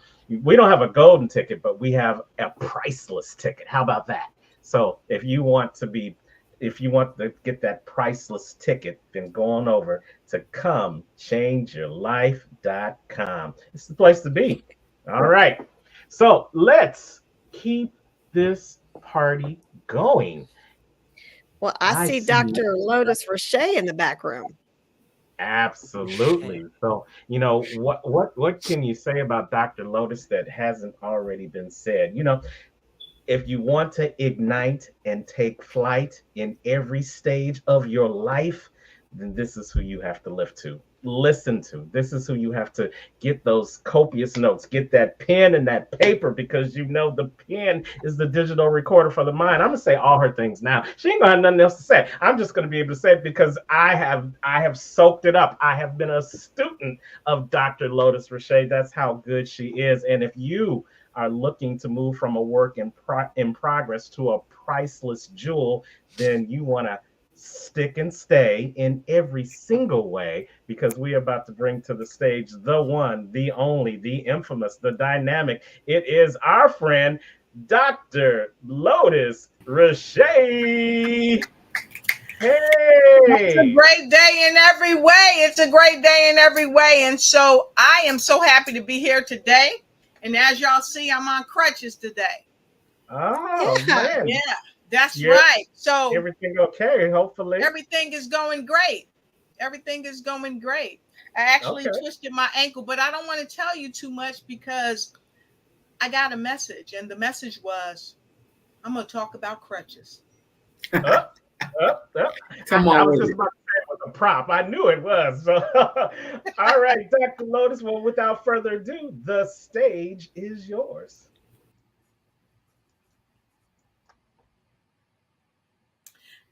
Hello, I'm Dr. Lotus Roche, and today I want to welcome you to an opportunity to overcome your crutches.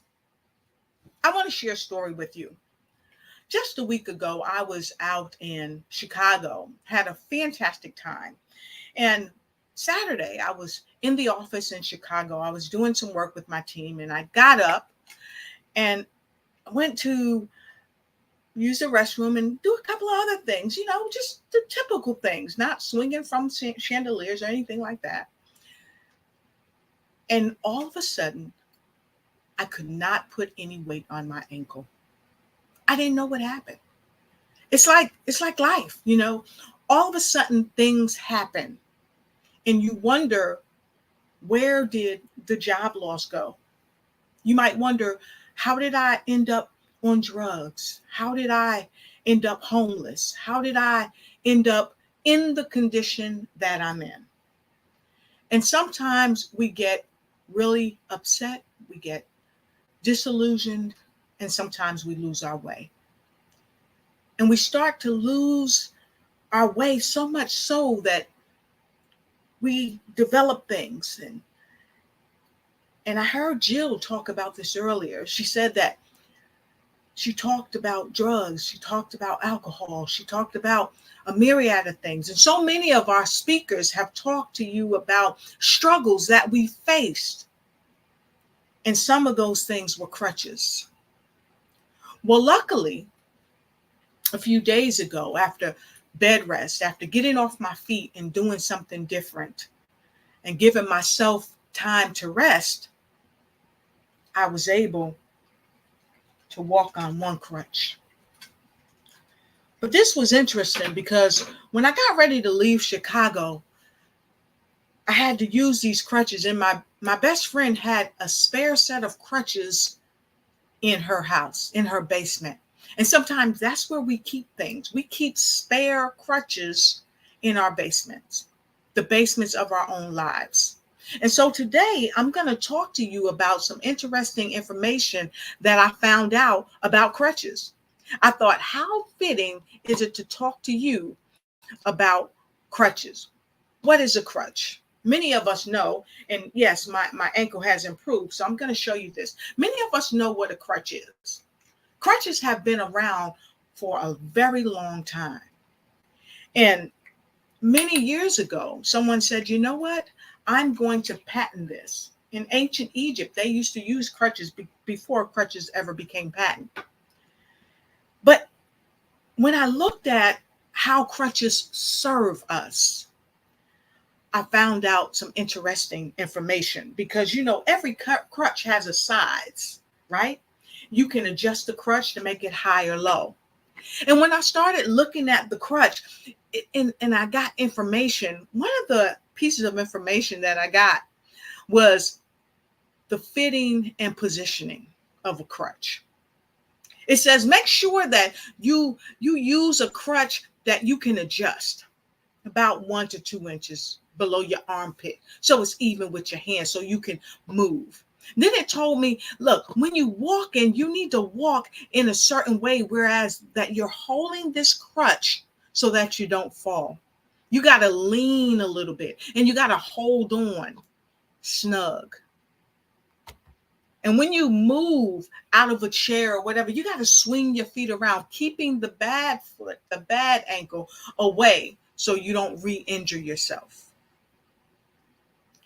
And it made me think, how many of us are leaning not on these type of crutches, but on people, on vices that we've decided that we can't do without? One thing that I've learned by being a part of Becoming the Better You is that there are so many people that are a part of this amazing group. And some of us have come through some difficult changes that have allowed us to see our crutch, walk on our crutch, but also not use the crutch as an excuse. There's an amazing author, and in fact, she's a 39-time award-winning author, and her name is Lori Myers. And she had this saying, she said, kick the crutch out from under your excuses. So today I want to talk to you about kicking the crutch out from under your excuses. I know so many of us during the pandemic, many people have lost their jobs.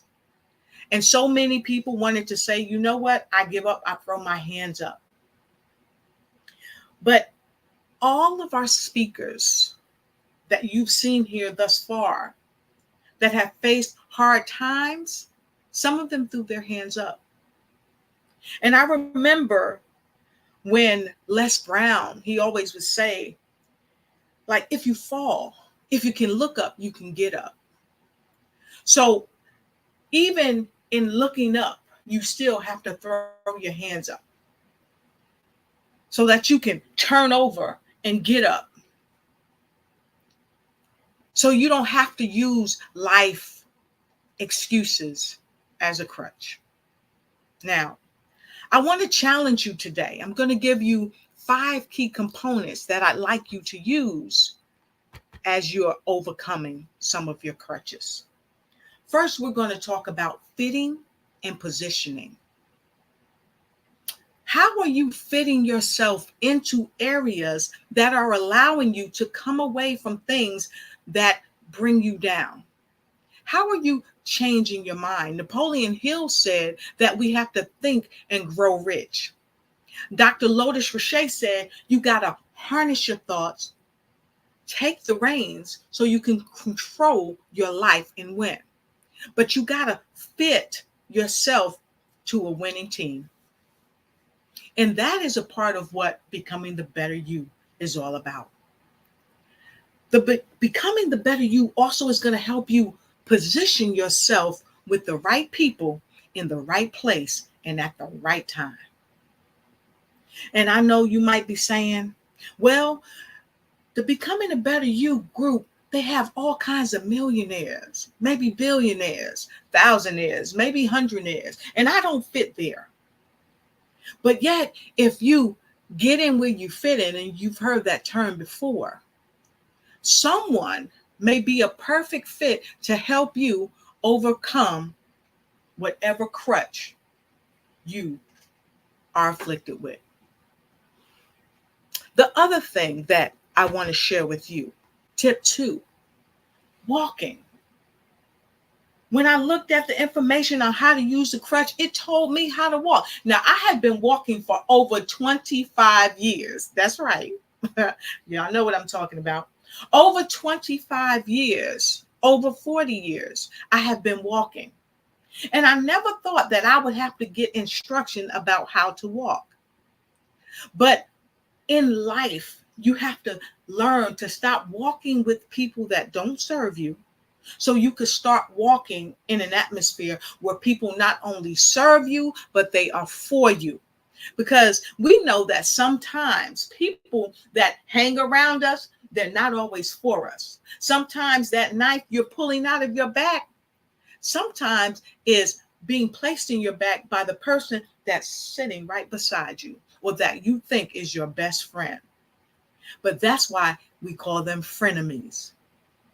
And so when you walk and move away from your crutch of leaning on others or leaning on vices, whether it be drug, alcohol, or whatever it is, when you become the better you, you're going to walk with better people. You're going to walk with your head high and your shoulders back in a new mindset. And now I've heard many of our speakers talk about mindset. And so number 4, what I want to talk to you about when we talk about our crutches, it is a matter of mindset. Sometimes we think that we have to have this crutch to walk. I know it because my ankle hurt so bad. I was afraid to walk and put the pressure on it because I didn't want to hurt myself. So I grabbed the crutch and I started using it. And I was afraid because I didn't want to re-injure myself. And a lot of us have been injured and we don't want to get re-injured. Some of us have been injured by our families, our friends, our jobs, our church, and even ourselves. But I realized that I had to rest my body. I had to do something different so that later I could put weight on my ankle. Because you know, just like I know, your ankle, your feet, your legs, without them, where would you be? We can't walk, we can't balance, we can't do almost anything unless we can depend on our own 2 feet. And so as you're becoming the better you, I encourage you, stand on your own 2 feet, but yet know that you are not alone. As you move into the awareness, self-awareness about the things that you have been using as a crutch, the people, sometimes the places, and sometimes even the things that you have been using that don't serve you. And you write them down like Terrence said. I always say note takers are, y'all know, money makers. But you can't make any money. You can't make any changes unless you take down the notes. And I challenge you, if you start moving away from your crutches, you start investing your time into books like Atomic Habits by James Clear, Think and Grow Rich by Napoleon Hill, right? Harness Your Thoughts by Dr. Lotus Richey. All the crutches will begin to fade away as you become the better you. When you join us in Kansas in September, you are going to be so inspired. You're going to be empowered, uplifted. You are going to be surrounded by people that will help you face your crutch. They will help you identify it, and they will help give you strategies, techniques, tools, things to think about, and even books to read that's going to help you overcome your crutch. Now, we can give you all the tools in the world, but sometimes when you have the pain, it's hard to come away from those things. Yet if you give yourself a chance, if you hear, and if you give yourself a chance to become the better you,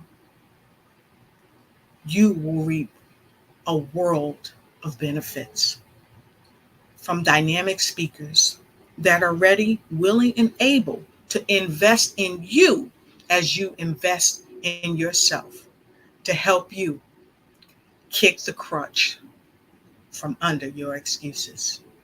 I'm Dr. Lotus Richey, and I can't wait to see you in Kansas as you become the better you and kick the crutch from under your excuses. Thank you for your time. Thank you, Dr. Lotus. So tell us a little bit about what you do. So Lotus has done several of our commercials for us. She has designed my personal logo. She's a kind of a anything techie. Tell us a little bit about what you do.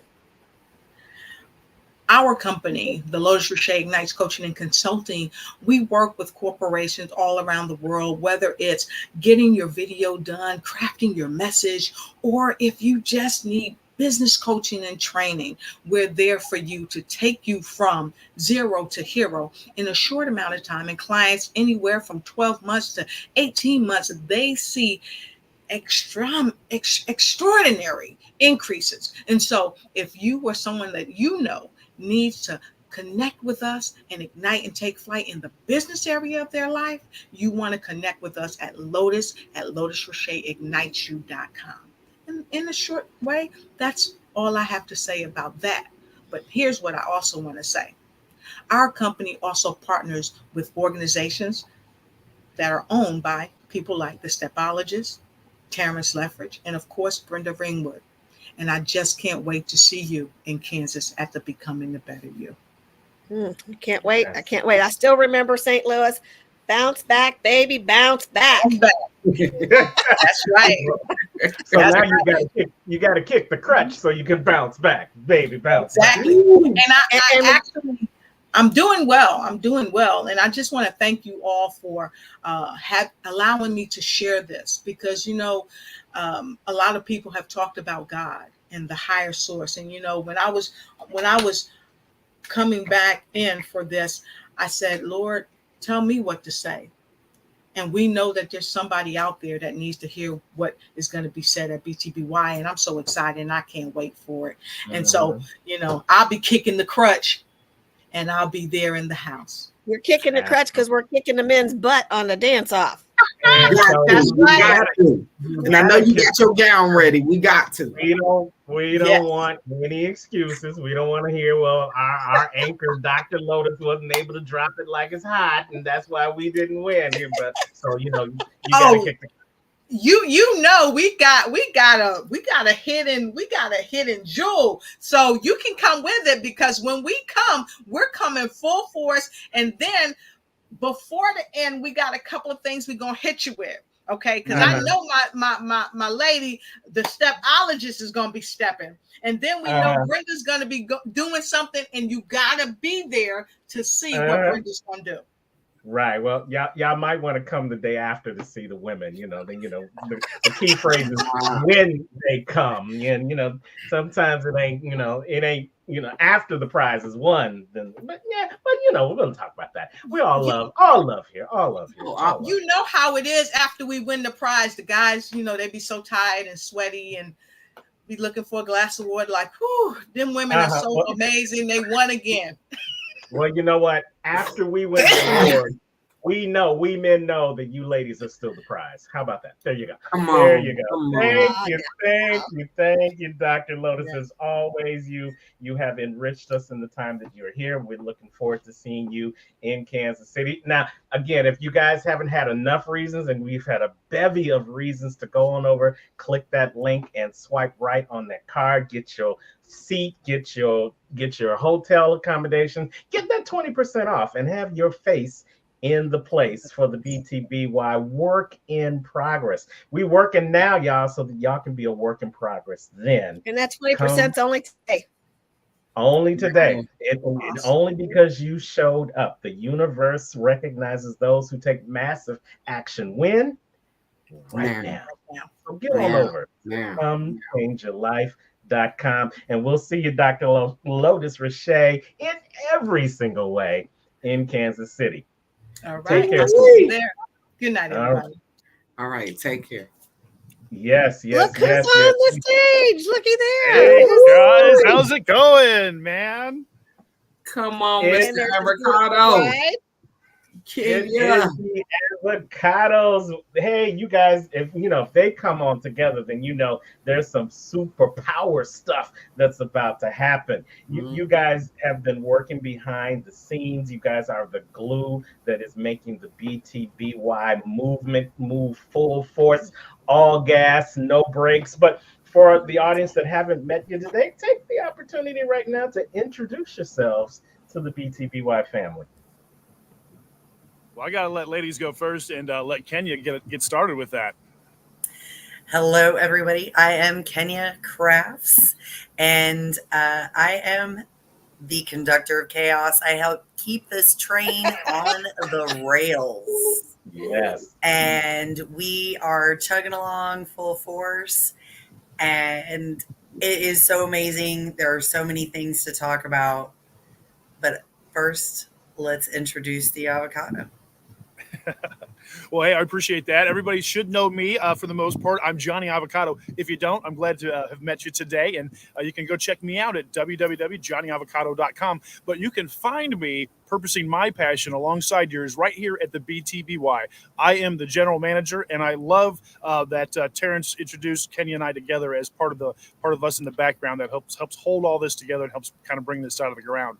It's been an amazing transition from where we started with all of this. And man, I'm going to have to steal some of Brenda's thunder and just tell a little bit of her origin story when we get around to it here in a minute, because why the BTBY was even conceived or incepted is why we're here all again today. So thanks for having me, guys.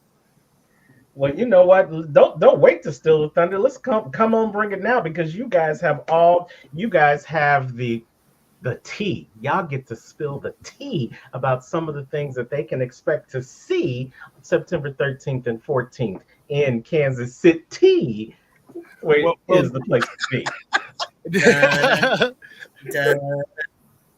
My favorite has got to be what we're doing with Kevin Harrington. I'm an inventor guy, and that's kind of where I came and met up with everybody here. I came out of the tech sector. as we are storytellers here at the BTBY, what I did was help people tell their stories, just like we're going to see on Saturday, in front of potential investors and financiers. Man, you got to get your. It's like, to me, this is like the Super Bowl to me. You got to get your words together. You got to get your emotions together. And these guys have only got 90 seconds to pitch their dream to these folks and try to make a connection, convey an idea, and get them to buy into it. And I'm going to have to come up with some sort of a dog away or something. I'll be right back. Well, as he dogs away, Kenya, we're telling everybody September 13th and 14th, but we have events going on even before then. So let's give them a rundown of what they can expect from this powerful experience weekend. Well, you can't miss the networking opportunities that come on the night before, on the 12th. We have 2 amazing opportunities. The first one, you can go and get your VIP on and have an intimate dinner and fireside chat with Brandon T. Adams, and Dr. Lauren Harris, our own BTB Wire, is going to be there as well, being our happy host. And then number 2, we have another great networking event going on in the Kansas City Power and Light District with Chris Cumby, Johnny Avocado, me, and a bunch of other great BTBI speakers and coaches. I think Brenda's going to be there. Hopefully Regina's going to be there. I think you're going to be there, T. Oh, so it's just going to be awesome. And I'm going to blow up an 11x14 picture of Anthony, and we're going to carry him wherever we go throughout the weekend. Yeah. Flat Anthony. Flat Anthony, that's right. Our kids used to do those. I think we might do a Flat Anthony project. It's like a flat earther, but it's a Flat Anthony project. I like it. There you go. You got to put a voice box on. I was going with Flat Stanley, but okay. Oh, got it. But she'll get put. Yeah. But he'll be there. And then there's Friday. We hit it full force on Friday. Tell them some of the things that are going to happen on Friday, Kenya. Oh my gosh. It is just going to go on all day with one speaker after another. We're going to have breakout rooms. We'll have lunch for everybody, and then dinner, some snacks that evening. And then we're going to come back again Saturday morning, hit the ground running at 8:00. We've got the pitch competition on Saturday. I think the comedian is on Saturday. Yes, at the gala. And then we have our black tie affair. And again, the guys are going down this time. My ankle is fully healed. We'll see. Okay, We'll see about well, that. you see, Johnny's got his dancing hair on already, so it's a wrap to begin with. I've learned new moves. And it's a good thing. It's a good thing that the comedian comes after the dance off, so that you guys can laugh and stop crying from the loss. But I deflect from that. It's all love. We're all doing it in unity. We're all a work in progress. The men are just farther along, but it's okay. It's just fine. So it sounds like it's going to be a fun-filled, infotaining weekend, Johnny Avocado. Would you say that's the best way to put it? Oh, absolutely. We're going to, Thursday night's a great way for us all to kind of get together and get to know each other. If you can come in early, whether you're going to the Brandon T. Adams thing, which is where you'll get a sit down with him. I mean, it's an intimate deal. This guy, Brandon T. Adams, if you guys don't know who he is, he's like a 2-time Emmy Award winner. He had some shows on TV about marketing and branding. And he is like the finance guy for Kevin now. Kevin does most of his deals through him. So if you want to know, how you're going to spend your money in the marketplace and what you should do to build your brand, getting some time with him and maybe just a handful of other people for a few hours Thursday night would be a great way to spend your evening to start off what we're doing here in Kansas City. And then the other thing, Saturday or Friday, when we get started with Friday, I mean, we're going to get into it Friday morning. When you show up on Friday, I know my girl, stepologist Regina Platt's going to be in the room, and we're going to get pumped up. And we're going to get excited about what it is that we're going to be all there to do all weekend long. And that is to get ourselves activated, for us to get connected to our community, and for us to find those tools that we need to make the change that we want to have and to start to put those into place. I love so much that Lotus brought that crutch in. One of the really interesting things that we think we know about ourselves is we know how to do things, right? And if you've ever been to physical therapy, and if you've gone through the physical therapy and done what they've said, you'll find out that, maybe you weren't doing it like you thought you should. Walking, for example, maybe we all walk the way we're supposed to because the way we're used to. But then you start to get something that affects you or afflicts you, and you start to limp a little bit, and you use other muscles in the wrong way as you walk. And then if you ever go to physical therapy and you get whatever it was, that ailment that bothered you, and they try to get you back into a regular gait, they have to almost reteach you how to walk, a thing that you think you already know how to do. And that is one of the really important parts about when we try to make a change in ourselves. If we can find experts that have good information for us and can teach us, show us, coach us through the process, we have to be committed to that investment. We have to show up to that therapy. We have to show up and be ready to do that work, because it's through understanding from somebody else's perspective, not our own, that we can see some of the things that we don't see for ourselves. And when you become part of the BTBY, man, we'll get you activated. We'll get you opened up on Friday. We'll start getting those tools to you. And by the time you leave on Saturday, after the men have won this dance-off competition, you're not going to be really excited about what it is that you're doing. You are going to know that you can go and do it and already be doing it. You'll be putting the words in your head that night when you go to sleep. I can make shit happen. I'm the stepologist. I'm going to ignite to flight. The words that connect to you are the ones you're going to go to bed dreaming of. And you're going to take those back home with you, and you're going to carry them through to the end of whatever change you're trying to make. And that is key and fundamental for us to really make the changes inside ourselves, is to realize, hey, I wasn't doing it as well as I could, but I could do it better if I have the right information, the right coaching, the right instigation, the right inspiration. The right if circle. I can line it up. The right tribe. Yes, the right tribe. I want to bring the stepologist and Anthony into the conversation because they've been with us and they've seen one of the things that we really do that I think sets our experience apart from all of the other conferences that are out there. And it's that networking experience. And as we all know, your network determines your net worth. So Anthony and Regina, tell us how the networking has helped you throughout the times that you've been at our BTBY experiences. Go ahead, Regina. I was like, you want to go first or you want me to go first? I would say one of the things is we talked a little bit about the tribe, the container.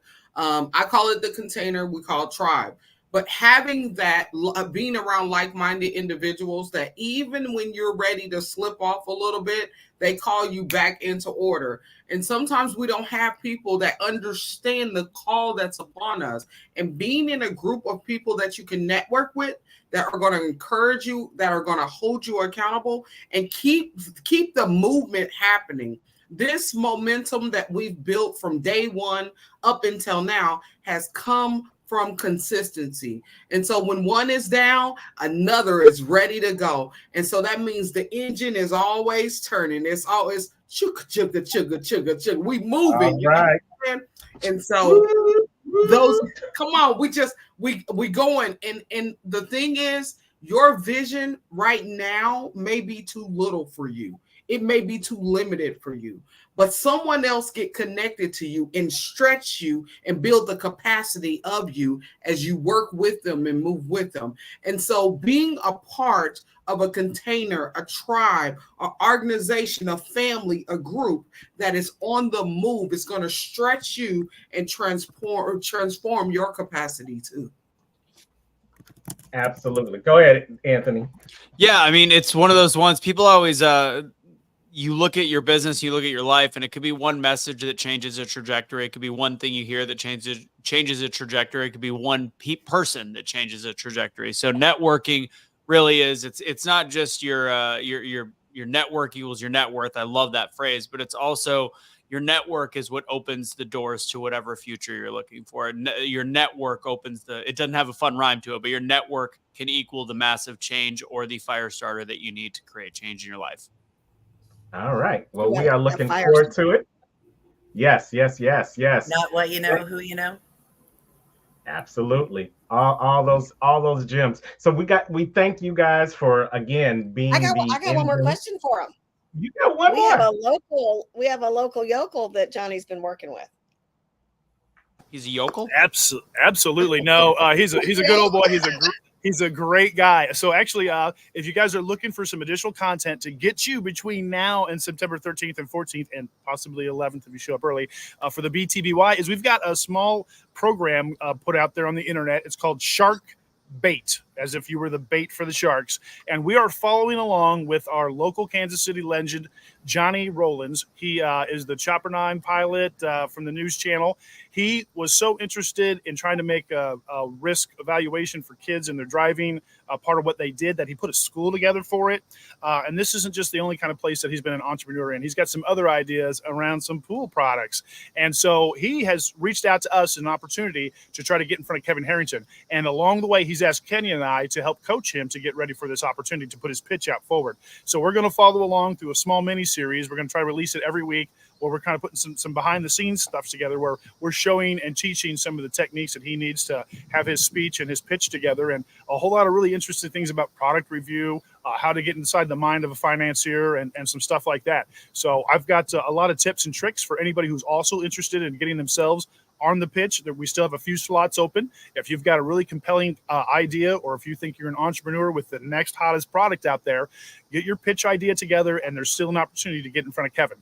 We have online I think a bit of an outline of what it is that you need to kind of have, like your thoughts together, what kind of portfolio you'd want to have as an after effect, some of these kind of things. So it's like the real deal. The opportunity is twofold. Not only could Kevin and one of the other millionaires on the stage, there's going to be at least 3 total, not only is there an opportunity for one of them to financially invest in what your product is, they're going to make an even greater investment. They're going to we're going to score the pitch process, and they're going to award some prizes to as a competition.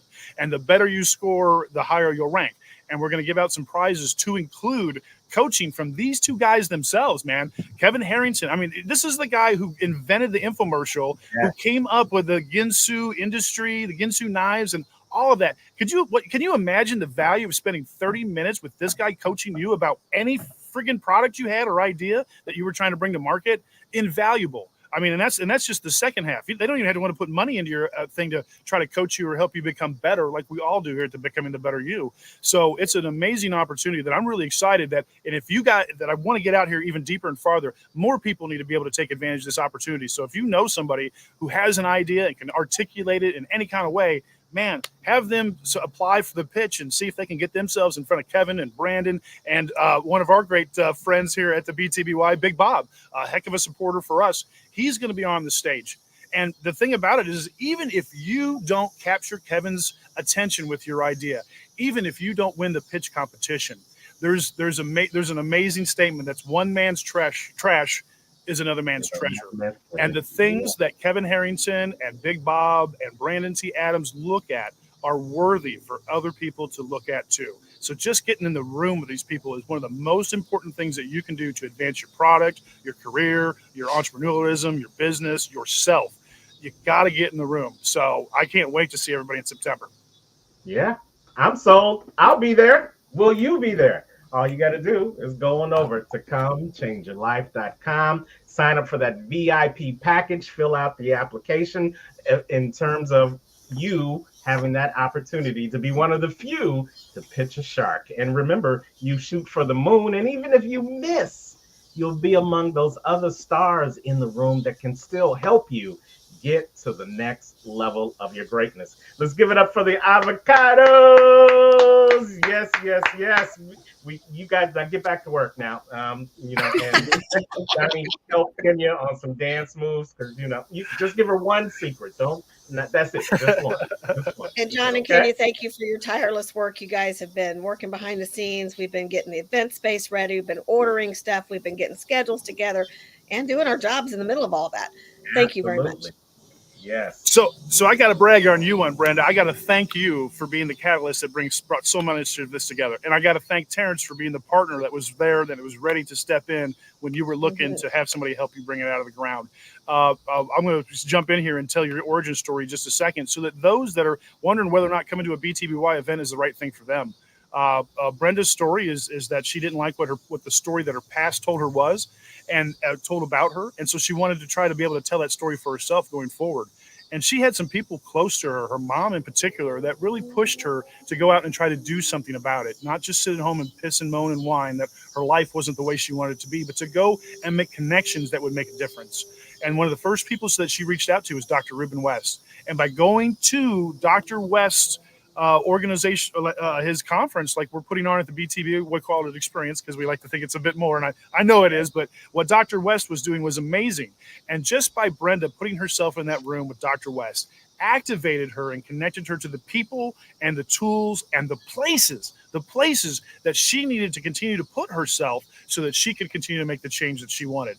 And the entire reason is that the BTBY is even about is because Brenda had the people around her that instigated her. She had the courage to go step out and put herself in a room that she had never been in before. And she had the audacity, the drive, and the determination to follow through with the things people were telling her. When they told her she was good, they believed it. When they told her that there was more for her to do, that they believed it. She believed it. And she took those words and turned them into something for herself and made something out of it, something that we all get to be a part of because of it.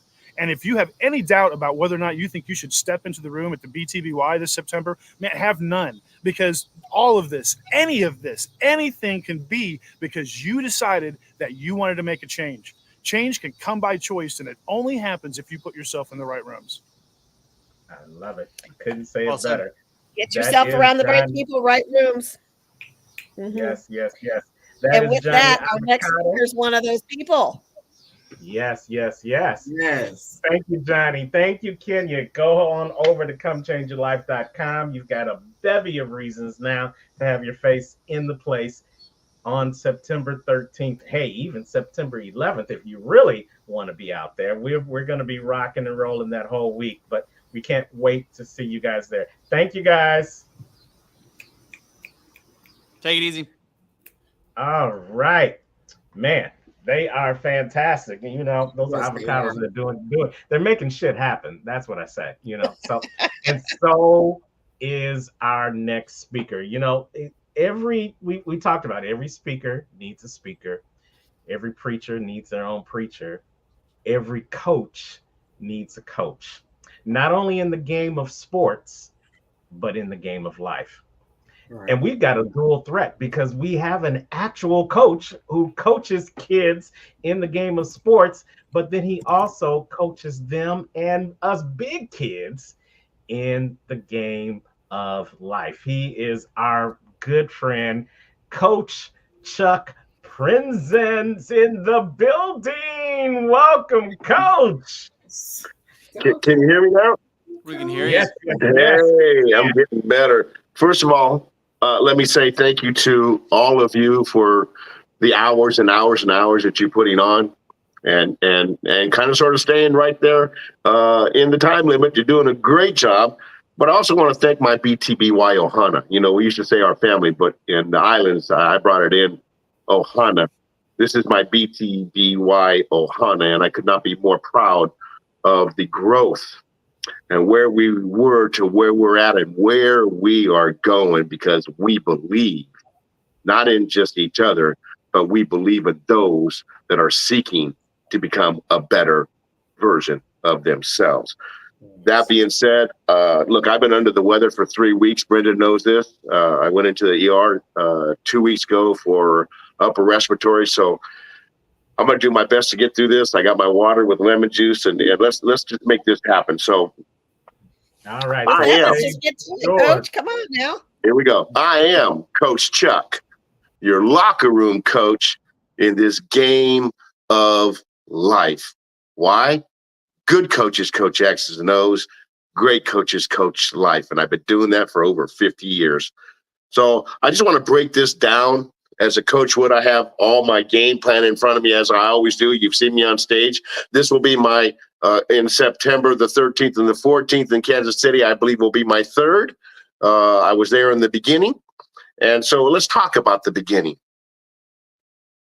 The beginning was November of 2021 when Terrence, my brother Lethridge, introduced me to a beautiful woman by the name of Brenda Ringwood. And we had a conversation, and we have not stopped since then. We have grown together as family, or as Ohana. And I remember going to, in February of 2022, I remember going to the first BTBY, and I believe it is, my dates might be off because my mind's a little off, but I remember we only had 234 members. At that time, we called them members. We don't call them members anymore. We call them our BTBY Ohana. And look where we've gone. So I want to break this down in what a coach would do into quarters. So the beginning was when I met Brenda and I went to our very first BTBY, and we were trying to figure out, can we keep this going? How do we do this? And we just believed. We believed in each other. I believed in you.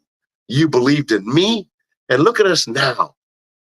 BTBY under construction, because once again, we're remodeling for our event in September in Kansas City on the 13th and the 14th. So why do I believe in BTBY? Because I've gone through a whole lot of changes since we met. In 2022, Labor Day weekend, we went to an event representing BTBY in West Virginia, and I almost died. I literally almost died.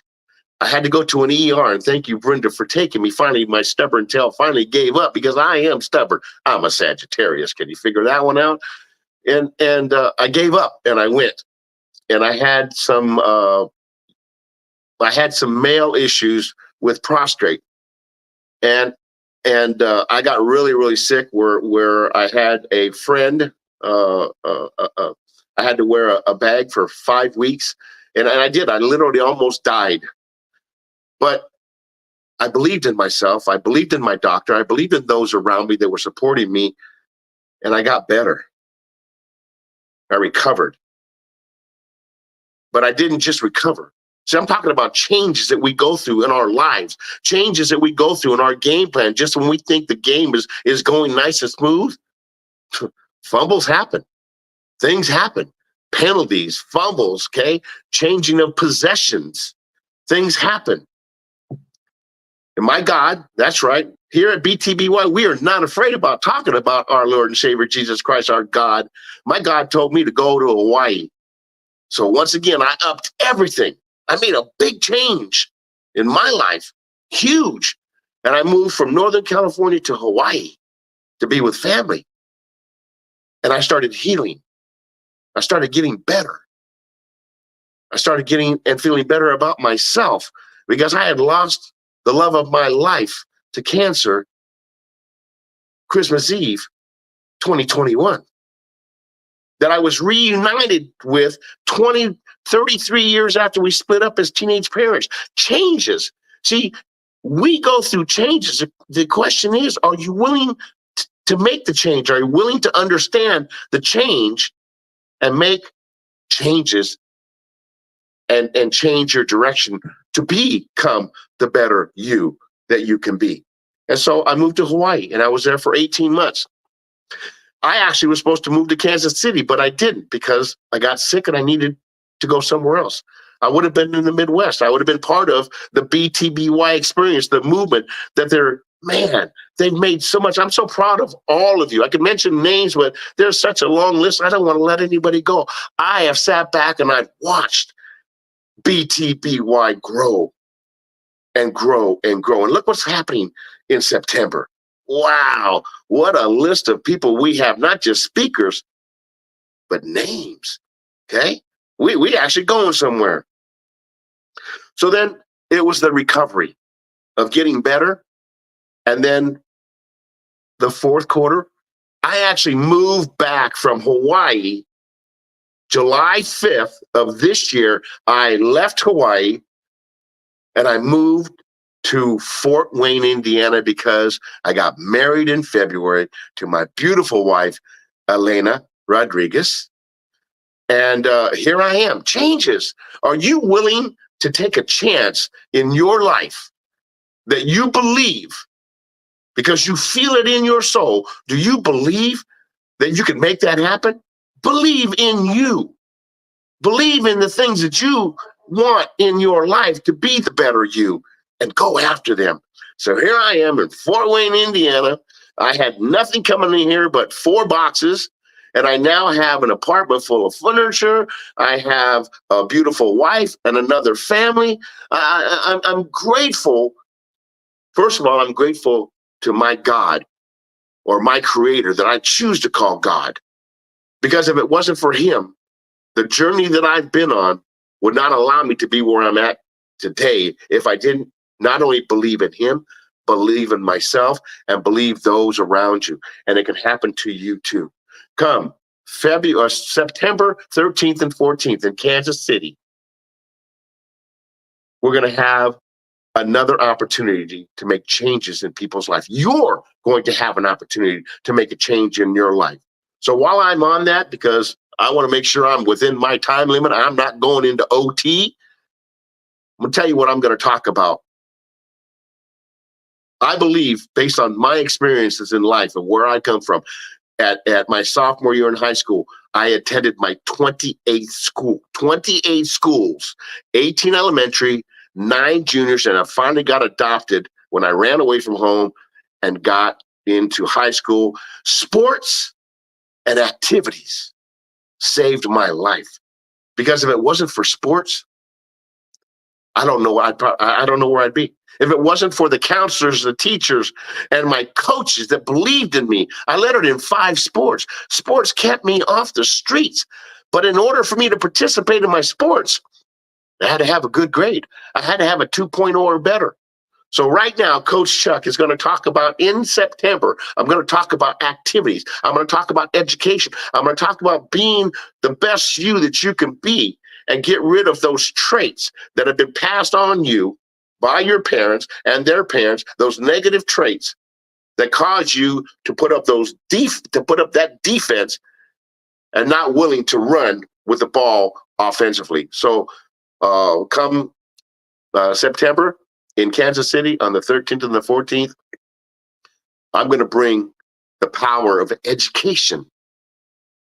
Believing in those that believe in you, and those are the educators, the counselors. For me, even a principal that knew my story. I want to talk about the power of believing in those educators, believing in the educational system, and participating in sports or some types of activities to make you feel good about yourself. And so that's kind of sort of where I'm at. And that's it, man. That's Coach Chuck, your locker room coach in this game of life.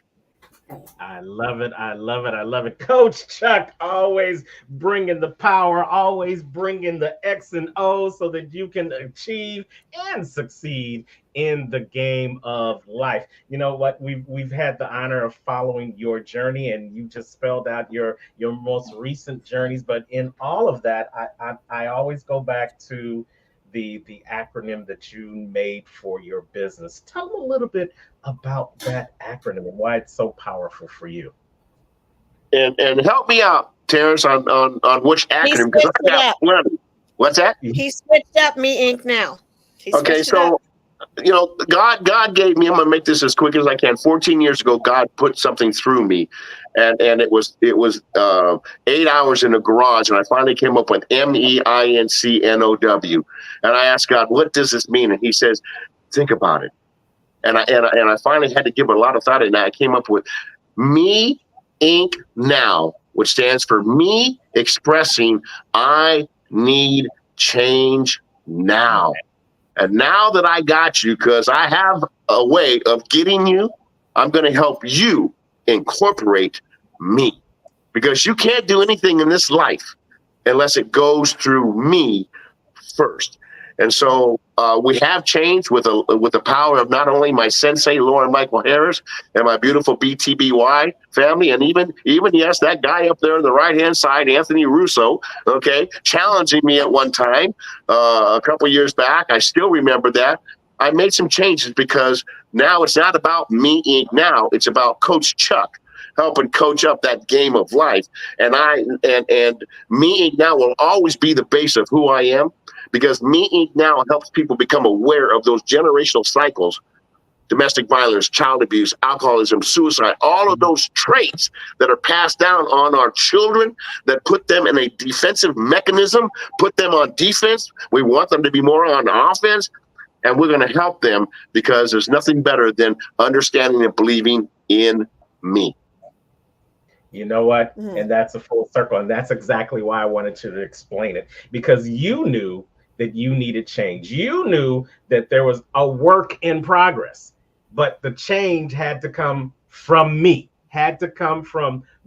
first. So you put in the work first on me. And now as a result of that, you are able to be Coach Chuck, helping people in the game of life so that they can see that the change is, if the change is possible within me, then it's possible within you too. And I love that about you. And I love that you're going to be with us again in September. We hope that we see your lovely bride, Elena, with us as well, because she's also part of the family. And she wears her crown just as proud as every other crown person that's put their crown on today. So we're looking forward to seeing you guys. Welcome to the Midwest. You know, I'll talk to you about it come October, November, December. You might want to, you know. Oh, no. Back. I always go back to Hawaii. Hello, I got it, man. I got Oahu, Maui.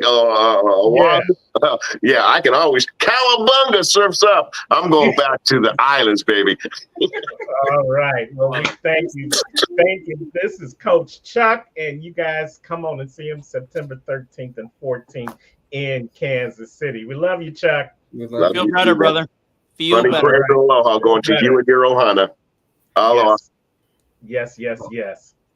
That was Coach Chuck. Always an inspiration. Always helping you in the game of life. All right. So we are coming down. What, you want to talk about his game of life, though, Terrence? He has been, man, he showed up at our virtual in November of 2021, knowing that he's about to lose his spouse. She dies a month later. He still shows up in his in-person event in February of 2022. Yes, he shows up again that summer for us where he almost dies, and he just keeps showing up. He's consistent in showing up. That's how you level up. Yeah. And, you know, again, we talked about synergy. That takes us right back to Lisa's story about that bison. He had so many reasons to run away from the storm, but he ran into the storm and he continues to keep running. And that's how you become a better you. You don't run the other direction. You don't run back to your past. You don't run back to the doubt. You don't run back to the fear. You keep running forward. You keep running through the fear, keep running through the doubt, keep running through the pain. Just keep running, and then you too will become a better you. All right, I just got chills. I felt like the Rocky, the one when he was older, and that's how winning is done. Okay, sorry. You know, it's funny. Even as you all were speaking, I kept hearing that song. You don't know my story, but it's not their job to know your story. It's your job to do something with that story. It's your job to change the story, to change the outline. Because if you don't like what you got to do something about it. And so he didn't want to be alone. And so to have a container, a group of people that were on the move, he chose to get there so he could stand with us. And so that's a lot of us right now. There's somebody that may be watching. You're standing alone. You're trying to figure out how to weaver this way into speaking, into thinking, into change, and you're doing it alone. Why do it alone when there's a space that you can be in a container, a tribe that you can connect to? If you just go to come change your life and get registered and be there in a place and in a space where transformation can happen. Come on in so you can win. Come on in. Come on in so you can win. So speaking of come on in, let's bring our next speaker in, Anthony. Absolutely. Our next speaker is a former wildland firefighter, experienced a life-changing near-death encounter with God in 2017, which transformed his path. He's raised in Wyoming, the rugged mountains out there. His career in the Federal Fire Service exposed him to intense challenges, exacerbating PTSD from childhood trauma. Through his adversity, this gentleman discovered his resilience and faith, leading him to become an author, speaker, and empowerment coach as he now guides others to reconnect with their heart, purpose, and passion with God at the center of their journey. Ladies and gentlemen, Royal Kai. Welcome, welcome, welcome, Royal Kai in the building. How are you, sir? Good. We are happy. Man, to I'm have so you grateful to be here. I'm just very grateful. Honestly, like I'm extremely grateful just to be alive. I mean, by the medical establishment, I should be dead, 2 or 3 times over. And only by the grace of God, I'm truly here alive because God is amazing. It doesn't matter what we've been through. It matters how much faith and how much action we want to take to be able to get to that next level. And if we surrender, God shows up in our lives, and it's just like, what? What is this? This is amazing. I can never even create this. Word, you said surrender. Woo. Yes. Yes. Yeah. And that's we're so gonna cool. surrender. We're gonna surrender the stage to you and let you present to us. This is Royal Kai. Come on, Royal. All right. Thank you, everybody. Aloha. So before we get into this, I just want to say, like I said earlier, I'm only alive because of the grace of God. And I'm just extremely excited to share my message with you. And we're talking about becoming the best you and becoming the best version of yourself. And so I'm just going to be real with you, because sometimes you need a coach, just like Chuck said, you need a coach to help you out and to get you to understand where you're at and to speak truth into you. And we've all made mistakes in life. Everybody makes mistakes. But have we honestly admitted exactly where we are in our life? Have we taken responsibility and accountability for 100% of where we're at? Our finances, our relationships, our career, our thinking. Because can I share a story with you? I'm going to share a story with you where I had to learn a really, really hard lesson in how to own my mistakes on my path to becoming the best version of myself. And that involves me nearly dying. And so in 2017, I woke up in the hospital. I was dazed and I was confused, and there was excruciating pain throughout my entire body. I woke up with an oxygen mask. My face was so swollen like a balloon, I couldn't even open the right side of my face. And I was wondering, what happened? Where am I? And it wasn't until the doctor walked in and he said, "You've been in a severe motorcycle accident. You just got out of 11 and a half hours worth of surgery. We had to reconstruct your face. We had to put your jaw back together. We had to reattach it back to your skull. You had internal bleeding in your brain, your kidney, your spleen. The pain that you're feeling in the side, that's 3 shattered ribs and a shattered scapula, a broken arm and 2 fractures and 3 torn ligaments. You are literally the luckiest man to be alive. You had a blunt force trauma on a motorcycle around 30 miles an hour without a helmet, head first. And I realized that it was all my fault. I had PTSD. I was running. I was so angry at the world. I wasn't taking responsibility for my actions or my part. I was angry at my parents. I was angry at religion. And maybe some of you are angry. You're sad. You're depressed. But unless we actually accept responsibility and accountability for our part in it and where we're at, we can never move forward. And so through this experience, I only had one of 2 options. I could continue down the path of destruction and wreckage and blame and being in this space where I was drinking and I was drugging and I was so broken as a man, I didn't know what to do because I grew up in Wyoming. And as a man, you have to be tough. You can't feel your feelings or emotions. Or choose to actually accept responsibility and accountability for my life and allow God into my heart and say, "God, I can't do this alone. I just don't know." And I went to heaven. I met God. My soul left my body and I went to heaven and I met God. And I said, "Oh my gosh, this is the most amazing thing in the world. I want to stay here. I don't want to leave. I don't want to go back." And he's like, "No, you have to go back. You have a mission to complete." And I made a deal in my life that if he saved me from a bloody, mangled mess of destruction, I would share my message and testimony and whatever he wanted me to do. And that's what I'm here doing today. And maybe you don't know it yet, but you have a message. You have experiences and talents and abilities that have been gifted to you from God so that you can become an inspiration to other people. You see, the mess becomes the message. God can take your tragedy and trauma and turn it into triumph. He can take your trash and he can turn it into treasure. That's the beautiful thing. And when we accept responsibility and accountability for our lives, we can actually begin to move forward.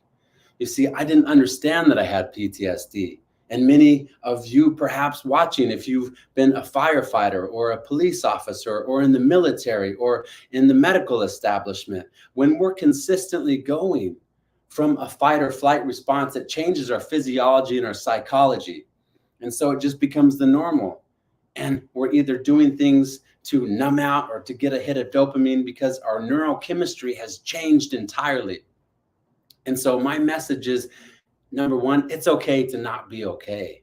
We go through extreme situations in life, but with God, anything can be healed if we allow ourselves into that. So there's a couple things that I want to share in this presentation. Number one, the biggest thing that helped me on becoming the best version of myself was identifying the voice inside my head.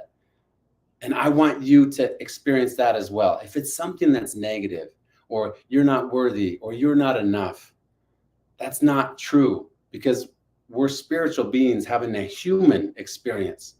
And we're amazing and brilliant and bright beyond anything you could imagine.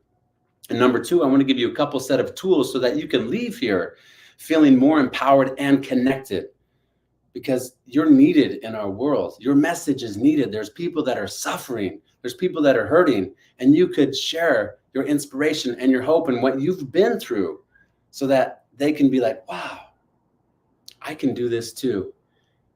And because of my actions when I left the firefighting world and I got into business and sales, and maybe some of you have switched careers and, gone on the entrepreneurial path, but it was my fault. And I was drinking and driving, and I didn't know. And so these are the things that I want you to know, because I don't want people to suffer. And I call them the 3 F's. And I hope you can see this right here. I put this up with the lighting. So number one, there's 3 F's, and I want you to remember this. Okay. The number one thing for us to become the best version of ourselves. Number one is, my handwriting is terrible, by the way. Forgiveness. Forgiveness, knowing that the world's not perfect. We're not perfect. Our parents are not perfect. Everybody did the best with what they could. And sometimes it's terrible. And it ends up in a bunch of trauma. And you're like, I didn't sign up for this. I didn't sign up for this. But actually we did, because if we didn't have that resistance, we wouldn't have the opportunity to build our spiritual resilience. We wouldn't have that pressure, that what I call time under tension. If you want to build, if you want to grow stronger, you have to have time under tension. Everybody say tension. I need some tension, because that's how we grow. If we're in the gym, we're growing. So we have to forgive ourselves. We have to know that we live in a broken world and nothing's perfect. But once we allow God into our hearts and we forgive ourselves and we say, you know what, I can do better. I can do better. I can do bigger things. Then we're able to move into a place of faith. We have to have faith. If we don't have faith in a better life, in a better version of ourselves, if we don't have faith in God, what are we doing? We feel so lost. We don't have an anchor. We're in the sea without an anchor or a rudder, and we're just going from place to place. And I didn't have a rudder for a long time. I didn't have an anchor, and maybe you don't now. And I want you to know that God is real, that miracles are real. I went to heaven and nearly died and went through the depths of hell through trauma and PTSD and substance abuse and near-death experiences. And maybe you've experienced stuff like that. And it's difficult and it's challenging. But I want you to know that you're loved and that God is real and that miracles are real. And we're only one miracle away from living our best life if we truly surrender to God. And the third F is focus. What is our focus? What are we focused on? Do you know when fear comes in? Fear comes in when we don't have a vector, when we don't have a target, because there's no clear trajectory.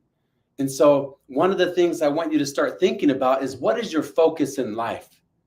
Who are you identifying as? What is your identity as an individual? Because if you don't know your identity, if you just think you're a person and you're not a son or daughter of God, then you're playing small.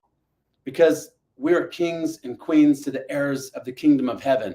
And we are ambassadors of Jesus Christ on earth, of the truth, one miracle away. And we can change people's lives, and I've experienced it. And so focus. With this focus, what are our beliefs? Something recently I learned about our beliefs is they're actually just repetitive thoughts that have become a pattern. So we have to start questioning, what do I believe in? Who am I? What is my focus? What is my vector? And there's some simple exercises. If you're feeling down, if you're feeling distracted, if you're feeling anxious, our physiology follows our psychology and inverse. So for instance, if somebody's walking like this, they're just feeling kind of down. Oh, okay. All right. What do you think is going on in their internal mindset as compared to somebody that's walking and moving? So once we understand how we can manipulate our own physiology, we can affect our psychology. So when you wake up in the morning, what we do is called priming. And Tony Robbins speaks about it all the time. The tone that you wake up in the morning sets the mood for the rest of the day. So when you're waking up, what are you telling yourself? What are you programming yourself with? Is it empowering? Is it disconnected? And there's a simple exercise. It's called priming. You breathe in. And then you do that for 10 breaths, and then you hold and 3 times. And you go into a place of gratitude, because gratitude is the key that unlocks the universe. When I was in the hospital, completely broken and mangled, my jaw was wired shut. My ribs were broken. I just went through 11 and a half hours worth of facial reconstruction surgery. My focus was not judging myself, because if we judge ourselves, we're in separation and we will never be in wholeness. I accepted where I was, and I was grateful that I was alive. And I said, I'm going to use this opportunity to heal rapidly. And I'm going to teach people how to heal and embody rapidly. And you know what? I was only in the hospital 2 weeks, and I was working out 3 months later. Every single doctor said, how are you doing this? This is impossible. There's no way that you're doing this. And I said, I know how we can heal, because as Lisa was talking in quantum physics, the perception of reality affects how our reality is. So if our lens of perspective is something that's disempowered, we're going to be disempowered. But if we say, oh, my perspective is gratitude, and once we pair our focus with faith and an intention, that's where we literally upregulate ourselves. And through epigenetics, we now know that we can control the expression of our genes and how we show up. And we can literally heal ourselves by our thoughts alone and faith. We're superhuman. If we get cut, we heal. If we break a bone, it heals. The power of it is just astounding. And this is what I want people to know, because I suffered for so long. I don't want people to suffer because I just didn't know. And so with all of these principles, we can really become the best version of ourselves, because if you're alive today, that's a blessing. A million people every day don't wake up and their lives are over. So we have one opportunity at this life, one chance. Are you going to waste it and live a limited life and not be tapped into your greatness and your genius and what God has made for you? Because if it's in your heart and you see something and you feel something, God has put it in there so that you can complete it. And it's your job to do it. And so I would invite you today to make a firm, resolute decision. What is your focus? Who do you identify as? What are your beliefs? Audit your life to begin to understand your thought patterns and creating a new avatar for yourself to be more empowered and engaged. Where's your faith at? Do you believe in something that's greater for your life? Because if you don't have faith, we'll fail. Anything can be accomplished with faith and focus and moving forward and taking action. Because I'm grateful to be alive. I'm on a bonus round. And I'm glad that you're here. I'm glad that I can share my testimony with you, because no matter what you've experienced, what you've gone through, God can use it for good. And you can use it to help other people that have been in difficult situations. And I want to just talk about my book a little bit. I wrote a book about this. I told God, tell me what you want me to do. And he's like, write a book. And he literally helped me channel this and put everything in there that I wish I would have known. If you can see here, that was me when I was all messed up. 11 and a half hours worth of surgery. And so I would invite you to think bigger, to have more faith, and to decide and make a firm and resolute decision to change your life today, because miracles are real. God is real. And we're truly only one miracle away, one decision, one action from living our best lives. And so I leave you with this. God bless you. Aloha, and have an amazing, amazing, amazing day and a weekend. And thank you, everybody. Where can they get that book? Yeah. So they can go to you can go to miraclemanjourney.com and you can go and get the book, and $10 from the book go to our nonprofit. So I started a nonprofit that's called Frontline First Responders, and it's all about raising awareness on mental and emotional health, because there's a stigma in our first responder community that we're the tough ones. We're the ones that are putting our lives on the line. We don't need help. We don't need rescuing. But if we look at the data, there is a 6 to 7 times higher suicide rate, depression, anxiety, PTSD, substance abuse. And these are our brothers and sisters that are showing up every single day, putting their lives on the line. And we need to let them know that we stand with them, that it's okay, and that we can give them tools and resources, because I suffered for so long, and I don't want people to suffer. I've lost uncles, I've lost cousins, I've lost brothers and sisters that have committed suicide or had overdoses because they just didn't know where to turn. And this is a big deal in America and the world. And this is what I'm passionate about. Well, you're making it to Kansas City in September, aren't you? Yes, I'll be there. Absolutely. Well, we definitely want you to bring some of those books with you. But in the meantime, they can go to miraclemanjourney.com. And I love the fact that you're giving back as well as giving information. At $10 to support your nonprofits, that's a phenomenal thing. We love nonprofits around here at BTBY, and we thank you. We thank you, Royal Kai, for sharing your Miracle Man journey. Any other questions you guys got for Miracle Man before we let him go? Amazing job. That's all I need to say. Thank you. Well done. All right. Say hi to Dexter. He's one of my Ys. Hey. Hey, Dexter.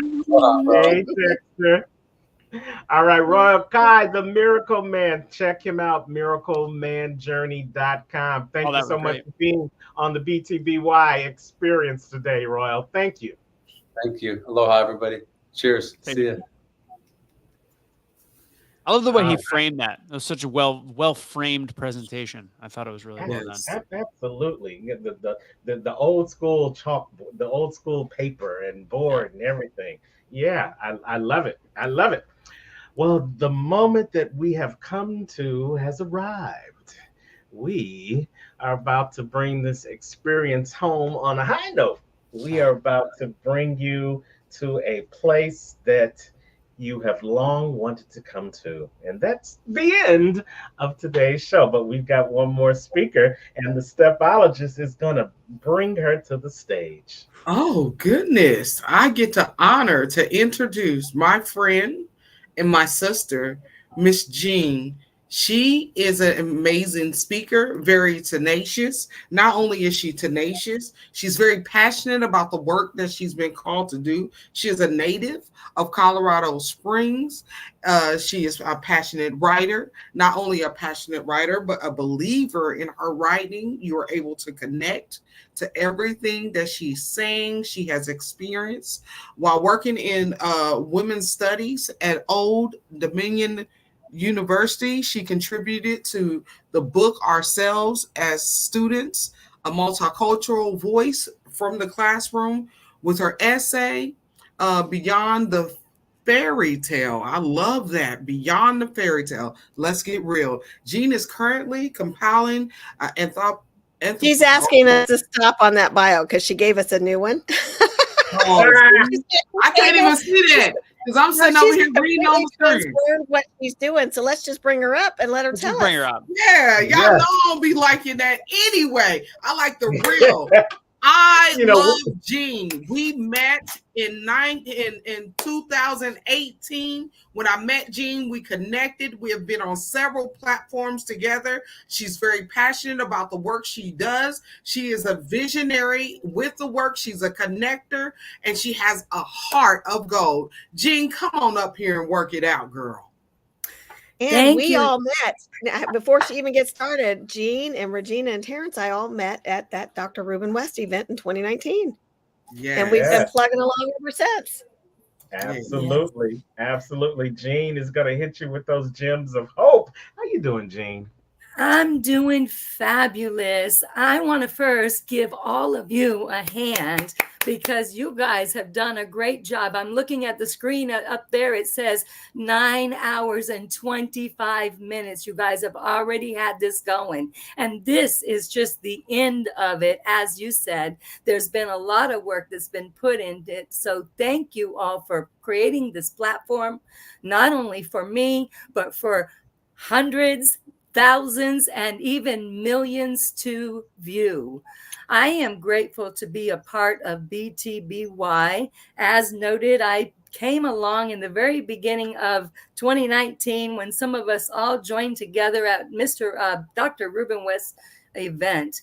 And that event is one of the switches in my life that changed my life into a different form. Well, we are talking about the process of building, and we are a work in process. I am a dreamer, and all my life I have loved to dream. Now, that can mean a lot of things, and some people say, you are a dreamer. Oh my goodness, that's not good. But guess what?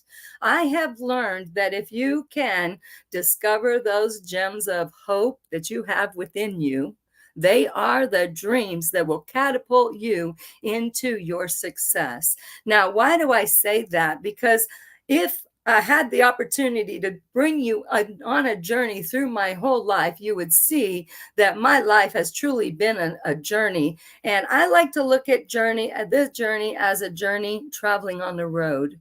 And I've learned on the travel, I love to travel, and I love to see the world. When I was a little girl, I would lay in the field and I would dream of all these different places that I wanted to go. Even though I had never been there, I would close my eyes and I would think about the things that I'd seen either on television or in a book or something that someone told me. I learned that if you just close your eyes and you can imagine some great things. So with that journey, I would say life is a process and there's going to be a detour on that road. What are you going to do when you arrive to that detour is the main key. So sometimes in the detours, when we're traveling on the road and we see those detours, we might get a little scared, as in we might not make it on time. And we might get a little scared as where's this detour taking us? I don't really like where it's going. I can't see it going around that bridge where I want to get to. Well, here's what I will say about detours. Detours can create growth. Maybe even the reason you have a detour is because the area you're going to is growing. And you have to get prepared before you get there, right? You have to be prepared before you arrive somewhere. You want to go visit somebody? Be prepared before you get there. So we encountered detours, and these detours, they can be frustrating too, especially if you're on the road and you live here in Florida. It's like a traffic jam everywhere you go. I won't get into the traffic jam I just came out of trying to get here in time to see you all at the end. But we encounter those detours and they can be frustrating and scary, but they can lend to growth because you may need a new system also. So maybe it's about growing, or it may be the system is broken, but it's time to maybe learn a different way to do something. You might say, I've went that way to grandma's house over and over and over for 40 years. Now I got to find a different way. Well, you have to learn different ways sometimes to get where you want to go. Also, when you started that plan, the vision, you had to have a vision of where you wanted to go. If you didn't, I'm going to tell you, you probably never arrived where you wanted to go. Because if you're like me, if I don't have a vision of where I want to go and I got to stay focused, I'm going to see that detour over there that's going to take me on the scenic route. Now, the scenic route is a nice way to go, and there's a lot of beautiful things you can see on that scenic route, but sometimes it's a distraction. What? A distraction? A distraction from your success, or a distraction from you arriving at the time that you need to be. You don't want to show up late, right? So you got a plan, and you have to have a vision of where you're going. Now, another thing that I've learned, that those detours may lead to new experiences, but you may have to be, because of that being in fear. I lost my word. Because of that frustration and being scared about taking that detour, you may have to take another route, but you also may have to not necessarily give up, but you may have to step back and look at the situation and come up with a different way to get around it. Also, in those detours, those circumstances, they're not always because of something you did. However, how you respond to those circumstances are part of it, responding or reacting. So you build resilience in this detour when you're going. Also, if you need help and you can't see your way to where you're going, this is where BTBYS is your guide. There are so many experts in various areas.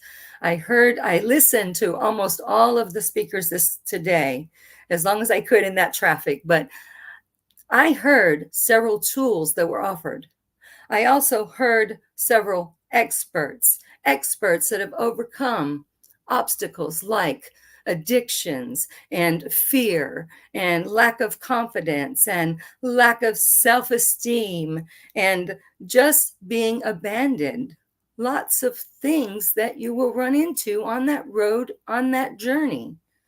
Now, as you travel this road of life, those detours, those construction areas, they're dangerous, but they are what's required. Those dangerous situations, those scary situations are the ones that are going to create the transformation for you into what it is that you want to achieve. Life is a journey, and detours are not necessarily setbacks. Sometimes they are setups. Sometimes they are there for you to stand out in the crowd, to stand up with your voice, to stand up and be what you were created to be. You have greatness within you. The work that's already been created within you, today is time for you to use that foundation that you have with BTBYS. If you're not already a part of it, get with it. Get to Kansas City. Don't be late. Told you, don't be late. Don't be late. Stand up. But guess what? Sometimes when you stand up, you're going to have to take a risk, but that's okay. Stand up. Take a risk. Life is a journey. Detours are not setbacks. They are opportunities for growth, resilience, and transformation. And some of those uncharted territories are where you're going to find your greatest hidden treasures. I am Jean Caggiano, and what I love to do is inspire and educate individuals that they can become whatsoever they choose to be. They can find experts to help them. They can Okay. So Gems of Hope, I can help. You can help. We can help. I don't know why I'm lost for words all of a sudden. Woohoo, I got hot.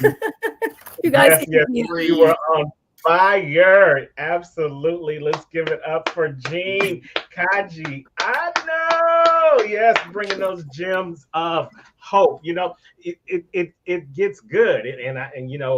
We talked to Dr. Lauren Michaels Harris earlier, and he said add the ER. And Jean, you was getting good ER. You were getting gooder, and we love it. And we love the journey that you took us on. I know about that Florida traffic. I'm right here with you, just down here in South Florida. But you got to keep pushing. You got to keep going through. And we love how you not only told us how you do it, but you also told us how being a part of the BTBY family has helped you do it. Yes. So let me ask you real quickly before you go, how can BTBY help somebody who's a work in progress? Good question. BTBY can help somebody that's a work in progress by helping you discover where you're at now. What are some of the areas that you may have to improve? But most of all, they will look for those greatnesses that you have within you, and they will help you uncover them, unpack them, and discover much more than you ever imagined. Because when you get a team of people behind you, they can see so much more in you that you've never seen in your life. And I would tell you, I'm a little aged. They've seen some things in me that I'm like, are you sure? As that introduction, I'm like, no, that one is not mine. That one is not mine, but that's okay.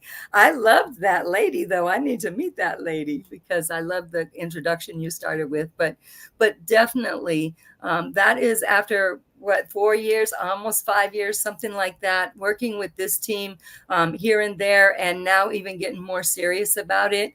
I had to come back home. How about that? Is that the right way to put it? Come back home. Yes, right? yes. Because when you come home, then you know that you're loved.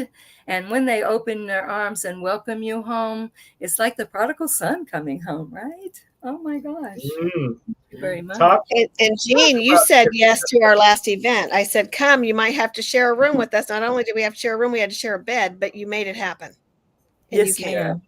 Yes, ma'am. Who was Big Spoon? Who was Little Spoon on that one? No spooning. No spooning. I had to ask. It's almost like the prodigal son came home. Isn't that what you just said, Jean? Okay. I did. As a matter of fact, I remember Terrence and Anthony are the ones that did me on that introduced me on the first live virtual as well. And I couldn't even get through the conversation. I was crying through the whole thing. So tell me, can BTBY BTY, can it make you better? It has definitely helped me improve my game. And I'm not stopping here. So you guys don't stop either. You all better be in Kansas City because we're going to be there to help you build your future, build skills, build confidence, and build your future. You go, BTBYS team. Thank you very much. Yes. That is Jean Caggiano dropping those gems of hope. Absolutely. We thank you so much, Jean. We can't wait to hang out with you September 13th and 14th in Kansas City. We want you all to be there. Well, like I've been saying all day long, you better not meet us there. You better beat us there because there's so many gems of hope that's going to be dropped on you. You may not have room to take them all in. So bring an extra bag with you because you're going to be bringing back some stuff. Thank you, Jean. Check her out. Don't be late. Don't be late. Be there. Absolutely. That is Jean Caggiano, everybody. Thank you so much. And all of our speakers, let's give them all a round of applause. They all brought the heat, they brought the energy, they brought the information, and they brought the entertainment.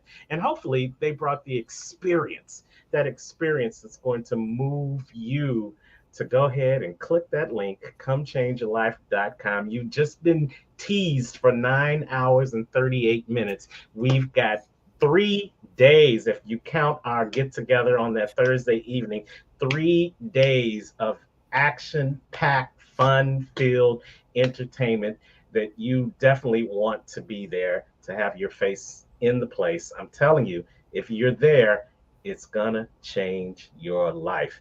But let's go around the room. Let's get some final thoughts. Let's start, of course, always ladies first. So we're gonna start with the stepologist, Regina Platt. I thought he was going to go to me, by the way. I thought he was going to say all, but whatever. You know what? I got to leave something for the in-person. Not there. Okay. So you all, I just want to say this piece to you. It's our responsibility to step forward and bring someone that needs to come. This is a safe space. Not only a safe space will it be for you, this is a space where you're going to be engaged and your capacity should be stretched. This is a space where you will leave with tools that are going to take you into the next area of your life. And so we've already seen today, it has been an honor to hear each speaker. It's been an honor to see you all that flowed into the room and into the space to hold space with us. But now it's time to do the hard work. And the hard work is the hard work. Those pieces that you have to dig out of yourself, that you've been hiding, that shame that you've been hiding, you've been given power to the very things that you need to release yourself from. And so we are a tribe that is going to wrap around you. BTBY is going to wrap around you. We're not only going to wrap around you, we're going to support you, but we will not do the work for you. And so it's going to start with you hitting the button, going on the website, getting yourself registered, and making the move to get there in person. We're waiting on you. Yes, Anthony. Man, let me tell you, the first step to change, taking the first step. You spend money on shoes. You spend money on going out to eat. You spend money on coffee. Man, coffee is kind of Anthony's thing. He's a coffee snob. But anyways, you spend it on everything but yourself. You spend it on things for yourself, like clothes, things you're going to put in your body. But you're not feeding this. And when you feed this, it transforms your life. It just transforms you. It changes you. It changes the way you think. It changes your actions, and it changes your life. That is a guarantee. We have testimony after testimony.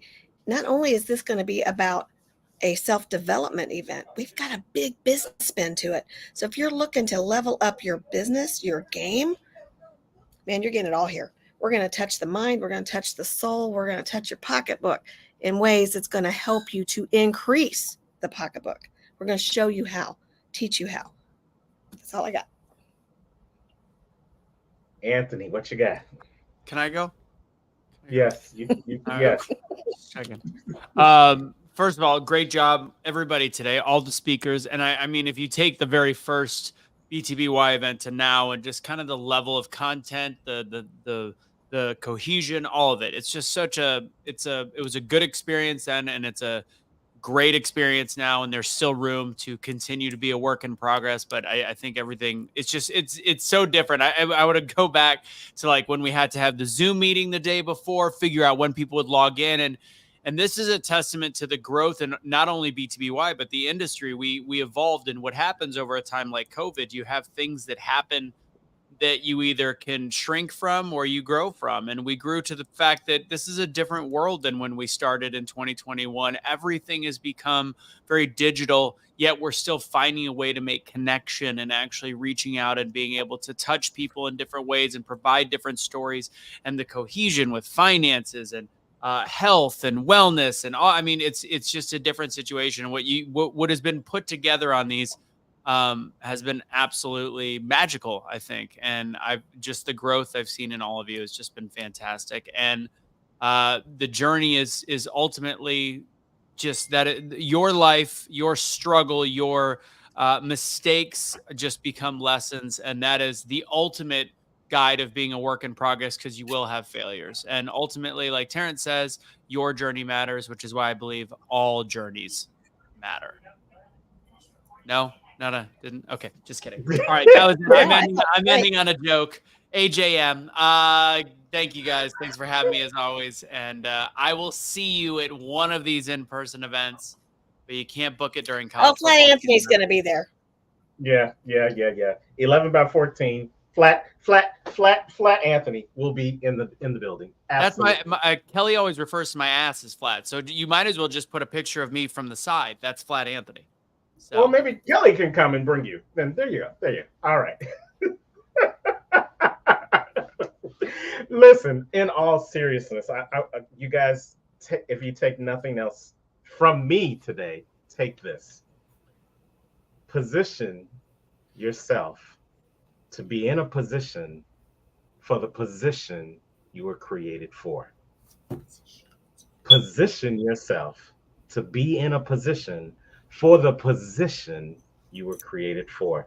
Position has been my word for 2024 because I believe that for any work in progress, you've got to know the position. You've got to have a position, and then you have to know the position you want to get to, and then you have to put yourself in a position to get there. That's why they call it a GPS, a global positioning system.